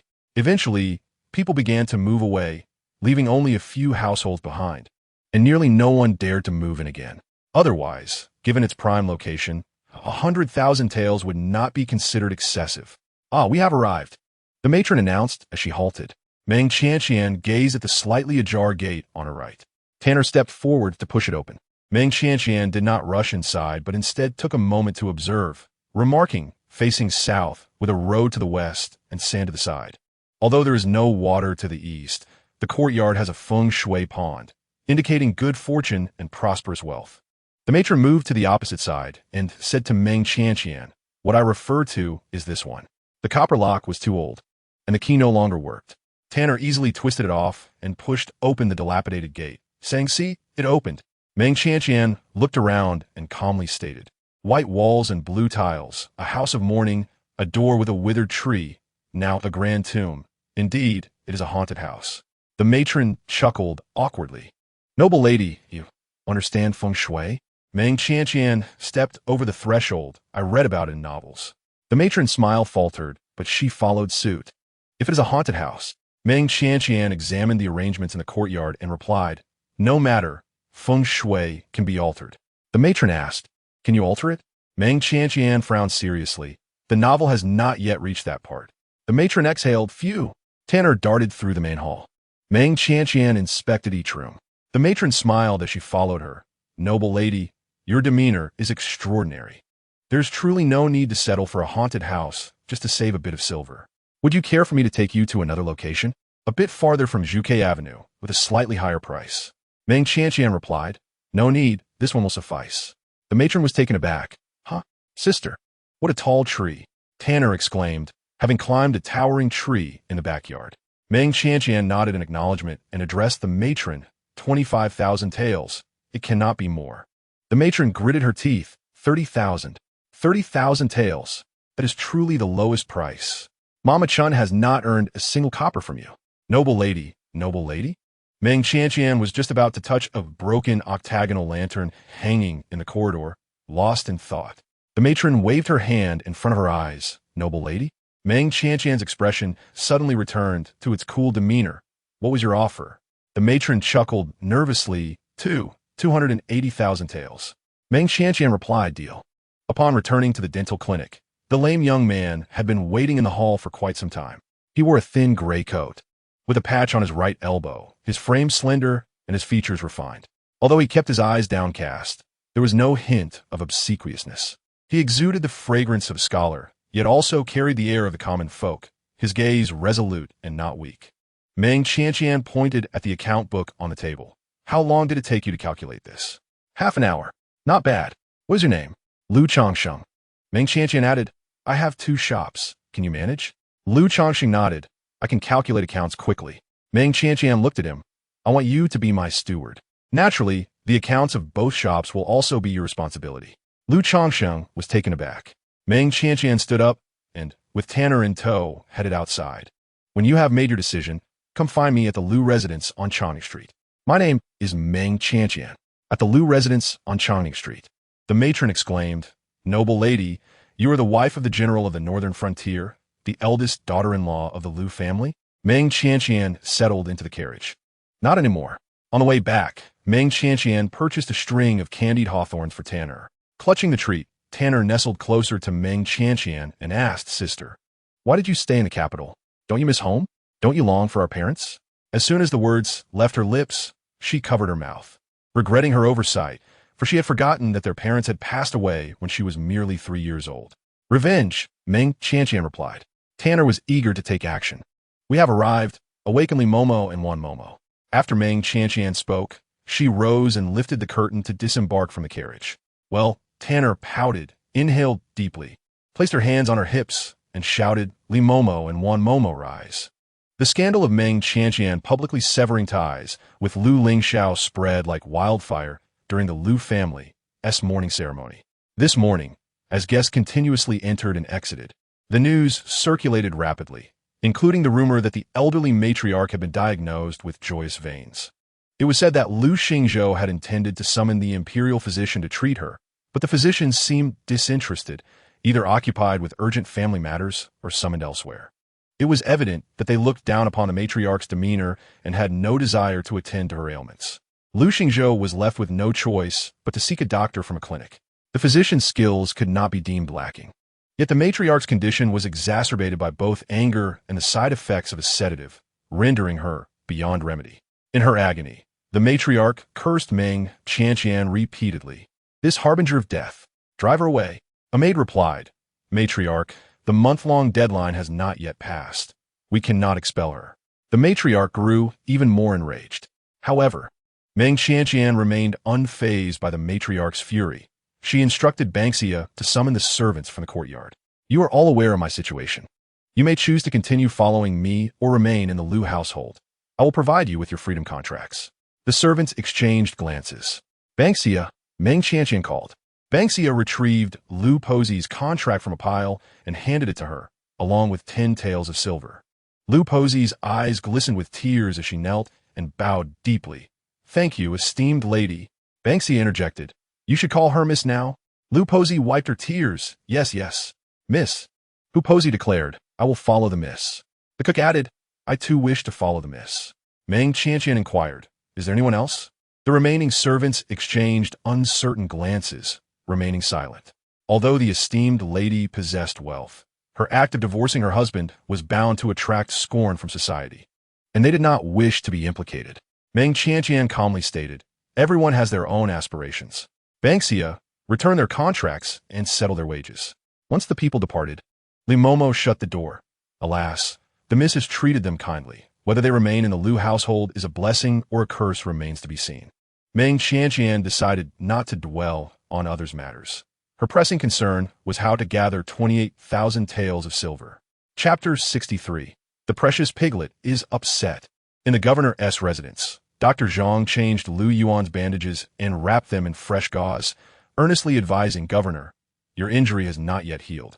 You must limit your activities and focus on resting." Lu Yuan, preoccupied with the border map in his hands, absently responded. Dr. Zhang realized that he had not absorbed the advice and shook his head in resignation. After packing his medical kit, he glanced at Ba Shuzi, who sat with her back to them, hesitatingly asking, "Miss Ba Shuzi, do not mind her." "Very well. I shall take my leave and return tomorrow to change the governor's dressings." Dr. Zhang exited with his kit. Ba Shuzi sat on the soft couch, facing the wall, giving Lu Yuan an irritable profile. There was no other reason. She had slept soundly the previous night, only to awaken to an empty, fragrant embrace. And she had been sulking ever since. Shang Wanling was about to speak when he noticed Qing Shuang and gestured for her to go first. Qing Shuang replied, "Miss Meng intends to buy a house." Shang Wanling was puzzled. "Why are you so fixated on her?" Qing Shuang defended, "I am not fixated. It was merely a chance encounter." Shang Wanling chuckled. "The Lu family is at least half an hour's carriage ride away. Where did you happen to bump into her?" Qing Shuang candidly stated, "Feng Shui Alley."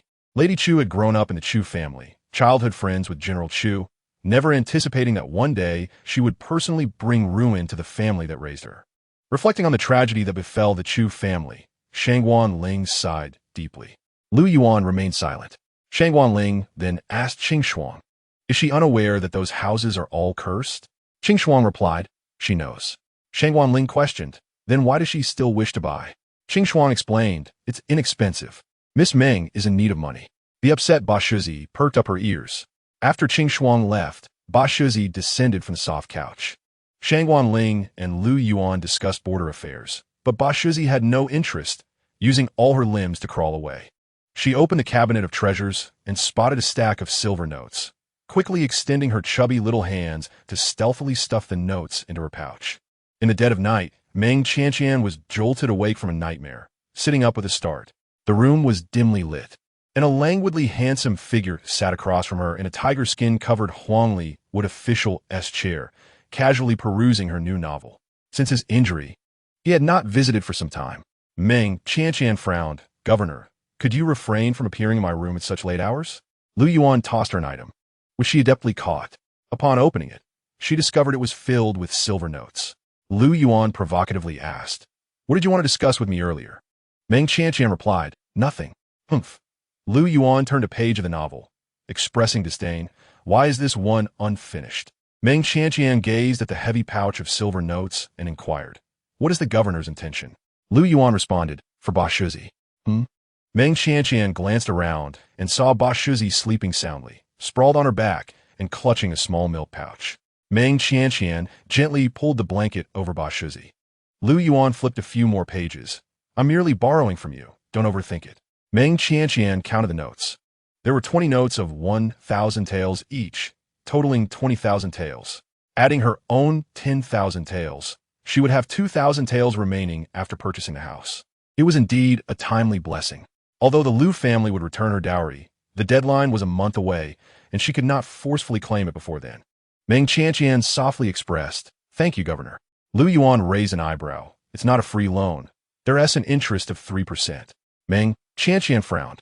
"That's exorbitant interest, akin to usury. How can the governor use his own silver to engage in such practices?" Lu Yuan arrogantly retorted, "I am willing." Meng Qianqian countered, "If not borrowed, the governor may take it back." "Borrow," she thought, "I cannot offend this person. Can you organize the study?" "Yes. Go to the governor's residence tomorrow and tidy it up. That will offset the interest." As dawn broke, Lu Lingxiao emerged from the military camp. Ever since Meng Qianqian publicly divorced him, his mood had been dismal, He yearned to confront her and inquire about her motives. However, news from the border urgently called him back to the military camp. After a night of discussions, without a moment's respite, the young emperor summoned him and Lin Wan'er to the palace. Lin Wan'er brought ginseng soup. "General, I have prepared ginseng soup. Drink a bowl before heading to the palace." "No need. Hurry to the palace," he replied. Lin Wan'er, observing Lu Lingxiao's rejection, felt a flicker of complexity in her eyes. The two boarded the carriage to the palace. Throughout the journey, Lu Lingxiao remained silent, making it evident to all that the severance of ties had deeply wounded and humiliated him.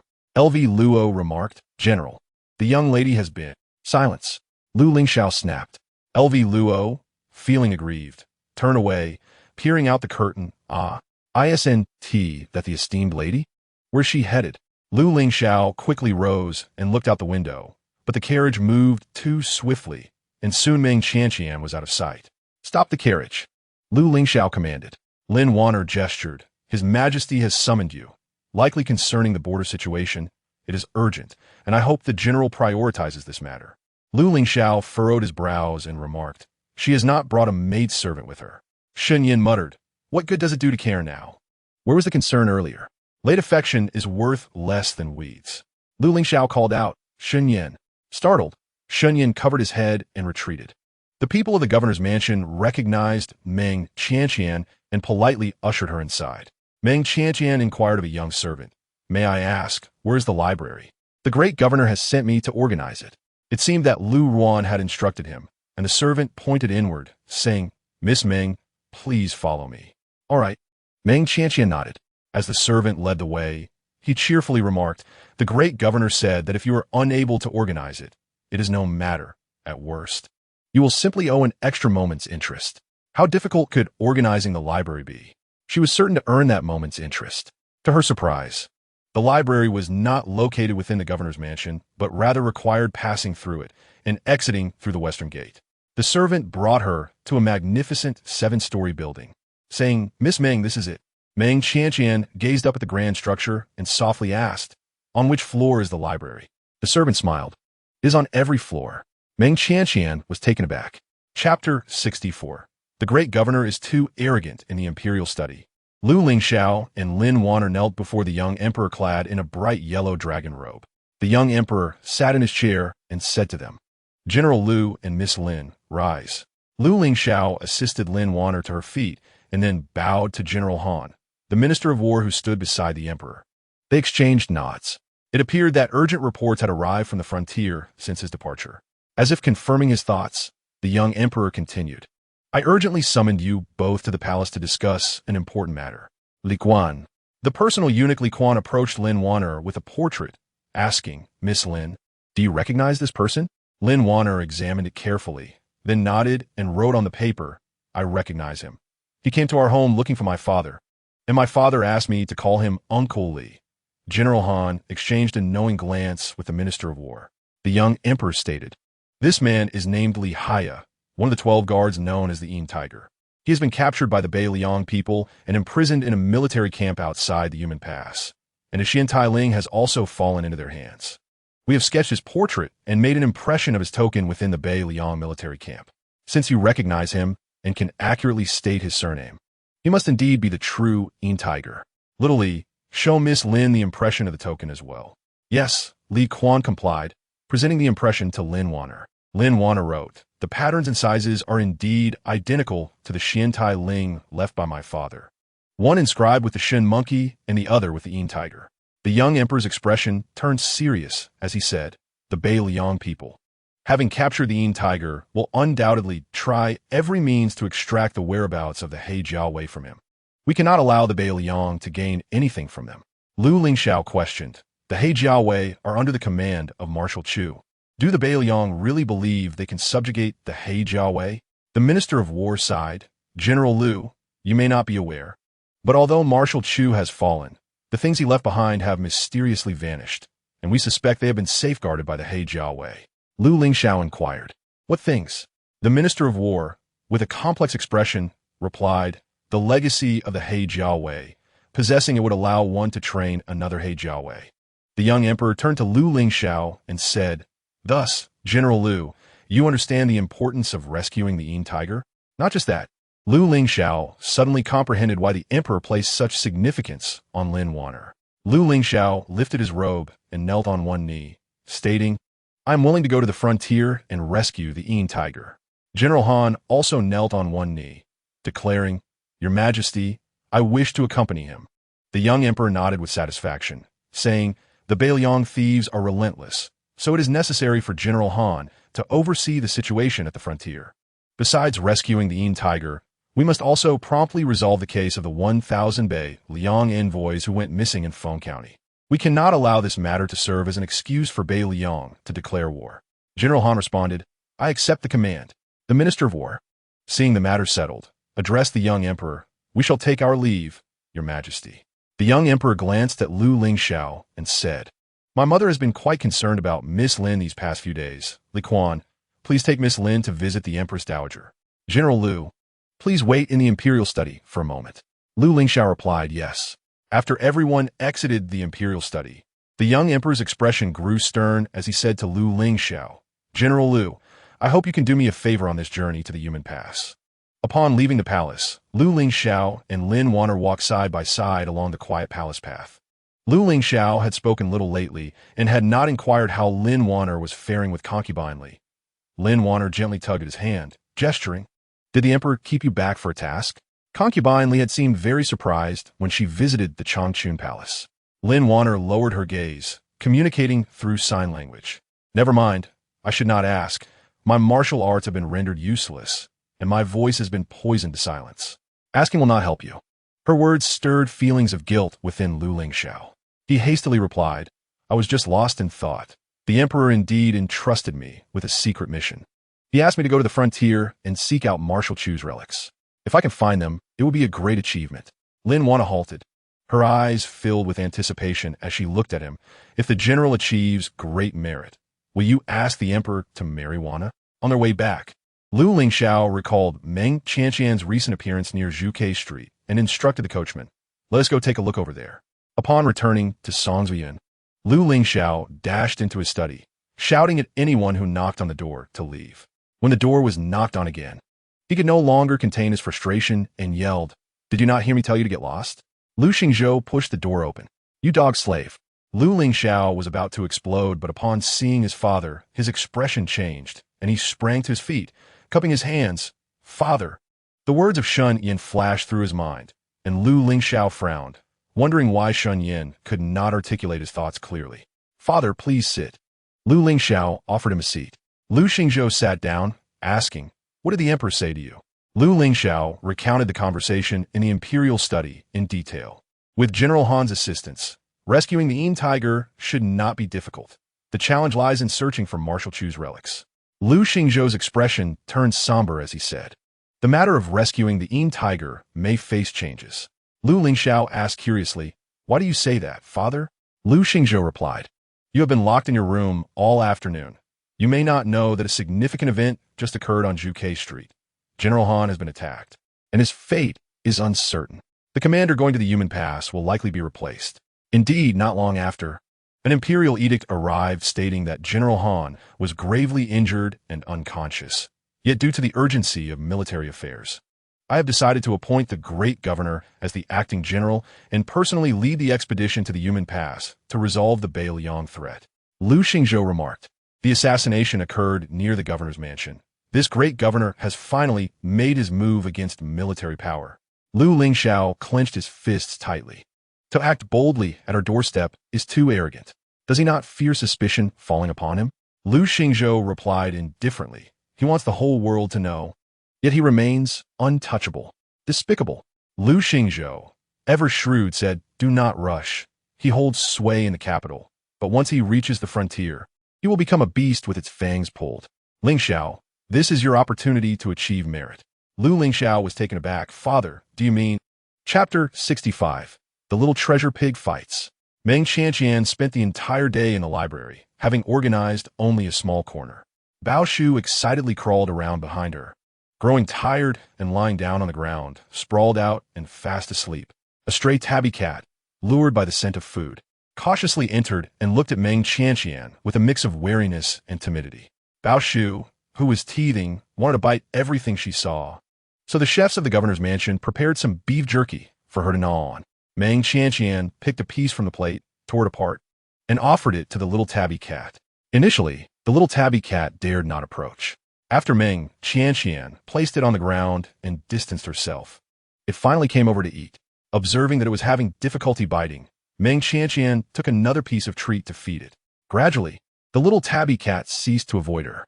Meng Qianqian gently stroked it. Just then, Bao Shu, having just awakened, witnessed a scene that left her utterly astonished. As Meng Qianqian continued to tidy the bookshelf, without a moment's hesitation, she crawled over and engaged in a playful tussle with the little tabby cat. Naturally, she emerged victorious. Raising her chin triumphantly, she could only be petted. As night fell, both the big and little ones felt hunger pangs. Meng Qianqian wiped the beads of sweat from her forehead, gazing at the cluttered bookshelf. After a whole day of effort, only a small portion had been organized. Completing the entire task would likely take months. She mused that she deserved a raise. One breath was insufficient. It required the effort of two. Qing Shuang appeared. Miss Meng, dinner's ready. Please proceed to Ting Lan Yuan. Meng Qianqian carried Bao Shu to dinner. The maid first served her a bowl of medicinal chicken soup. Upon closer inspection, Meng Qianqian was surprised to find that the soup contained red lingji, the finest quality. Suddenly recalling something, she inquired of the maid, "Did I have this when I last stayed at Ting Lan Yuan?" The maid smiled and replied, "Yes, 3 pieces were stewed for you." Meng Qianqian understood. No wonder her recovery had been so swift. Well, a breath was just a breath. She would consider it as the cost of medicine. Bao Su, seated in her exclusive little high chair, donned a bib and washed her little hands, looking quite pleased. She opened her mouth, obediently awaiting her meal. Meng Qianqian smiled gently, feeding her a spoonful of rice mixed with fish paste and greens. Bao Shu instantly froze, ready to spit it out. Meng Qianqian softly coaxed. The most adorable is Zhao Zhao, who eats her meals obediently. Bao Shu looked like she was about to cry, as if to say, the food she desired must be consumed, even through tears. Fearing that Bao Shu might misunderstand her intentions, Meng Qianqian quickly explained. Bao Shu had just woken up. The little one was quite upset by the unpalatable dinner and wanted to be held all night. Shangguan Ling, observing the various jars and bottles on the table, muttered, "What did Dr. Zhang say? This bottle is not right. I think it should be this one." "Lord Shangguan, allow me," Meng Qianqian interjected from the doorway. Shangguan Ling replied, "Very well. I appreciate your assistance, Miss Meng." Meng Qianqian stepped into the room, carrying the tray from the 8 Immortals table to Lu Yuan. She looked at Lu Yuan, who remained still. Shangguan Ling suddenly felt somewhat superfluous. Ahem. I shall see how Yu Zichuan is faring with his archery practice. He quickly vanished from sight. Meng Qianqian placed the tray on the small table beside Lu Yuan and calmly said, "Please, Grand Commandant, remove your outer garments." Lu Yuan raised his hand nonchalantly to loosen his belt, lowering his clothes to his waist. Meng Qianqian opened the medicine bottles, inhaling their scents. Rather than applying them one by one as Dr. Zhang had, she took a bit from 3 different bottles and mixed them into a medicinal paste on a clean dish. "Applying these few will suffice," she stated. Lu Yuan offered no objection. Meng Qianqian then adjusted his clothing further down, using scissors to cut the gauze binding around his waist, exposing the afflicted area more thoroughly. She began cleaning the wound before meticulously applying the medicinal paste with a clean bamboo stick. Being so close, she could smell his warm masculine scent, mixed with a faint, unique chill. A strand of her hair inadvertently brushed against his arm. His well-defined chest rose and fell slightly with each breath. He turned his face away, his expression as sharp as a blade. After applying the medicine, Meng Qianqian wrapped new gauze around him, saying, "The stitches should be removed by tomorrow." Lu Yuan donned his clothing. "I must leave for a while." "Where to?" Meng Qianqian asked, immediately feeling somewhat intrusive. "Then what about Zhao Zhao?" Lu Yuan replied, "She will be taken along." "When will you depart?" "In 3 days." Meng Qianqian frowned. "Is it absolutely necessary to take Zhao Zhao?" Lu Yuan glanced at her, stating, "Once I leave, the nefarious elements of the capital will emerge. Leaving her behind will only make her a target." Meng Qianqian fell silent. Lu Yuan lifted the teacup on the table, casually remarking, "Being associated with me is inherently perilous. Before entangling yourself with me, It's wise to consider if you can bear such dangers. After Meng Qianqian exited Tinglan Yuan, Qing Shuang in the corridor asked Shang Wanling, "Why not entrust Miss Bao Shu to Miss Meng?" Shang Wanling sighed, speaking earnestly. That would only bring her endless peril. For the following 2 days, Meng Qianqian did not return to the commandant's residence. Lu Yuan snorted coldly. Shang Wanling sighed. Whose fault is it for scaring her with those words? How is being associated with you dangerous? While it is true that being near the Grand Commandant comes with its share of joys and sorrows, one can gain immense protection from his power, yet also provoke the wrath of enemies. Alas, it is natural to seek fortune and avoid disaster. At Hanzhan Temple, Meng Qianqian pushed open the door to the meditation room. Gazing at the courtyard blanketed in silver, then turned to the elder matriarch with a smile. Great-grandmother, the snow has ceased. We could descend the mountain tomorrow morning. Wu Ger mentioned that the elder matriarch had fallen ill at the temple and shut herself in the meditation room. Meng Qianqian had climbed the mountain overnight to care for her, only to be trapped by heavy snow for 2 days. The elder matriarch had longed to descend. There was no meat to eat in the temple, no stories to hear, and that fellow only knew how to strike the wooden fish, leaving her with no one to converse with. Hardly enjoyable at all. At dawn, Meng Qianqian and the elder matriarch descended the mountain. She dismounted and stepped up the stairs, knocking on the door of the commandant's residence. The door was opened by Steward Sin. "Miss Meng?" he exclaimed in surprise. Meng Qianqian was drenched in sweat. Her hands gripping the reins were red from the cold. She gasped, "Where's the Grand Commandant?" Steward Sin sighed. "Miss Meng, you have arrived too late. The Grand Commandant has already set out." The two individuals rounded the corner and unexpectedly encountered Lin Wan'er and her maid, who had just been driven away. Today seemed to be cursed, first meeting the old lady, and now running into Lin Wan'er. It was clear that an early move to relocate was necessary to avoid the constant annoyance. Tanner chuckled.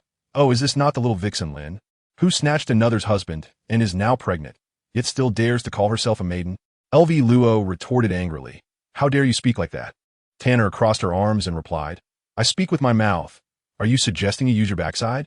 It's no wonder your words are nothing but nonsense." LV Luo was infuriated, knowing she couldn't win an argument, nor could she physically confront Tanner. In reality, it was the old lady's consent, but the outcome remained unchanged. Lin Wan'er pinched her fingers and gestured, "Since it's severed, do not regret it in the future, especially when the general returns in triumph, and you find yourself entangled once more." Meng Qianqian led Tanner into the courtyard. "Miss, you have arrived. The old lady has been eagerly awaiting you." The cheerful voice of the magpie and Meng Qianqian's carefree silhouette deeply pierced Lin Wan'er's heart. Lin Wan'er gestured fiercely. "He won't. He promised me." In the following days, Meng Qianqian accompanied the old lady for breakfast in the mornings, then went to the governor's mansion to organize the study. Occasionally visiting Lu Mu. With her son away at war, Lu Mu was restless. In contrast, the old lady remained surprisingly calm. Meng Qianqian recalled that during Lu Lingxiao's first expedition, the old lady's concern was even greater than Lu Mu's. She had dragged the entire family to the temple to pray and offer blessings to the impoverished. Yet now, the old lady merely uttered a few curses at Lin Wan'er and nothing more. "Meng, still organizing the study?" A familiar voice interrupted Meng Qianqian's thoughts. She turned and bowed. "Lord Shangwan." Shangwan Ling smiled. "No need for such formality. With the general away, you need not be so diligent. A few days of rest at home would do you good." Meng Qianqian softly replied, "I wish to finish this as soon as possible." "Stubborn, just like you, Zichuan." Shangwan Ling murmured. Meng Qianqian paused and cautiously asked, "Lord Shangwan, may I ask why there is talk of war at the border again?" Shangwan Ling did not hold back, recounting the disappearance of the Bai Liang envoy and the 100,000 taels of gold in Feng County, as well as the capture of the Yinhu Wei. Since the Chu family was exterminated, Bai Liang has harbored ill intentions. Meng Qianqian pondered, the internal strife within Bai Liang is severe. Lu Lingxiao's ability to slay Prince Rongyin must have benefited from this discord, as someone likely used him to eliminate Prince Rongyin and avoid considerable trouble. Shangwan Ling was taken aback. "Meng, you possess keen insight. You even know about Bai Liang's internal conflicts?" Meng Qianqian maintained her composure. "Oh, I have been tidying up the study these days and happened to glance through some documents. Is it forbidden to do so? I shall be more cautious in the future." Shangwan Ling waved his hand. No, the general has not forbidden it. Feel free to look as you please." Meng Qianqian blinked. However, I read in the documents that the 12 leaders of the He Jiaowei are elusive, and few have seen their true faces. How can you be sure the captured individuals are from the Yinhu Wei? Having spoken with Shangguan Ling for a while, by the time she arrived at the Lu residence, night had already fallen. Tanner was pacing at the entrance, seemingly waiting for her. Tanya, sister. Tanya swiftly approached, extending her hand to help Meng Qianqian down from the carriage. Did you hear something at Feng Courtyard? Feng Courtyard belonged to Lin Wan'er. Meng Qianqian smiled at her excited eyes and inquired, You seem thrilled. Have you uncovered some significant secret? Tanner puffed out her chest and animatedly replied, Lu Lingxiao is going to the border to fight, yet the old lady shows no concern. Isn't that unusual? So, I quietly went to Feng Courtyard and overheard LV Luo asking her mistress, My lady, will the things you gave to the general truly help him achieve great merit? Meng Qianqian frowned. And then? Tanner shrugged. Then I couldn't hear more. I don't understand sign language. A sharp glimmer flashed in Meng Qianqian's eyes as she quickly made her way to Feng Courtyard. Lin Wan'er had just finished bathing and was about to rest when the door was suddenly kicked open. Tanner stumbled, caught midair. LV Luo, what are you doing? Meng Qianqian slapped Lin Wan'er to the ground and coldly approached her. What did you give to Lu Lingxiao? Chapter 67. A wretched man can just die. The commotion startled the servants in the courtyard, but upon seeing Tanner at the entrance, they all retreated in haste. Lin Wan'er glared at Meng Qianqian furiously, gesturing, You are no longer the eldest lady of the Lu family. You have no right to storm into my courtyard or flaunt your power before me. Meng Qianqian seized her by the neck, her eyes filled with menace. I have no time to waste with you. I will ask you one last time. What did you give to Lu Lingxiao? Lin Wan'er had never witnessed such a terrifying side of Meng Qianqian before. She did not scream. Yet the aura emanating from her felt like an actual blade, poised to take her life at any moment. Meng Qianqian swiftly removed the hairpin from Lin Wan'er's head and thrust it toward her eye. I demand to know. Lin Wan'er, in terror, gestured wildly. The hairpin halted just above her long eyelashes. She blinked, her lashes brushing against the pin's tip. Her face turned pale with fear, her back drenched in cold sweat. Her chest heaving violently, feeling both terrified and humiliated. What is it? Meng Qianqian asked. Lin Wan'er, with reddened eyes, gestured. The signal flares and rescue orders of the He Jiaowei. Meng Qianqian hurled her onto a chair. Draw it. Since becoming pregnant, everyone had been cautious around Lin Wan'er. But Meng Qianqian's crude behavior disregarded the potential harm to her unborn child. It was clear the old lady was right. Lin Wan'er was indeed a venomous woman. Lin Wan'er communicated with LV Luo through signs. Trembling, LV Luo fetched paper and ink. Tanner threatened, You better not lie.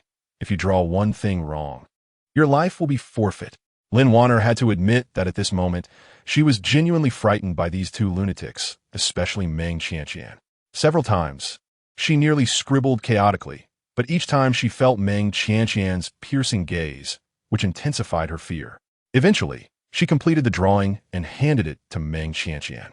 Seeing Meng Qianqian frown, she assumed that the latter was unfamiliar with these items, which gave her a sense of superiority. She gestured, You're a merchant girl and must not have seen such things before. What I gave to the general is not ordinary firework bamboo. It is a rescue signal that can summon the He Jiaowei from 100 miles away. It can only be used once, and the token is the same. Once used, it is destroyed. To see the order is to see the Grand Marshal. If the general encounters danger, he can use it for self-preservation or cleverly devise a plan to lead the He Jiaowei to assassinate the Bei Liang generals. With these, the general will surely achieve great merit. Fool! Meng Qianqian schlägt Lin Wan'er, causing her lips to bleed. LV Luo rushed over to embrace Lin Wan'er, crying out, You got what you wanted. Why do you still hit her? Meng Qianqian coldly looked at Lin Wan'er. If you were not pregnant, I would have killed you today. Tanner raised her hand. Sister, let me do it. Meng Qianqian told Tanner, Let's go. Upon exiting Feng Courtyard, Tanner remarked, She is indeed quite foolish. I heard the He Jiaowei has not been at the border for a long time. How can she be so certain that there are He Jiaowei within 100 miles to heed Lu Lingxiao's command? Meng Qianqian's gaze turned icy. It's best if there aren't. If there are. Tanner tilted her head, puzzled. What? Meng Qianqian's expression grew grave. What Lin Wan'er gave to Lu Lingxiao was not a rescue order at all, but rather the highest execution order of the He Jiao Wei, using fireworks as a signal. The He Jiao Wei within 100 miles will mercilessly hunt down the bearer of the order and their accomplices. Tanner gasped in shock. Is it that serious? Wouldn't the general and our precious Zhu also be implicated? This wretched woman has caused a great disaster. Does she truly wish for Lu Lingxiao to succeed or to perish? A wretched man can just die, but my precious Zhu. Tanner covered her face with her hands and began to cry dramatically, albeit without tears. Meng Qianqian spoke earnestly. I must step out for a moment. You stay here and keep an eye on her. Tanner clenched her fist solemnly. Understood. Meng Qianqian hastened to the governor's residence, knocking fiercely on the door. Who is it? A sleepy servant opened the door and was taken aback upon seeing Meng Qianqian. Miss Meng? Gasping for breath, Meng Qianqian inquired. Is Lord Shangwan present? The servant replied. Lord Shangwan has left the city. After a brief pause, Meng Qianqian said, I need to see Manager Sin. In the flower hall, Meng Qianqian met Manager Sin and spoke directly. Manager Sin, do you know how to contact Lord Shangwan? Manager Sin hesitated and said, Typically, we cannot reach him once he is dispatched on a mission, as he instructs us not to. Meng Qianqian rose, her expression solemn, and said, Manager Sin, I require a pass and the swiftest horse. If possible, please lend me a suitable outfit. A quarter of an hour later, Meng Qianqian donned a dark brocade robe and a black hat, mounted her horse, and galloped into the boundless night. As she neared the city gate, she showed no signs of slowing down. The guard on the watchtower shouted, Who rides at such speed? Are you unaware of the curfew? Do you not intend to stop? Meng Qianqian raised the governor's token, opened the gate. The expedition had departed 5 days prior. Given the urgent situation at the border, the court's elite troops would likely march swiftly, covering 100 miles in a day, with cavalry moving even faster. Such harsh weather, however, would significantly tax their strength, making it detrimental to engage in battle. Yet, from what Shangwan Ling had revealed, the court intended to negotiate peace with Bei Liang and was merely sending troops to maintain order, with the primary goal of solving the case to deny Bei Liang any pretext for war with the Zhou. Where could 1,000 men and 100,000 taels of gold have vanished? The officials had thoroughly searched Feng County without success. The biting cold wind pierced through flesh and bone. When weary and hungry, she found a large tree to rest, extracting a frozen, rough biscuit from her bundle to nibble on and relying on the snow beneath her for hydration. When fatigue set in, she lit a campfire, clutching her embroidered spring blade, and endured the night in a cave or beneath a tree. For a full week, she only stayed in once. Initially, she caught up with the court's provisions and supplies, then pursued the Tiger Army, finding that Lu Yuan and Bao Shu were absent from these two major groups. They had indeed followed the cavalry, which was already swift, and having departed 5 days earlier, they were likely nearing Yumen Pass. Even if she traveled day and night, it would be difficult to catch up, so she resolved to take a shortcut. Meng Qianqian suddenly tightened the reins, and her horse came to a sudden halt, rearing up. The old steed neighed into the wind. Meng Qianqian adjusted her mask and turned her horse around, racing back the way she came.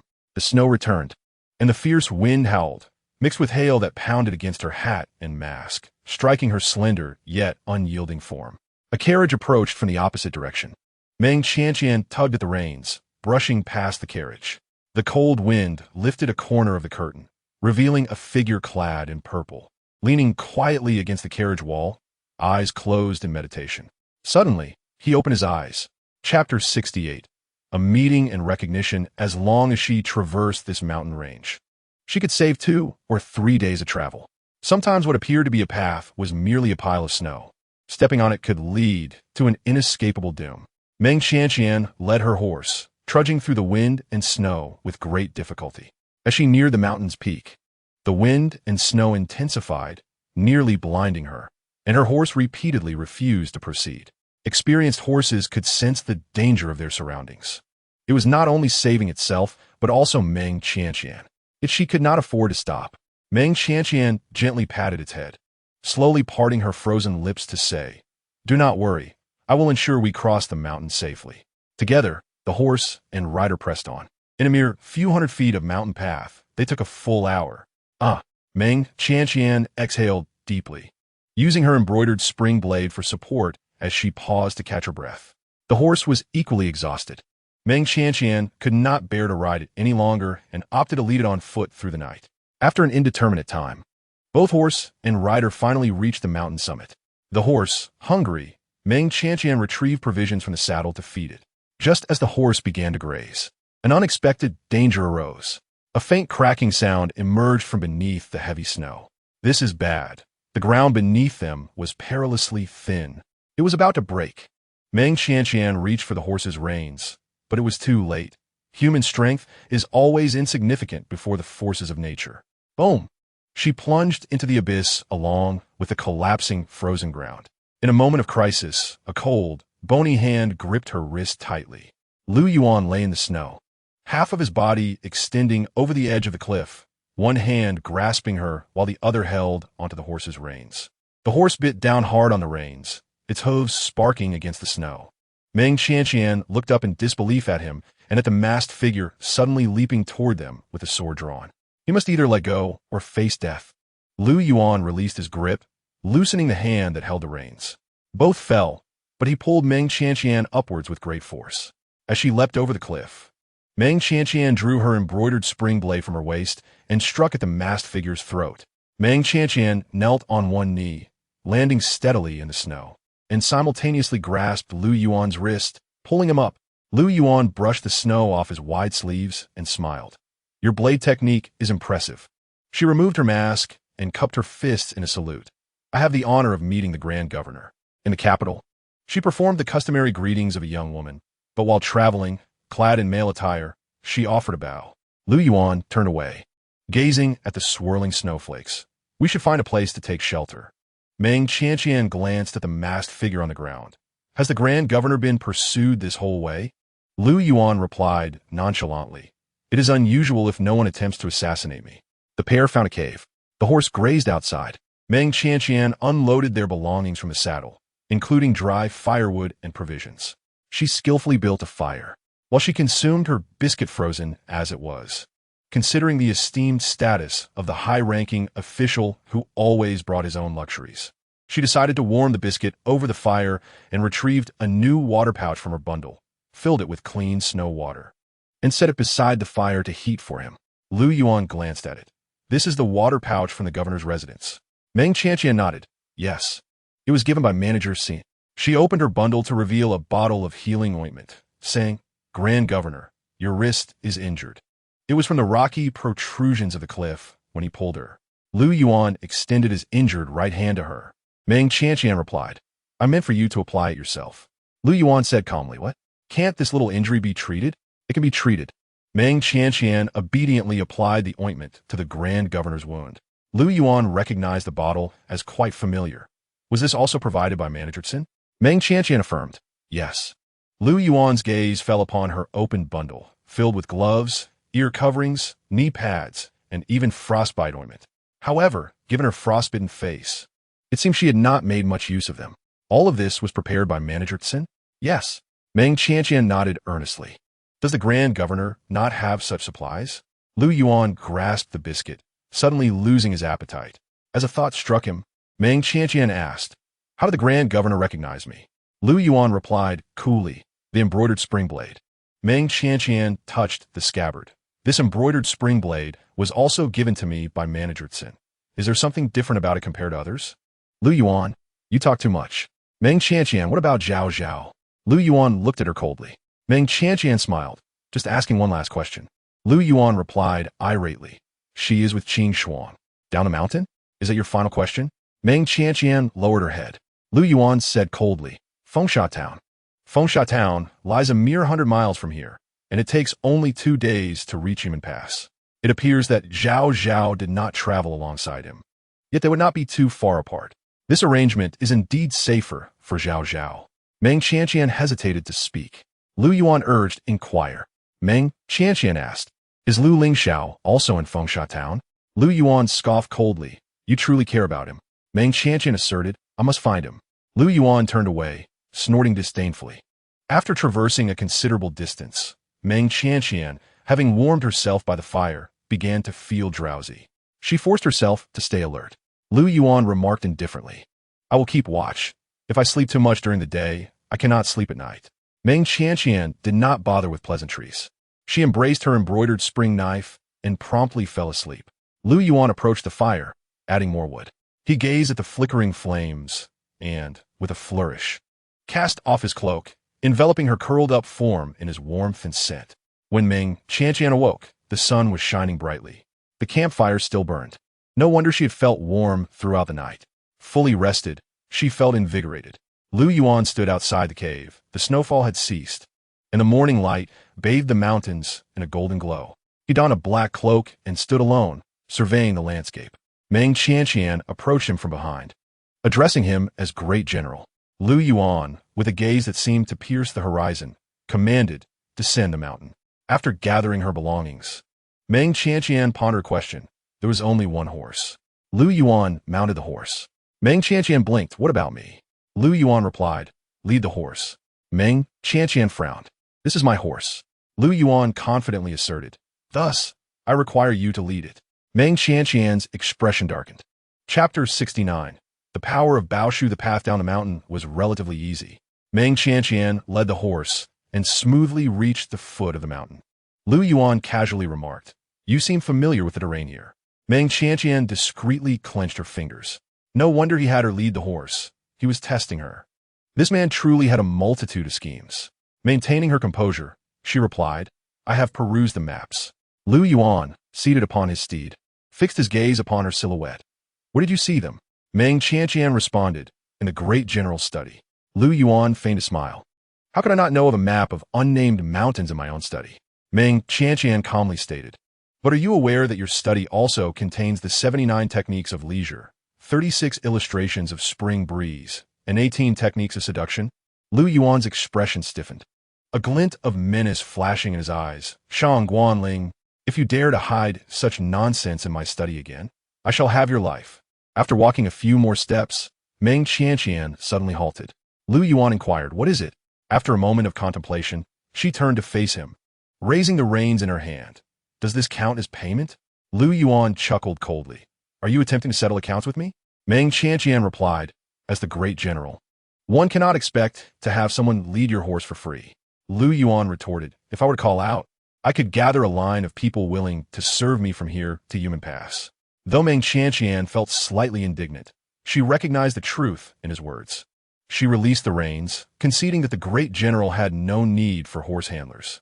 Lu Yuan, riding his horse, sauntered past her, pretending to require a guard. Lu Yuan scoffed, "Useless." If being useless was the case, what was the worth of such a service? Meng Qianqian extended a finger. "The Great General's life is invaluable. If I can ensure your safety, how about I receive 2 coins in return?" Lu Yuan, with a teasing smile, warned, "I fear you may earn your life, but lose it in the process." Meng Qianqian purchased a horse at the relay station. By evening, the two arrived at Fengsha town. Unlike the bustling capital where the citizens thrived, life grew increasingly harsh as they approached the border. Upon entering the town, they found not ornate buildings and shops, but rather humble adobe houses with simple windows and doors. Passers-by occasionally glanced at them, including beggars holding cracked bowls. Yet no one dared approach, deterred by Lu Yuan's menacing aura. Following the clandestine signals left by Qing Shuang, they arrived at an inn. Upon seeing distinguished guests, the innkeeper hurriedly approached with a smile. "Esteemed guests, may I inquire who you are?" Lu Yuan ignored him and ascended the stairs. Meng Qianqian handed the innkeeper a silver coin, 1 room, and feed the horse. The innkeeper beamed, "Certainly." Meng Qianqian followed Lu Yuan into Qing Shuang's room. Qing Shuang was taken aback upon seeing Meng Qianqian. "Miss Meng?" Meng Qianqian smiled. "Qing Shuang." Qing Shuang felt as though she had missed a significant portion of the story and was deeply troubled. Meng Qianqian glanced at the bundled figure beneath the blanket, walked over, pulled back the cover, and was left stunned. A small tabby cat, raising its tiny paw, was none other than the cat that had previously visited the study for a meal. Lu Yuan settled down, lazily sipping tea. "Oh, it is also named Zhao Zhao." Meng Qianqian remarked, "What a clever ruse, a tabby for Baoshu. If I was deceived, how much more so those who lurk in the shadows watching Lu Yuan, utterly outwitted." Meng Qianqian furrowed her brow. "But where has Zhao Zhao gone?" Beijing. After several days of closure, the Wanhua Lu finally reopened its doors to guests. The young ladies, each more enchanting than the last, their makeup exquisite, skins so delicate one could almost squeeze water from it. Who would have guessed that just 10 days prior, they had all been stung by poisonous bees and looked like swollen pigs? As the doors swung open, accompanied by Yin Yangzi's command, the doorman ceremoniously pulled the grand entrance wide. The young ladies surged forward in a dazzling display, only to halt abruptly. A chubby little child sat cross-legged on the ground. Wah! Run! The young ladies scattered in all directions. Yin Yangzi roared to the heavens. Lu Yuan. Meng Qianqian had journeyed for days and had not bathed properly in a while. She requested hot water from the innkeeper and, after washing her hair and bathing in Qing Shuang's room, donned a clean set of travel attire. Although dressed in male clothing, the difference in physique, coupled with the absence of an Adam's apple, still revealed her femininity. While this might be rare in the capital, no one would cast a second glance at the borderlands amidst chaos. Meng Qianqian entered Lu Yuan's room. Qing Shuang was reporting military intelligence to Lu Yuan. The cavalry had arrived in Fengsha town 3 days prior and was currently encamped 10 miles away. They had not advanced further due to changes in the border situation. The Bailiang forces had agreed to grant the Dajo another month, of which half had already passed. Meng Qianqian mused. Why does it feel like this is the handiwork of Bailiang? Qing Shuang nodded. The rebel army supplies are not inferior to those of the court. They lack for nothing in terms of provisions, weapons, or armor. In fact, many of the rebel strategies seem far from the disorganized rabble. Meng Qianqian responded. The Bailiang soldiers among the rebels likely outnumber the bandits. What about Lu Lingxiao? Is he also in a cavalry camp? Qing Shuang replied. He and Yu Zichuan went to rescue the Yinhu Guard. If all goes well, they should have infiltrated the rebel territory by now. Meng Qianqian clenched her fists. Lu Yuan coldly stated, If you wish to go, then go. I will not stop you. Without the great general's orders, Qianqian dared not leave her post. Even now, it would be like searching for a needle in a haystack. Who knew where he was hiding? The three of them made their way to the military camp under cover of night. Great General! The assembled officers greeted him with respect. Lu Yuan, cold and unyielding, strode toward the main tent, his presence commanding. Prepare for the siege. Chapter 70. Qianqian goes mad upon hearing the order to attack. Everyone was momentarily stunned. It was dark. And to launch an assault without preparation? Moreover, you have only just arrived. Shouldn't you familiarize yourself with the recent military situation first? Several exchanged glances, each harboring a sense of foreboding. Led by General Song Biao, 6 commanders hesitated before entering the tent. The group did not notice much else, but they first caught sight of 2 female guards flanking the great general. Among them, one was already familiar to them on the road, known as Qing Shuang, who was tasked with protecting the general's daughter. The other was an unfamiliar figure, seemingly emerging from nowhere. Meng Qianqian had not donned a mask. Having lived in the capital as a widow for many years, despite the rampant rumors about her affair with Lu Lingxiao, these generals had never encountered her personally. Lu Yuan sat at the head of the table, casting a cold glance over the assembly. Are you here to discuss military matters, or merely to behold my guard? Meng Qianqian poured a cup of tea for Lu Yuan. A flicker of disdain crossed Song Biao's eyes. Guards? Most likely the kind that are mere ornamental. He perfunctorily clasped his hands. May I inquire, General, which city shall we assault first? Lu Yuan raised his teacup. We shall attack the nearest one. Song Biao furrowed his brow. The others also displayed disapproval. Among the 3 key locations seized by the traitors, besides Feng County, which is adjacent to Yumen Pass, Yanggu Town and Qi County are both near Fengsha Town. However, although Qi County is farther away, its roads are smooth, and the traitors within Qi County number fewer than 5,000, making it the easiest to conquer. A swift victory in the first battle would undoubtedly boost morale significantly. Conversely, while Yanggu Town is nearer, it requires traversing a mountain, which is disadvantageous for cavalry, leaving them exhausted and low in both strength and spirit by the time they engage in battle. Lu Yuan inquired, What? Do you have objections? Song Biao asked. How does the general intend to proceed with the attack? Lu Yuan replied nonchalantly. Haven't you fought before? Do you need to consult me on such trivial matters? What purpose does the court serve in maintaining you? The group clenched their fists. Song Biao frowned. The infantry has not yet arrived. We only have 10,000 cavalry. Lu Yuan coldly stated. All the forces are yours. I only require results. By dawn, Yanggu Town must be taken. After exiting the tent, The generals were filled with indignation. Damn, this treacherous minister only knows how to manipulate power, lacking any understanding of leading troops in a battle. Isn't this sheer folly? Military orders are as steadfast as mountains. Who appointed him as the chief commander? We are all aware of how he came to this position. Han Ci, do you have nothing to say? He is here flaunting his authority only because he conspired against your uncle to rise to power at the border. The youth known as Han Ci responded with an unchanging demeanor. The general commands us to set off immediately. I must go muster the troops. Ah, old General Song. Why don't you speak up? Are we truly to engage in battle? If you merely step forward, we would undoubtedly follow you. That brat is merely flaunting his power in the capital. Here at the border, the brothers do not fall for that. The speaker was Zhang Feihu, the foremost valiant general under General Han. In the borderlands, the strong hold sway, and the valiant soldiers, who shed their blood, only respect the powerful, such as General Han and the once great commander of Chu. Song Biao's gaze deepened. To undermine him, we must have a pretext. Zhang Feihu's eyes shifted. Are you suggesting? Song Biao continued. In the first battle, we must lose. Half an hour later, the army was prepared to depart. 10,000 cavalry surged forth, leaving behind the original city garrison of Fengsha town, totaling less than 2,000 men, of which 500 were elderly, weak, or ill, and another 500 were fresh recruits. In the stillness of the night, heavy snow began to fall again at the border, swiftly covering the tracks left by the cavalry.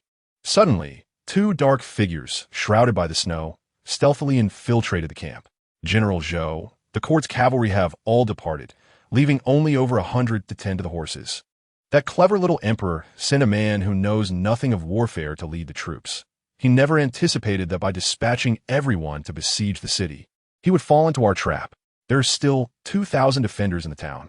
Good, let us take action. With a command from General Zhou, the deputy sounded the horn for attack.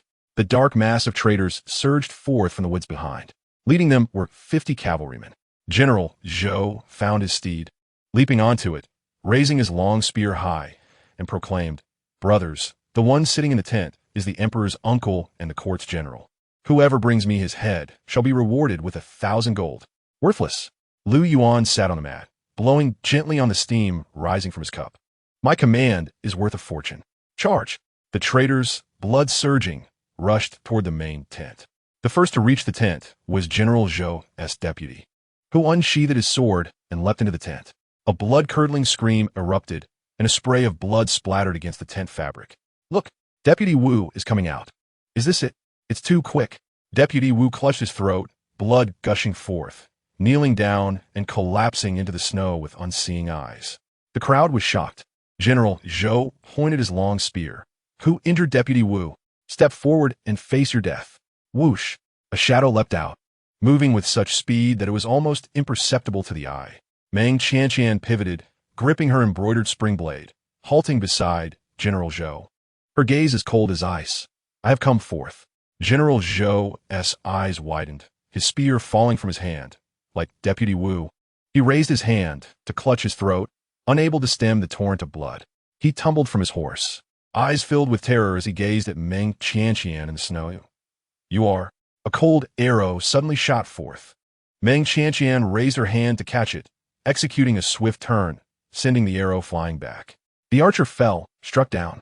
This girl had only executed 3 moves, yet she had already slain 3 of their generals. Even the leading General Zhou had met a grim fate at her hands.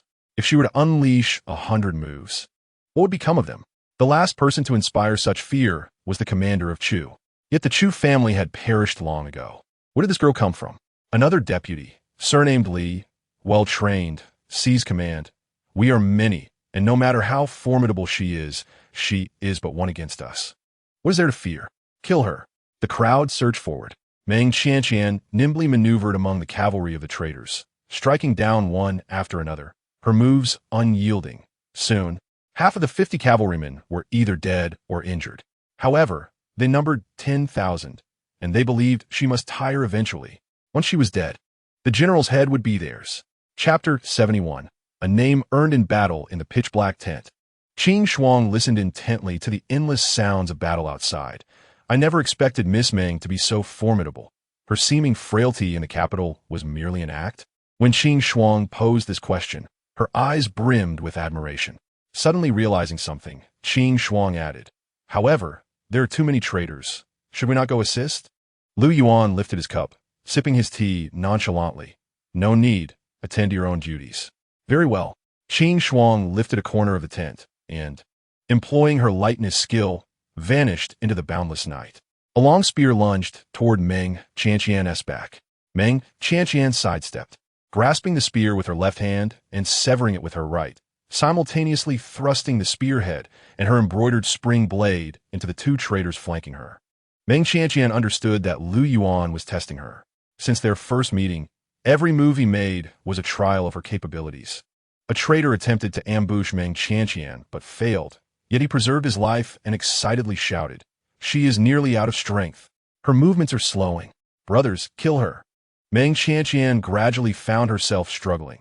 From initially taking down one with each strike, she now could barely injure one with 3 moves. Yet, no matter how arduous the fight became, she refused to call for help. Even when knocked to the ground, she stood back up. Lu Yuan let out a cold snort. A traitor seized the moment, stealthily approaching Meng Qianqian's rear, thrusting a dagger toward her shoulder. Surrounded, there was no evading this strike. A murderous glint flashed in Lu Yuan's eyes. His long, jade-like fingers gripped the teacup, and with a flick of his sleeve, he sent the teacup hurtling like a dart, striking the traitor with force. Deputy Li furrowed his brow. Was there another expert within the tent? Meng Qianqian was kicked on her left shoulder, staggering back several steps, barely managing to stop at the entrance of the tent. She could no longer maintain her balance. Kneeling on one knee, using her embroidered spring blade to support her injured body, a traitor cavalryman charged toward her, hooves raised high, about to trample down fiercely. Just as the moment seemed dire, a purple figure shot forth from the tent, striking the heavily armored knight with a palm, sending him flying. All the traitors gasped in shock. Li Fujiang's expression darkened with sudden fury. Lu Yuan? He had seen Lu Yuan's portrait and was familiar with his background. Wasn't this individual merely a literary official skilled in political machinations, lacking martial prowess? Meanwhile, the hidden guards stationed in another tent, closely monitoring the situation, immediately ignited their signal firework. In an instant, the air was filled with the urgent sound of galloping hooves, followed by a relentless barrage of arrows. In a heartbeat, hundreds of rebel soldiers fell to the ground, the rear descending into chaos. Li Fujiang's face paled, his teeth clenched in frustration. Retreat. Report that there are numerous cavalry in the forest and on the official road. Li Fujiang decisively ordered, "Take the eastern canyon and head to Qixian." The rebels fled in disarray. Meng Qianqian wiped the blood from the corner of her mouth. Lu Yuan, with his hands clasped behind his back, spoke imperiously, "You are truly stubborn." Meng Qianqian subtly curved her lips. "Thank you, great general, for your assistance." Her tone did not resemble that of someone who had sustained grave injuries. Lu Yuan narrowed his eyes. "Are you testing me?" Meng Qianqian drew her embroidered spring blade from the body of a fallen rebel. "It is mutual." Since her abilities were revealed, his could not remain concealed either. Meng Qianqian went to wash her blade. The hidden guard swiftly approached Lu Yuan, cupping his fists in salute.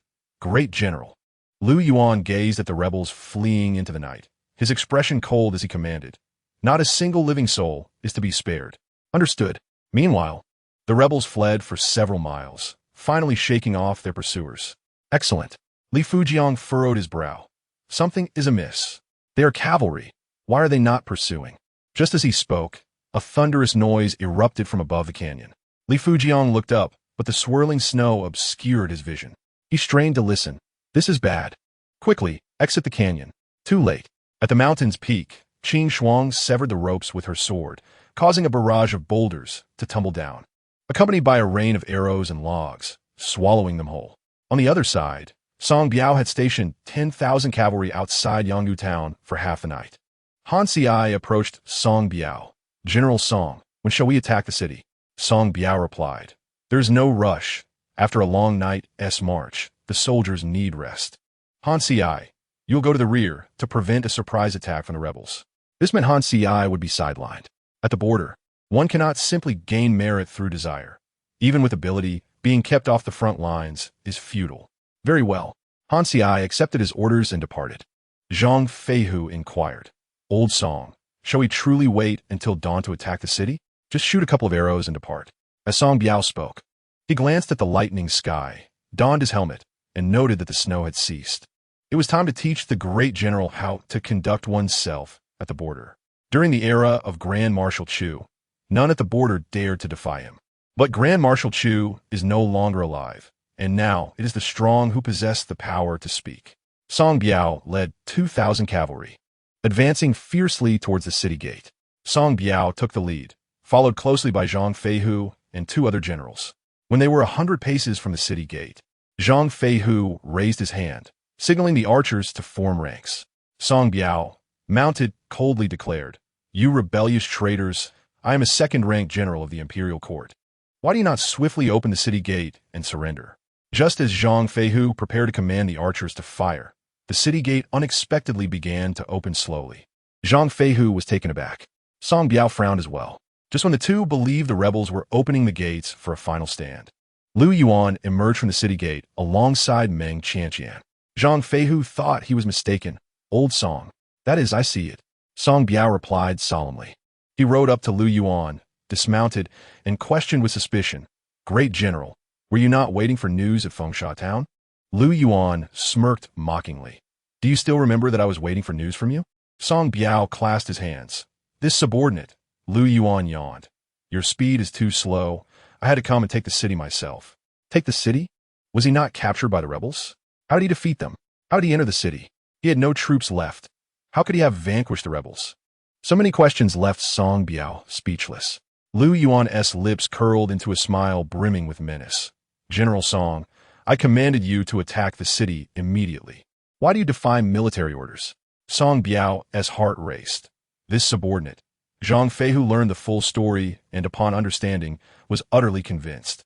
"Old Song, you would never guess that last night, it was actually the 2,000 defenders of Fengsha Town that eliminated 10,000 rebels. The great general had foreseen the rebels' ploy to lure us away, deliberately allowing us to mobilize entirely to confuse the enemy. They first attracted the rebels into their camp, decimating their morale, then disguised themselves as imperial cavalry to shoot down 1,000 rebels, forcing them into a hasty retreat, luring them into the canyon, and then employing preset traps and oil to annihilate the rebels completely. Each step was flawlessly executed." Old Song wondered, how could he move freely without being detected by the rebels, or colliding with us? Zhang Feihu admired. He is familiar with the terrain of the border. In the court, one may rely on eloquence to charm a monarch, but the border, every achievement is hard-earned through blood and sweat. The victory at Fengsha Town not only earned the admiration of the border defenders for Lu Yuan, but even the imperial cavalry came to respect him. Chapter 72. Qianqian becomes a mother. Lu Lingxiao returns. Meng Qianqian tended to her wounds within the tent. She had not sustained grave injuries, though she bore some light wounds, primarily on her back and left shoulder. Qing Shuang applied medicine while commenting, "Miss Meng, you are too reckless." Meng Qianqian understood her concern. Injuries are inevitable on the battlefield. Moreover, if one does not fight desperately, one may perish. Qing Shuang carefully applied the healing ointment to the wounds on her back. "Miss Meng, have you fought in battles before?" Meng Qianqian paused. "Perhaps." Qing Shuang did not comprehend. At that moment, a small tabby cat, having slept soundly, wriggled free from its bundle and gracefully leaped onto Meng Qianqian's lap. Meng Qianqian stroked it, inquiring, "How did you all avoid arousing suspicion on this journey?" Qing Shuang opened her mouth and let out a few cries. Meng Qianqian was taken aback, turning to look at Qing Shuang in astonishment. Meng Qianqian nodded. "I see now. I did not expect Qing Shuang to have such a sorrowful past." He was not testing the great general's depth, but was genuinely seeking guidance. Although he had his own good strategies, one could never be certain that the great general did not have better ones. Lu Yuan casually remarked, "Attack as you see fit." Had Zhang Feihu heard this a day prior, he would have scoffed, deeming this court buffoon to be foolishly meddling again. Yet now, he stood with hands on his hips, straightening his back. "The great general trusts me." Most military generals disdain duplicity. Once they are convinced, and there is no shame in it. At dawn the next day, Zhang Feihu led 10,000 cavalry into action. In Qixian, 3,000 rebels were vanquished, and 1,000 captured. In Fengxian, 16,000 rebels were defeated and 3,000 captured. By the great general's command, eliminate the traitors. No mercy. Where can they flee? Here comes Zhang. Furthermore, Lu Yuan seized the rebels' abundant supplies and winter clothing, distributing them to the border defenders and the common folk, while ordering the soldiers to repair the towns, villages, and relay stations ravaged by war. Tomorrow, they would pack up and head to Yumen Pass, and the camp bustled with activity. Lu Yuan, feeling dizzy from sitting in the tent, stepped outside for fresh air. He wandered to a less crowded area and sat upon a rock. A group of children from a nearby village played noisily, drawn to Lu Yuan's striking appearance, curiously surrounding him, examining him from every angle. The last person to stare at him like this had grass 2 feet high on their grave. Among the few children, the oldest was around 7 or 8 years old, while the youngest was merely 2 or 3. Each child clutched a walnut in their hands. "Who are you?" asked the eldest child. Lu Yuan replied coldly, "The Grand Commander." His title could silence the cries of infants in the capital, more effective than a ghost. The children from the border clearly had no knowledge of this. The smallest one patted his belly and said, "Belly." Lu Yuan scoffed, "A bunch of ignorant little brats." In a rather malicious manner, he snatched a walnut from one child, placed it on a rock, and smashed it with a fist. The children widened their eyes in astonishment. Lu Yuan, exuding an air of menace, said, "Do you wish to end up like this? If you don't leave now, I shall." A 2-year-old child handed him the walnut and exclaimed, "Do it again." Another child also offered his walnut. "I want to do it again." "Again. Mine too. I go first. I go first." Lu Yuan mused. The Grand Commander, who is feared even by spirits in the capital, finds himself entangled by a group of children at the border. "Nyodan, Maodan, Daya, Urya, Gowa, time for dinner." The walnuts were his gift, and he looked at the walnut kernels in their hands, smiling as he remarked, "Oh, you've cracked them open so quickly, quite impressive." The 2-year-old touched his belly again, saying belly. Zhang Feihu glanced over. Lu Yuan, who had been on the rock, instantly moved forward and turned around, casually walking toward the rock. "Grand Commander." Zhang Feihu promptly released the children and approached to pay his respects. Lu Yuan acknowledged him with a slight murmur. Zhang Feihu inquired, "Is the Grand Commander going out?" Lu Yuan replied, "Just taking a stroll." Zhang Feihu, without suspicion, said, "Just now, several children mentioned someone smashed walnuts for them. Did you see who it was?" Lu Yuan coldly responded, "How would I know such trivial matters?" Zhang Feihu understood, as the Grand Commander, burdened with state affairs, military matters, and the affairs of the world, would certainly not concern himself with a few children smashing walnuts. He sighed, "What a pity. I saw the most complete walnut kernel today. I just happened to have a sack and wanted him to smash them all for me." The corners of Lu Yuan's mouth twitched violently. Upon returning to the main tent, Lu Yuan encountered Meng Qianqian, clad in armor, with her left hand cradling a helmet and her right hand gripping a Xiuquan knife. She glanced at the rock and said with a hint of mockery, "The Grand Commander is quite popular at the border, isn't he?" Just as she finished speaking, a toddler, barely over a year old, wobbled toward her, reaching out for Meng Qianqian. Fearing he might fall, she put down the Xiuquan knife and took his little hand. He opened his mouth and said, "Mother." Meng Qianqian was taken aback. Lu Yuan, reveling in her misfortune, remarked, "It seems you are even more popular." The toddler released Meng Qianqian's hand and clung to Lu Yuan's leg, saying, "Father." Lu Yuan exclaimed, "No shouting." The little one burst into tears and then urinated at Lu Yuan's feet. The Grand Commander froze on the spot. Meng Qianqian, who rarely laughed unless she couldn't contain herself, burst out, "Ha ha, ha ha." Lu Yuan's face darkened. Upon exiting, she ran into Zhang Feihu. "Xiaojiu, why are you wearing a mask?" Meng Qianqian was known in the military camp as Meng Xiaojiu. She asked, "You recognize me?" Zhang Feihu pointed at her. "It's easy to recognize with the armor, the Xiuquan knife, and that cut on your left hand from slaying the traitors, wrapped in bandages." So that was it. Meng Qianqian felt reassured. Lu Lingxiao had never seen her in this guise, so he likely wouldn't recognize her. Chapter 73. She recognized Yin, who Meng Qianqian entered Lu Yuan's tent. Qing Shuang, Yu Zichuan, and Lu Lingxiao were all present. Yu Zichuan looked at Meng Qianqian and exclaimed, "Meng." Qing Shuang swiftly grabbed a cake from the table to silence him. Lu Yuan glanced at Yu Zichuan's hand. "Qing Shuang, take Yu Zichuan below to tend his injuries." "Yes." Qing Shuang pulled the astonished Yu Zichuan out of the tent. Meng Qianqian adjusted her mask, surprised that Yu Zichuan had recognized her. Was her disguise so poor? Lu Yuan called out, Meng Xiaojie, why are you still standing there? Yes. Meng Qianqian responded in a lowered voice. Lu Lingxiao instinctively glanced at her. Dressed in armor, with her hair tied like a youth and a mask on. She was hard to identify at first glance, but her voice clearly revealed her femininity. He had only seen Qing Shuang and did not recall there being a second female guard beside Lu Yuan along the journey. Meng Qianqian walked past Lu Lingxiao with calm composure and stood beside Lu Yuan. Lu Yuan addressed Lu Lingxiao, General Lu, please continue. Lu Lingxiao recounted the details of rescuing Yin Hu Wei. They had departed 3 days prior. The Beiliang military camp was heavily guarded, and they had to wait an entire day and night to find an opportunity to infiltrate. Afterward, they spent an entire day searching the armory for the injured Yin Hu Wei. By nightfall, they managed to bring Yin Hu Wei out without alerting the Beiliang army. The success was attributed to 2 factors. One was an insider who provided the camp's layout to the court, and the other was thanks to Yu Zichuan.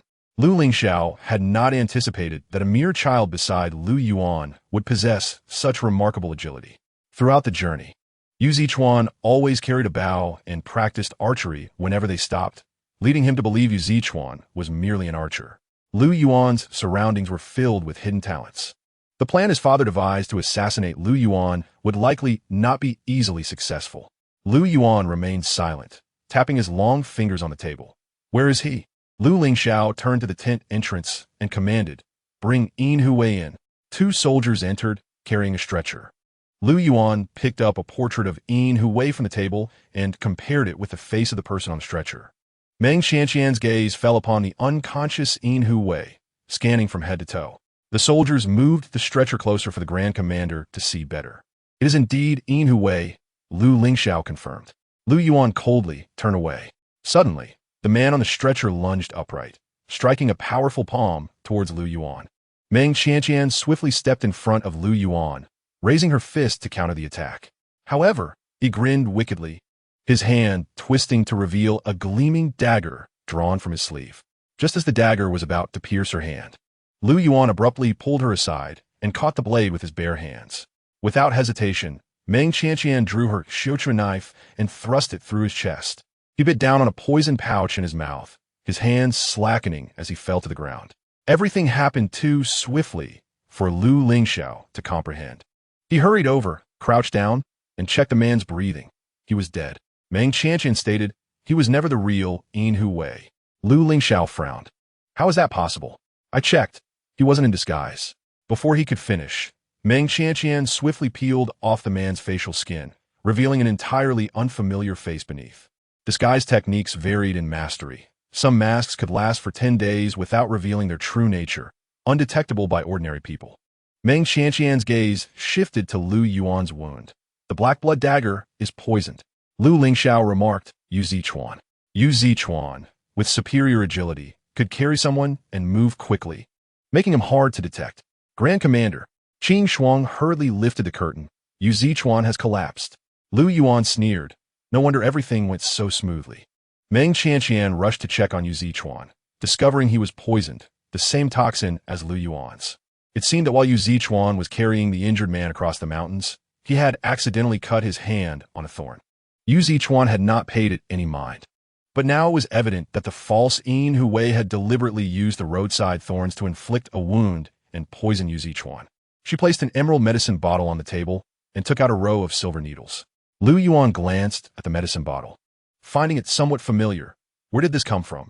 Meng Qianqian replied, it was given by Manager Tsin. He said it was a royal antidote. Lu Yuan sneered. The only one in the entire capital. How generous of him. After a pause, he said, administer it to Yu Zichuan. Meng Qianqian responded, I've already given it to him. Lu Yin, Meng Qianqian explained, Yu Zichuan has been poisoned for too long. The toxins have invaded his internal organs. If we do not detoxify him immediately, his life will be in peril. And the Grand Commander? Lu Yin inquired irritably. Meng Qianqian pinched a silver needle, stating, I have already sealed the poison within the Grand Commander's left arm using this needle. I will administer another treatment to prolong the sealing of the toxin. Within 3 days, I will seek out Yin Hu Wei, a master of detoxification, who will surely be able to cure the Grand Commander. What if he cannot? Lu Yin questioned, not inquiring about the possibility of her failing to find him, but rather the chance that he might be unable to assist. Meng Qianqian pondered for a moment before responding earnestly. Amputating a hand would still allow one to live. Lu Yin remarked, though Yu Zichuan has ingested the antidote. Meng Qianqian mentioned he would need at least 3 days to awaken. To facilitate care, Qin Shuang carried Yu Zichuan into the Grand Commander's tent. Lu Yin scoffed coldly. An eyesore. Meng Qianqian removed her armor and donned a plain white brocade garment. In the vast expanse of white snow, her white attire served as the finest garb for nocturnal ventures. Upon her emergence, she encountered Lu Lingxiao, who awaited her outside.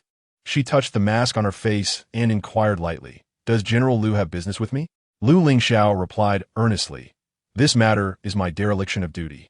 I shall accompany you to find Yin Hu Wei." Meng Qianqian responded coolly, "I fear you may hinder my progress."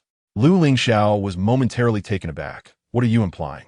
Meng Qianqian continued, "If you wish to accompany me, I must search you first, for with you Zichuan poisoned, who knows if you have concealed something." Lu Lingxiao frowned. "You are a lady. I'm a man of great stature." Zhang Feihu suddenly appeared behind Lu Lingxiao.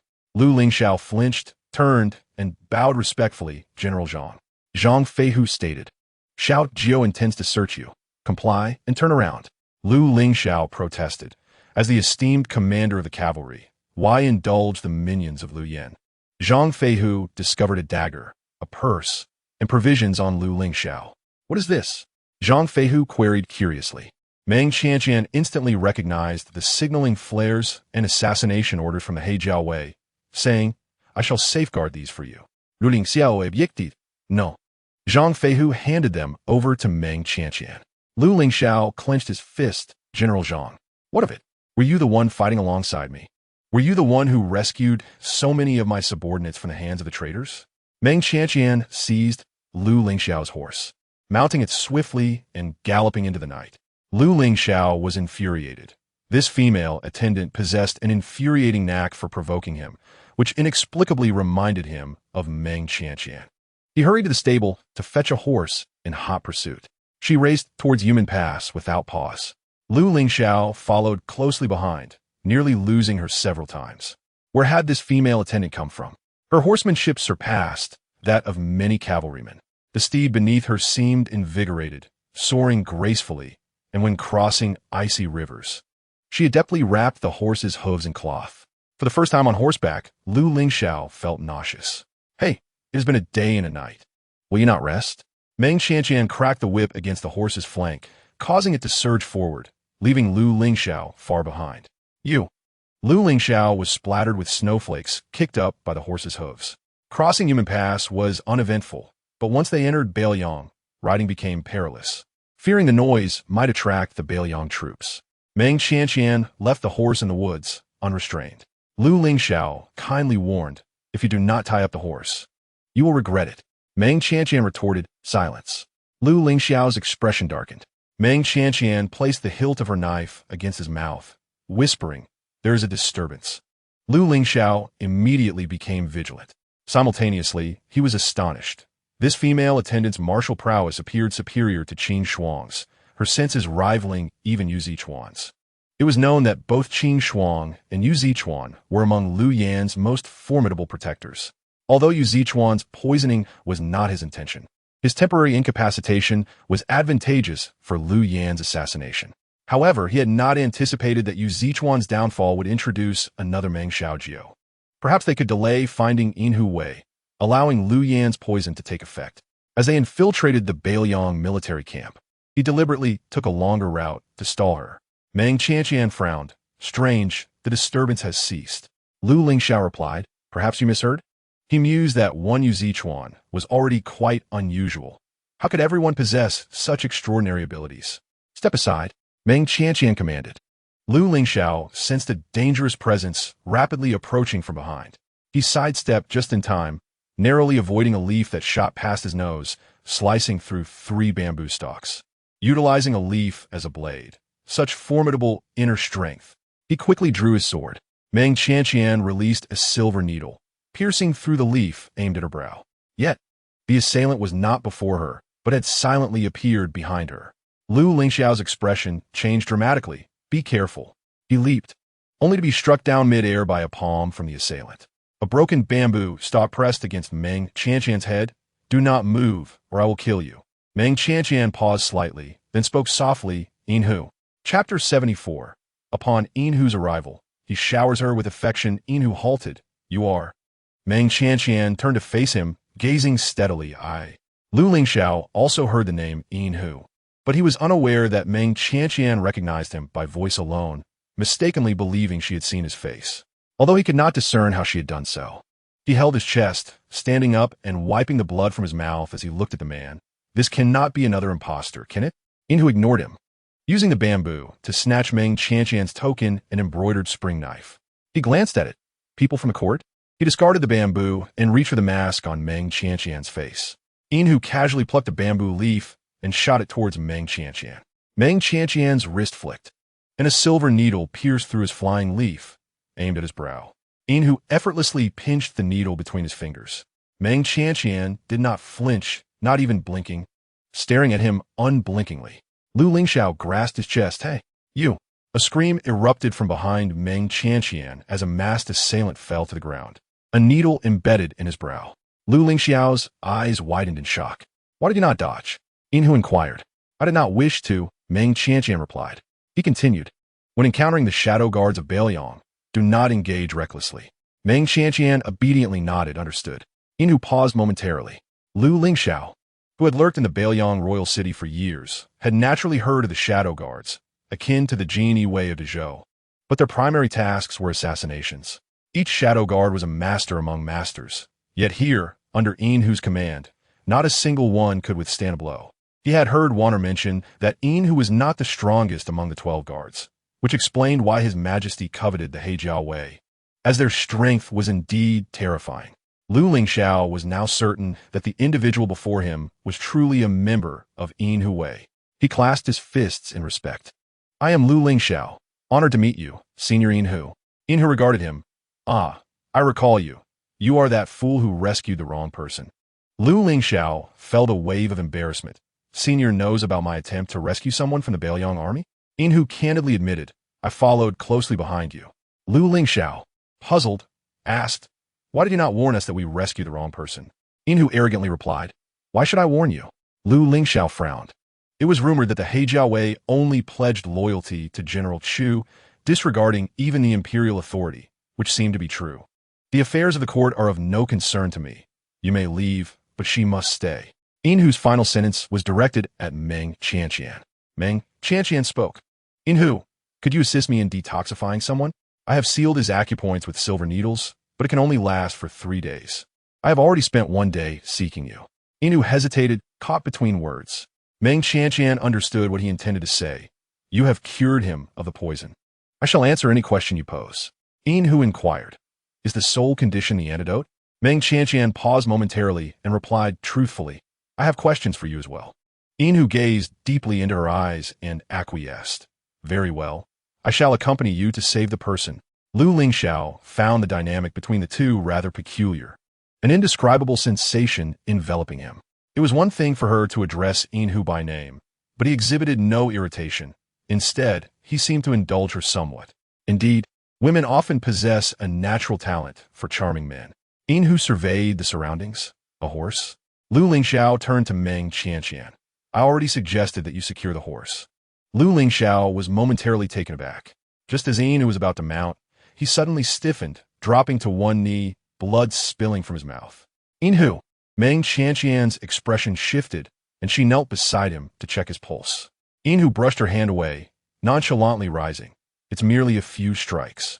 Breaching the mechanisms entails some cost, but it is inconsequential. Yinhu mounted the horse. Enough, time is of the essence.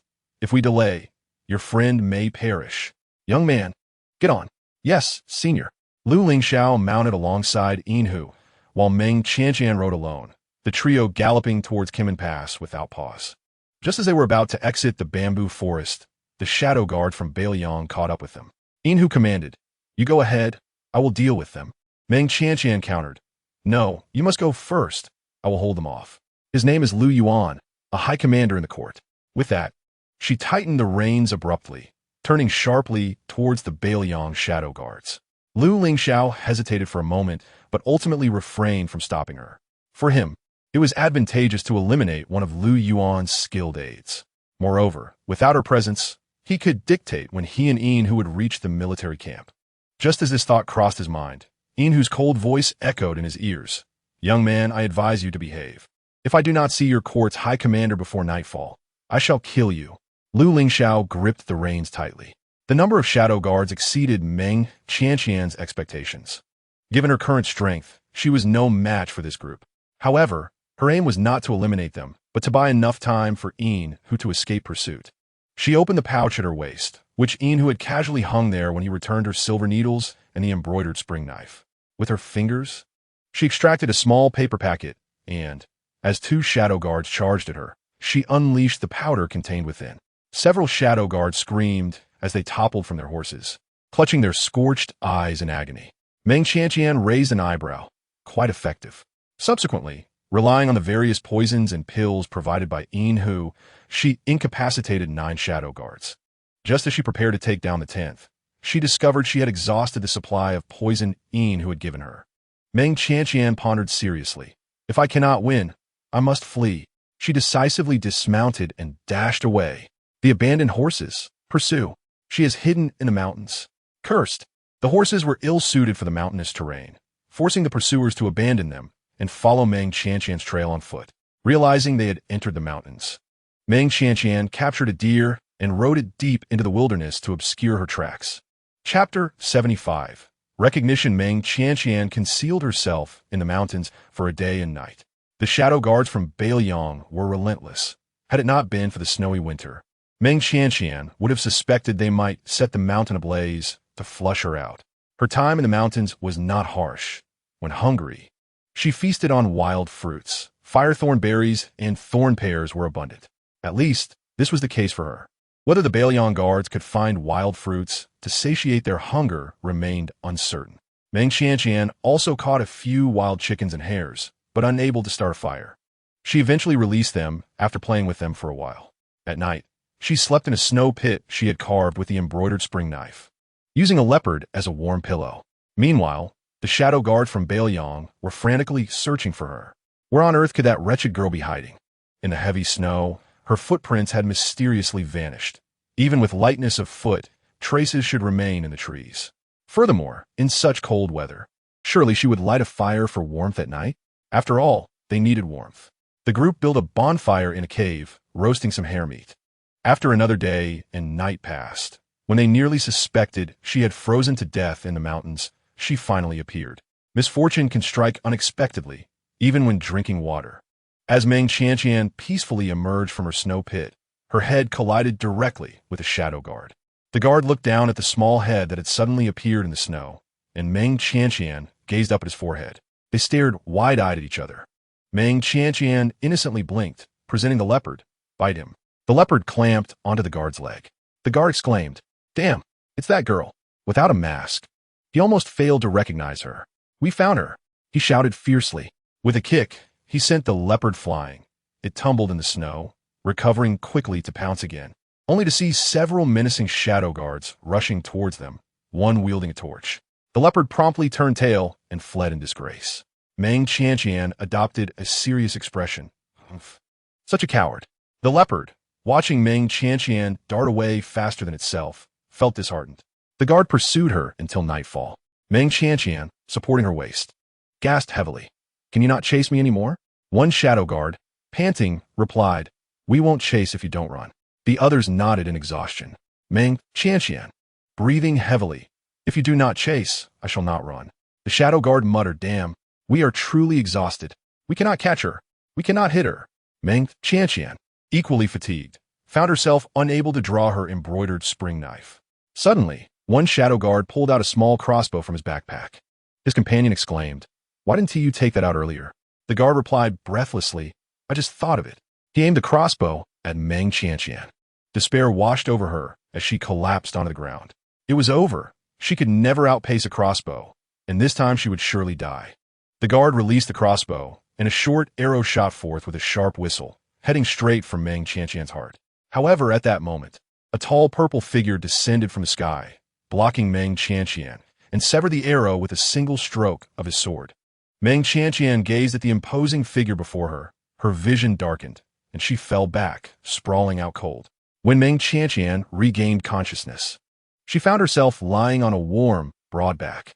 She wiggled her legs. "Awake?" Lu Yuan inquired nonchalantly. Meng Qianqian, still on his back, replied, "Yes." She had expected him to say that since she was awake, she should get down and walk. However, he merely stated, "Yin is waiting for you in the cave ahead." Meng Qianqian acknowledged and did not insist upon dismounting. After being chased for so long, her legs were quite weary. "Has your poison been cured?" "Yes. I knew Yin could do it, but why wasn't he waiting for me at the military camp?"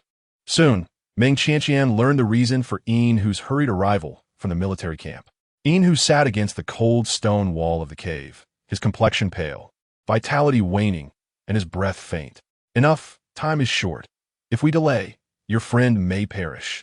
A surge of profound sorrow surged within Meng Qianqian. "Yin." She knelt before him, gently calling his name. Yin struggled to open his heavy eyelids, managing a weak smile. "You are here." Meng Qianqian nodded. Yin scrutinized her face for a long moment before speaking. "Alas, such a young girl. How has your face become so frostbitten?" Yin chuckled. "Apply some ointment." Meng Qianqian obediently responded, "MHM." She nodded again. Yin inquired, "The first question, who provided you with your silver needles?" Meng Qianqian replied, "I sought someone to make them based on my memories." Yin asked, "And who taught you the needle techniques and martial arts?" Meng Qianqian shook her head. "I do not remember." Yin pondered for a moment. "Write something for me to see." Meng Qianqian picked up a withered branch and wrote on the ground. Yin. The characters she inscribed were distinctly different from those she had written at Haitang Courtyard. And after finishing, she even sketched a hasty tiger's head. A flicker of shock and excitement swept across Yin's face. He picked up a branch as well, and, using what little strength he had, drew an octagonal lantern on the ground, inscribing words upon it. Meng Qianqian read aloud, "Lonely night long, maple forest late, frost and snow silent." Yin ceased writing at this point. Almost instinctively, Meng Qianqian continued, "Flowers fly, flowers wither, Jade." Yin straightened his posture, gazing at her in a daze. "Who are you?" After a moment of silence, Meng Qianqian replied, "All I know is that my surname is Meng now." Yin fixated on her for a long while. After a while, he sighed, "Very well." Yin departed, his eyes wide open. In his gaze, Meng Qianqian saw herself. Yet it seemed she also glimpsed another somewhat indistinct figure. She lifted her hand to gently close his eyes. Bowing her head, a scorching tear fell. "Farewell, Yin Wei." Meng Qianqian and Lu Yuan buried Yin on the mountainside, overlooking the direction of the Chu family. Lu Yuan handed her a bundle. "Yin asked me to give this to you." Meng Qianqian opened the bundle, revealing Yin's orders and a notebook documenting the various poison recipes Yin had collected from across the land. Meng Qianqian inquired, "What else did Yin tell you?" Lu Yuan replied coolly, "I have no information to provide." Meng Qianqian frowned, turning her face away. Lu Yuan gazed down towards Human Pass. It should come to an end. Meng Qianqian exclaimed in surprise, "Is it over already?" The army of Bailiang could not be compared to those makeshift rebel forces. If a battle were to occur, it would surely be a fierce one. How could it possibly conclude in just 3 days? 3 months would be more plausible. Lu Yuan waved his wide sleeves, speaking arrogantly. "Who said a war is inevitable? The superior strategy is to conquer through wisdom. I possess methods to compel Bailiang to retreat obediently." Meng Qianqian recalled something and asked, "Have you found the missing Bailiang envoy? So soon?" Lu Yuan replied nonchalantly, "Did you truly think I remained in Feng County solely to wait for you to bring Yin for me to cure? If I wished to expedite the antidote, he would have come with you to Human Pass. I stayed behind to investigate. Now, it is time to strike Bailiang." Chapter 76. No one can outplay the Grand Commander from Qing Shuang. Meng Qianqian learned that Lu Yuan had not delayed a moment after her departure from military camp.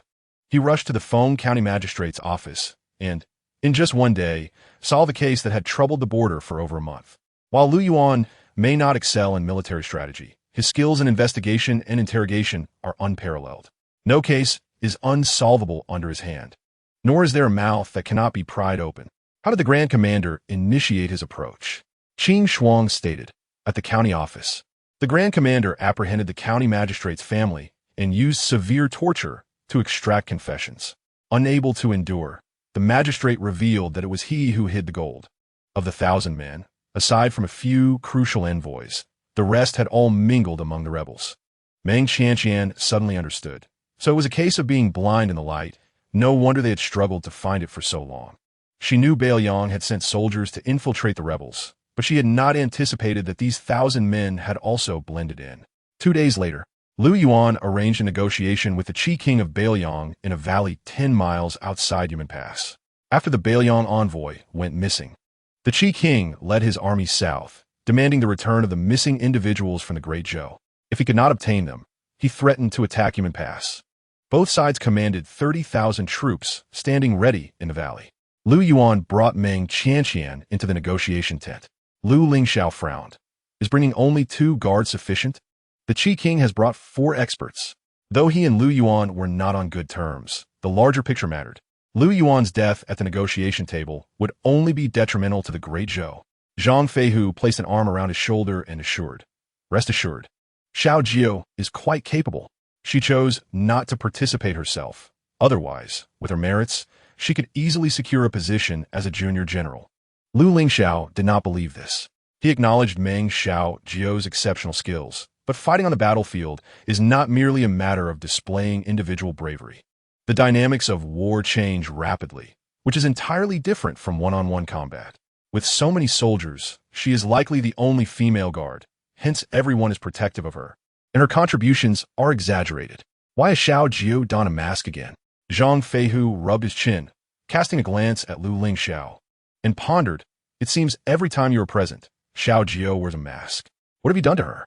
Lu Lingxiao replied, "How would I know her? I have done nothing." Inside the tent, Lu Yuan faced the Qi King of Bailiang across the table. The Bailiang Emperor was aging, and the Qi King was his 3rd son, already over 30 years old. He was exceedingly warlike, and the case concerning the envoy was orchestrated by him from the shadows. The rebels were also secretly supported by him. The fact that his several thousand rebels fell into the hands of a civilian was a source of humiliation for him. Thus, he had arrived early, eager to see the civilian who had caused him such a great blunder. Without pretense, he scrutinized Lu Yuan and sneered. "Grand Commander Lu has quite the arrogance." Lu Yuan, expressionless, replied, "Yu Zichuan." Yu Zichuan forced someone into the tent and carelessly tossed him to the ground. The man trembled in fear, not daring to lift his head. Lu Yuan smirked. "County Magistrate Zhong, seeing a familiar face, why do you not greet me?" Yu Zichuan seized his hair, forcing him to turn his face towards the Qi King. The Qi King's expression shifted. Lu Yuan laughed unabashedly. "Qi King, are you surprised? Is it displeasing to see your nephew-in-law?" If the Qi King had managed to maintain his composure before, this mention of nephew-in-law utterly stunned him. The Qi King's cousin had selected a distant branch from their clan and given her to County Magistrate Zhong as a concubine. This secret had eluded even his brothers. How could Lu Yuan have uncovered it? County Magistrate Zhong lunged forward, grasping the Qi King's leg, weeping profusely. "Qi Wang uncle, please save me. Please save me." At over 40 years of age, County Magistrate Zhong was older than the Qi King, and it was a stretch for him to even utter the term uncle. The Qi King kicked him away. "Do you think you are worthy to call me uncle?" One of the guards beside him drew his sword to stab at County Magistrate Zhong, but was intercepted by Yu Zichuan. As the guard prepared to engage Yu Zichuan, the Qi King barked, "Stand down." Lu Yuan said coolly, "Serve tea." Meng Qianqian reached for the teapot on the table. Lu Yuan gestured to stop her. "Not you." The Qi King cast a cold glance at Lu Yuan, his chest heaving violently, and instructed the guard beside him, "Serve tea to the Grand Commander." The guard circled the table and poured tea for Lu Yuan. Lu Yuan, with a half-smile, remarked, "If the Qi King is dissatisfied, I shall send those ministers along with your nephew-in-law to your Bailiang Emperor. I wonder how he will perceive your collusion with the enemy, betrayal, and the instigation of conflict between our 2 nations?" The Qi King scoffed. "Do you think my father would believe you?" Lu Yuan chuckled. "As long as I spread the news, whether he believes it is no concern of mine. Someone will safely escort them before your father. If your father does not trust me, surely he will trust your brothers?" The power struggle for succession in Bailiang is far more intriguing than that of the Great Zhou. The Qi King clenches fists. "At worst, I will simply say that I cannot swallow this humiliation and must avenge Prince Rongyan. My father favors Prince Rongyin more than his several sons. He will not blame me. Lu Yuan smiled. But the one who killed Prince Rongyin is you. The Qi King sprang to his feet, pointing an accusatory finger at Lu Yuan, seething with rage. What nonsense are you spouting? Clearly, it was your great Zhou general who killed my Prince Rongyin. Yuan smirked mockingly, seeing.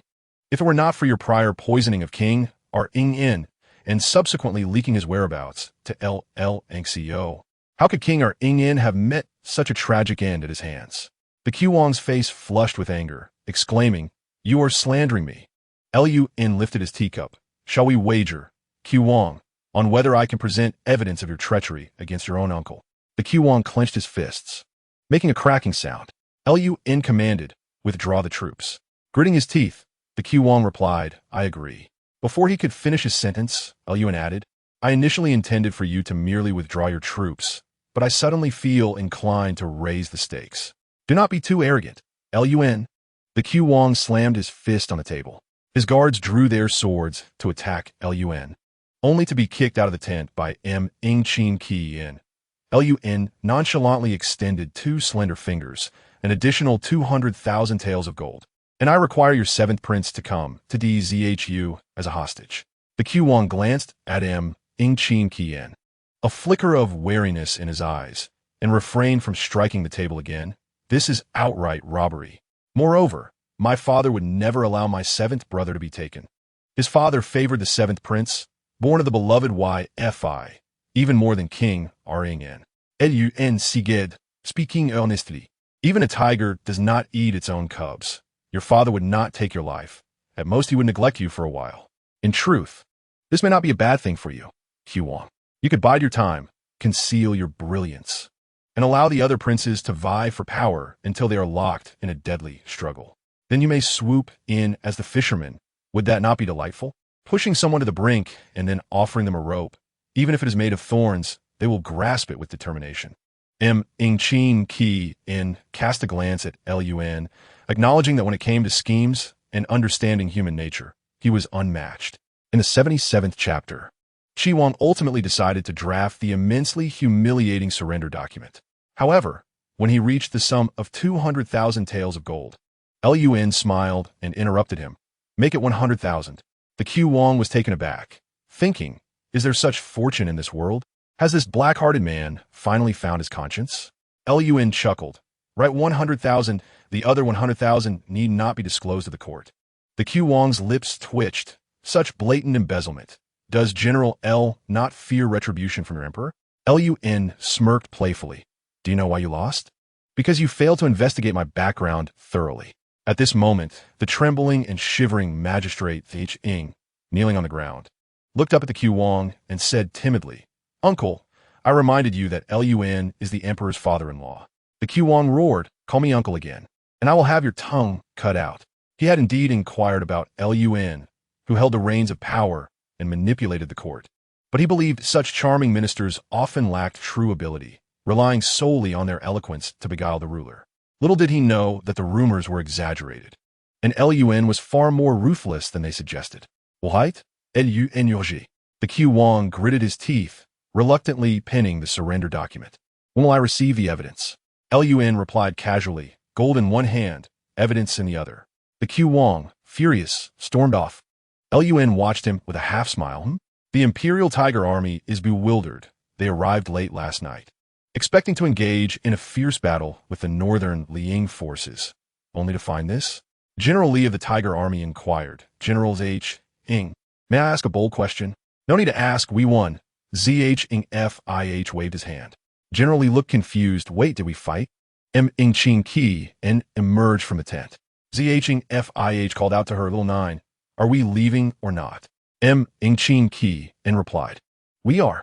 General Li curiously asked, "Who is she?" ZH Ing FIH put his arm around his shoulder, like a proud father showing off his child. "Come, let me tell you more." As the main force departed, the once blood-soaked valley returned to its usual tranquility. Inside the tent remained Lu Yin, quietly savoring his tea, accompanied by Yzichu N at his side. Suddenly, Yzichu N's expression shifted, alertly gazing at the entrance. The curtain was lifted, and a man dressed as a herdsman stepped inside. Lu Yin smiled. El Wang, please take a seat. This man was none other than the Q Wang's younger brother, the 27-year-old fourth prince of Northern Liang. Compared to the rugged Q Wang, El Wang possessed a more refined demeanor and handsomer features, owing to his mother being a beauty from the Central Plains.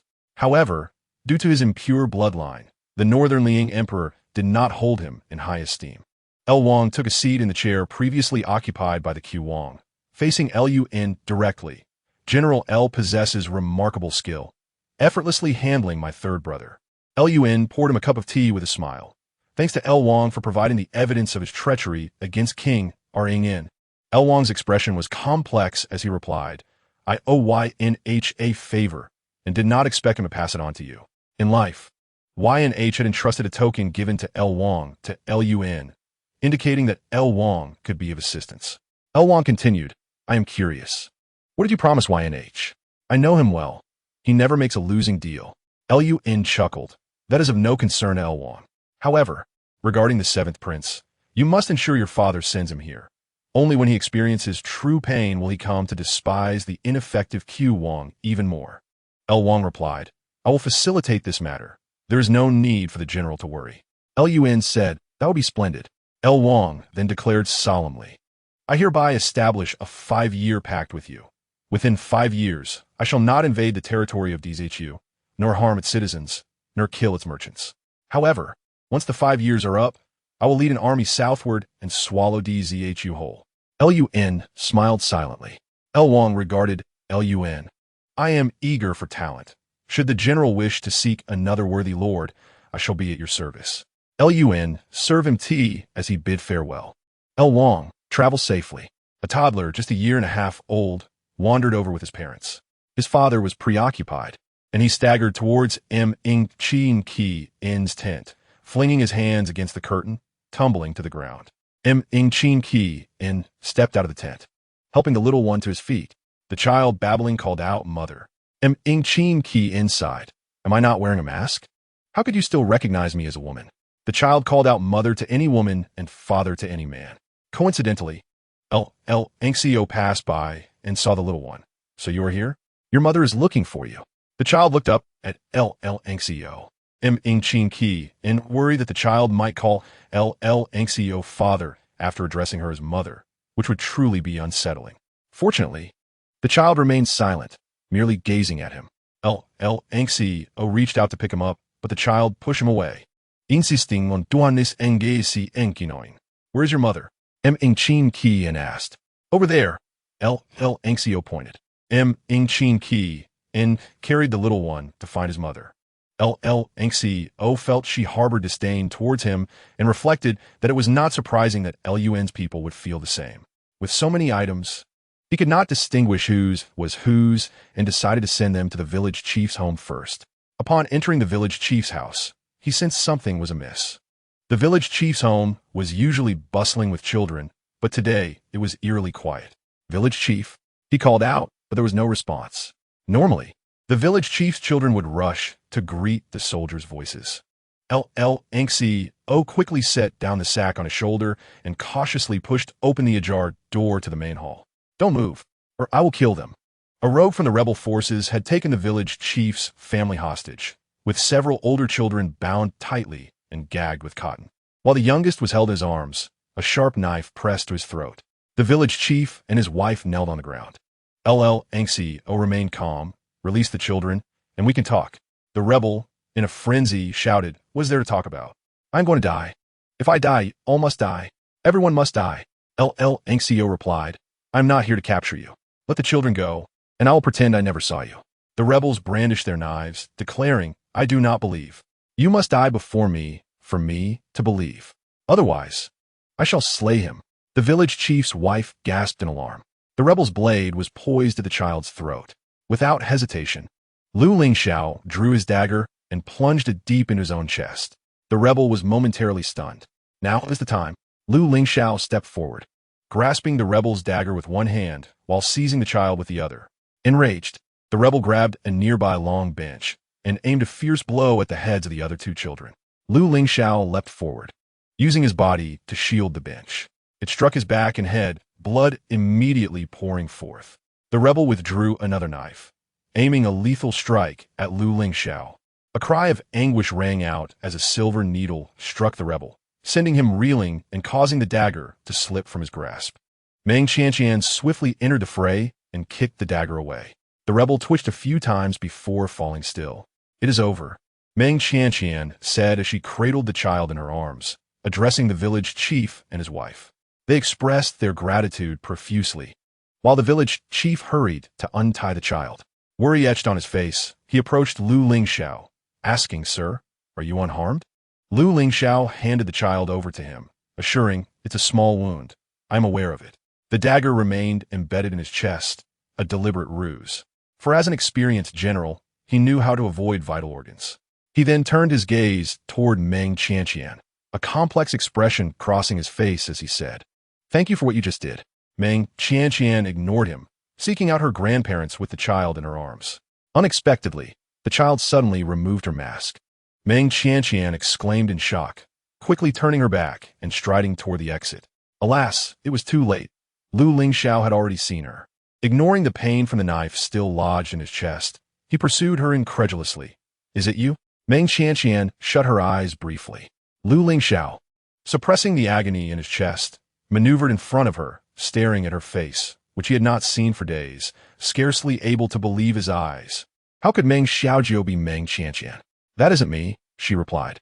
Lu Lingxiao, overwhelmed with shock, struggled to find words to express his confusion. "Step away," Meng Qianqian said impatiently. "Step away," the child echoed. Meng Qianqian continued on her way, holding the child. Lu Lingxiao's thoughts were a tempest. How could this be? Was there some misunderstanding? How could she be Meng Xiaojiu? Why had she come to the border? Why had she become Lu Yuan's guard? She had fought in battle, yet she could hardly crush an ant. While he could believe that Wan'er fought bravely, given her lineage as the daughter of the SHNHU, whose family were all heroes at the border, Meng Qianqian had been merely a delicate flower nurtured in a mansion, living off a man. The more he pondered, the more perplexed he became. Once he had his injury treated by the military physician, he immediately sought out Meng Qianqian in her tent. "Who permitted you to enter?" she asked coldly. Chapter 78. The Little Tiger. A great surprise, Meng Qianqian was taken aback by the extent of his expression. Had he never heard a single honest truth in his life, surrounded only by sycophants, thus cultivating a blind confidence? Lu Lingxiao stared intently at her. Why the silence? Have I struck a nerve? His expression darkened. "You." Meng Qianqian retrieved a fireworks signal and a token from her pouch, asking, "Do you know what this token is?" Lu Lingxiao furrowed his brow, recognizing it immediately. "Of course, this is the rescue token Wan'er gave me. When I am in peril, I merely need to release the fireworks signal, and the Heijia guards within 100 miles will come to my aid." Meng Qianqian scoffed. "Aid you? More likely to kill you." Lu Lingxiao's voice turned grave. "What do you mean?" Meng Qianqian explained. "It is known as the 100-mile execution order. If you dare to release the signal, you and your companions will be slaughtered without mercy by the Heijia guards within 100 miles. Were it not for the innocent people you might endanger, I would not have come to the border to find you." Lu Lingxiao, exasperated, retorted, "You speak nonsense. How could it possibly be an execution order? It is clearly a rescue order. Wan'er would never harm me." Meng Qianqian replied, "Then go ask her why. As the daughter of the SHNHU, she does not even recognize the 100-mile execution order." Lu Lingxiao clenched his fists. "Wan'er is the daughter of the SHNHU. You have no connection to the Heijia guards. Do you truly know more than she does? Think as you wish." She said coldly, "I have said all that needs to be said. Whether you believe it or not is of no concern to me." With that, Meng Qianqian expressionlessly lifted the tent flap and stepped outside. Upon reaching the entrance, she spotted Lu Yuan, clad in a purple cloak, sauntering leisurely, with Yu Zichuan and Qing Shuang following behind, their eyes wide with astonishment, clearly having overheard much. "Greetings, great commander. I shall tend to the horses," Lu Yuan said. Raising an eyebrow, Lu Lingxiao rushed out, startled to see Lu Yuan and the others, and quickly inquired, "Great commander, did you inform her that the token is an execution order?" Lu Yuan smirked, "And if I did?" Lu Lingxiao tightened his grip. "Great commander, your intentions are indeed intricate." "Xiaojiu," came the call of Zhang Feihu from a distance. "Come join us for drinks." Lu Lingxiao's expression darkened. A woman drinking merrily among a group of men was utterly inappropriate. Lu Yuan glanced at Qing Shuang and Yu Zichuan before casually declaring, Let us go. Enough of that. Come join us for drinks. Zhang Feihu insisted, pulling Meng Qianqian toward the campfire. He kicked aside a subordinate, barking, "Move aside. Make room for Xiao Jiao." Across from them, General Zhou Wei chuckled. "Xiao Jiao, come sit with me." Zhang Feihu shot him a glare. "Who do you think you are? Do you deserve to sit with Xiao Jiao?" "Han Si, move over." Han Si said nothing, merely shifting slightly. He was taciturn, known for his prowess in battle, and everyone had grown accustomed to it. Zhang Feihu pointed to the empty spot beside Han Si, urging Meng Qianqian to sit. She complied. In the military camp, they were all comrades in arms, unbound by the rigid decorum of the capital. Zhang Feihu settled beside Meng Qianqian, and catching sight of the leisurely Lu Yuan approaching, he exclaimed, "Great Commander." Lu Yuan halted, casually asking, "What is it?" Zhang Feihu grinned. The brothers wished to celebrate Xiao Jiao's achievements. "Great Commander, will you not join us for a drink?" Qing Shuang and Yu Zichuan chimed in. "You dare to invite the Great Commander for a drink? You truly are bold." Lu Yuan, expressionless, took a seat. Qing Shuang and Yu Zichuan were left stunned. Since arriving at the border, they often felt as though they did not recognize the Great Commander. Instead of sitting beside Meng Qianqian, Lu Yuan took a seat across from her. Had the attendees been court officials, the atmosphere would have turned silent. Yet, this gathering of military generals, thrilled by the Great Commander's presence, were more animated than if they had just married. "Great Commander, I, Old Zheng, toast you a cup.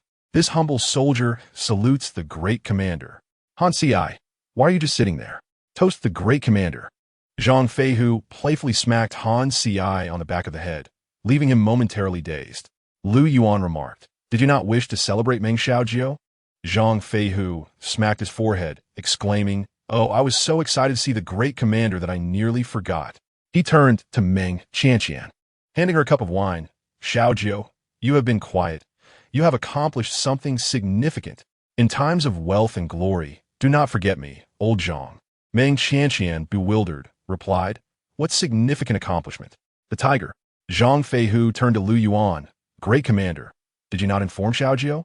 Atop an endless mountain range, a man in dark robes with white hair ascended to the peak, holding a compass. "It should be right here." He turned slightly, a faint smile gracing his lips. "Ah, found it." He stowed the compass and approached a nameless stele, removing a gourd from his waist and pouring half of its contents onto the grave. "Tiger, oh tiger, I did not expect our reunion to be eternally severed. This location is well chosen. The feng shui is excellent." He gazed southward, and there, he could still see the charred remnants of the Chu family.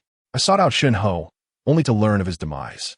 I came to find you, and yet you too have departed."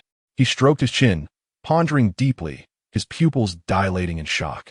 "Could it be that you would rather perish than see me?" After a long pause, he concealed his wounded and astonished expression, sighed, and turned away. He produced a feng shui compass, following the shifting direction of the needle until he discovered a cave. This was indeed the place where Yin Hu and Meng Qianqian last met. On the stone wall where Yin Hu had leaned, he used candlelight to scorch a line of small characters. "So, you left behind a little Yin Hu."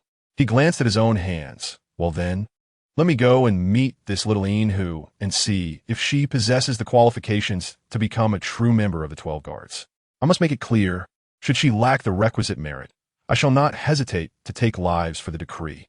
Oh, I have heard that Shun Ho's daughter is also in the capital. I might as well pay her a visit."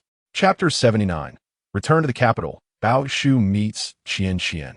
In the military camp, Lu Lingxiao observed from a distance as Meng Qianqian sat beside a group of valiant soldiers around a bonfire. Uncertain of what Zhang Feihu had communicated to her, her dazed expression elicited laughter from the soldiers. Lu Lingxiao felt an unfamiliarity with this version of Meng Qianqian. It seemed he had never truly understood her. How had she grown up in the Meng family? Where had she acquired her martial skills? Why had she chosen not to confide in him? General Lu, a young soldier carrying 2 jars of wine, walked by and bowed, inquiring, "Will you join us for a drink?" Lu Lingxiao gazed at Meng Qianqian, but found himself speechless. Meanwhile, Meng Qianqian held the jar of wine handed to her by Zhang Feihu with both hands and took a hearty swig. She then furrowed her brow and asked seriously, "Why is it rice wine?" Zhang Feihu replied, "What's the matter? Do you wish for stronger liquor? You're still too young to drink like an adult. Wait a few years." Meng Qianqian turned her face away with a hint of melancholy. Suddenly, she leaned closer to Qing Shuang, who was seated between her and Han Sai, and with a playful blink, said, Qing Shuang, let me have a sip of yours. Qing Shuang gulped down several large mouthfuls and replied, it's all gone. Meng Qianqian exclaimed, what? Zhang Feihu gave a thumbs up, wow. Lady Qing Shuang, what a capacity for alcohol. The two began a drinking contest, joined by a crowd of soldiers and Qing Shuang, who was unmatched in her drinking prowess. As a guard of Lu Yuan, Qing Shuang's tent was adjacent to Lu Yuan's. Hence they were considered comrades. Meng Qianqian pondered seriously, if something were to happen to you, would I lose my allowance? Lu Yuan twitched his lips. Could you not wish for a better outcome for your supervisor? In the capital, the civil and military officials commenced another day of morning court. The young emperor sat solemnly upon the golden throne, quietly listening to the minister's reports. Were it not for Lu Yuan leading the troops, one might suspect that the borders had already fallen. Yet, Lu Yuan seemed to disregard the emperor, disdainfully neglecting to report on the military situation. Daily, petitions to impeach Lu Yuan flooded the court, with 9 out of 10 officials advocating for his dismissal. After listening to an elderly minister vehemently denounce Lu Yuan, the young emperor lowered his gaze in silence. Your Majesty, please issue a decree. Indeed, Your Majesty, Lu Yuan is disrespectful to his sovereign, obstinate and self-willed. Now, he conceals military information, delaying the court's opportunity for rescue.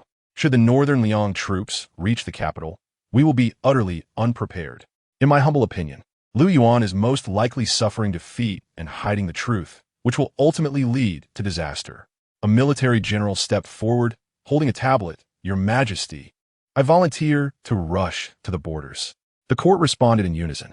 Lu Xingzhou listened quietly, also suspecting Lu Yuan had faced defeat. His son held the rescue decree of the Black Armor Guards and should be able to turn the tide.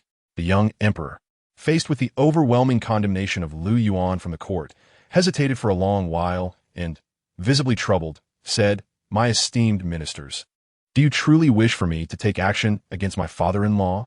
Your Majesty, the empire is of utmost importance. We must not let treacherous officials bring disaster. Your Majesty, if you do not dismiss Lu Yuan today, I shall throw myself against this golden throne. Suddenly, a member of the imperial guards hurried into the hall. The young emperor stood abruptly, eagerly inquiring, Is there news from the borders? What is the state of the battle? What? They have retreated? The speaker was the military general who had just requested to lead the northern expedition, surnamed Yao. The imperial guard nodded. Not only have they retreated, but the grand commander has also added an additional compensation of 100,000 taels of gold, and has requested the 7th prince of Northern Liang to come to the capital as a hostage. Upon hearing this, the entire court was rendered speechless.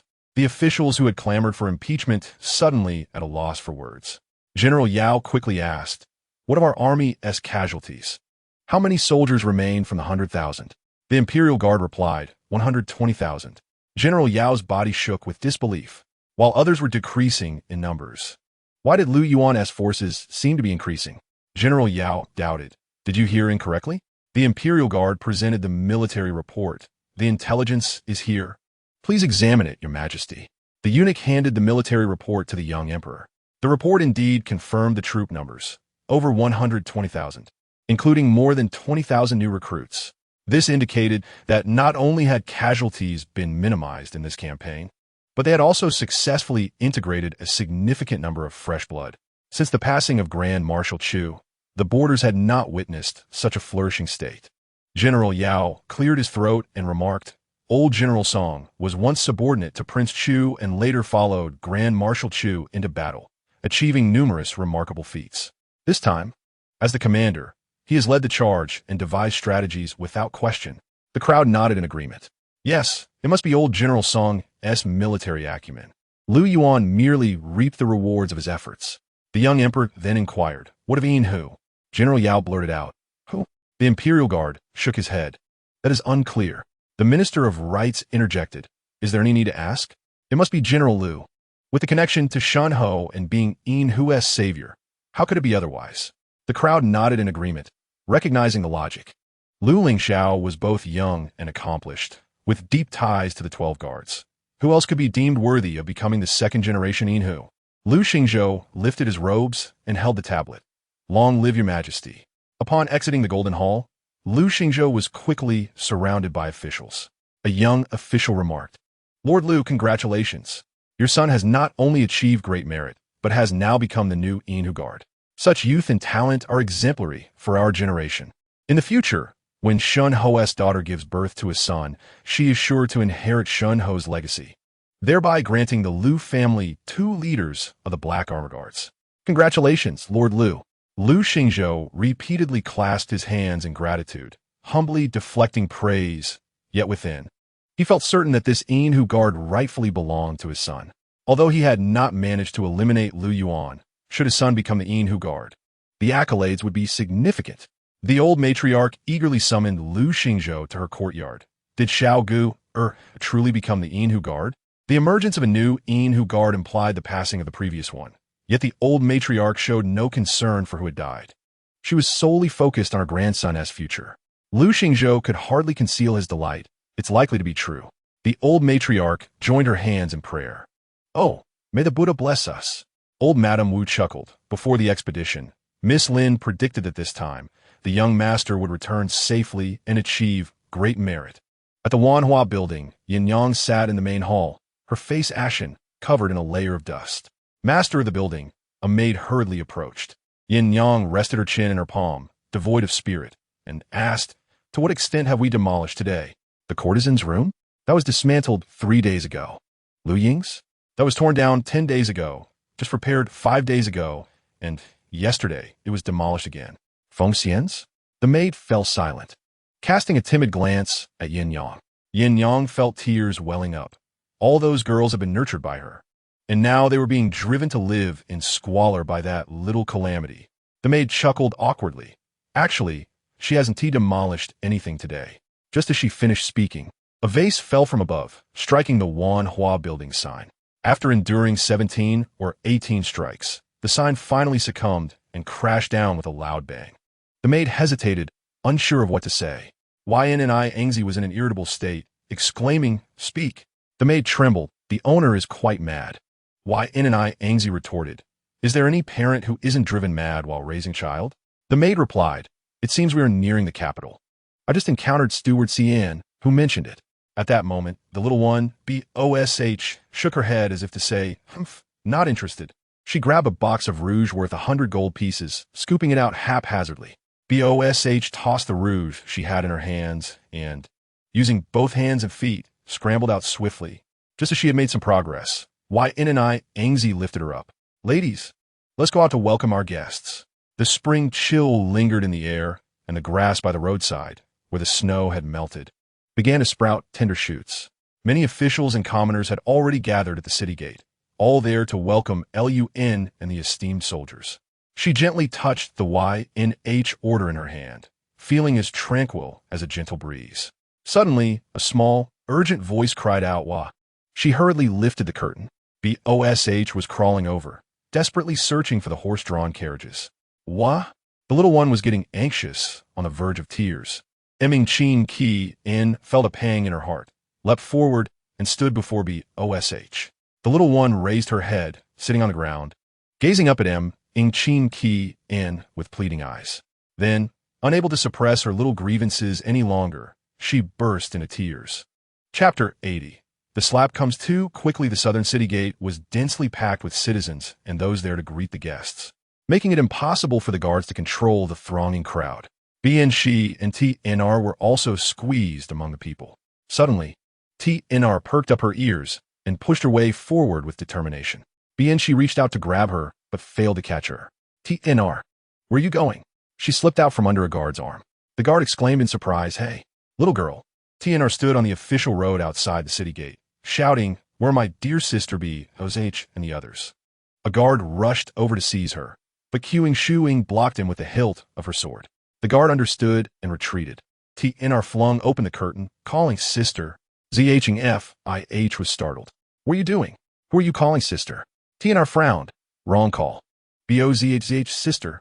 She began searching among the carriages one by one. Finally, she found her. Meng Qianqian smiled at her. "TNR. Sister." TNR giggled and jumped onto the carriage. Bosh's little head was nestled in Meng Qianqian's embrace. leaving only her round little bottom visible to TNR. TNR lifted her up. Are you a little ostrich? Do you think this way? I can't see you. BOSH shook her head, eyes gazing skyward. TNR noticed her chubby little hand pressed tightly against her pocket. What are you hiding? BOSH fiercely exclaimed. Wah. TNR, sitting down with her, said, I don't care. I must have something too. Right, sister? She looked at Meng Qianqian with a beaming smile. Meng Qianqian curved her lips, pointing to a large box of jujube cake on the table. TNR stuck out her tongue at BOSH. TNR tilted her head and said, Steward CN said, BN she is also coming. She's inside the city gate. Meng Qianqian lifted the curtain, and BN she spotted her immediately. Overjoyed, miss. I'm here. Queuing Shuing pushed through the crowd and brought BN she out. Thank you, Miss Queuing Shuing. BN she expressed her gratitude and hurried towards the carriage, where TNR pulled her up. Miss. Upon seeing Meng Qianqian, BN she's eyes turned red with emotion. She initially wanted to say that Meng Qianqian had lost weight, but upon closer inspection, it seemed not so. When Meng Qianqian first married into the elf family, she was a chubby little girl, but as time passed, she had grown slimmer. After a trip to the frontier, her physical strength had improved, and she appeared more spirited than before. Meng Qianqian smiled and said, BN she, you are becoming more beautiful. Just as BN she was about to cry, she suddenly couldn't bring herself to do so.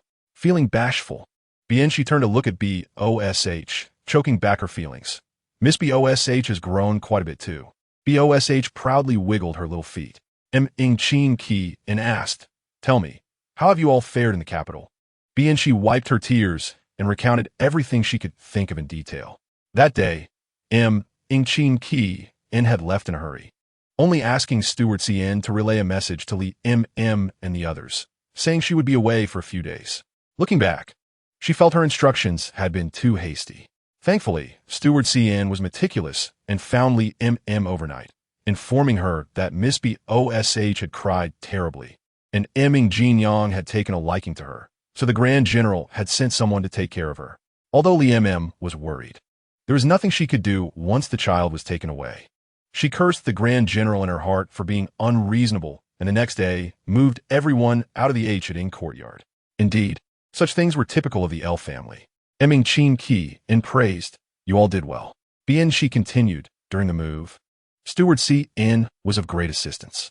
The old madam of the elf family made things difficult for them, forbidding them to use any carriages, not allowing hired carriages into the estate, nor permitting other servants to help. They had to move everything from the Ing courtyard to the gate by themselves. It was Steward CN who called in the officials and sent for the Yamen S carriages, which is why the old madam stopped her antics. TNR propped her little fists under her chin, her expression exaggerated.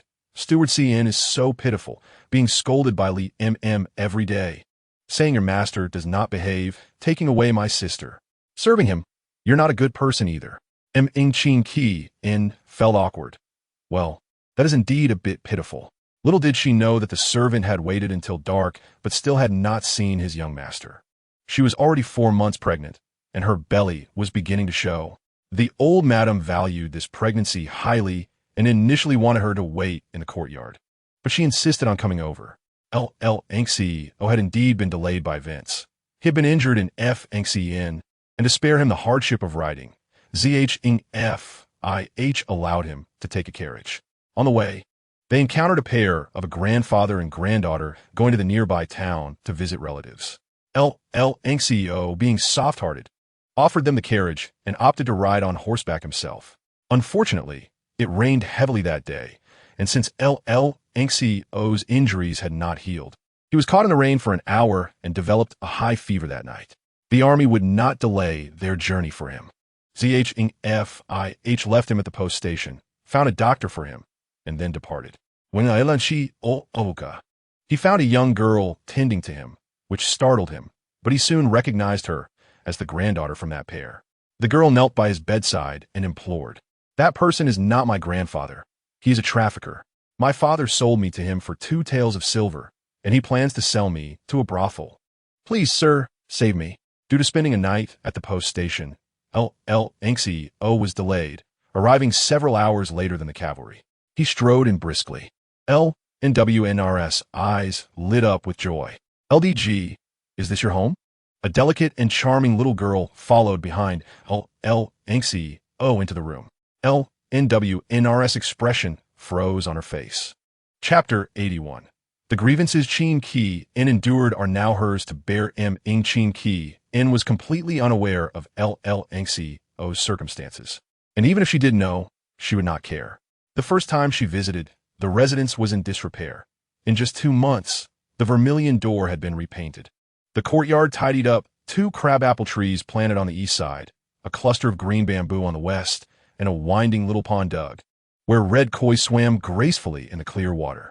In the center was a path paved with pebbles, flanked by vibrant green grass. Additionally, there were many elegant and tranquil potted plants arranged along the walls. TNR arrived at the Achiting courtyard, calling, "Sister, I planted the trees. Do you like them?" Meng Qianqian nodded. "I like them." BOSH peeked out from Meng Qianqian's arms. Eager to pick flowers one moment and trying to catch the koi in the pond the next, busily engaged.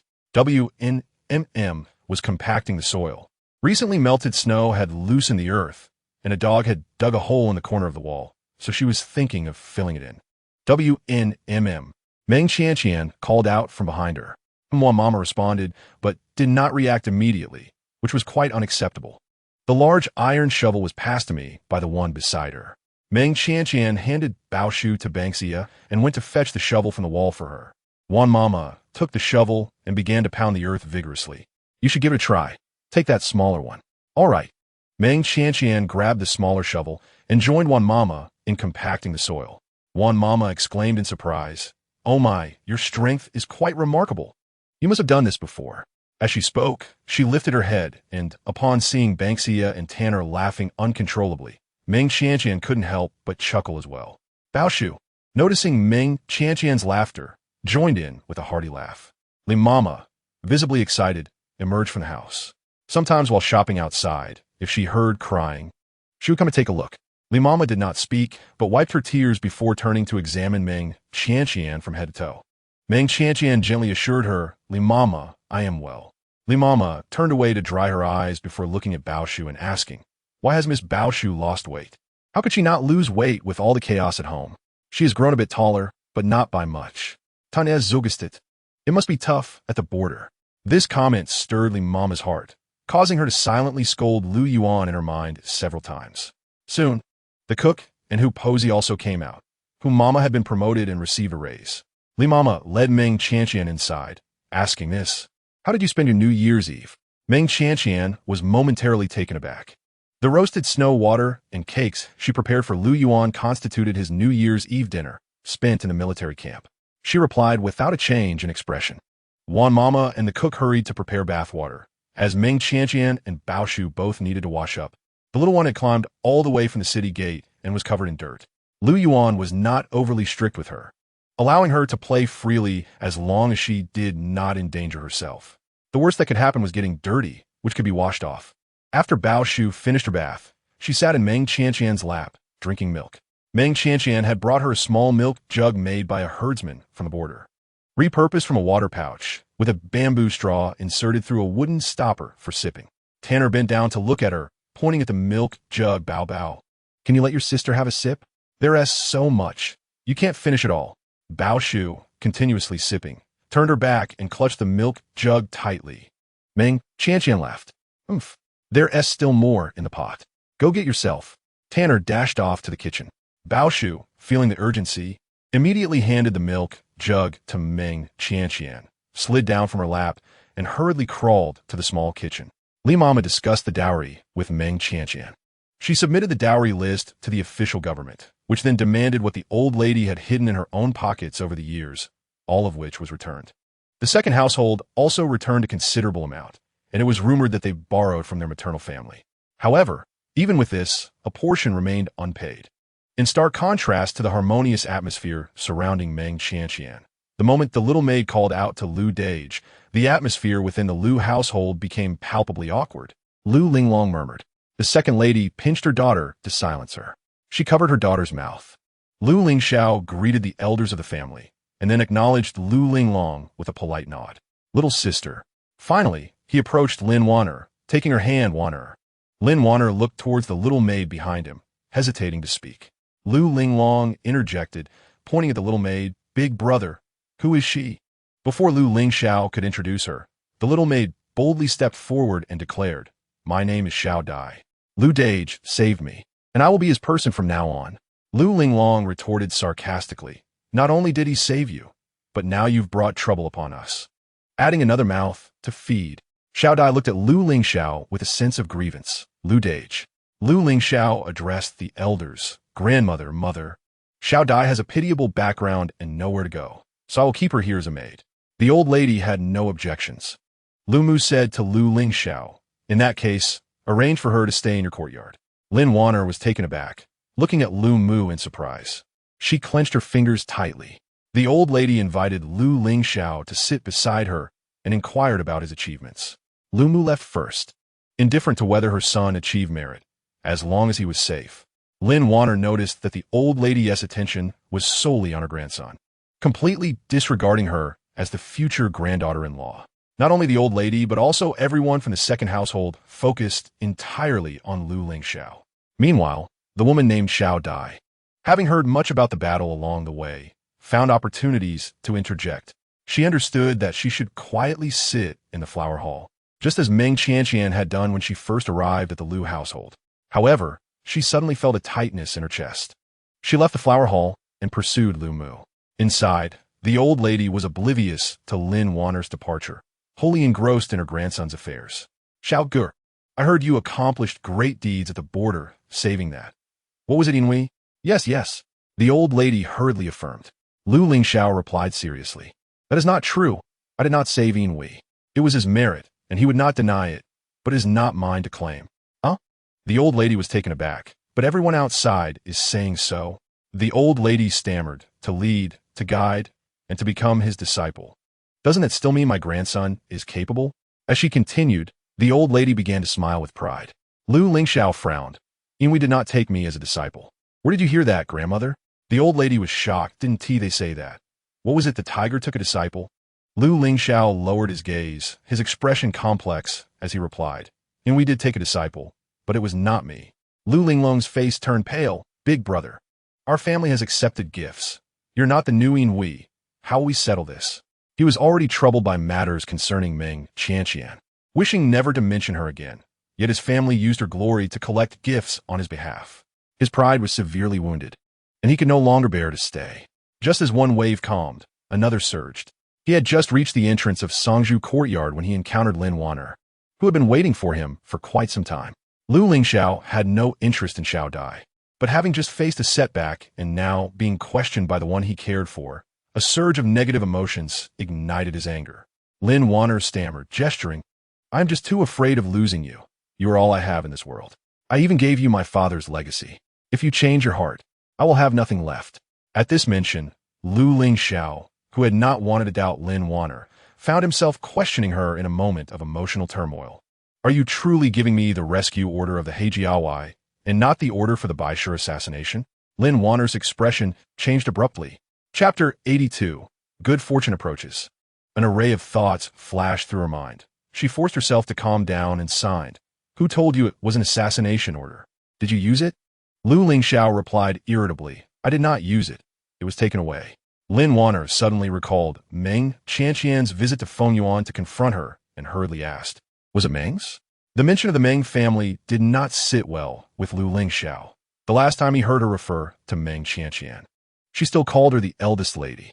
Unintentionally spoken, yet deeply felt, he was reminded of the humiliation associated with Meng Qianqian's divorce, replaying the scenario in his mind. Seeing his tacit acceptance, Lin Wan'er quickly signed. You just returned from the expedition not long ago. She came to confront me, demanding to know what I gave you. I told her. Is she going to the border to find you? You too. Lin Wan'er was on the verge of tears, looking as if she had suffered a great injustice. Lu Lingxiao felt both soft-hearted and troubled. There is nothing between us. Lin Wan'er choked with emotion as she gestured. Is there truly nothing? Then why did she venture to the border to seek you? Why did she misrepresent the rescue order as a killing order, aiming to sow discord between us? Do you truly believe her words, thinking I wish to harm you? I do not believe, Wan'er replied. You questioned me as soon as you returned home, Lu Lingxiao countered. Were you not the one who initiated the questioning? Wait, how did their argument escalate? I cannot recall at all. Wan'er continued to press. During her extended stay at the border, where did she reside? Was in the same tent as you? Did she continue to accompany you, assuming the identity of the general's wife? Her assertions grew increasingly absurd, and Lu Lingxiao could hardly bear to listen. She is a guard of Lu Yuan. She does not need to masquerade as my wife. Merely the name Meng Qianqian is sufficient to garner the respect of the soldiers. Wan'er hardly registered the latter part of his statement. Her focus was entirely captured by the mention of Lu Yuan. As for the guard, she assumed Lu Lingxiao had misspoken, and he had intended to say maid. In disbelief, Wan'er sighed. How long has she been away from Lu Liang? And yet she has already sought refuge with Lu Yuan? As a woman, how could she? Lin Jiejia, a melodious voice interrupted, as Xiao Dai approached from a distance. I know I ought not to intrude upon your conversation, yet there is something I feel compelled to share. Lu Lingxiao urged, speak. Wan'er paused, taken aback. Xiao Dai continued, Lu Gij, during our journey, I have gleaned much about court affairs. The individual referred to as Lu Yuan is undoubtedly the powerful Grand Commander, and the Meng family mentioned by Lin Jiejia must pertain to the former esteemed lady of the house. Am I correct? Wan'er signed. You comprehend sign language? Xiao Dai's words struck a chord with Lu Lingxiao. His quarrels with Meng Qianqian stemmed solely from her petty nature and jealousy towards Wan'er, coupled with her lack of consideration for him as a husband. Yet, these were merely signs of a difficult temperament, not moral failings. Furthermore, the notion of being coerced by Lu Yuan was far more palatable to Lu Lingxiao's pride than willingly aligning with him. Xiao di audit, Lu Giga. Lin Jiejia is with child. My mother says that pregnancy can be arduous for women, leading to unwarranted worries, and men should be understanding. This sentiment echoed Wan'er's previous counsel to Lu Lingxiao. The young lady of the Meng family is but a child. You should be more forgiving. A suffocating feeling enveloped Wan'er. Lu Lingxiao cast a glance at her slightly rounded abdomen, realizing that his anger had been excessive tonight, and he ought not to have treated her thus. He simply desired solitude this evening. Xiao Dai followed him into the courtyard. Lu Gij, wait for me.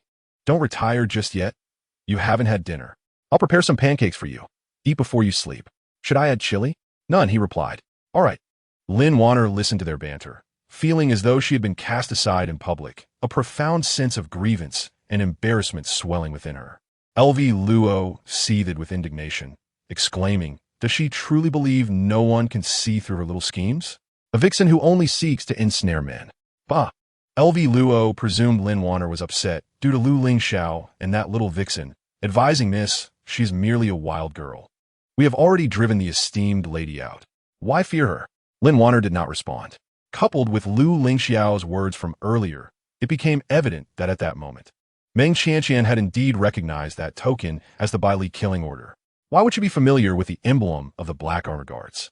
What connection did she have with them? No. How did the rescue order transform into a killing order? Wan'er bit her finger in contemplation. In Feng Shui Alley, the precious Bao Shu, who had been painstakingly guarded by Tanner throughout the day, fell asleep directly at the dinner table. To tire out the mischievous Bao Shu to such an extent was quite a feat. I have one. Bao Zhu, the grand chicken leg is mine.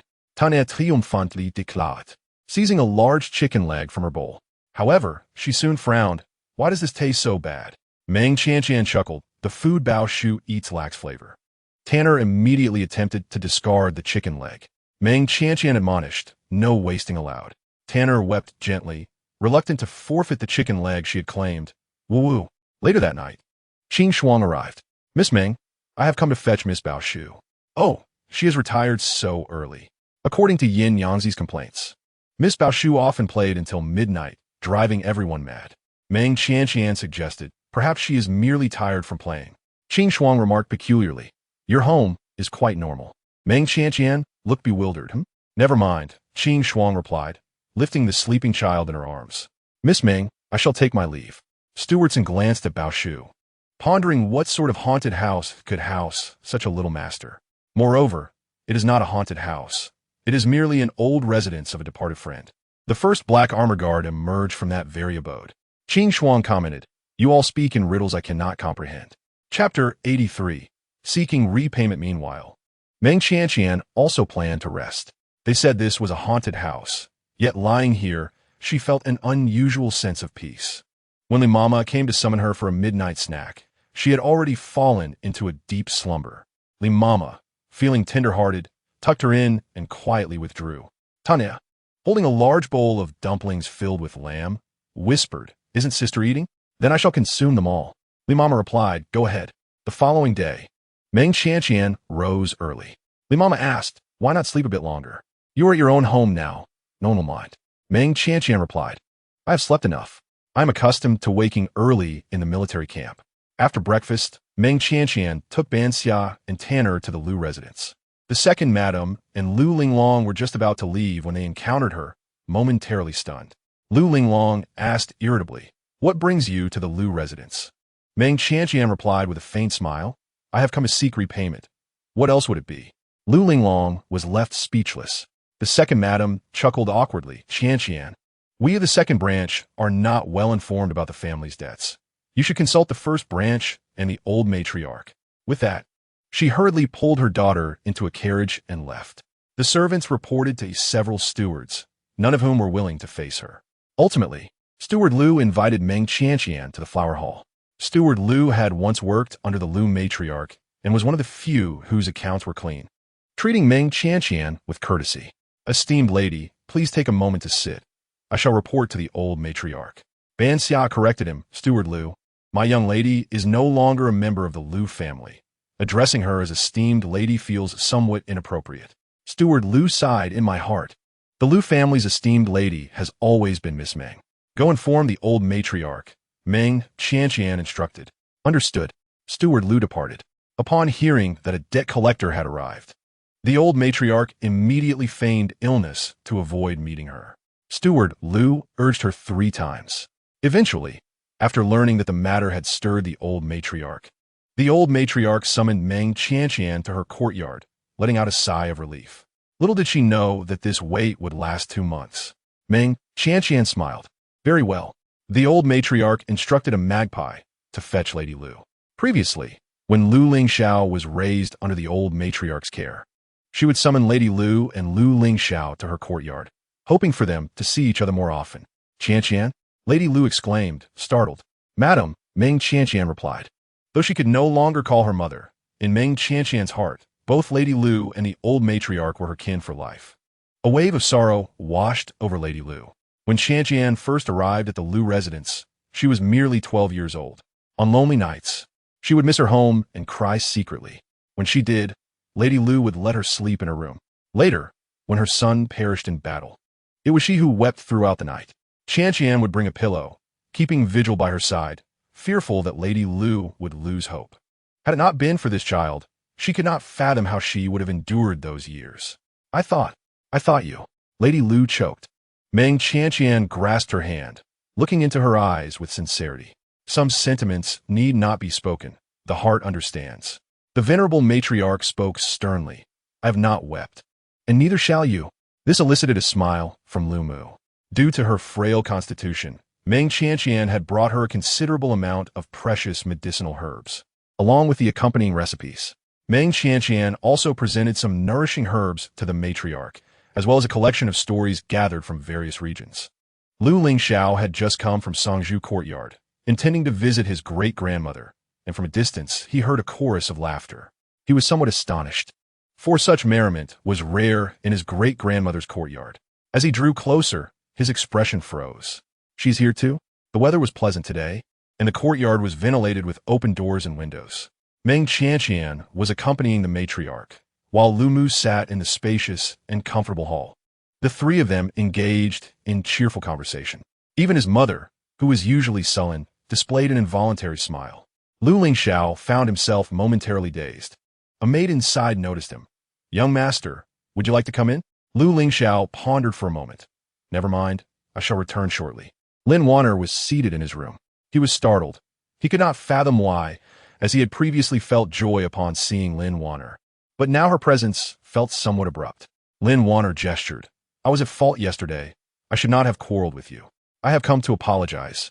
So please do not be upset with me, all right?" Lu Lingxiao relaxed slightly and sat beside her. "I am not angry with you. I am angry with myself. Lin Wan'er gently signed. Regardless of your achievements, you remain a hero in my eyes. You need not worry excessively about Meng Qianqian. The one Lu Yuan intends to deal with is you. Meng Qianqian will be safe. Lu Lingxiao's brow furrowed, and he did not reply. Upon hearing this, Lin Wan'er's expression changed slightly. Have you met Meng Qianqian? Lu Lingxiao frowned. I have not. Lin Wan'er countered. Then why did you not come to see me? You clearly said last night that you would visit me today. Lu Lingxiao replied. I was planning to visit, but you arrived. Lin Wan'er gestured. From the matriarch's courtyard to Songzhu courtyard, you would pass by my courtyard. Why did you not stop in? Lu Lingxiao raised the brocade box in his hand. I was carrying something. I intended to set it down before coming to see you. Lu Lingxiao had never felt such a thought before. Do not be unreasonable. When have I ever regretted it? Lin Wan'er asked. Then why did you go to see her? Lu Lingxiao replied, exasperated. I told you I did not go to see her. I had no idea she was there. Xiao di anxiously interjected, Lu Giga, Lin Yi. Please do not quarrel. Anger is harmful to one's health. Lin Jia, if you do not consider yourself, think of the child in your womb. Moreover, even if Lu Gij did meet Meng Jia, what of it? They are not alone in a room. So many are watching. Lu Gij and Meng Jia are innocent. What is there to discuss? Lin Wan'er slammed the table and coldly gestured. This is not your place to speak. Xiao Dai fearfully hid behind Lu Lingxiao. Lu Lingxiao coldly declared, enough. I'm going to wash my clothes. Xiao Dai timidly picked up Lu Lingxiao's change of clothes and left. Lin Wan'er looked at Lu Lingxiao with hurt in her eyes. The military camp was indeed uneventful. He simply wished to avoid further quarrels with her. In his memories, she was gentle, magnanimous, and understanding, yet after a mere trip to the border, she seemed transformed, suspicious, and jealous. As Lu Lingxiao reached the door, he unexpectedly encountered Meng Qianqian, coming from the matriarch's courtyard. Chapter 84. The ruthless general Lu Lingxiao opened his mouth, ultimately calling out to her, Meng Qianqian. Meng Qianqian halted. Ban Xia and Tanner looked over at him. Tanner placed her hands on her hips. Why must you come here again? Ban Xia, too, held a strong disdain for Lu Lingxiao, as her mistress had suffered greatly at the hands of the Lu family, a grievance she could never forget. Lu Lingxiao's emotions were complex. She had publicly severed ties with him, and he had felt anger, shame, and resentment, later becoming anxious upon encountering her at the border, fearing she would humiliate him over their past. Yet she had acted as if she did not recognize him, preventing him from becoming the subject of scorn. However, he also felt a sense of loss he could not articulate. You arrived just in time, Meng Qianqian said. Lu Lingxiao looked at her in surprise. Are you looking for me? Meng Qianqian thought for a moment and nodded. I suppose so. After all, your grandmother is avoiding me. So I have come to collect the debt. Lu Lingxiao's expression stiffened. Meng Qianqian produced a ledger. My dowry. The expenses incurred in Haidang courtyard and the matriarch's courtyard have not been accounted for. The Lu family still owes me 16,000 taels. Please draft a new promissory note. Lu Lingxiao clenched his fists. You truly. Meng Qianqian smiled faintly. When we were still husband and wife, we discussed only money. Do you think that now that we have severed ties, I would engage in romantic discussions with you? Lu Lingxiao's face flushed. Meng Qianqian commanded, Tanner, paper and ink. At once. Tanner hurriedly fetched paper and ink from the carriage, fearing that if she delayed even a moment, this scoundrel would renege. Lu Lingxiao gritted his teeth as he wrote the promissory note. She was one person before the matriarch and his mother, another before him, and yet another on the battlefield. Yet one thing remained unchanged. She was as infuriating as ever. Meng Qianqian secured the promissory note. Let's go. Tanner boldly proclaimed. Let's be off. The group boarded the carriage and departed in a flurry of dust. At the general's residence, Lu Yuan leisurely sipped tea. A pile of memorials and letters spread out before him. Shangguan Ling entered the room, saluting him. General. Lu Yuan glanced at him. Injured? Shangguan Ling, pale-faced, nodded. I encountered a few clandestine attacks, but regrettably, no live captives were taken. Shangguan Ling continued. It was indeed lively. Many turncoats emerged, and we lost several of our own. Several valuable properties were seized. The left deputy of the Ministry of Personnel was imprisoned, and the chief of the Jinwu Guards was dismissed. The Grand Scholar of the Yuan Pavilion and the chief of the National Academy were both impeached by students. Our influence has been reduced by at least half. I anticipated some suppression upon your departure, but I did not expect it to be so severe. Initially, they had not been so audacious, but after Lu Yuan had been silent for over a month, many assumed he had suffered defeat at the border and began to take the opportunity to strike him while he was down. Those who had always opposed Lu Yuan took advantage of the situation to further press him, but some were even members of his own faction. While benefiting from Lu Yuan, they secretly conspired against him, which was utterly unacceptable. Shang Ling produced a list from his bosom, delicately placing it on Lu Yuan's desk, containing the names of the traitors. I have also uncovered evidence. I believe that after this lesson, they will no longer dare to betray the general. Lu Yuan nonchalantly remarked, once disloyal, 100 times untrustworthy. Keep it clean. Shang Ling paused momentarily, then scanned the lengthy list, acknowledging with a salute. Understood. In the chill of early spring, amidst the dark and windy night, Shang Ling, clad in a flying fish uniform and wielding a beautifully crafted dagger, gazed intently at the rows of Jinwu guards exuding an aura of menace. He tossed a long string of wooden tokens onto the table. Distribute the tokens. Each token bore the name of a traitor. The well-trained Jinwu guards efficiently received their tokens. The last one was reserved for Shang Ling. He looked at the name inscribed on the token, expressionless as he accepted it, gazing into the blood-soaked night. Let us depart. North of the city, the right deputy of the Ministry of Personnel was embracing a concubine, drifting into sweet slumber. Suddenly, the window was pried open with a knife, and a tall figure, exuding a fierce, killing intent, burst in. The right deputy felt a chill run down his spine, jolting him awake from his dream. Blinking, he saw a figure standing at the foot of his bed and gasped. Who are you? The Jinwu guard drew his dagger. By the order of the general, to execute traitors. Help! The right deputy of the Ministry of Personnel's eyes glazed over as he collapsed into a pool of blood. Shang Ling turned around, caressing the plaque that belonged to him, lamenting that he should not have betrayed the Grand Commandant. The Jin Wei stood momentarily stunned. In an instant, Shang Ling plunged a dagger into his heart. With the dawn breaking, the young emperor, who had stayed up late the previous night, arrived a bit late to the morning court. As he stepped into the Golden Lawn Hall, he sensed an unsettling atmosphere. Upon closer inspection, it appeared that a few individuals were missing. He inquired of the eunuchs present. Lord Luo, Lord Zhu, and Lord Li are never tardy. What has occurred today? The eunuchs remained silent, daunted. The young emperor, exuding an air of authority without anger, gazed at the assembly. My esteemed ministers, what is the matter? The officials exchanged uneasy glances. It was the hesitant Xing Shangshu who stepped forward, holding his tablet, and spoke. Your Majesty, several murders occurred in the capital last night. Lord Luo of the Ministry of Personnel, Lord Zhu of the Supreme Court, and Lord Li of the Cabinet were assassinated. The Jingzhao hurriedly added. Several royal merchants were also inexplicably killed. Xing Shangshu remarked. The wounds appear to be inflicted by a blade. General Zhou interjected. A blade? The invisible knife of the Jin Wei. Xing Shangshu replied with gravity. General Zhou, we currently lack evidence. Please refrain from making hasty conclusions. Early in the morning, who was so intent on targeting this commandant? Accompanied by a voice that was both sarcastic and laden with oppressive force, Lu Yuan, clad in a purple official robe, entered the Golden Lawn Hall with a nonchalant demeanor. The civil and military officials tensed, instinctively bowing in deference. We pay our respects to the Grand Commandant. The young emperor, astonished, rose from the dragon throne. This formidable presence caused everyone to momentarily hold their breath, as the long-lost feeling of oppression returned to the court. Lu Yuan, never one to speak harshly, possessed a voice that was gentle yet elegant, imbued with a hint of indulgence, which gave the impression of sharp knife hanging precariously above them. Inside the Golden Lawn Hall, silence reigned. Cleaning house.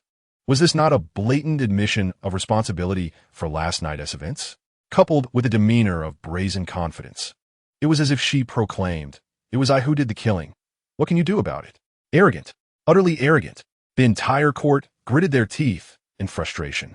Those officials who had either feared or failed to betray Lu Yuan now felt an overwhelming sense of relief, as if they had narrowly escaped death. Lu Yuan smiled and queried, General Zhou, Jing Zhaoyin, were you just discussing some important matter? General Zhou cleared his throat and turned to the Jing Zhaoyin, who feigned ignorance. It was Xing Shangshu who spoke, recounting the nighttime murders of several high-ranking officials and royal merchants, noting the lack of any evidence at the scene, only the blade marks, which made identifying the perpetrator impossible. Lu Yuan responded, Jing Zhaoyin, these murders occurred within your jurisdiction. You must diligently investigate this matter.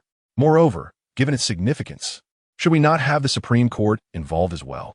The Ministry of Justice oversees the laws and prison affairs, and although they handle cases, by the time they reach them, they are usually already concluded and merely reviewed for execution, much like the decree issued by the late emperor. The Jing Zhaoyin and the Supreme Court minister had no choice but to reluctantly accept the case. They both knew full well that the truth would soon be revealed. Yet it would not implicate Lu Yuan. Even if she were severely weakened, she would not hide her brilliance. She would rather stand and face death than live in obscurity. If it came down to it, she would prefer to perish in glory. They had long recognized Lu Yuan as a madwoman, yet each time, she exceeded their expectations of madness. Lu Yuan observed the trepidation and clenched jaws of the assembly with satisfaction, raising her lips in a smile as she turned to the young emperor on the dragon throne, as if just remembering to inquire about his opinion. Ah, your majesty, do you have any objections? Lu Yuan had merely made a brief appearance at court, not even taking a seat beside the emperor. And after submitting a list of rewards and honors, she excused herself on the grounds of feeling unwell. The elder Yang's eyes flickered. When did I ever say that? Inspector Wang waved his sleeve. This official also values evidence, you know? He never interjected without proof. Conversely, when the evidence was irrefutable, he would even imprison his own father. After the court session, the young emperor summoned Zhang Feihu. Zhang Feihu, having long defended the borders, had seldom encountered the emperor. And the last time he was in the imperial study, it was with the late emperor, and now he stood before the son of that emperor. I pay my respects to your majesty, Zhang Feihu said, bowing. General Zhang, rise, the young emperor replied. Inside the imperial study, the minister of war and several military officials were present. Zhang Feihu greeted them all. The young emperor first offered high praise for him, then inquired, the list of rewards does not include General Song. Was that an oversight? Zhang Feihu explained the incident involving General Song defying military orders. The minister of war politely stated, the Grand Commandant lacks battlefield experience. General Song acted in consideration of the greater good by not launching an immediate assault on the city, which is somewhat understandable. While it could be argued that Lu Yuan intentionally suppressed those she opposed, the list included Han Ci, who had achieved great merit in the battle at Feng County. The Minister of War, familiar with Zhang Feihu, glanced at him. Your speech has grown quite eloquent.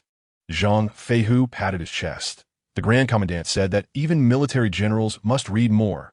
Zhang Feihu also noted Han Ci's name and remarked, the assassination attempt on General Han should have nothing to do with the Grand Commandant.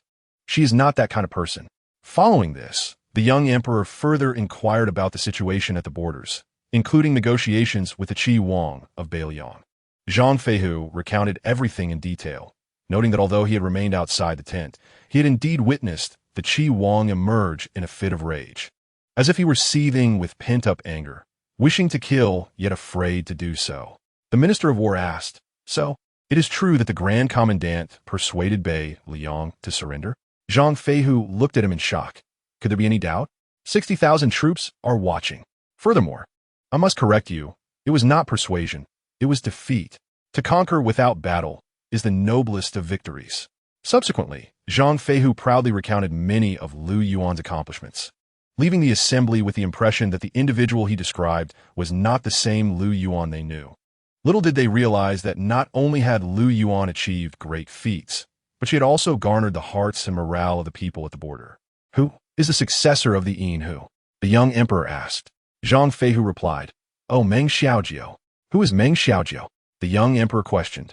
Having never heard of this person, Zhang Feihu chuckled. She is the Grand Commandant's attendant. After Zhang Feihu withdrew, the Minister of War solemnly remarked, in the court, there is no one left who could check Lu Yuan. Outside the southern city gate, a man clad in dark robes with white hair gazed at the towering city walls and sighed. Finally arrived in the capital. Should I first visit the daughter of Shun Ho or seek out that little Yin Hu?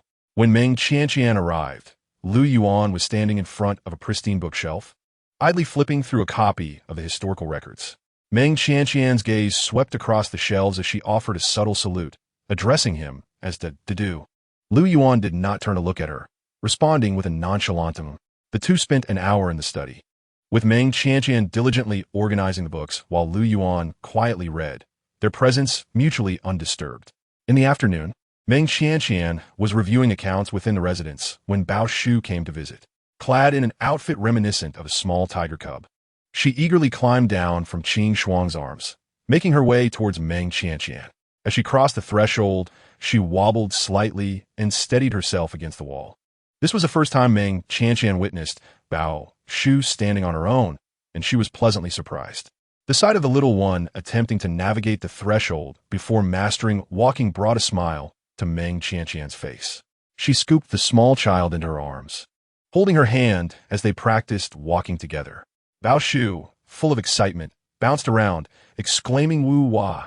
After a while, it was Meng Qianqian who grew weary from bending over, while Bao Shu showed no signs of fatigue. "Da chifin squat dao, etain, bao zu. Let me take you flying, cough cough, walking." Bao Shu immediately turned and began to crawl away, prompting Tanner to scoop her up with enthusiasm, declaring, "Let's go." Bao Shu's face filled with alarm, her tiny body shaking as she cried out, "Wu Wa." Unfortunately, Lu Lingxiao had gone to the military camp, and Lu Xingzhou had not been seen at all. The welcoming banquet also included the families of various officials. The invitation from the Lu family was personally delivered by a trusted eunuch of Li Guifei. The old matriarch, taken aback, responded, "Please convey to the Empress that I shall personally pay my respects in Changchun Palace." The eunuch smiled, saying, "It has been quite some time since the Empress has seen Miss Lin. She has been quite concerned. I wonder if Miss Lin is in good health?" The old matriarch hesitated, not because she was unwilling to bring Lin Wan'er to the palace, but due to her concern over Lin Wan'er's recent pallor. Fearing that travel might disturb her pregnancy, the eunuch maintained a smile. "If it is inconvenient." Lu Xingzhou entered the room, addressing the eunuch. "Please inform the Empress that Wan'er will attend the banquet." After the eunuch left with a smile, the old matriarch pondered, "Is it truly wise to bring Wan'er, considering the baby is paramount?" Lu Xingzhou reassured her, "At 4 months, the fetus is stable. There should be no issues." What he did not express was the political dynamics at play. With the emperor losing the support of Yinhu, Li Guifei would undoubtedly seek to solidify her control over Shenhou. If Wan'er attended the banquet, Li Guifei would surely reward her. Though his son could not become Yinhu, if his grandson could succeed as the next Shenhou, the Lu family would still command respect in the capital. Lu Xingzhou then proceeded to his mother's quarters, stating, "You shall also attend the banquet tomorrow." His tone left no room for negotiation. Lu Mu lowered her gaze, acknowledging understood. As Lu Xingzhou unfastened his collar, he added, "I will be staying the night."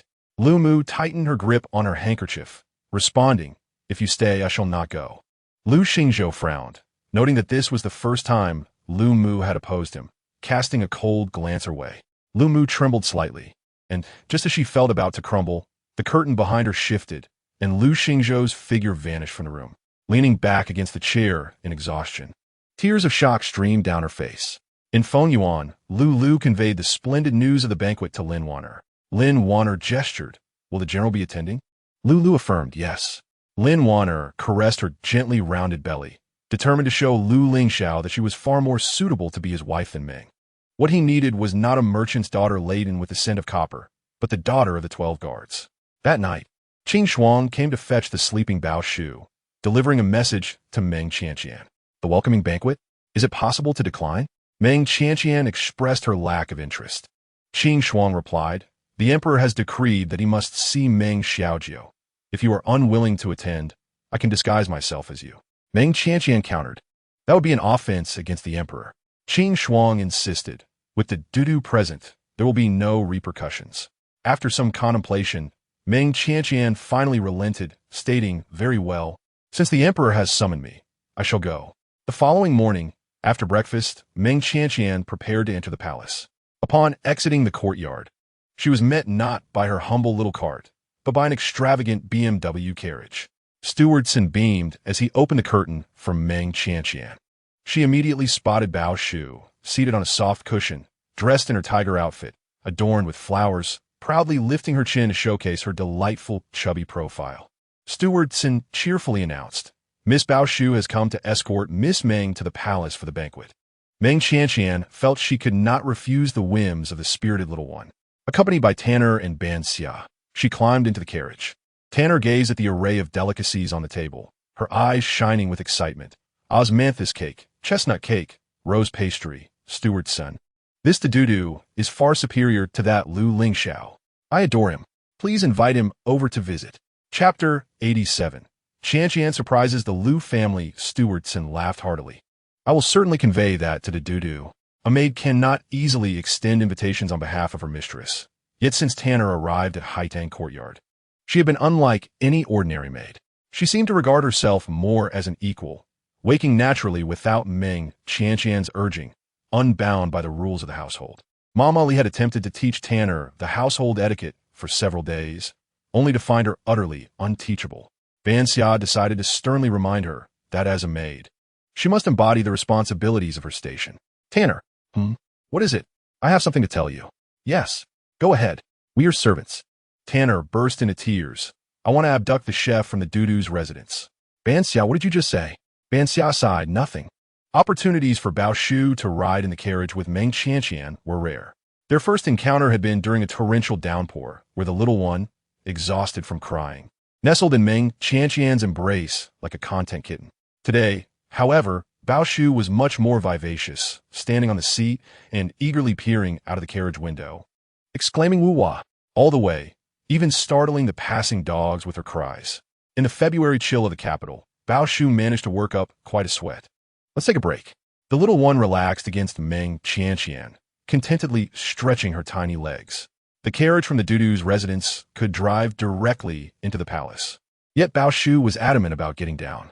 Meng Qianqian held her as they exited the carriage, followed by Ban Xia and Tanner. Tanner addressed Bao Shu, Bao Zhu, let me carry you. Bao Shu shook her head and immediately burrowed back into Meng Qianqian's arms. Tanner playfully poked her little bottom, just for a moment. Bao Shu remained nestled against Meng Qianqian, extending a small hand to push Tanner's fingers away, refusing to be held. Meanwhile, the Lu family had also arrived. Not only did the old matriarch and Lin Wan'er dress elegantly for the occasion, but even the second wife and Lu Lingxiao adorned themselves in resplendent attire for the banquet. In contrast, Lu Mu appeared much more modest, yet still dignified. As the women of the Lu family entered the palace, they spotted Meng Qianqian and her entourage, dressed in a light blue outfit, with her hair tied in a simple high bun using a blue ribbon. Meng Qianqian exuded a clean and spirited aura. At first glance, the others did not recognize her, mistakenly believing her to be a female general returning from battle. Upon deeper reflection, they realized the court had no female generals. It is Meng Qianqian, Lu Lingxiao gasped. As they focused their attention, they confirmed it was indeed her. This striking image of a woman not yielding to men was a stark contrast to the timid daughter-in-law of the Lu family they had known for 5 years, which explained their initial failure to recognize her. Lu Lingxiao immediately expressed her disdain. What is she wearing? So ambiguous.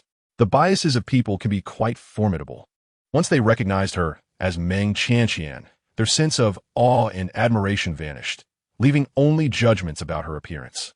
The second wife also looked down upon her. What's she doing here?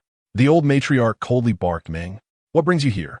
Meng Qianqian chose to ignore her. The old matriarch, feeling disregarded, grew furious. Meng, are you deaf? Tanner turned around, warning, if you keep shouting, believe me, I will teach you a lesson. The elderly matron reprimanded. How dare you? This is the imperial palace. Tanner rolled up her sleeves defiantly. What if I do? The matron suddenly recalled the slap she had received from a distance at the Lu family funeral, instinctively shuddering. Meng Qianqian gathered Bao Shu's in her arms and said, Tanner, we shall take our leave. Tanner shot a glare at the matron, snorted, and followed Meng Qianqian out. The matron trembled with rage, exclaiming, this is outrageous. Absolutely outrageous. The second madam inquired in confusion. How did she enter the palace? Where did that child come from? Lin Wan'er hesitated briefly before gesturing to Luo. Luo informed the matron and the second madam. I heard from the general that Meng has become a maid at the governor's residence. The second madam gasped. What? So that child is the daughter of the governor? No wonder she seemed somewhat familiar. I caught a glimpse of her at the temple. The incident of Bao Shu's getting lost at the temple, where Meng Qianqian and the matriarch took care of the little one for an entire afternoon, was well known throughout the Lu family. However, No one expected Meng Qianqian would end up as a maid at the governor's residence.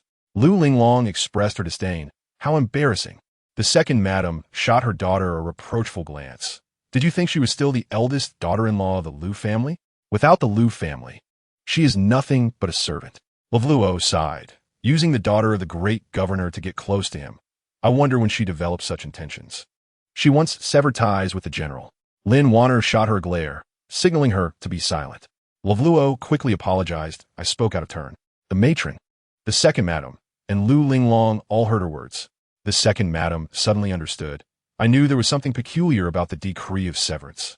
How could a mere merchant girl from Yuzhou compel the Grand Emperor to issue a decree? It turns out it was orchestrated by the great governor. Does this imply that there was a connection even back at the temple? The matron gritted her teeth in anger. That fickle little wretch.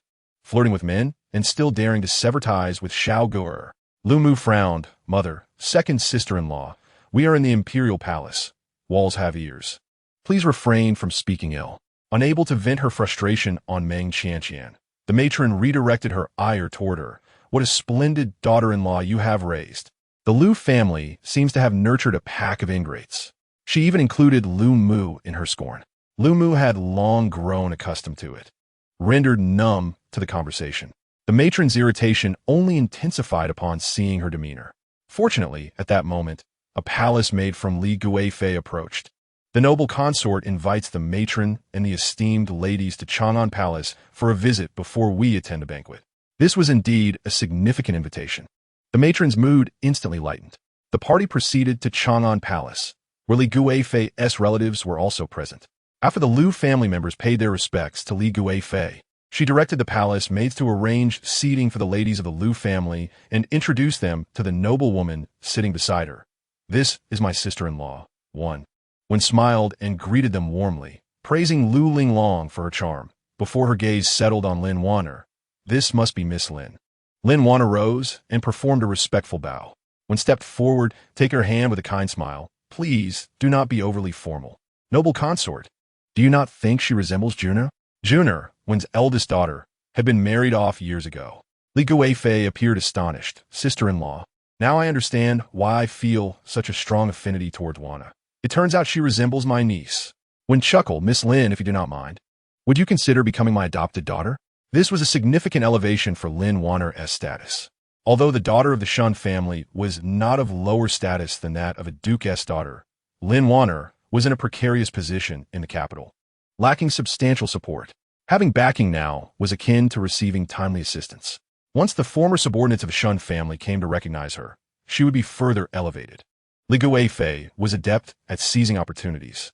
Lin Wan'er's face brightened with joy, yet she did not immediately respond, instead glancing back at the matron. This seemingly casual act greatly pleased the matron. The matron gently remarked, Wan'er, this is your fortune. Do not hesitate to address her as mother. Lin Wan'er shyly used sign language to call out mother. Luo added, my lady calls you mother. One, already aware of her inability to speak, affectionately grasped Lin Wan'er's hand, smiling. Wan'er, now that you have recognized my sister-in-law as your adoptive mother, we are family. Li Guifei suggested, glancing at the matron and Lu Mu. Since the elders are present, why not arrange the engagement between the two children? The matron, overwhelmed with delight, responded, indeed, indeed. We'll move closer to Lu Mu. Given her status as a duchess, she did not need to be so courteous to Lu Mu. However, since Li Guifei sought to win over the Lu family, she spoke softly, Madame Lu. It is advisable to finalize the engagement between Wan'er and your son sooner rather than later. What do you think? Lu Mu replied, Xiao Gu'er's marriage has always been overseen by my mother-in-law. You may discuss it with her. When S' expression faltered slightly, was this dissatisfaction regarding the engagement? Was it a matter of disliking Lin Wan'er or the duke's residence? The second madam attempted to smooth things over. My sister-in-law is not in good health. Xiao Gu'er has been raised by the matron. Wen chuckled, following the lead, and turned to the matron to discuss the engagement between the families. Generally, parental meetings concerning engagements would not involve younger generations, especially in the presence of the bride. However, the discussions regarding Lin Wan'er remained extensive, indicating that they were not particularly concerned with her as an individual, but rather her status and the military power she might inherit. Li Guifei, stated with a smile. I will have His Majesty issue a decree for their marriage, ensuring that Wan'er has a splendid wedding. As Meng had previously severed ties with Lu Lingxiao, issuing a decree for Lu Lingxiao to marry Lin Wan'er would not invite gossip. Lin Wan'er had certainly gained substantial face today, and when she unexpectedly encountered Meng Qianqian playing hide-and-seek with Baoshu's in Linda Hall, she couldn't help but feel a surge of superiority. Lu Linglong frowned. Why is she here again? How annoying.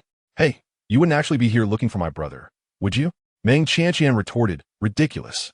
Just as Lu Linglong was about to explode, her personal maid restrained her. Miss, please do not cause more trouble. Remembering her grandmother and mother's warnings, Lu Linglong ultimately endured.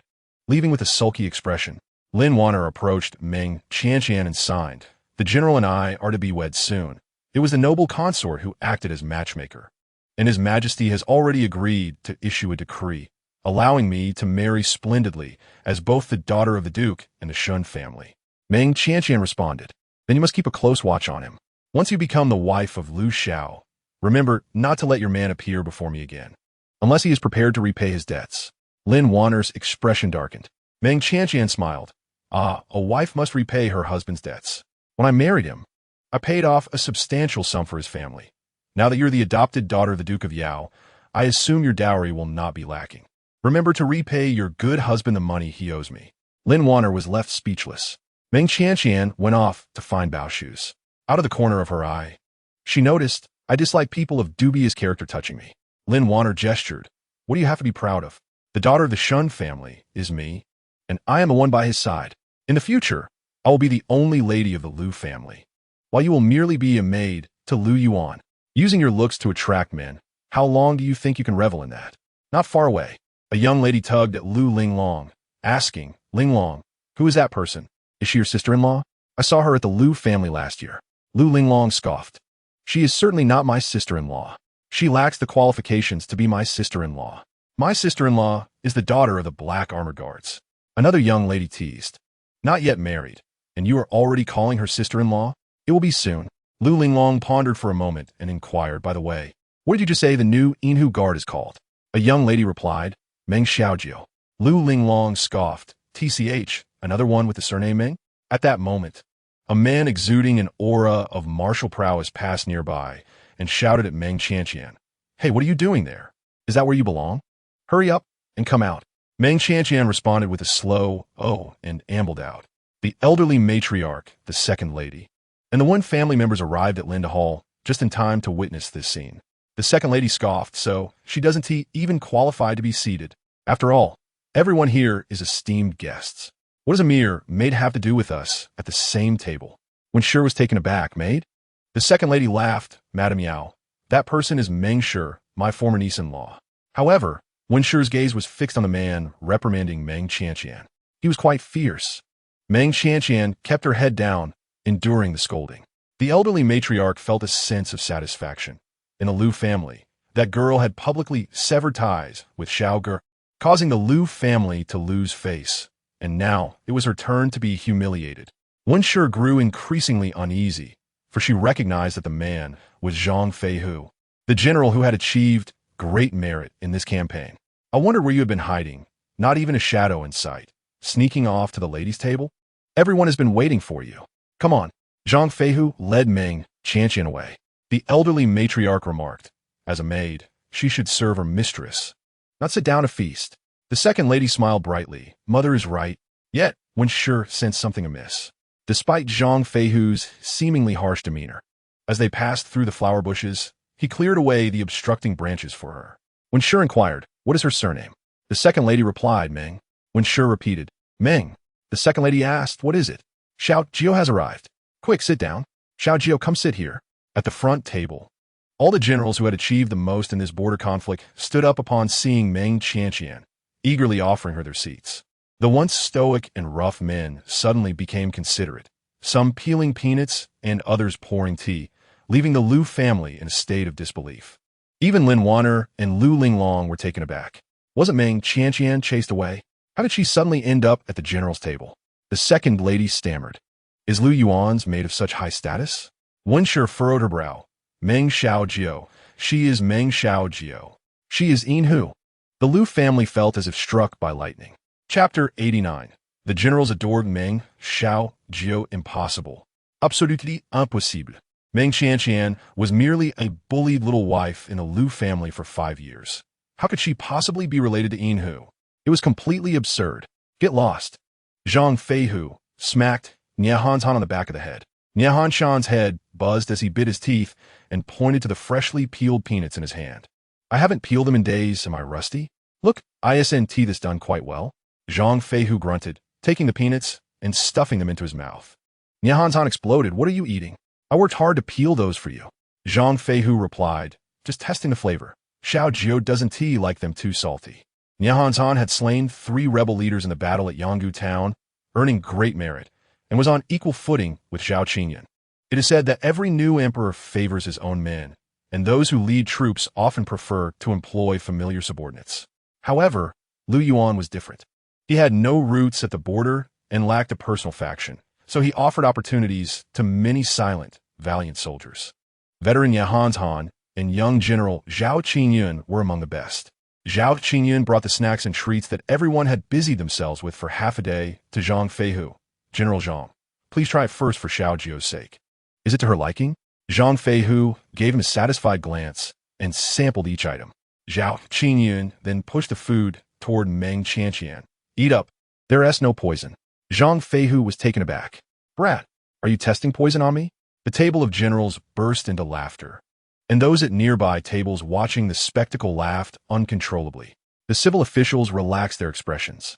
Did these military men actually know how to laugh? Moments ago, they were as silent as 2 armies facing off. Those in the know would call it a victory banquet, while those unaware might think it a coup banquet. However, that little girl truly is Meng Qianqian. It was unexpected that the new Yinhu turned out to be a woman. This brought to mind another remarkable woman of the dynasty, Lady Chu, who was no less than her male counterparts. Sadly, the civil officials shook their heads, their myriad thoughts coalescing into a sigh. Who is Meng Qianqian? A sword-bearing guard arrogantly approached the men's table. Meng Qianqian looked at him quizzically. That would be me. The guard pointed at her nose. So, you were just a girl. Dare to exchange a few moves with me? Zhang Feihu, hands on his hips, retorted, Who are you? Punk. The guard replied, I am Han Lin, a 4th-rank sword-bearing guard. General Han is my uncle. Zhang Feihu turned to Meng Qianqian, Brother Han's younger brother. Han Ci was quite stable and reliable in the army, yet his younger brother exhibited such a frivolous demeanor. Seeing Meng Qianqian remain silent, Han Lin taunted, Afraid, are you? Humph, I knew you were just a name. It must be Lu Yuan who killed Yinhu and took the Yinhu command from you. You can fool others, but not me. Zhang Feihu kicked over a stool. All the generals stood up. Meng Qianqian said softly, I'll take care of it. Han Lin declared, within 3 moves. If you can force me to draw my sword, I will acknowledge your strength. Meng Qianqian asked, Are you sure about 3 moves? Han Lin arrogantly replied, You are but a woman. Let it be 10 moves. The generals exchanged sympathetic glances with Han Lin. The ladies' table was also drawn in by the commotion. The elderly matriarch and her entourage felt a surge of excitement, wishing for this girl to be publicly exposed. Zhang Feihu shouted, Be gentle. Han Lin replied, Reste assured. As long as she begs for mercy, I won't take her life. Meng Qianqian responded, Make your move. Han Lin coldly stated, You attack, I defend. As soon as he finished speaking, Han Lin felt a whirlwind-like figure collide with him in a flash. Too fast. That was the only thought in his mind. He realized his sword had been drawn by Meng Qianqian, coldly poised at his neck. A wave of murderous intent surged forth, causing her clothes to billow without wind. He felt the hairs on his body stand on end, and even his robe shook. Those witnessing Meng Qianqian's first strike were left dumbfounded. General Zhou stared wide-eyed, the cup he held clattering to the table. The returning soldiers from the border shook their heads, some still peeling seeds, wondering what on earth made them think of challenging Xiao Jiu. Zhang Feihu placed his hands on his hips. I told you to go easy. Look, you've even damaged the floor. Meng Qianqian replied, Oh. She returned the sword to Han Lin with both hands, earnestly asking, Does this count as forcing you to draw your sword? Han Lin trembled like a leaf. Meng Qianqian pondered. His original words implied forcing him to draw his sword, not merely pulling it. If that doesn't count, shall we try again? Han Lin. Hey, Don't you think she looks somewhat familiar? A young lady from the ladies' table spoke softly. Another young lady replied, Yes, I feel like I've seen her somewhere. Linglong, where did she go? Lu Lingliang had already slipped away. At that moment, the young emperor entered with Lu Lingxiao and Lu Lingxiao. Everyone welcomed the emperor respectfully. Be seated, the young emperor commanded. Thank you, your majesty. The young emperor approached the table of those who had achieved great merit and noticed many unfamiliar faces, smiling as he inquired, Thank you, generals, for your hard work. Please take your seats. Nihanzhan was about to sit down when Zhao Qingyun subtly pulled him back, whispering, The emperor hasn't sat yet. Nihanzhan grumbled, Goodness, so many rules. The young emperor asked, Who is Meng Qianqian? Meng Qianqian returned the sword to Han Lin and walked toward the young emperor. Lu Lingxiao recognized her and furrowed his brow. What are you doing here? This attire is utterly inappropriate. It is simply absurd. Meng Qianqian stood firmly before the three of them, while Lu Lingxiao stared at her with a complex expression. Meng Qianqian did not even glance at the father and son. Zhang Feihu did not mention that Meng Xiaojiu was a woman, and Lu Lingxiao remained silent throughout the journey. Thus, both Lu Lingxiao and the young emperor were oblivious to Meng Xiaojiu's true identity. The young emperor glanced at Meng Qianqian and inquired of Lu Lingxiao, Lord Lu, is she a member of the Lu family? Lu Lingxiao waved his sleeve dismissively. The Lu family does not possess such fortune. Father, Lu Lingxiao exclaimed. Lu Lingxiao reprimanded him. Silence. A woman who disgraces our name does not deserve to be a part of the Lu family. He then cast a cold glance at Meng Qianqian. Meng, I do not care what your intentions are. This is not a place for you. Leave at once if you know what is good for you. Meng Qianqian clasped her hands and bowed to the young emperor. Meng Xiaojiu pays her respects to his majesty. Lu Lingxiao was momentarily taken aback. The young emperor was equally astonished. Meng Xiaojiu was indeed a remarkably young woman. Lu Lingxiao, who had been shrewdly calculating his way through life, found himself at a loss for words for the first time. The young emperor, taken aback again, asked, You are Meng Qianqian? He had heard about the decree from the Taishan Huang the following day, but he could not comprehend why his father had acted in such a manner. Do you know my father? Meng Qianqian shook her head. Xiaojiu does not know him. The young emperor hesitated, caught between words. He had heard numerous rumors about Meng Qianqian. She posed as the legitimate wife, bullied the pregnant Lin Wan'er, and relied on a formidable maid to injure several people in his mother's Changchun palace. It was merely luck that she had collapsed at the gates of the governor's residence. Lu Yuan believed his mother was making a statement to the governor's residence and had intervened on her behalf. His mother, fearing Lu Yuan's misunderstanding, had not pursued the matter further. Later, at the funeral of the Lu family, she had caused a ruckus regarding her estrangement from her husband. Her fierce reputation had almost become legendary. Yet, she was Meng Xiaojiu, leaving the young emperor in a daze. Oh my, what is happening? Zhang Feihu exclaimed, slapping his thigh. It was not only the emperor who was bewildered. The group of rough men was equally flabbergasted. What had Xiaojiu just said? She had been married? To this old scoundrel's son? Which son? The rotten bamboo produces bad shoots. If he is such a scoundrel, what virtue could his son possibly possess? Nihanzhan stroked his chin. Just now, Lu Lingxiao called him father. Could it be? Everyone turned to look at Lu Lingxiao in unison. Lu Lingxiao gazed at Meng Qianqian, his expression a mixture of despondency and complexity. This expression was painfully evident. The soldier's anger began to rise. Zhang Feihu sprang to his feet, radiating fury as he approached, bowing to the young emperor. Your Majesty, he then began to reprimand. This is outrageous. How can you speak to your former father-in-law in such a manner? Is fighting all you know? What do they teach you in the army? Do you not know how to speak properly? Have you lost your mind? Meng Qianqian obediently endured the scolding. All right, Lord Lu, is it? Zhang Feihu turned to Lu Lingxiao, extending his arm to shield Meng Qianqian behind him. What did you just say? Repeat it in front of everyone. Lu Lingxiao clenched his fists, forcing himself to remain calm as he coldly replied. This is a family matter of the Lu family and has nothing to do with this general. Zhang Feihu retorted fiercely, What nonsense! What connection does Xiaojiu have with your family? However, you're correct about one thing. The Lu family indeed lacks such fortune. Not just anyone is worthy of being the husband of the Yin Hui. Lu Lingxiao scolded, How dare you be so insolent in front of the emperor? Zhang Feihu waved his hand dismissively. Are you incapable of speaking unless you involve his majesty? Do you truly think your son is so remarkable? He infiltrated the enemy camp, maneuvering through countless foes to rescue the first Yinhui? Ha ha! With hands on his hips, he laughed heartily. Lord Lu, your son's military achievements are hard-won. Since you are so interested, let this general clarify your son's contributions before His Majesty, all the officials, and the esteemed ladies and daughters. His profound inner strength and booming voice resonated, allowing even those in the farthest corners of the ladies' section to hear him clearly. Everyone perked up, and someone even knocked down the partition separating the ladies, revealing everything in the men's section. A foreboding sensation rose within Lu Lingxiao's heart. He wished to intervene, but it was already too late, or rather, he found himself powerless to stop Zhang Feihu. The second lady scoffed, "So, Meng Qianqian has no merit after all." Zhang Feihu replied, "Do not rush. My words are not finished." On their way, the three encountered a misfortune when the shadow guards of Bailiang pursued them. You may not understand who the shadow guards of Bailiang are, but they are a group of ruthless assassins, their skills surpassing even those of the palace experts. The Yinhui was injured and unable to fend off so many skilled pursuers. It was Meng Qianqian who urged Lu Lingxiao to take the Yinhui to safety while she stayed behind to cover their retreat. Upon hearing this, many of the ladies gasped, covering their mouths to stifle their astonishment. Zhang Feihu fixed a piercing gaze on Lu Lingxiao.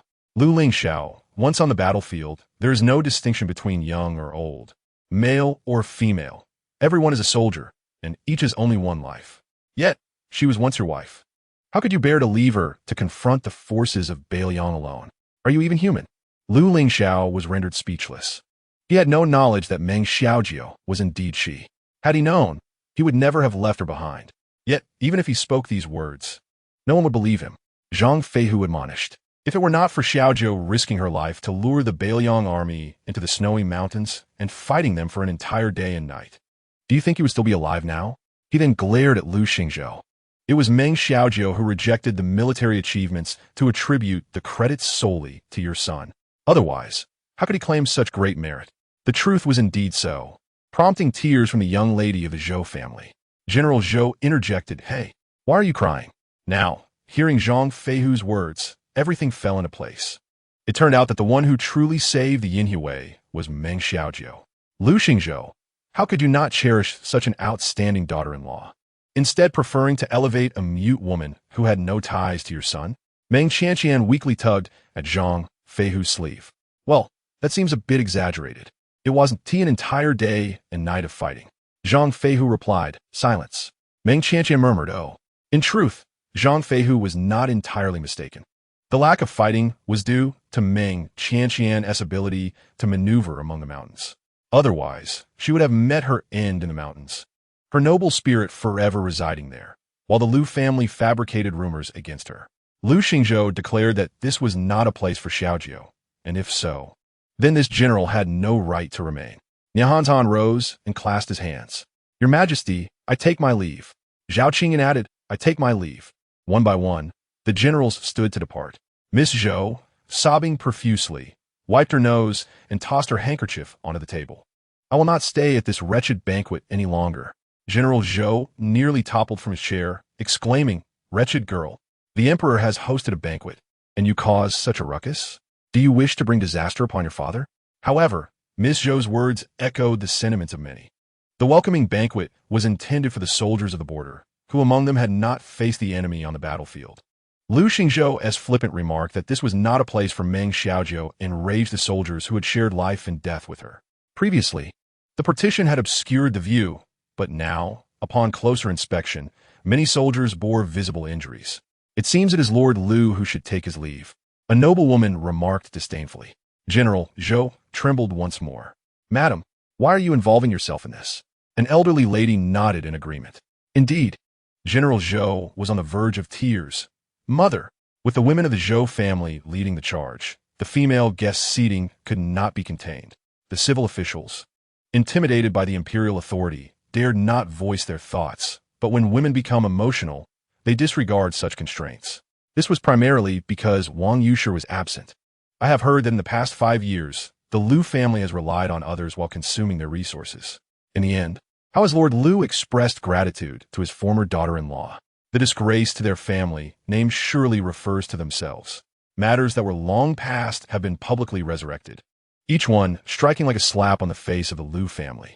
The matriarch and the second lady wished they could find a crack in the ground to hide in. Lin Wan'er was also scolded, labeled a vixen. Her status as the daughter of Shun Ho was compared unfavorably with Meng Qianqian. It was absurd to think she could measure up. Given the situation, the Lu family had no face left to remain. Lu Lingxiao, shaking off his sleeves, declared, "Why does this general bully others with his position? If that is the case, I shall take my leave." Anyone could hear he was desperately trying to salvage his dignity. But did the Lu family have any dignity left to save? The Lu family departed in disgrace. Once outside the palace, Lu Lingxiao chastised Lu Lingxiao. "Why did you not inform me sooner about Meng Qianqian? Had I known that Meng Qianqian was actually Meng Qianqian, I would never have scolded her in front of His Majesty. How did things escalate to this point? I elevated Lin Wan'er solely to gain the influence of the He Jiaowei, subjecting Meng Qianqian to much unfairness. In the end, Meng Qianqian turned out to be Meng Qianqian. Had I known this, why should I have sought distant gains? What need was there for Lin Wan'er? I should have revered Meng Qianqian as my ancestor." Lu Lingxiao refrained from speaking, either because he did not wish to address it or felt too ashamed to do so. "And you?" Lu Lingxiao turned his reproachful gaze toward Lu Mu. "You and Qianqian share a bond akin to mother and daughter, having spent 5 years together. Did you not notice her talents?" Lu Mu replied coolly, "Does it matter if I did? When I wanted to adopt Lin Wan'er as my goddaughter, neither of you supported me, nor did you care. Had you given even a moment's thought to Qianqian, we would not have arrived at this predicament. Indeed, if he had intervened to prevent Lin Wan'er from engaging in a romance with his son and had adopted her as a goddaughter, Qianqian would not have left the Lu family. Thus, the daughter of Shun Ho would have belonged to the Lu family, just as the child of Yin would have." Lu Lingxiao regretted his past, but there are no remedies for regret in this world. In the Linda Hall, the soldiers rallied behind Xiaojiu, feeling a sense of relief, though it was somewhat awkward to face. After saying their farewells, they sat back down, shamelessly. Meng Qianqian pondered, "I have heard the cuisine from the imperial kitchen is exquisite. My brothers and I have never tasted it. Why don't we have a meal before we leave?" Zhao Qingyun sat down. Zhang Feihu gazed skyward. Meng Qianqian tugged at his sleeve. The youthful emperor exhaled with relief and cast a grateful glance at Meng Qianqian. After appeasing the soldiers, she went in search of Bao Shu, wondering where the little one had gone off to with Banxia and Tan Air. As soon as she left, Zhang Feihu slapped Niahan's Han. Niahan's Han gritted his teeth. "What are you doing? You, a scout. How could you not have gathered this information? How would I know that Xiaojiu is connected to the Lu family? Why would I inquire about the Lu family's daughter-in-law?" Not allowing Niahan's Han to finish, Zhang Feihu slapped him again from the other side. "What Lu family daughter-in-law? Did you not hear that she is Yijue?" Niahan's Han clutched his head and glared at him. "Stop hitting me." Zhang Feihu indeed wanted to continue, but Zhao Qingyun poked him on the shoulder. He asked irritably, "What do you want?" Zhao Qingyun replied, "I am the scout here." Niahan's Han exclaimed, "I was just about to say that." Meng Qianqian searched for a long time, but could not find Bao Shu. With Qin Shuang secretly following her, she felt reassured about potential dangers. But with the meal about to begin, it was time to eat. She considered asking a palace servant, but found no one around. Oddly, although she could hear music from the Linda Hall, indicating proximity, there were no palace attendants on duty. While she pondered this, her ears perked up as she overheard a conversation between a man and a woman, though she could not discern the specifics. She caught the mention of on the road and 7 days. The voices were somewhat familiar. "Someone's here," the man said warily. A fierce gust of wind surged towards Meng Qianqian. She quickly ducked behind a large tree. Although her agility was commendable, the opponent's force was swifter and their internal strength shockingly superior. In a state of panic, she received a blow, leaving her arm numb. Who was it? The man, masked and cold in demeanor, approached the tree. Meng Qianqian pressed her immobilized right arm, bracing herself for a fight with a mere 20% chance of victory. Suddenly, a tiny, high-pitched voice cried out, "EW, that's disgusting. I wouldn't hold you." The man, intent on silencing her, hesitated as his gaze faltered, and he fled using lightness skill. However, Meng Qianqian swiftly shot a silver needle at him. In his haste to escape, he was inadvertently struck, momentarily slowing his retreat. Yet, being highly skilled, he soon vanished. Chapter 92, Dreaming Back to a Former Life. The individuals behind the rockery had also departed. Meng Qianqian did not pursue but turned back towards Bao Shu. Upon seeing her, the little one immediately reached out with her small arms. Meng Qianqian skillfully lifted Bao Shu into her embrace. The child nestled against her, contentedly wiggling her little feet. Lu Yuan snorted softly. Meng Qianqian greeted, "Greetings, Grand Commander." Lu Yuan responded indifferently with a hum. Meng Qianqian did not mention her reason for seeking Bao Shu, and Lu Yuan did not inquire why she was not at the banquet. Instead, he strolled over here. Meng Qianqian was merely curious about the whereabouts of Ban Xia and Tan Er. "They have gone to eat," Lu Yuan replied coolly. Meng Qianqian noted the two were heading in the direction of the Linda Hall. Bao Shu had fallen asleep in Meng Qianqian's arms, which explained why the little one, who usually did not cling to Lu Yuan, had sought to be held. She must have been tired. Meng Qianqian recounted the events in the garden. "The woman is Li Guifei. The man mentioned 7 days on the road." It sounded as if he were passing messages to Li Guifei. His voice was somewhat familiar, but I cannot ascertain who it is at the moment. However, he was struck by my silver needle, which is poisoned, without an antidote. He will surely perish in 3 days.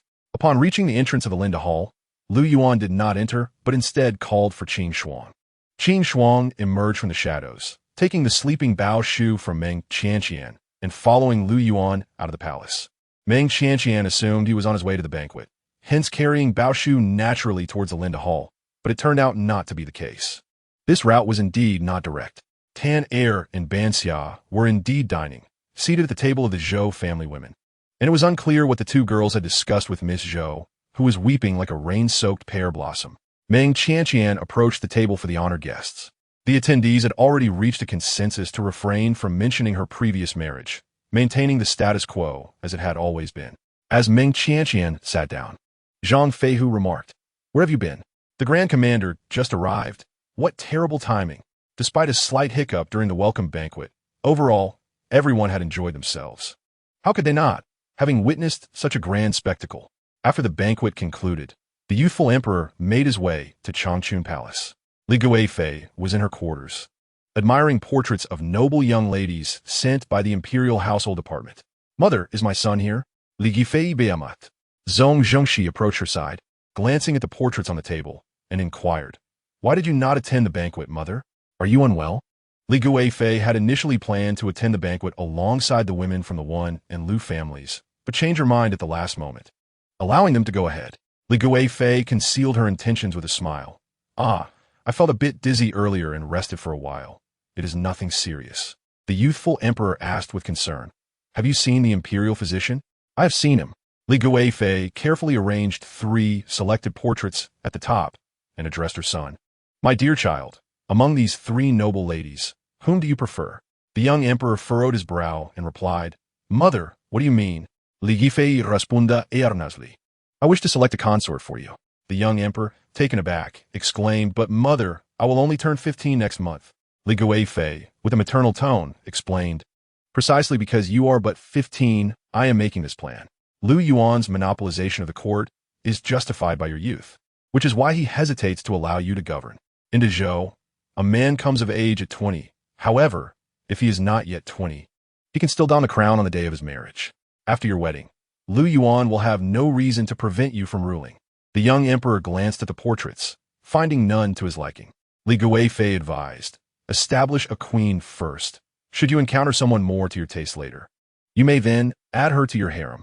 The young emperor, wishing to attend to his studies, turned and left the Changchun Palace. "Oh, he has left already? This child." Li Guifei sighed and, recalling something, commanded, "Come here. What transpired at today's banquet?"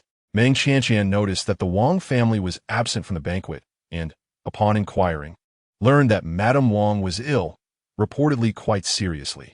Inspector Wang had not attended court for several days, remaining at home to care for her. Madame Wang was the first friend Meng Qianqian made in the capital, and she resolved to visit her, recalling that Madame Wang had invited her to do so at any time. Consequently, Meng Qianqian went directly to their residence. Upon revealing her identity, a servant warmly ushered her inside, stating, "Our mistress has mentioned Miss Meng frequently over the past few days, asking if you have come by. Even if you merely passed by, we must invite you in for a visit. She had left in haste the other day and had not had the chance to inform Madame Wang, inadvertently causing her to worry for so long. In the main hall, she found Madame Wang being coaxed to take medicine by Inspector Wang. After this bowl, I shall smash the medicine jar and never brew it again. You said that 3 days ago. Wang deign you. Do your colleagues know how you have so shamelessly broken your word? Meng Qianqian could not help but chuckle softly. Both Inspector Wang and Madame Wang turned towards the door. Upon seeing Meng Qianqian, Inspector Wang's face displayed embarrassment, while Madame Wang was overjoyed, exclaiming, "Qianqian, Madam." Meng Qianqian entered the room and bowed to Inspector Wang, greeting Lord Wang. Clearing his throat, Inspector Wang said, "This medicine." Madame Wang took the bowl and drank it in one go. "You two chat. I shall take a stroll outside." Inspector Wang left with an air of seriousness. Today, Meng Qianqian's attire caught Madame Wang's eye. She found it not outlandish, but rather striking and spirited. Meng Qianqian smiled. "I was out attending to some matters and did not mean to worry you. I heard you were unwell and came to see you." "Madam, would you mind if I checked your pulse? You understand medicine." Madame Wang graciously extended her wrist. "I have learned a bit," Meng Qianqian replied, placing 3 fingers on Madame Wang's pulse. "Your liver fire is affecting your lungs, a result of liver qi stagnation turning into fire. Have you encountered any troubling matters recently?" Madame Wang gazed at her in admiration. How remarkable. Then, her expression turned sour as she shared her grievances. Meng Qianqian learned that Madame Wang had a daughter, 1 year younger than her, at the marrying age. A colleague of Inspector Wang had acted as a matchmaker, arranging a meeting with the legitimate second son of the Pingyang Marquis family.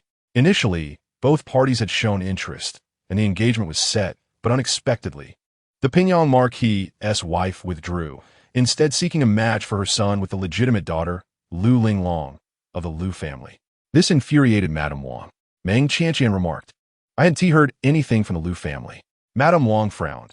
"Has someone from the Lu family approached you again?" After pondering, Meng Qianqian recounted the events of the celebration banquet, omitting her identity as Meng Xiaojiu, simply mentioning that Lu Xingzhou had reprimanded a lady who entered the male guest area. It was not intentional concealment. Rather, who would boast of themselves? That would be quite embarrassing. Upon hearing how the Lu family had been humiliated at the banquet, Madame Wang's spirits lifted immediately. "If only I had a son, I would certainly propose to that Meng Xiaojiu." Meng Qianqian spent half an hour at the Wang residence, and, upon leaving, found that night had fully fallen. Tanner and Banksia had played throughout the day at the palace, exhausted, and were now leaning against each other asleep. Meng Qianqian covered them with a cloak, then leaned against a pillow and drifted off to sleep herself. She dreamt of an endless fire, echoes of anguished cries, and a man wearing a conical hat who drew a blade and struck down her younger brother, who was not yet 7. He kicked the small corpse on the ground, and the firelight illuminated a dove blood tattoo on the back of his hand. Chapter 93. Qianqian recognizes her father Miss. Wu Gu'er's voice roused Meng Qianqian from her nightmare. Beads of sweat formed on her forehead, and a cold sweat trickled down her back. Her chest heaved slightly as the lingering pain and hatred in her mind pierced her heart like needles. "Miss, are you all right?"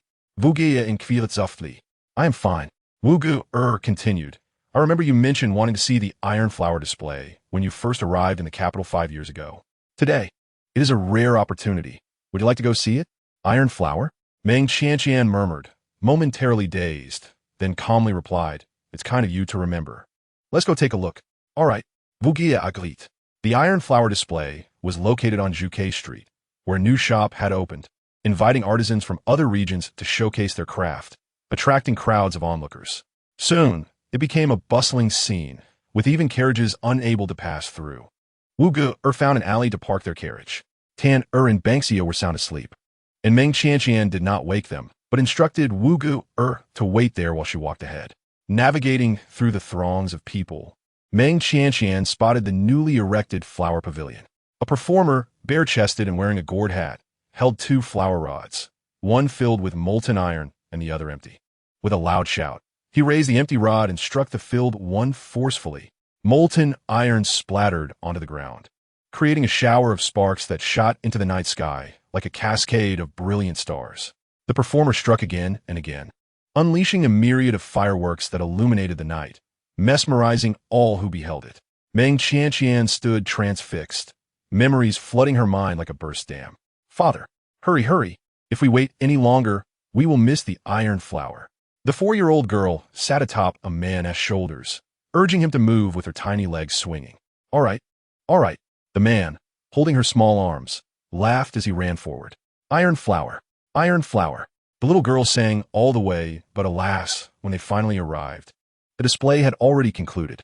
She burst into tears, lamenting, "Oh no, the iron flower is gone." The man panicked. "Xiao Jiao, don't cry. Father will take you to see it next time. I promise not to be late, all right?" The little girl turned her face away. "No, I want father to take me. Xiao Jiao, Xiao Jiao."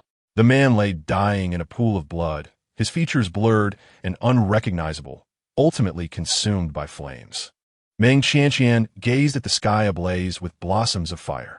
"Father, Xiao Jiao has seen the iron flower." The display continued, with cheers rising higher and higher. Ashiringi na bisfulera. Yet this glorious age had no bearing on her. She was left with only a solitary name. Suddenly a small, sweet voice rang out above her. She looked up to see the adorable little bundle, Bao Shu, descending from the sky, arms outstretched as she fell towards her. Unfortunately, the angle was not quite right. Meng Qianqian sprang into action, utilizing her lightness skill to leap into the air, catching Bao Shu mid-fall and landing gracefully on the eaves. Spinning into a nearby open window, she glared sternly at Lu Yuan, who was leisurely sipping tea. "Have you lost your mind? What if I couldn't tea catch you?" Lu Yuan paused mid-sip. "Are you threatening me?" The astute recognized the times as wise men. Meng Qianqian immediately bowed. "Xiao Jiao does not dare. I have met the Grand Commander." Lu Yuan let out a cold snort. Bao Shu, undeterred, squealed in excitement. Seizing the moment when the two were distracted, she climbed out through the window by the table. Lu Yuan swiftly threw the cup in his hand, and both he and Meng Qianqian moved in unison. They leaped out simultaneously, landing gracefully, with one of them grasping a small tiger ear from Bao Shu's hooded cloak. Bao Shu widened her eyes, curling her little legs in midair, motionless and suspended. Bystanders were left astounded by the scene before them. They had never witnessed such an extraordinarily handsome man, a woman of striking grace, and that adorably plump little figure. Someone in the crowd clapped and shouted bravo, followed by a thunderous applause that enveloped the trio.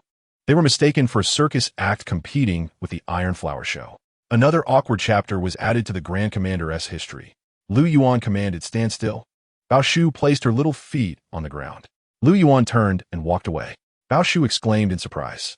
Meng Qianqian had no choice but to follow, wondering if they were relocating for another performance. "Let us go, let us see. This family is even more captivating than the Iron Flower Show." The powerful Grand Commander, pursued by a throng of curious onlookers, fled down several streets until, in desperation, they reached the lakeshore and boarded a small boat, finally finding solace. "Grand Commander, do you know how to row?" Meng Qianqian inquired. Lu Yuan, arms crossed, sat in the cramped boat. "No." Meng Qianqian fell silent. Lu Yuan glanced at her. "Don't tell me you can't either."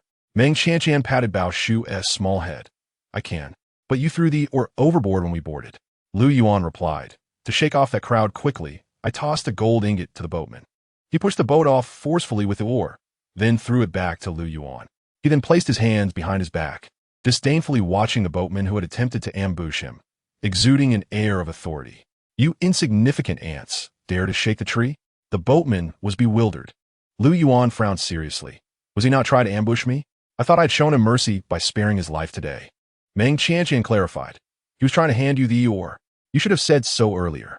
Lu Yuan averted his gaze, coldly stating, "I have never been on such a shabby boat." Meng Qianqian sighed. "Indeed, you have only ever been on grand ships, pleasure boats, with dozens of people rowing for you. So you have never even seen what a paddle or an oar looks like." Lu Yuan cast a frosty glare at her. "You are being insolent." Meng Qianqian immediately became meek. "Xiao Jiao does not dare." At the Grand Commander's residence, Steward Sun, upon hearing this, squinted and smiled. "All right, we shall go tomorrow morning." Qing Shuang asked, "What about tonight?" Stewardson replied with a mysterious smile. "Naturally, it will be a romantic evening under the flowers and moonlight. Perhaps after tonight, Miss Meng will no longer call him the Grand Commander." Qing Shuang, perplexed, asked, "What will she call him then?" On the boat, Meng Qianqian and Bao Shu had fallen asleep.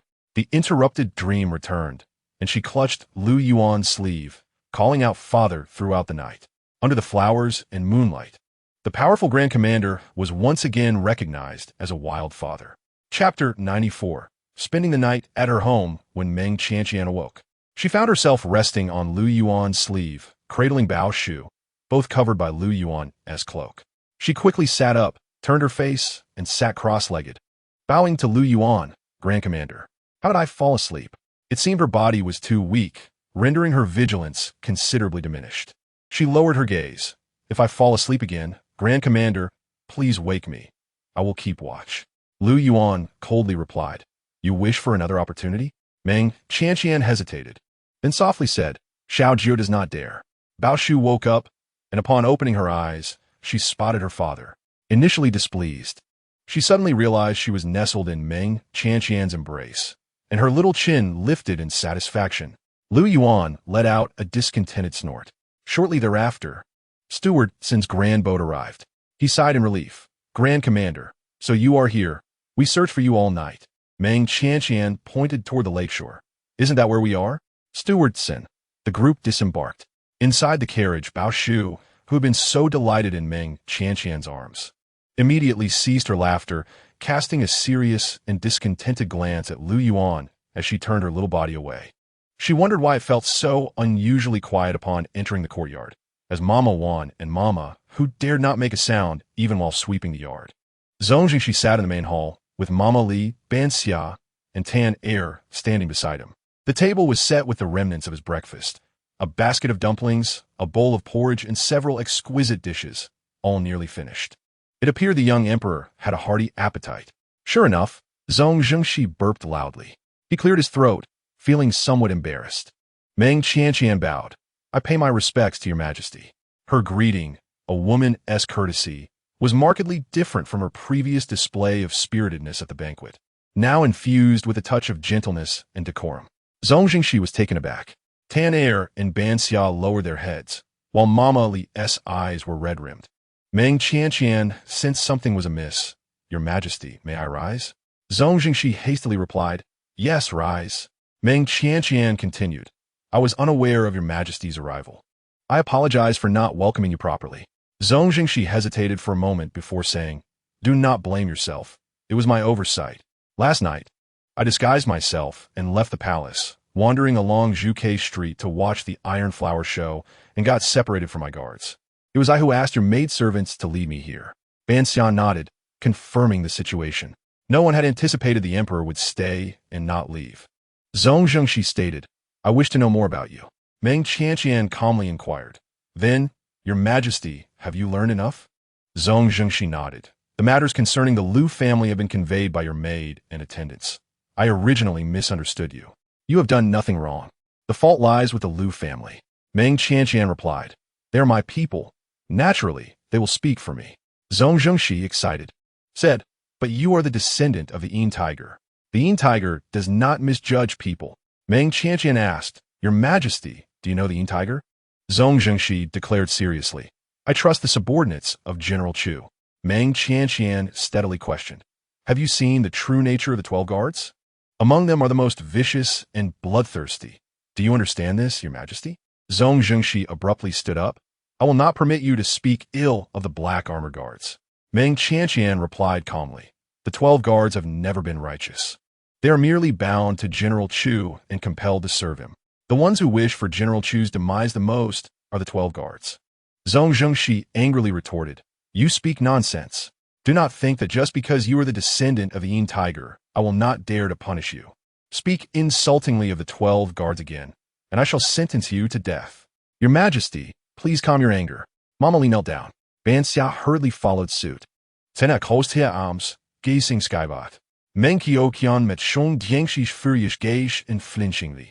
Zongjing coldly waved his sleeves and strode out of the main hall. Tan Er pouted, furrowing her brows for a long time before reluctantly saying, "Fine, I'll go. I want 2 skewers of candied hawthorn." Meng Qianqian helped Mama Li to her feet. "Get up, Mama Li. Ban Xia, you too, rise." Ban Xia, pale-faced, stood up. The emperor's wrath was unpredictable, and she had truly been frightened. Mama Li struck Meng Qianqian's shoulder with a fist, sobbing uncontrollably. You You went to the border to fight. Ban Xia and Tan Er had only just learned the truth of her departure from the capital yesterday. She had cautioned them to keep Mama Li's secret. However, she had managed to guard against them, but not against Zhong Zhengxi. Ban Xia, choked with emotion, said, "Mama, please don't hit the young lady. She was injured at the border." Li Momo struck her own body with a fist, lamenting, "I have failed to protect the young lady." She had not exerted herself while striking Meng Qianqian, but her own blow was undeniably forceful. "Momo." Meng Qianqian grasped her fist, assuring, "I am uninjured. It was merely to frighten Banxia." Li Momo wept inconsolably. Meng Qianqian sighed. Realizing this was why she had refrained from confiding in Li Momo. Once Li Momo's tears subsided, she would need to ponder how to explain her sudden proficiency in martial arts. Zhong Jingxi's eyes flickered. "Mother." Li Guifei took a sip of tea and instructed the palace attendants within the hall, "You may withdraw." "Yes, Your Highness." The attendants exited sequentially, while Wang Taijian and Ingwe stood guard at the entrance, forbidding anyone from approaching. Li Guifei smiled. "Did you enjoy your evening outside the palace last night?" Zhong Jingxi remained silent. Li Guifei chuckled. "You have matured. Some matters ought to be decided by you. Since you do not fancy the individual I selected for you, choose someone you prefer. How about Meng Xiaojiu?" Zhong Jingxi abruptly raised his head. "Mother." Li Guifei spoke leisurely. "However, she cannot be made empress. If you truly fancy her, I shall make an exception and grant her a concubine's title." As a twice-married woman, even a noble title seemed too much for Li Guifei to bestow. Zhong Jingxi clenched his fingers. "She shows disrespect toward General Chu and speaks rudely to the 12 guards. I do not like her." Li Guifei smiled knowingly. "If you dislike her, why did you spend the night at her residence?" Zhong Jingxi frowned. "Did you send someone to follow me, mother?" Li Guifei replied nonchalantly, "You are the emperor. When you do not return for a night, I cannot help but worry for your safety." Zhong Jingxi stated earnestly, "I merely wish to understand what the new Yinhu was like. It has nothing to do with romantic affairs." Chapter 95. The Grand Commander. "Li Guifei is competing for your affections after waiting all morning. I am utterly exhausted." Wang Taijian assisted her in sitting upon the Guifei couch and personally served her tea. "Your Highness, forgive my impertinence, but do you truly intend to bring Meng Xiaojiu into His Majesty's harem? She is a subordinate of Lu Yuan. Having her as His Majesty's confidant would pose a significant risk." Li Guifei pushed the teacup aside and languidly massaged her temples, precisely because she is under Lu Yuan's command. She would be more cautious. Otherwise, the blame would fall upon Lu Yuan. No matter how formidable Lu Yuan is, he cannot bear the crime of regicide. Wang Taijian suddenly comprehended. "Your Highness is astute." Li Guifei sighed. "It is indeed a pity that she has been married before. It does a disservice to my son. Yet, if I do not take this step, the power of the black armored guards will fall into the hands of others." Lin Wan'er allowed the Lu family to gain the upper hand. "How much effort did I expend to win her over?" Wang Taijian voiced his concerns. "I fear Meng Xiaojiu may not agree." Li Guifei recalled Meng Qianqian's defiance at Changchun Palace. "Indeed, she is a tough nut to crack." Wang Taijian lamented. "Given the situation with Lin Wan'er, she likely harbors resentment towards your highness." Li Guifei furrowed her brow. "At that time, I was unaware of her capabilities. Lamenting now is futile. I have encountered many such individuals. They respond better to gentleness than force. I must give her sufficient face. Go to the storeroom and select a few items for me to send to Feng Shui Hutong." Wang Taijin complied. "Yes, your highness." As if struck by inspiration, Li Guifei added, "Wait, she is no ordinary woman. Do not select those gaudy gold and silver ornaments." "Ah, does my storeroom not contain a box of blood coagulation ointment from the western regions?" Wang Taijian smiled. "Indeed, your highness, you mentioned a few days ago, intending to give it to the Guojue. Feng Shui Hutong." Meng Qianqian ultimately shifted the responsibility of her martial arts training onto Lu Yuan, while Li Momo silently cursed Lu Yuan several hundred times within her heart. After lunch, Meng Qianqian sent Wu Guer to the shop, requesting Lu Changsheng to come. Lu Changsheng currently managed two shops, one, a rouge shop on East Street, and the other, a tea house on Chang'an Street. These were the two most valuable shops the late matriarch had acquired with her dowry for the Zhao family. The value did not equate to profitability. The rouge shop consistently thrived, while the tea house's business fluctuated, merely a valuable property. Lu Changsheng was no longer clad in worn-out garments. As the manager, he had to embody the role. However, even in his merchant attire, he exuded an air of elegance, reminiscent of a scholarly family. Meng Qianqian praised, "Manager Lu, you look splendid in your current attire." Thanks to the East Master, Lu Changsheng replied shyly, presenting the account books for both shops to Meng Qianqian for her review. His accounts were clear, and his handwriting exuded a scholarly charm, pleasing to the eye. Meng Qianqian could comprehend Lu Changsheng's records in less than a quarter of an hour, while studying others' accounts often took her an hour. Subsequently, Lu Changsheng proactively reported various situations beyond the accounts, such as procurement and staffing changes. Meng Qianqian nodded in satisfaction. Entrusting the shop to you was indeed the right decision. In just 2 short months, the Zhao family had been thoroughly purged, leaving behind competent individuals, while those brought in were all capable workers. Moreover, the Ru shop's profits had increased by 20%, and even the tea house had shown signs of improvement. "Eastmaster, I have an idea regarding the tea house." "Speak," Lu Changsheng remarked. "There are too many tea houses on Chang'an Street." This establishment was struggling before being sold to the Zhao family, who, despite relying on connections, ended up with more losses than gains. It is not a sustainable strategy. Meng Qianqian encouraged, "Continue." Lu Changsheng clasped his hands. "I would like to attempt selling rouge at the tea house and invite Mama Chun to engage in some trading." Meng Qianqian understood. Their tea house lacked uniqueness and connections, making business expansion difficult. Tea houses primarily catered to men, yet Lu Changsheng intended to reverse this trend, transforming the establishment into a social hub for women. This idea was bold and worth exploring. Meng Qianqian smiled. "I trust your judgment." A hint of surprise flashed in Lu Changsheng's eyes, evidently not expecting such a swift agreement from Meng Qianqian. He stated seriously, "Thank you for your trust, Eastmaster. I will exert every effort to elevate the shop's business." Meng Qianqian provided him with a token. "If we are to do this, let us strive for excellence. We're not short on capital. Take as much silver as you need from the bank." Lu Changsheng felt the depth of Meng Qianqian's trust. He accepted the bank's token, stating solemnly, "I shall go and redecorate the tea house." Just as he was about to leave, Meng Qianqian called him back. "Let me see your leg." Lu Changsheng quickly protested. "Eastmaster, that is unnecessary." Meng Qianqian approached him, pointing to the chair beside him. "Sit." Lu Changsheng glanced at Meng Qianqian and reluctantly took a seat. Meng Qianqian squatted down, attempting to examine his leg, but he instinctively recoiled. She persisted, lifting his pant leg and inquiring about the injury. "How did this happen?" Lu Changsheng whispered. "When I was 3, I fell gravely ill and nearly died. Since then, my right leg has been lame, and it cannot be cured." Meng Qianqian administered acupuncture, asking if he felt anything, to which he shook his head. The time lapse had indeed caused him to miss the opportunity for treatment. She withdrew the needle. Lu Changsheng took his leave. Upon reaching the door, he hesitated before turning back. "Eastmaster, you are the first person, aside from my parents, who does not disdain my leg disability. Others avoid even touching it, let alone offer treatment." Meng Qianqian replied, "I will find a way." Lu Changsheng did not believe his condition could be healed, but he cherished the East Master's goodwill and bowed deeply in gratitude. Shortly after Lu Changsheng departed, Wang Taijian arrived. Bangxia and Tanner recognized him as Li Guifei's confidant. Bangxia's expression changed, and Tanner immediately raised her fist. "What brings you here? Are you seeking a fight?" Wang Taijian exclaimed, laughing. "You must be Miss Tanner. I am here on the orders of Guifei to express gratitude to Miss Meng. May I trouble you to introduce me?" Tanner snorted and shouted towards the inner chamber. "Sister, a turtle is here."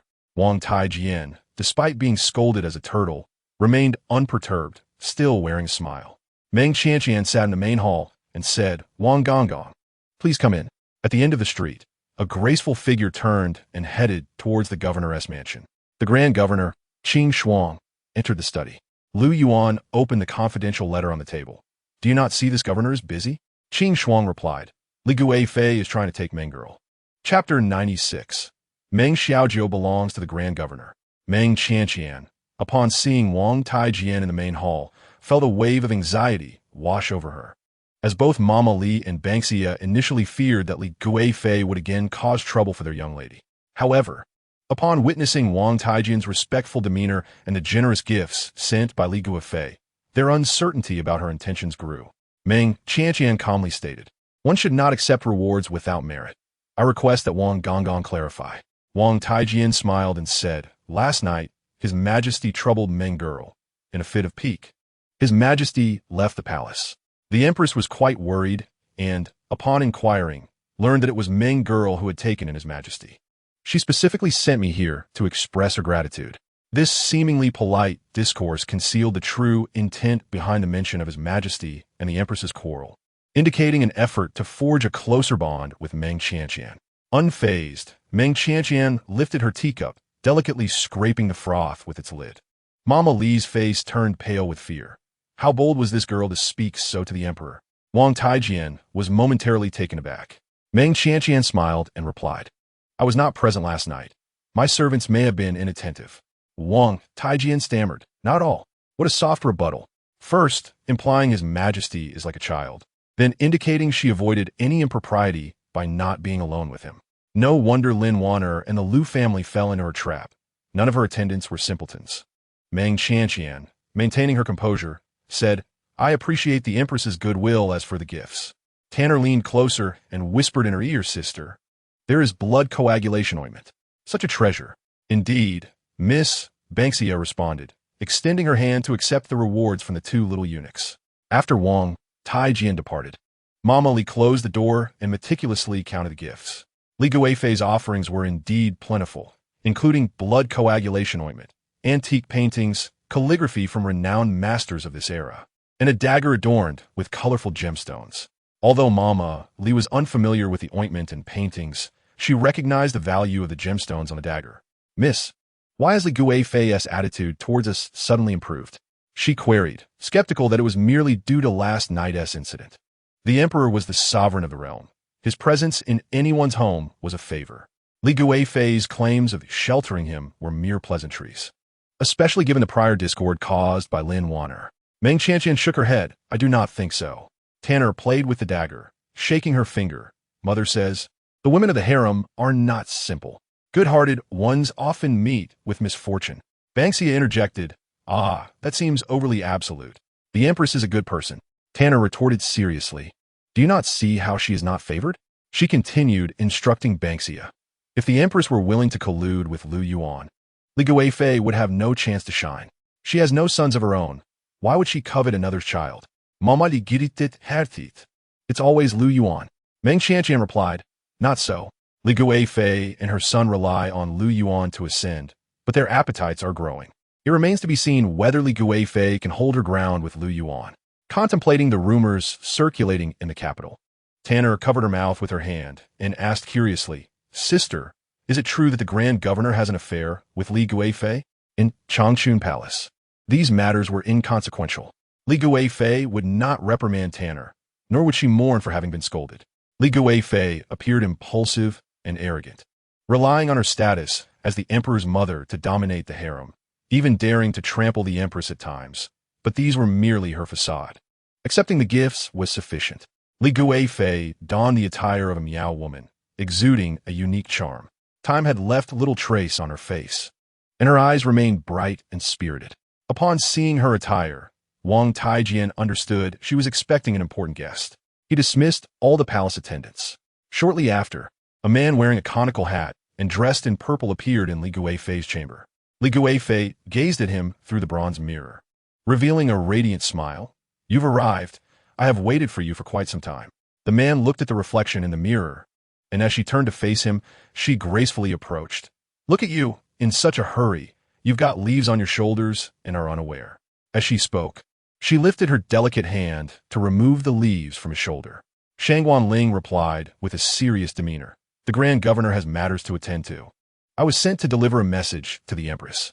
Shangguan Ling stated, "Meng Xiaojiu is the Grand Governor's guard. If the Empress wishes to win her over, she must consider the Grand Governor's willingness."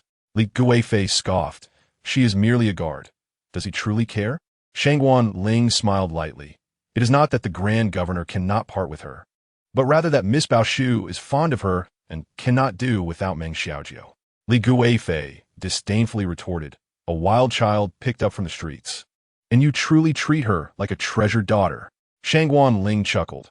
Whoever the Grand Governor favors holds the fortune of 1,000 gold. Would you not agree? Li Guifei rolled her eyes. Having delivered the message, Shang Wanling turned and exited Changchun Palace. Li Guifei ripped the silver hat from her head and angrily tossed it to the ground. How dare he send Shang Wanling to dismiss me? After a trip to the border, he thinks he has grown wiser. You won't let me lay my hands on Meng Qianqian? Huh, I certainly will. In the afternoon, Meng Qianqian visited the money exchange, reminded by Lu Changxing's visit that she owed Lu Yuan money. Although the interest had been offset, the principal still needed to be repaid. She instructed Banksia to deliver a visiting card to the governor's mansion, intending to repay the debt the following day. After bathing, she read for a while and retired early. In the dead of night, a shadow stealthily entered her room. Chapter 97. Enemies from a Past Life. Under the darkened sky and howling winds, Shang Wanling had just completed his task and was about to enter the governor's mansion when a small figure suddenly dashed out from the alley.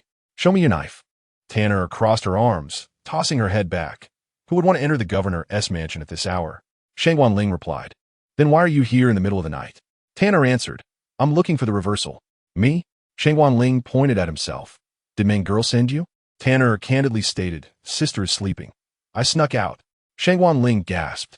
You little girl? Tanner put her hands on her hips. I want to ask you, does the Grand Governor have a relationship with Li Guifei? Shang Wanling frowned. What kind of relationship? What nonsense are you spouting? He hesitated, then waved his hand. It's not what you think. Tanner leaned closer, gazing intently into his eyes. Then what is it? Shang Wanling pushed her forehead away. Why are you asking so much? Tanner huffed. None of your business. Shang Wanling scrutinized her intently. Is it you who wishes to know? Or did Meng girl send you to inquire? I told you I snuck out. Tanner insisted, if you want to tell me, I will ask the Grand Governor. She boldly marched towards the governor's mansion. Are you seeking death? On the way back, Tanner counted on her fingers in confusion.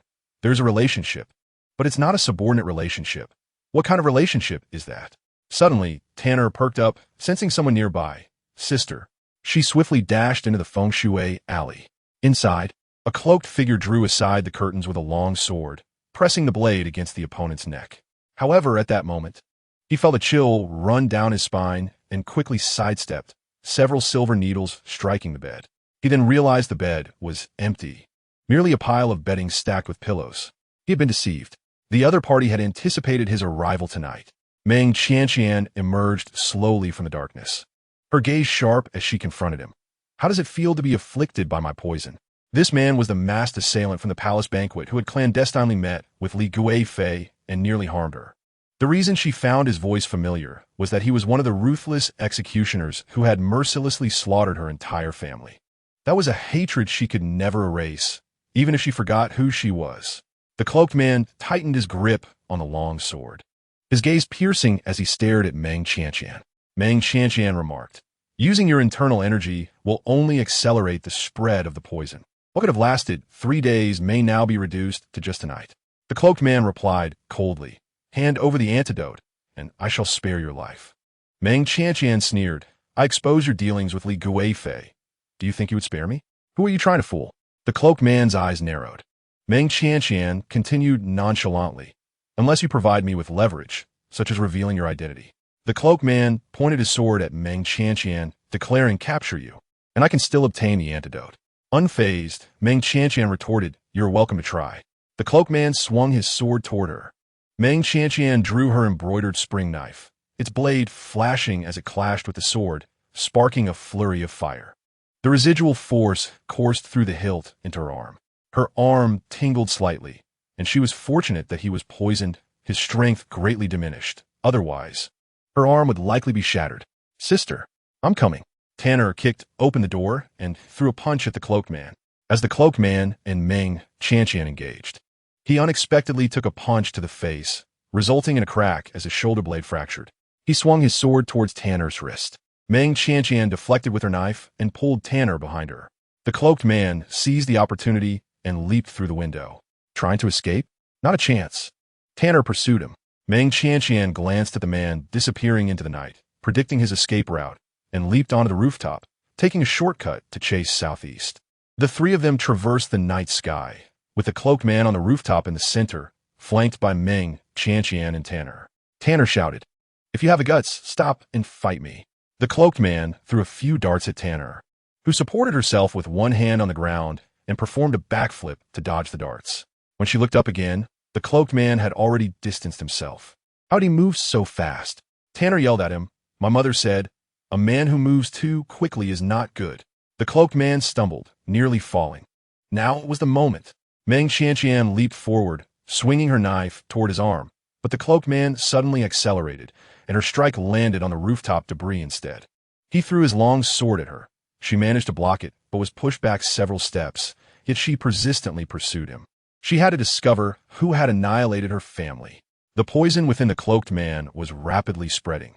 He could no longer forcefully use his internal energy, or he would succumb before the antidote arrived.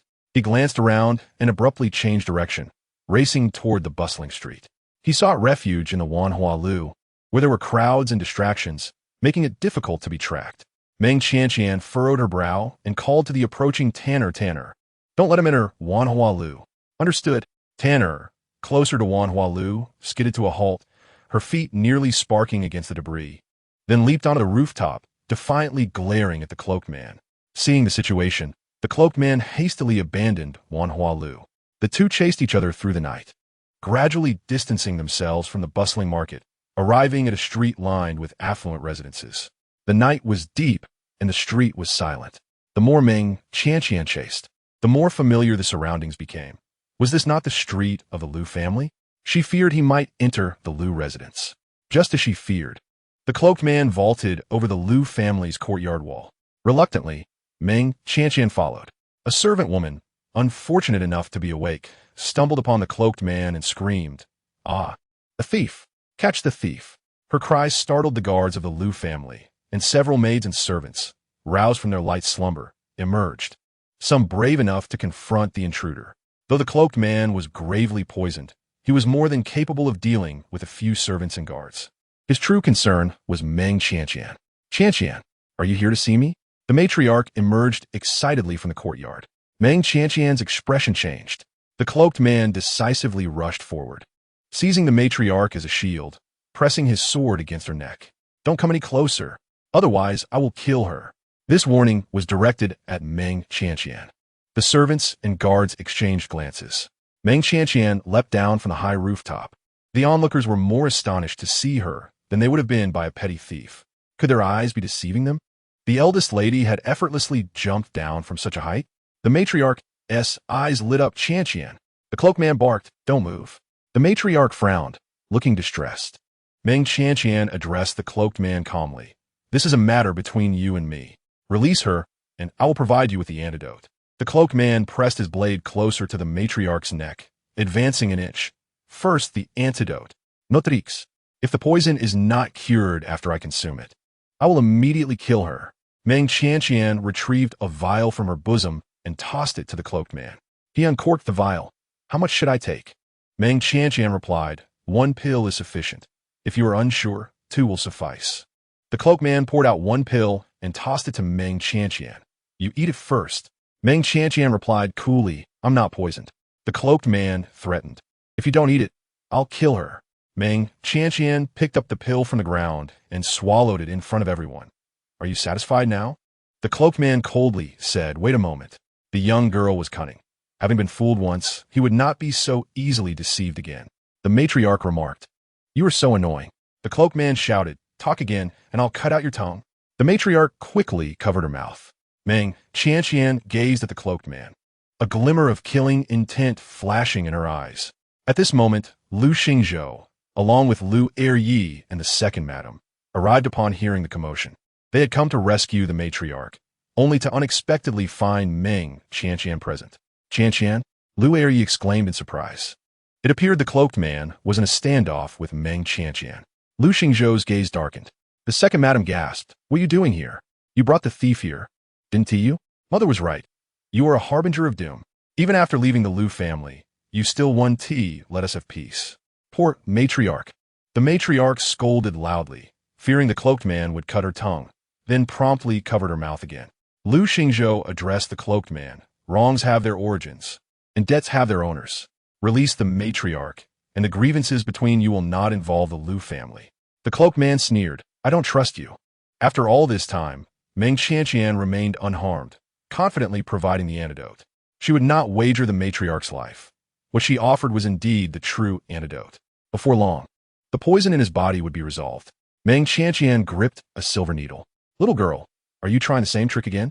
The cloaked man swiftly yanked the matriarch to his right, using her to fully shield himself. He could feel the antidote taking effect. If the old woman continued to shield him for a moment longer, his strength would be completely restored. However, at that moment, an unexpected turn of events occurred. The matriarch suddenly reached back and exclaimed, "Monkey, steal the peach." Huh! The cloaked man felt an excruciating pain shoot through him. A young maid dropped a raw egg she was holding, which smashed on the ground with a loud crack. Meng Qianqian swiftly moved in, breaking the hand that held the sword with one hand, shielding the matriarch behind her with the other, and performed a shoulder throw, slamming him down onto the ground. She kicked, and the long sword fell into her grasp. Her gaze was sharp and fierce, like a vengeful spirit returned from the depths of hell. Speak. Who are you? Chapter 98. Her ruthlessness made the Lu family tremble. The cloaked man glared coldly at Meng Qianqian, his jaw twitching. As he attempted to bite his tongue to end his life, Meng Qianqian delivered a swift kick, expertly dislocating his jaw. If you don't speak, I shall sever your tendons, leaving you unable to live or die. As the words fell, a sharp sound sliced through the night, and 3 cold arrows shot directly towards Meng Qianqian. With a flourish of her sword, Meng Qianqian severed the arrows mid-flight, and with a swift leap, she shielded the elderly matriarch, hastily retreating and concealing her behind a large tree. The matriarch complied and concealed herself well. Several more arrows flew forth, causing the second madam and the maids to panic. Elder brother, be careful. Second Master Lu, while protecting his wife, attempted to rush over to rescue Lu Lingxiao, but an arrow pierced his sleeve, forcing him to retreat. In a moment of peril, a guard stepped forward, standing in front of Lu Lingxiao and deflecting the arrow with his sword. Utilizing the distraction, another masked figure executed a graceful maneuver, whisking away the fallen black-clad man. Thinking of escaping, the arriving tanner leaped from the rooftop, delivering a kick that dislocated the masked man's arm. Yet he did not even flinch, calmly resetting his limb before vanishing into the night. Tanner turned to pursue, but Meng Qianqian called out to her, "Tanner, do not chase." Tanner pouted, "Why not pursue?" Meng Qianqian replied calmly, "We cannot defeat them." Tanner insisted, "But we can catch up." Meng Qianqian explained, "If he moves, the fractured ribs will pierce his spleen." After speaking, she glanced at the token that had slipped from the black-clad man's grasp and discreetly stowed it away. "Qianqian, may I emerge now?" The matriarch inquired from behind a tree. Meng Qianqian nodded. "It is safe." The matriarch approached her, moving with surprising agility. The members of the Lu family, both masters and servants, were utterly astonished, not only by the matriarch's unexpected demeanor, but also by the unfamiliar side of Meng Qianqian that had been revealed that night.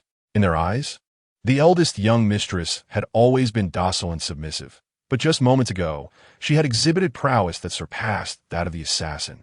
An intense aura of killing intent and a fearsome gaze emanated from her. Lu Lingxiao clasped his hands behind his back, his fists tightening. Second Master Lu, bewildered, felt a complex emotion flicker in his eyes. The second madam trembled, retreating behind her husband, whispering in fear. That military general mentioned her accomplishments were true. Has she truly killed at the border? Meng Qianqian, examining the sword in her hand, casually remarked, "Indeed, second aunt, I have taken more than one life." The second madam froze, not feeling any joy from being addressed as second aunt, but rather fear. Could this girl be settling old scores, intent on attacking her here? She tugged at her husband's sleeve. Second Master Lu whispered, "This is why you should refrain from bullying her." However, as his own wife, he could not genuinely allow Meng Qianqian to strike her, particularly given her formidable skills. He feared she might deliver a blow that would end her life. Elder brother. He turned to Lu Lingxiao. It was evident that relying on him was futile, as he had spent his entire life as a second-generation heir, always depending on others. Lu Lingxiao's expression turned profound. He was the only one who had thoroughly investigated Meng Qianqian's actions at the border, and he understood her capabilities better than anyone else. Yet he could not deny his astonishment. The martial prowess of this former daughter-in-law was not inferior to that of his own son. He spoke in a composed tone. Having been with the Lu family for 5 years, why have you concealed your true self so deeply? What is your ultimate goal?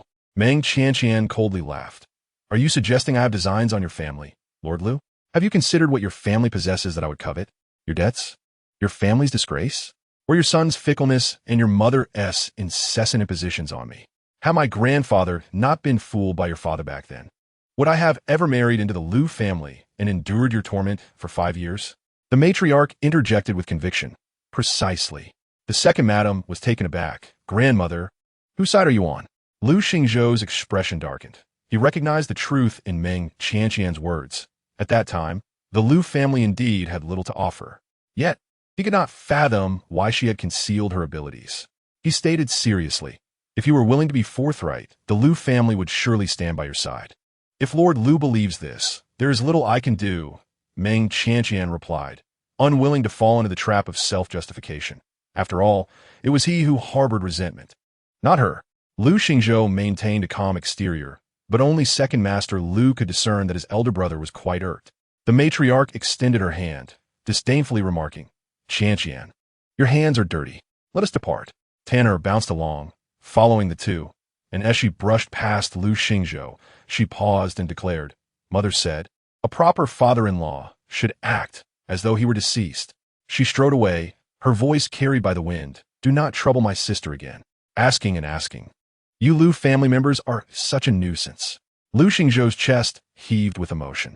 Once they had distanced themselves, the second madam finally spoke. Elder brother, did you see her? Second Master Lu tugged at her sleeve, signaling her to be quiet. Lu Lingxiao left with a stern expression. The second madam pinched Second Master Lu. Why didn't you let me speak? Second Master Lu chastised. Elder brother is in a foul mood. Can't you show some insight? Upon returning to the courtyard, Meng Qianqian washed the matriarch's hands and inquired, Great-grandmother, where did you learn that? The matriarch whispered, I read it in a storybook. Meng Qianqian realized that during her 2-month absence from the capital, the matriarch had grown bored and had sent Qi Ke to buy storybooks for her to read aloud. The matriarch found the ones Qi Ke purchased insufficiently thrilling and sent Zhao Si to procure more. Meng Qianqian facepalmed. She accompanied the matriarch to lie down, and the elderly lady soon fell asleep. Seeing that the matriarch had not been frightened, Meng Qianqian felt relieved. Tanner pointed at Meng Qianqian's pouch. Sister, that piece. Meng Qianqian gestured for silence, indicating the rooftop. Tanner looked up, ready to confront someone, but Meng Qianqian's gaze stopped her. She did not wish to wake the matriarch. Tanner rested her chin on her hands. All right then. The two stayed in the matriarch's courtyard for half an hour before departing. After they left, a guard stealthily scaled the walls and entered Lu Lingxiao's study. Young master, they spoke of nothing but trivial matters. Lu Lingxiao's eyes darkened. Understood, you may leave. Back at Fengshui Hutong, Meng Qianqian revealed a token. Tanner, do you recognize this? Yes. Tanner nodded. This is the token of Wan'er Tower. Ordinary people do not possess it. Only trusted experts of Yin Yangzi have it. Is he affiliated with Yin Yangzi? Meng Qianqian clenched the token, her gaze icy. No wonder he had gone to Wan'er Tower. She had thought he merely sought refuge among the masses. Tanner, puzzled, asked, Sister, why did he wish to kill? Meng Qianqian paused before responding. I stumbled upon his secret dealings with Li Guifei. He sought to eliminate me, and after being struck by my poison needle, he came to me for the antidote. To her surprise, her enemy was connected to Yin Yangzi. Chapter 99. Bao Shu is a gluttonous beast. Tanya, how did you come to know all this? Meng Qianqian inquired. Tanner pouted. I had an altercation with them. They injured me, forcing me to flee to Chun Mama. Later, they returned to the tooth shop, where I asked Chun Mama to train me, intending to sell me to them. Meng Qianqian suddenly felt a pang of sympathy for Chun Mama. Tanner added, It was Chun Mama who informed me that those individuals were trusted affiliates of Wan'er Tower, and I should never oppose them, for it could cost me my life. Meng Qianqian realized, no wonder you willingly remained imprisoned in a cage. Not entirely. Tanner replied with a hint of melancholy.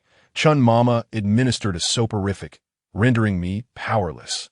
While others might succumb to deep slumber under such a drug, Tanner merely lacked strength, leaving Meng Qianqian both amused and exasperated. She patted Tanner on the head. You've endured hardships. Tanner nodded vigorously, her eyes bright. A serving of braised meat would make it all worthwhile. Meng Qianqian chuckled. I shall have Du Nyangzi prepare some for you tomorrow. Tanner was filled with joy as she rushed into the courtyard with open arms and bare feet, exclaiming about the red braised meat. Meng Qianqian cast a glance at the token of Wan'er Lu, her expression slightly grave. In the latter half of the night, the bustling capital fell into silence, resembling a slumbering giant beast, resting its eyes upon the dragon vein of Dezhou. A man clad in black robes and with white hair appeared on Jade Gate Street. He shook the feng shui compass in his hand, shaking his head and sighing. Not broken early, not broken late, yet it malfunctions at this moment. It should be nearby. Why are there more houses in the capital? Where exactly is Xiao Yinhu? The man in black adjusted his compass, disregarding it for now, and sought a place to stay until he could repair the device. After wandering around Jade Gate Street, he eventually turned into Feng Shui Alley. He arrived at a freshly painted residence and raised an eyebrow. Oh, someone is living here? Who has such discernment to choose a house stained by the blood of Qinji Pavilion? Since it was inhabited, he decided to stay next door. He climbed over the wall into the adjacent house and pushed open the door, only to find an elderly woman soaking in a bathtub. Upon seeing the exceptionally handsome man enter, she clutched her arms and exclaimed, "Inappropriate. My apologies." The man in black promptly shut the door and swiftly stepped outside. The broken compass was truly troublesome. Suddenly, a brick he had stepped on crumbled and fell toward him. He quickly opened the peach-wood umbrella at his waist, shielding himself just in time. Although he had lost the compass for divination, with his remarkable intelligence and martial prowess, he could still turn misfortune into fortune. He held the umbrella and walked forward with striking grace, but after a few steps, his foot slipped into a hole. Oh no, who dug a well here? A floating peach-wood umbrella wobbled precariously over the well's opening. Meng Qianqian lay on her bed, the night as dark as ink, obscuring her vision. Yet her mind was exceptionally clear. That man was one of Yin Yangzi's subordinates. Could it be that Yin Yangzi was delivering messages to Li Guifei? Was Lu Yuan's appearance merely a coincidence, or did he intend to go there all along? At dawn the next day, Meng Qianqian rose early. Why are you up so early? Li Mama said with concern. Sleep a little longer. It's not easy to move out of the Lu family, and there are no rules to follow. Meng Qianqian smiled. I have become accustomed to it in the military. Li Mama's expression darkened. That cursed Lu Yuan. Meng Qianqian smiled. After breakfast, Meng Qianqian visited the governor's mansion. Stewardson hurried out to greet her, smiling broadly. Miss Meng has arrived. Please come in. I won't go in just yet. Meng Qianqian politely replied, Is the Grand Governor in? Stewardson's eyes brightened, his smile widening. The Grand Governor has gone to court.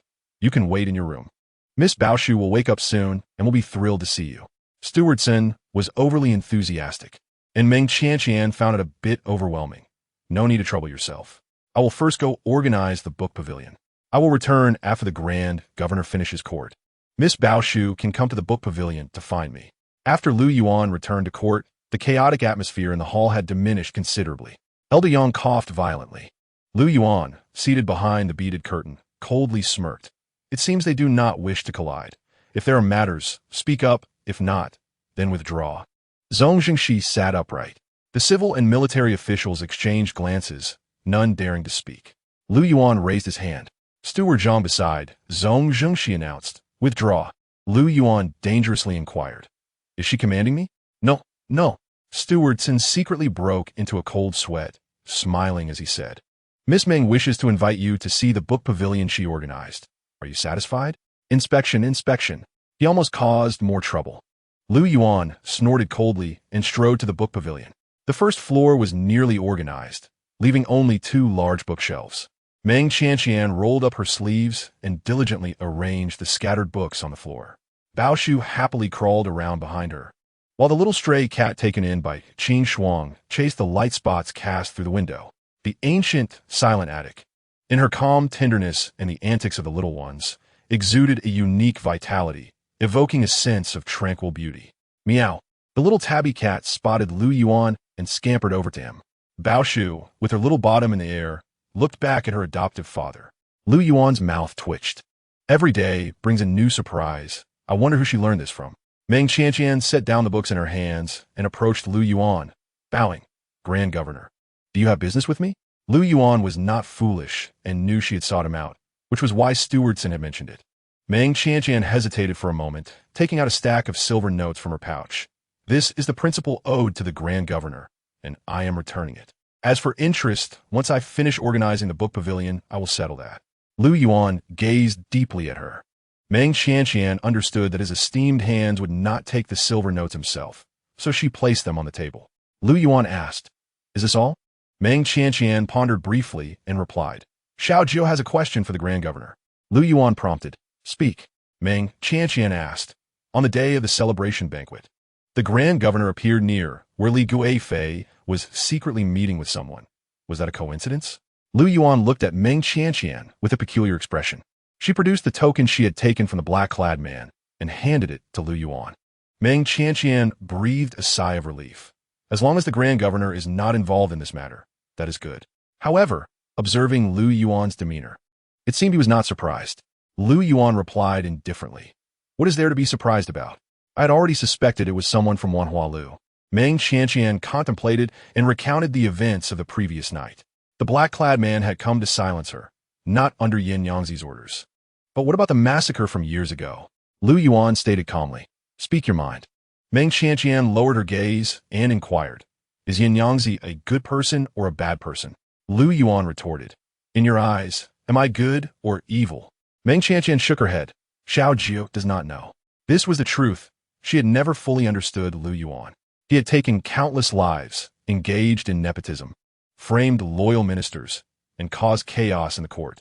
Yet at the border, he had indeed saved countless lives from calamity. If one were to say he acted for military power, then amidst the throngs, all were driven by profit. Even a bodhisattva is worshipped by mortals for their incense. Lu Yuan spoke lightly. "I too do not know whether Yin Yangzi can be considered a good person." Meng Qianqian paused. "What if I seek revenge on her?" Lu Yuan replied coldly, "That is a matter between you two and has nothing to do with me." Meng Qianqian did not expect him to say such a thing. She had thought he would entrust Bao Shu to Yin Yangzi, implying a unique bond.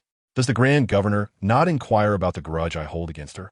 Lu Yuan stood with his hands behind his back, speaking haughtily. "If you wish to speak, you will naturally do so. There is no need for me to ask. However, I must remind you, Yin Yangzi is not so easily dealt with. Do not think she will show mercy on your behalf because of our dealings. Our relationship has always been transactional, devoid of affection." "I see." Meng Qianqian nodded. "Thank you for the reminder, Grand Governor." As the two conversed, Bao Shu stealthily crawled under the table, directing her new little tabby cat disciple to leap onto the table, knocking the silver notes to the ground. She extended her chubby little hand, stuffing the notes into her pocket. The two adults looked on, unable to contain themselves. Meng Qianqian cleared her throat. Lu Yuan remarked, "I heard from Shangwan Ling that you sent Tanner to inquire about my relationship with Li Guifei." Did I? How come I didn't know?" Meng Qianqian stared at him in disbelief. A fierce killing intent flashed in Lu Yuan's beautiful phoenix eyes, as if he would crush her if she dared deny it. Meng Qianqian lowered her head, feeling guilty. Lu Yuan's voice turned cold. "You are my attendant. Mind your identity and do not overstep." Meng Qianqian obediently replied, "Yes." Xiao Jiu will never dare to inquire about the Grand Governor's private matters again. "She is my mother's sister," Lu Yuan said. Meng Qianqian was taken aback. "I have not inquired." "Wait, Li Guifei is Lu Yuan's aunt?" Chapter 100. Lu Yuan's heritage. Meng Qianqian was astonished. She envisioned countless possible relationships between Lu Yuan and Li Guifei, yet she never anticipated that Li Guifei was his aunt. After all, the emperor referred to him as Shangfu, which clearly suggested a generational discrepancy. Furthermore, she had never heard of Li Guifei having a sister, though she did have several brothers and sisters. As if discerning Meng Qianqian's confusion, Lu Yuan, with an impassive expression, remarked, "My mother is not from the Yao clan. Few are aware of my relationship with Li Guifei, and even the emperor is oblivious."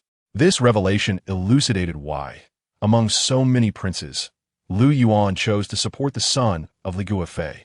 However, she still could not comprehend why the Grand General's mother was Li Guifei's sister, yet was not a daughter of the Yao family.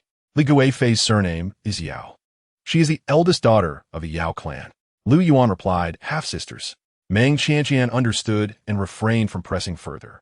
In Fengshui Hudong, Wan Momo was feeding the fish in the courtyard, doing so 7 or 8 times a day, causing the koi to grow plump and almost resemble chubby-headed fish. Suddenly, someone knocked on the slightly ajar courtyard door. "Who is it? Is it Manager Tsin?" Momo inquired. Ever since she and the young lady moved here, only Manager Tsin and eunuch Wang had visited. He was said to be old due to his white hair, yet he was also described as youthful and handsome, possessing an unparalleled visage. The man in the dark robe with white hair smiled politely. "Excuse my intrusion, Momo. I have just moved here and unfortunately encountered an incident last night, losing all my belongings. May I borrow 2 pounds of grain from you?" Momo left. The man in the dark robe sighed softly. "It seems my luck truly is rather poor. I cannot approach that elderly woman from last night for assistance. How embarrassing." Just as he was about to depart, a heavy sack of grain landed at his feet. Momo brushed off the rice dust from her hands and asked generously, "Do you think this is sufficient?" The man in the dark robe stared at the sack on the ground in astonishment. "I only needed to borrow 2 pounds. Momo waved her hand dismissively. "2 pounds is hardly enough. We are neighbors, no need for formality. My young lady instructed that we should maintain good relations with the neighbors. You are the first neighbor to visit. We must treat you well." The man in the dark robe awkwardly replied, "Then, please convey my gratitude to your young lady." Momo responded, "No need to mention it. By the way, young sir, where do you reside?" The man in the dark robe smiled and pointed westward. "I live next door. The house to the east is occupied, while the one to the west is empty." Momo exclaimed, "I see. If you need anything, feel free to come over. My surname is Wan. If you do not mind, you may call me Momo. May I ask your esteemed surname?" "Yi. Van Momo is smilafalterd, Yi." Realizing she had misspoken, she quickly slapped her mouth. "I did not mean to say that. What I meant was, oh dear, my tongue is clumsy. How is it that I cannot express myself clearly?"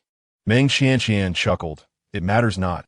I, too, purchased this residence for its affordability. It is said to be haunted, yet since I moved in, I have slept soundly every night." Momo sincerely admitted, "I actually like it here. It is peaceful. If one desires excitement, stepping out of the alley suffices. Moreover, what is there to fear from ghosts? Those from a Lu family are far more troublesome than any ghost. Thankfully, my young lady left, otherwise she would have been chewed to the bone." In the afternoon, the steward of the Wang family came to deliver an invitation to Meng Qianqian. There would be a lantern festival on the long street the day after tomorrow, and Madame Wang invited her to join in a lakeside excursion, where they could admire the lanterns along the shore and enjoy the flower banquet on the lake. "What is the flower banquet?" Meng Qianqian inquired. The steward of the Wang family responded with a smile. "It is the annual competition for the title of Huakuei at Wan'er Tower, traditionally held there, but this year moved to Bihu, where it will be publicly contested on a decorated boat for all to see. The more prestigious the brothel, the stricter the selection of Huakuei, making it all the more intriguing. Primarily, it is about strolling amidst the lanterns," the steward of the Wang family added with a chuckle. "We cannot simply say they are going to see the Huakuei. That would sound improper. Rest assured, not only my lady and Miss Meng will be attending, but also Madame Zhou and several other ladies have agreed to go see the lake. Who says only men enjoy watching Huakuei? Women do as well. In the past, women were not allowed in brothels, but now that it is arranged by the lake, how could they resist taking a glance?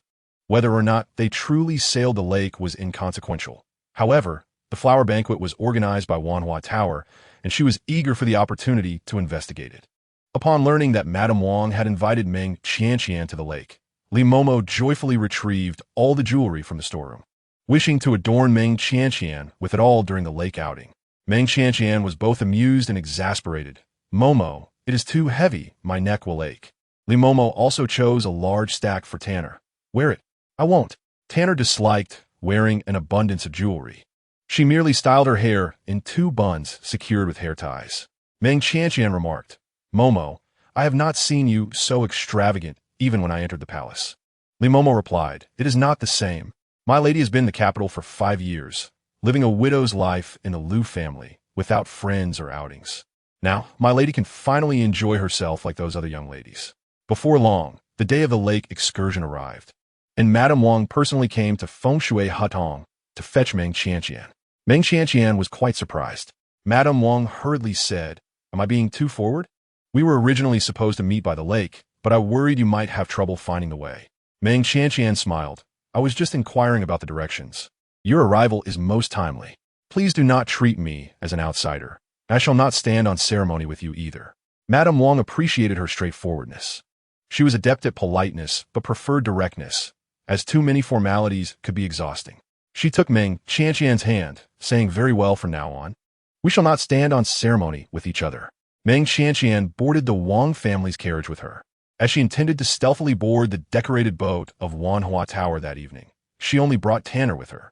During the carriage ride, Meng Qianqian took Madame Wang's pulse, finding it smooth, with much of her liver qi being released.